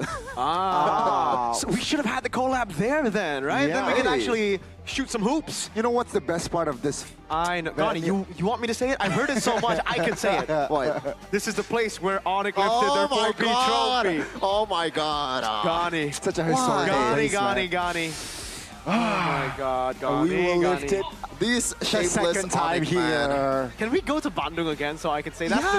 Yeah, yeah. You know what? Bandung was great. You know, I like Bandung. Bandung I was really great. like Bandung a lot. The weather. I like You the know, weather there. I want to shout out the chat because someone said Kyrie benched like DJY. That's wild though. Wow. Don't compare Kyrie to DJY. Only one guy can be the god in the bench, and it's DJY. No one else can compete with him. The demon in the back room. the killable Demon King.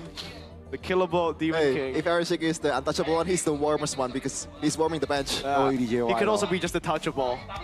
The touchable one.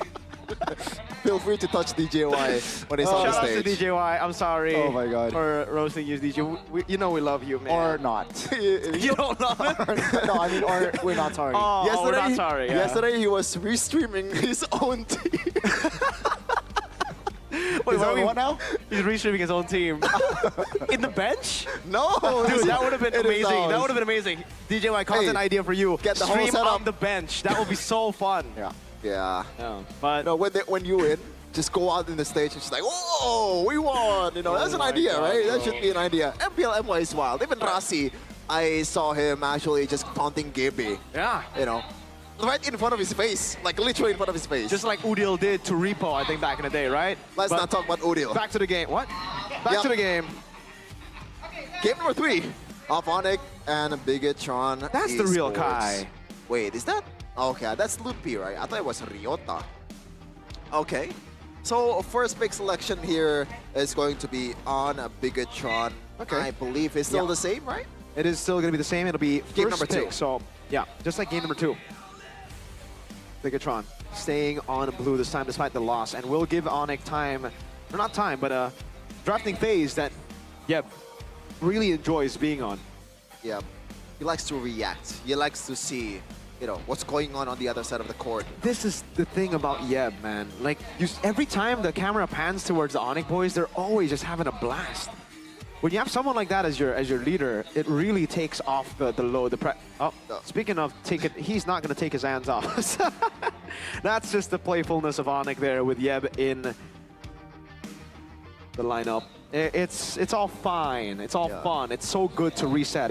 It almost seems like they're not even playing MPL when Yeb's there, you know? They're just, it's like, oh, it's just another game. In Yeb's eyes, Suns is just an armchair. He really is. He's also What? the biggest, like, he just makes fun of his sons a lot. Let's talk about the game though, actually. Damage dealt to Hero. Look at this. Even Eman in this game was actually insane. Yeah, it was a battle of the gold. Savero versus Eman. Savero technically gets the edge there because he was able to solo kill and 1v3 in game number 2. Huh. You know it. You won't. He's a rookie. mind Okay. you. Is he? So what's your point? What's your Somewhere point? What's your point? Yeah, I mean, it's rare. You know, Gandhi, Okay. Toy is a rookie too. There's literally last season there was a rookie that won MVP. Oh. I don't think it's rare, Gandhi. You want to talk about rare? The whole just roasting Gandhi now. The whole team getting MPL second team and first team. That's rare. I don't know about this one though. Let's see though in drafting phase if there's gonna be any changes. Let's see. Of Onyx versus BTR. It's Let's Yep go. versus Theonel and Coach Tazi. Are they just gonna go for the same exact ban? It looks like it. There's not. Oh, Kalea banned away. The Kalea is such a big problem, and I agree. I agree. This is a good adaptation from Yeb. Really good stuff. Banning out the Kalea and the chip. What does that threaten though, right? What does that leave out? The Kimmy is a possibility. It's gonna be a whole lot of option in the gold lane and jungle. Will Bigatron pick up the Harith first pick? They could, actually, you're right. Because the Kalea has been taken away. I think the Harith first pick could be good, but we gotta take into account that BTR, especially for Eman, he hasn't been able to perform that well on anything that's not a marksman. The Harith is a 50% win rate hero right now. But all the other marksmen are, he has a crazy win rate on those. The Masha. Still the Masha, but this time in the first phase. The no. Kimmy is up for grabs, so it looks like they want to go for the trade on Kimmy. That should be the case here, unless they want to go Eman Harith, which I said it to you, Mirko. He is Jabran Pro Max. So yeah, it's gonna be Kimmy. And this is gonna be a flex pick because it could go onto the hands of Moreno. And it worked on Moreno. Yeah, so Onyx now, do they take the Juice in? It was a pick that was banned out in the previous game. Why is this Farsa right away? They could just go for the Farsa here, but if they want to control, and if they want to win just pure early game, they could go for a composition that plays for the fights. Utility Juice in has been one of the ways to actually, force the issue on the first fight. Oh, they take the Masha! And the Harith now! You can't do that. BTR, you have created something. You cannot do that. You have pioneered a pick in MPL, but can you beat what you created? Can you beat your own monster? That's not allowed. Anything is allowed in MPL, baby. What a genius move from Prajaya, my man. A genius move, Gunners. A genius move. The Onyx glaze is real. Why are you... Ghani's having a blast. He's like, I'm just at this point, I'm just rage baiting, you know? I'm just so like funny? rage baiting, trying to like... but I was trying to rage bait Mirko, but you got... rage baited. Just, hey, man. We're in for a crazy draft, though. That's what I know right now. Because no Baksha means BTR got to change there. Oh my God, this is the comeback of Kairi Kumar. Baksha. Wait, no, let's not do this. Come on, guys. Let's not do this. Wait, has Kairi played 2025 or 2023? Has Kairi played the Baksha since the Baksha moment? I think he did. Competitively, I think, yeah. I think he did. Okay, I think he did, but wait, it's been a while. that's Mr. Release. Oh my God, it is Realize, bro. Realize. Realize is in the building supporting Onyx. Oh my God, this guy is a Madrid fan, by the way. Hanzo, huh? Baksha Rome? Oh, it was a deny pick. I actually don't like that. So it's not Kairi Kumar. No, it's not. It's not. It's Keyboy Kumar? No, it's just Boy Kumar. Should be, right? Because it's XP Baksha is terrible. The clearing, and I think it's just all around better on Rome. They refuse to get PTSD over 2023. They'll just put it on Keyboy instead. Ling gonna be banned out as well. They're really gonna... They think that this Fredgen is gonna go XP. I mean, last time, That's true. Bigatron, Luke was on that Fredrin. That's true. Are they gonna ban the... What do they ban now? Hayabusa? Hayabusa. Yeah. Hayabusa will be a solid choice to take away, I think, from NFL. What else is there? I mean, someone that can chase or like long-range threats. Moskov ban. That's long-range threat. Yeah. All right. They're not convinced that the Kimmy will go to the hands of Eman. We've seen Eman play the Kimmy once, and it's a loss. It was up against TL. We've seen Moreno play the Kimmy, and it was amazing. So I think, yeah, I agree. The flex is crazy on BTR side. It really is for all three picks, Kimmy, Fredrin, and Badao. So BTR What do they decide to ban out here? Another XP lane? Or do they try to take away the Valen again? Just take away the playmaking tool of Sans. Maybe not even a Valen ban, but Eve? you know, again, a mid lane ban. Eve? Farsa. Oh, that's better, I think. Yeah. Especially when to play it through Moreno, because so far there's already 2 frontliners, and if you want to slot the Fredgen towards the jungler area for Annabelle, it's gonna sacrifice a lot of potential damage. So Sans has to be safe, or Safero. Wait, it's Moreno or Eman. Sorry. So what are the picks now to round off Onyx draft? They need a mid laner, that's for sure. The others are still flags. Valir! Okay. The pick that I expected in game 2 shows up in game number 3. Oh man, that is... So BTR are kind of forced to... Are they forced to put Fredgen in XP and they go for an assassin? Even there is left though. Hayabusa is still on the board. Well, like, at the same time, it's a bit harder than you thought playing Hayabusa against a Valir. Facts. Yes, it is viable. Is this going to be a Claude in the gold lane, by the way? It's a bad matchup against a Harith, but... I mean, in the early game, it's not horrible, but in the late game, it is. You definitely need to dive. Or to kite against the Hanzo and Wade. Oh, wow, they're really going for the front to back here. It's a kite. Ruby XP, I believe, on Luke. This is a signature pick for Luke back in the day. I don't think that's good against a Valir, man. That's more targets. Yeah. It's tricky, I gotta say. I think purely they're trying to layer CC so that Hanzo and Harith can't get to their backline. They're trying to out-damage Onyx with their own backline through, again, stopping the damage from Hanzo and Harith with CC. Yeah, another layer would be just to trigger the ult from Valir easily, right? You have the Badong, you have the Ruby, so at least you can trigger that ult early. They need a body up front. Commit. What do they go for then? I think XP, right? Do they go Arlet? Hylos? I think Arlet would not be bad. There's a lot of CC here. Oh, that's better, I think. Wait. This will mean that they are going to... Fredgen jungle. Yeah. But Phobius. Okay. It's a bit harder against a non-assassin to dominate in the early game, but I can see the vision. Oh, debut pick, right, for Valir? Debut in Indonesia. We've never seen the Valir. We've only seen it in the Philippines. I'm not too sure about Malaysia. But let's see what both Tazi and Yeb have cooked up for us in game number 3. They need to take the blueprint from their brothers in the Philippines. They made it work. Super Fritz was the perpetrator. Now it is Super Sans on Onyx ID. Game number 3. It comes down to a best of 1. It has been the theme in this day. It is now or never for both of these teams. They need the W really bad, especially Onyx. Can they do it against Bigatron? It is the red robots versus the yellow porcupines. Ladies and gentlemen, it is time to witness one more game, one more battle today. Will it be Bigatron securing themselves a ticket to the playoffs, or will Onyx at least, right, secure that 8-game win? That's almost a solo, by the way. Sans though, pretty. Whoa! To use the flicker as well. That's going to be the revitalized from Keyboard to at least an attempt. save Sans, yeah. All right.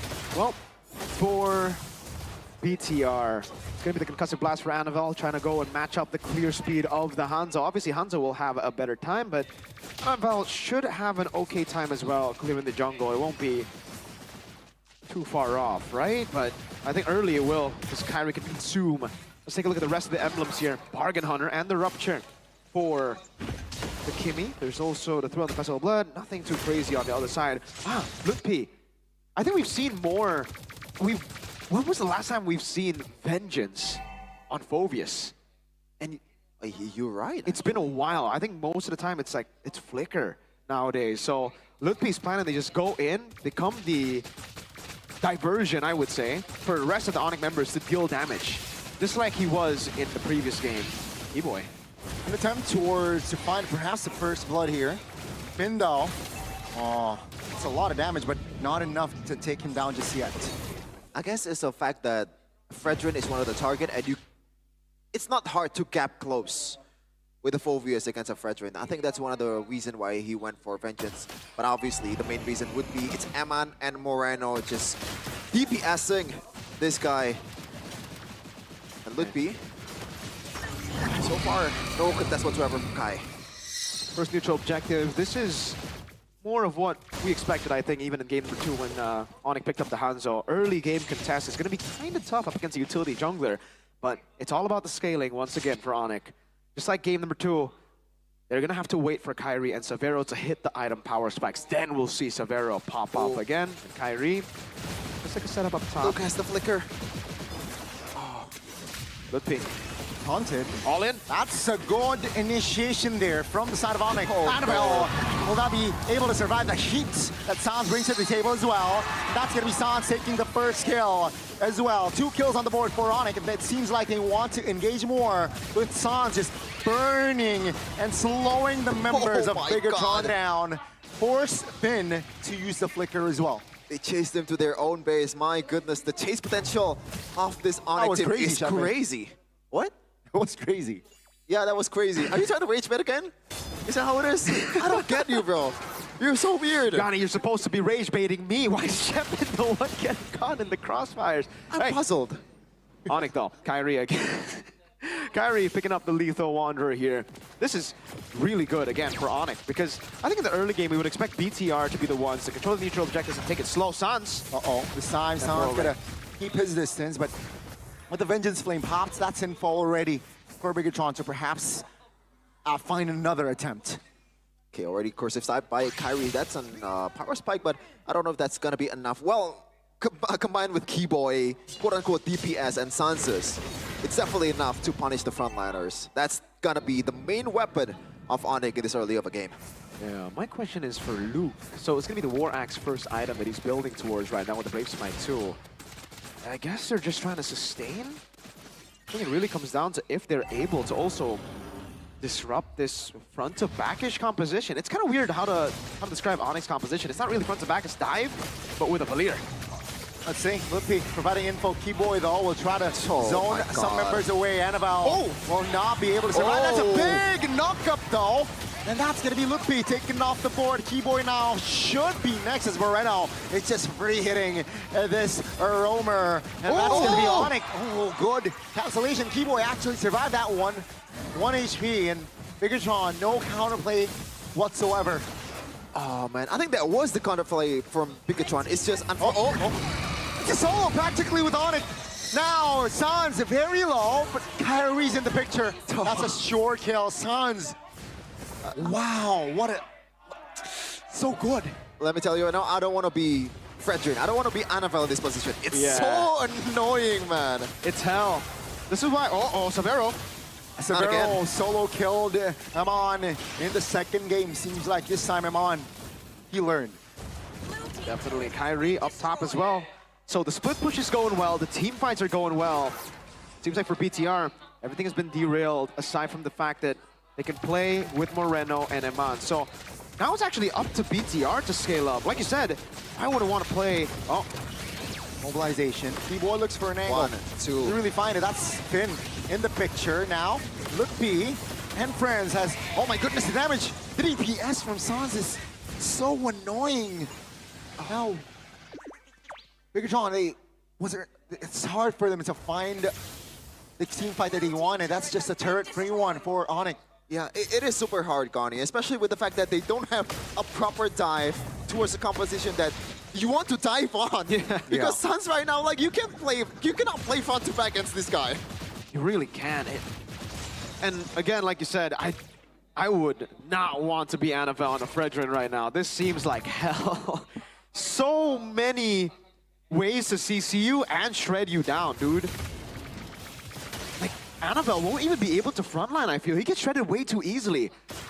If he goes Radiant Armor first item, that will delay a bit of the damage, I guess, but for Onyx, they're already ahead, so I think they can actually outscale the Radiant Armor very, very soon. Blowing Wand already for Sans. DHS already for Kyrie. Severo also hitting the Starlium side quite early on. Everything's going to plan for Onyx. This is a disaster for BTR. 2 level 8 for Kyrie and a whole lot of gold lead too, surely. Let's see. Sans repositions, forced to use the flicker. Vengeance Flame pops as well. Keyboy though in the back lane. Terrifying, but that's Annabelle. Clutch retribution. Annabelle though will be the sacrificial lamb as he is stuck. He will fall. Kyrie looking for a kill in the back. Doesn't really find the angle. 2 members now deleted, but at least they got the turtle. Yeah, they don't care. It's still a W for Onyx. It is. It's every little win here is a W for Onyx again, because even if we talk about scaling, I don't think BTR outscale Onyx. I really think Onyx have the better late game. So their angle would be... Oh. Careful there, Lupi with the cover. Moreno repositions, but Keyboy, man, he wants something. That's the glowing wand actually doing the work to kill Moreno. Luke also was collateral there, and let's see, Onyx seems like they will push the tempo. Annabelle still collects the purple. Good taunt. Finn is there. Amon will try to find a kill perhaps, but Keyboy is just still too tanky with the Poissons especially. I mean, look at that. BTR put all of the resources toward the team fight. All the while, Zafiro is just having the time of his life in the long lane, just taking a bit here. It is... Is it too early to say it's over, Miracle? Because yeah, that's what I'm thinking, once again, too. It feels like that game when Kyrie had the link. I agree. It's a fool's errand. I agree with you. Despite being the BTR fan here, it looks like it might be the case where it's just an outdraft. And like, I mean, so far have been able to control the game. The big angle would be like Luke getting a 4-man set, but that's wishful thinking right now. I guess for BTR, it all comes down to scaling. But again, to talk about scaling. Yeah. When you're on a front train. Yeah, and Onyx, Hanzo Harith, and Valir, the Purifying. They scale better. Yeah, speaking of Valir, this is the 50th hero in Sansa's hero pool. Well, he played like 3 roles basically, so makes sense. Played jungle, mid. Gold too, I believe. Oh yeah, he did play gold. Season 9? Yeah, it was season 9. Serpent Lance, I remember when he was in the jungle. But now for BTR, it really is going to be a slow game. Like, Onyx have power over every single neutral objective. They have prio all over the map as well because they have better side control. There you go. That's a flicker on towards Lupi though. He's saying Savero free hitting with the Shaman Force. In hand, shut down though. Well, from Amon towards Sans. Uh-oh. They survive. This might be the window. Kyrie from an angle, looking for damage on towards Amon. Amon now. Oh. Wants a double kill. Looks for the shutdown. Again, 3 games. Amon finds a triple kill. This is their window. Savero. Gotta restrict damage from Harith here. Bigatron though. They're still in favor. Oh my goodness, Amon finds the Lord. They will reset. Oh my. Let's not talk about Amon, let's talk about Kyrie. 2 times, 3 times. By the way, the first time he picked Hanzo at MPL, that was constantly happening. Yeah. The mistiming on the Shadow. Yeah. And it happened last game. It wasn't fatal. This game, it's not going to be fatal, I don't think, but this is a big snowball. Like, this is a big deterrent to their win con. Remember, Onyx had everything going. Yep. And now they have a lower BTR. If they somehow are able to utilize the range from this composition to siege down and to stop Onyx. Oh, look at that traction pulse. Kyrie's low. Gotta back away now. Onyx seems like they will concede the purple as well, with the Lord still marching healthy in the bottom side of the map here. They should just sacrifice all their tier 2s. Perhaps they might save the mid one, but Onyx now seems like Bigatron. They not just have neutralized the situation, they are at advantage. Yeah. For sure, they took full advantage of it. And this is the problem with Onyx composition. There is no catch at all. That's Zero true. catch. So they have to play reactively. Meanwhile, Luke, Dragon Pulse! That's the Vengeance Flame for Sans. Now, not the mid even, right? All the tier 2s officially gone for Onyx. Bigatron, they might move forward. That's true. That's true, Sheffin. Now that I look at it, they don't really have a way to pick. It's more of like a full dive when they go in, right? It's an all-in, and technically BTR can still kite, funnily enough. And as we get into the later stage, The range advantage. It's not just the range advantage, but it's the damage mid-game as well. Can Onyx withstand that? Because I think the win con still stays for Onyx, where they can scale past BTR. They'll be able to shred the frontliners of BTR before BTR shreds the frontliners of Onyx, I think, especially with the Vengeance. But the window for BTR has opened. Oh. 3K gold swing resulted in level 1 Lord. This is something that you don't really see very often. Now Onyx paid full price for it. Yeah. Just a single letdown, a single mishaps, and it is BTR's game currently. They're just gonna try to rinse and repeat distraction pulls and also that Sonatas over and over again. The poke is going to be ridiculous up to a point where Onyx can finally, like Keyboy Lutpi, walk up so that Savero can free hit.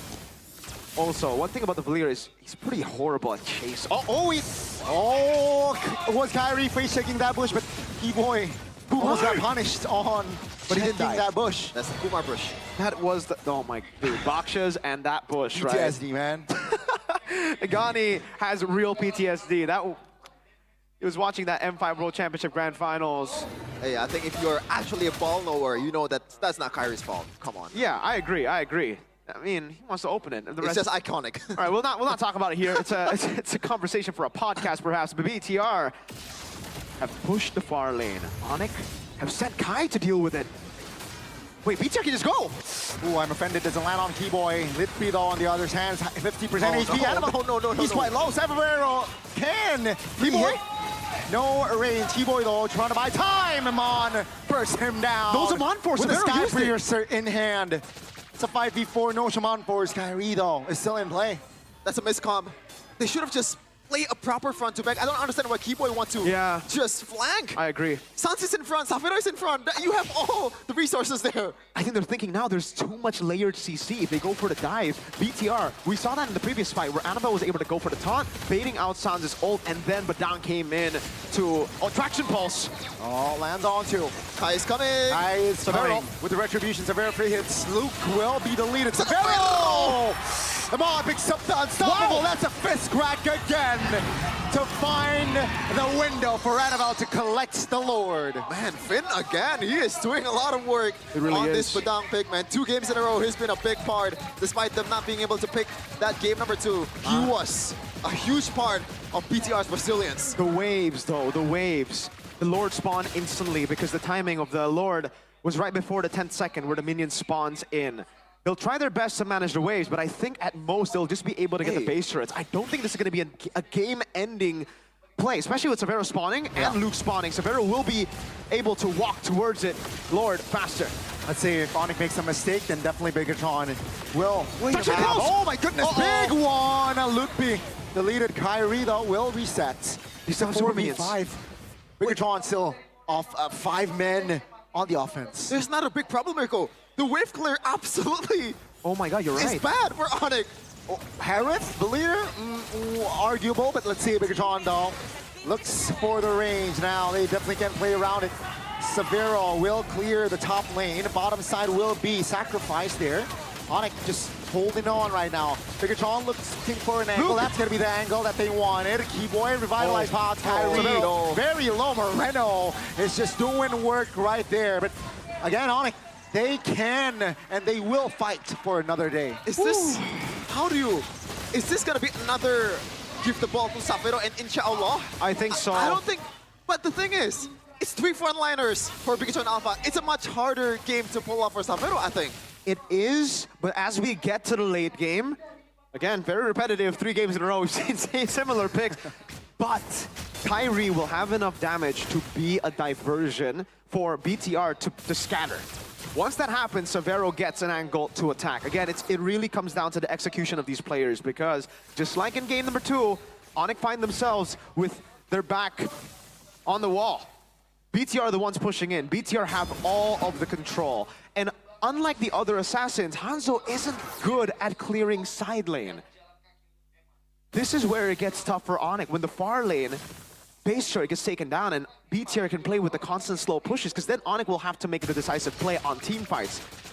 And right now it does look like BTR have ways to disengage and this is definitely within the power spike of BTR. We're getting closer to the power spike where Onyx can really do some nuclear damage with Savero. But the layering CC now becomes a question. It's a battle of execution still. The 4,000 gold lead, 3,000 gold lead doesn't matter. What matters is the far lane and then the execution and team fights. Remember when I said it's a fool's errand? It's kind of over. Hey, I agree with you, honestly. Look at where we're at right now. But speaking of the items right now, Sans actually goes for a Demon Shoes and Talisman, so a whole lot of mana regen. Do BTR just want to wait it out? Like, okay, hold up. Conceal. Conceal here. 3 men with Savero. Opening the bush. Keyboy though. Keyboy Revitalized pops. Taunted. Luke now try to buy time perhaps. Hinder the movement. Savero jumping in. That's a purify. Now taunt. Annabelle goes down. With the basic attack and lands. Amando will find the trade on towards Lupi. It's a 1-for-1. No jungler for BTR. Top lane. Advantages towards Bigatron though. Kyrie sent there. There's no window for Onyx. They can guard this slot as long as they want to. Savero no Purify, that's the big info. That's why they're so confident in walking up. As long as Savero has no Purify, Luke can flicker in and stun him. Finn has flicker as well. They have time to play with this. A timer, a window of opportunity appears on the map for BTR. Oh my goodness.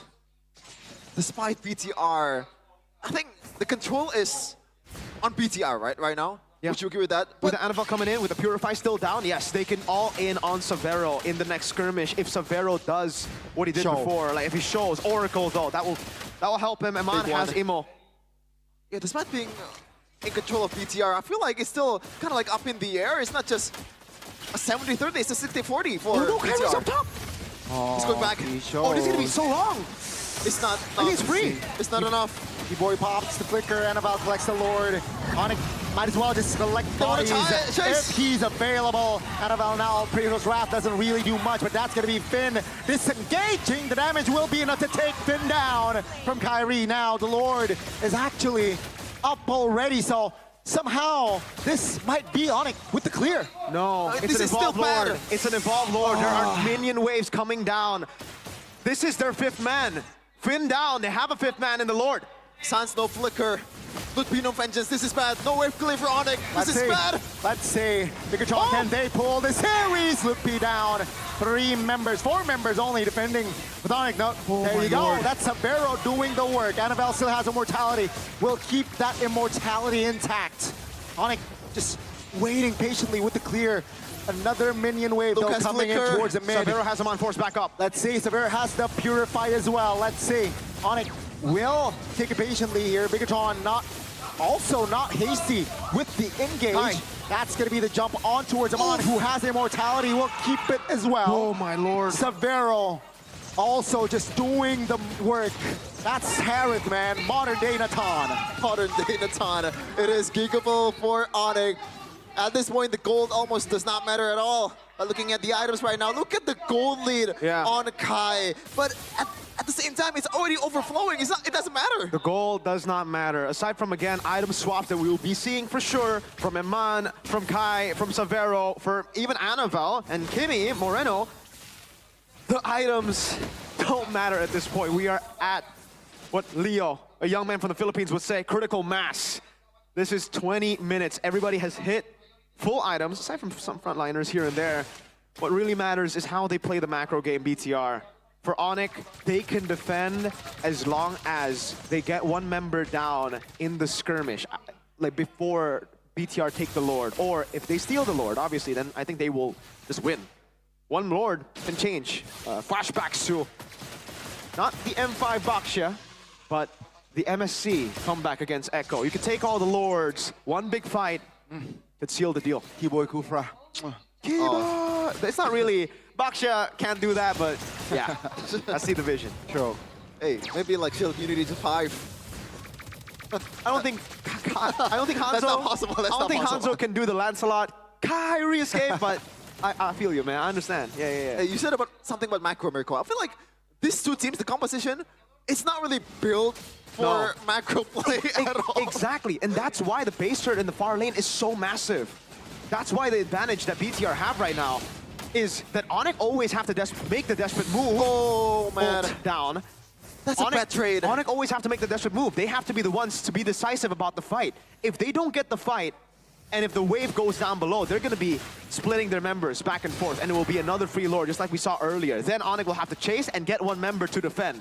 It really is a battle of forced errors at this point, but the forced errors is BTR. It really is a question to Onyx now. Onyx have to try to get a big fight, but BTR just won't let them. Yeah, it's just... Look at the slow push down below. That's a massive wave building up. Hanzo Kyrie again. has to go there again. Has It's another forced error. This is just looking really bad for Onyx. They let go. BTR is just going to cycle again. This is going to reset again. They can wait as long as they want. They have the utility jungler to take the hits, even though, again, there you go. Hanzo in the bottom lane. The Lord reset, actually. They're going to go for the fight instead. Let's see. Tom's immune. Hey boy, repeat. Vengeance Pots, that's a good pull from that I'm offended. Right So on, there's committed as no- well. And Malutpi, no immortality on him. They go but back. the Lord now. Look at the base, The minions are coming in 2 waves. Oh my Lord. That's not a good sign.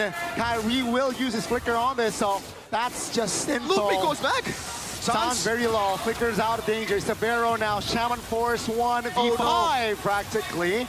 Lord 10,000 Can they do AP. it? Kyrie jumps in. Now Luke trying to buy time. Keyboy low. Kyrie not enough time there. And collects the double, ladies and gentlemen. Bigatron is just mukbanging. Onyx members. Come on, finding the maniac, looking for the last rookie. He finds Annabelle, but what No way. cost? No way. No, He no. will Sabero. buy time for his team, but at what cost? Again, Bigatron.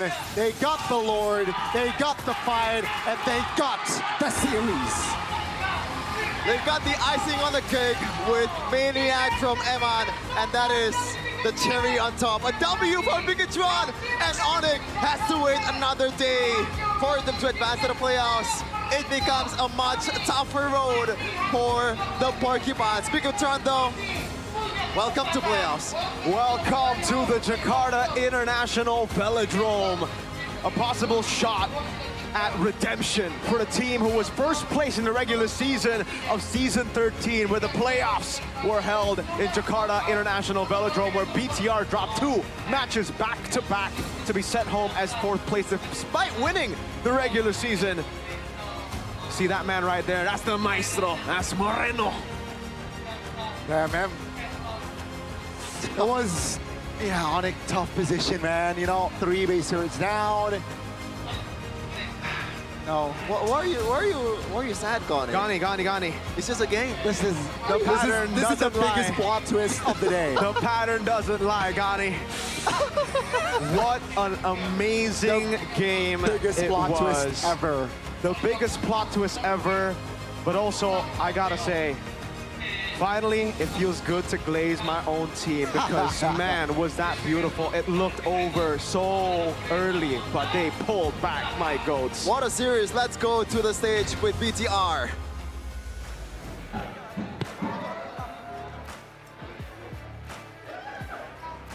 Bigatron menjadi tim ketiga yang masuk ke babak playoff.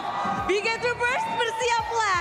Dan pada akhirnya kalian mendapatkan tiket ketiga. Kata-kata untuk playoff dulu dong. Dapat playoff nih. Bigatron playoff. Alhamdulillah. Alhamdulillah. Seberat itukah untuk mengamankan tiket playoff, apalagi di match kali ini? Decider match-nya tuh harus melawan Onyx gitu, the forfeit champions. Berat Bude. Oke, gambarkan pertarungan kalian. Gimana sih, Luke? Kita ngeliat kok kayaknya 3 game ketat banget. Game 2 salah kita aja sih, kayak mau maksa end terus. Harusnya bisa Lord terus end. Cuma ya pressure lah Bude, lawannya juara kan. The forfeit champions memang menjadi salah satu lawan yang cukup berat, apalagi mereka win streak di leg yang kedua. Kalian juga bisa mematahkan win streak dari Onyx. Dan apakah memang ini ada motivasi khusus sendiri bahwa ini tiket playoff taruhannya? Iya, kita mau upper sih. Mau upper, nggak hanya tiket playoff ya? Iya. Oke. kita ngeliat persaingannya begitu ketat dan semua tim lagi bener-bener sikut-sikutan untuk ngedapetin upper bracket dan upper. Oke, Big Troopers sudah nyanyi upper. Mereka Jangan jumawa. Jangan jumawa. Santai, belum. Belum, masih cukup panjang, beberapa match lagi, ada 2-3 matchan untuk kalian. Dari tim Bigatron sendiri, memecahkan win streak dari Onyx, memulainya gimana sih? Kayak kalian memikirkannya gimana, harus ngelawan Onyx nih, gimana cara mecahinnya? Gak ada sih Budi, kita fokus ke gameplay kita sendiri aja sih. Menang ntar datang sendiri menurut gua. Menang datang sendiri dan fokus gameplay, apakah fokus dengan Baxia? Ya. Kamu nggak pusing gelinding-gelinding di Land of Down, muter game 1, game kedua. Baxia menjadi priority pick untuk Anavel. Kayaknya sekarang aku udah gak main Assassin sih, main Baxia doang aku kayaknya. Waduh, memang lagi jatuh hati sama tank-tank ini. Nggak jatuh hati sih, kayaknya emang aku yang udah kayak muka Baxia, jadi kayak pick Baxia mulu. Menyatu dengan Baxia. Ya. Ketika Baxiamu diambil lawan, apa responmu dan apa pikiranmu? Harusnya jangan diambil sih. Malah. Karena jadi, ya. Oke, jangan diambil sih harusnya. Tapi ketika melawan sosok Kairi, apakah kamu nggak terpicu untuk Battle of Assassin, Anavel? Kenapa? Ngelawan Kairi, nggak terpicu untuk Battle of Assassin. Mungkin itu karena dari coaching staff pengen main jungler tank, jadi jungler tank. Cuman kalau dari aku emang masih pengen main Assassin. Oke, dan ini menariknya Budi juga dengar dari bahkan dari sebelum-sebelumnya Coach Tazi itu memang selalu bisa dibilang ada player yang bawa naungannya bermain Baxia dan sekarang dia membawa hal itu juga. Ya. Itu ide dari Coach Tazi apa ide dari Anavel Baxia? Kayaknya ide dari satu tim sih. Dari Nggak- satu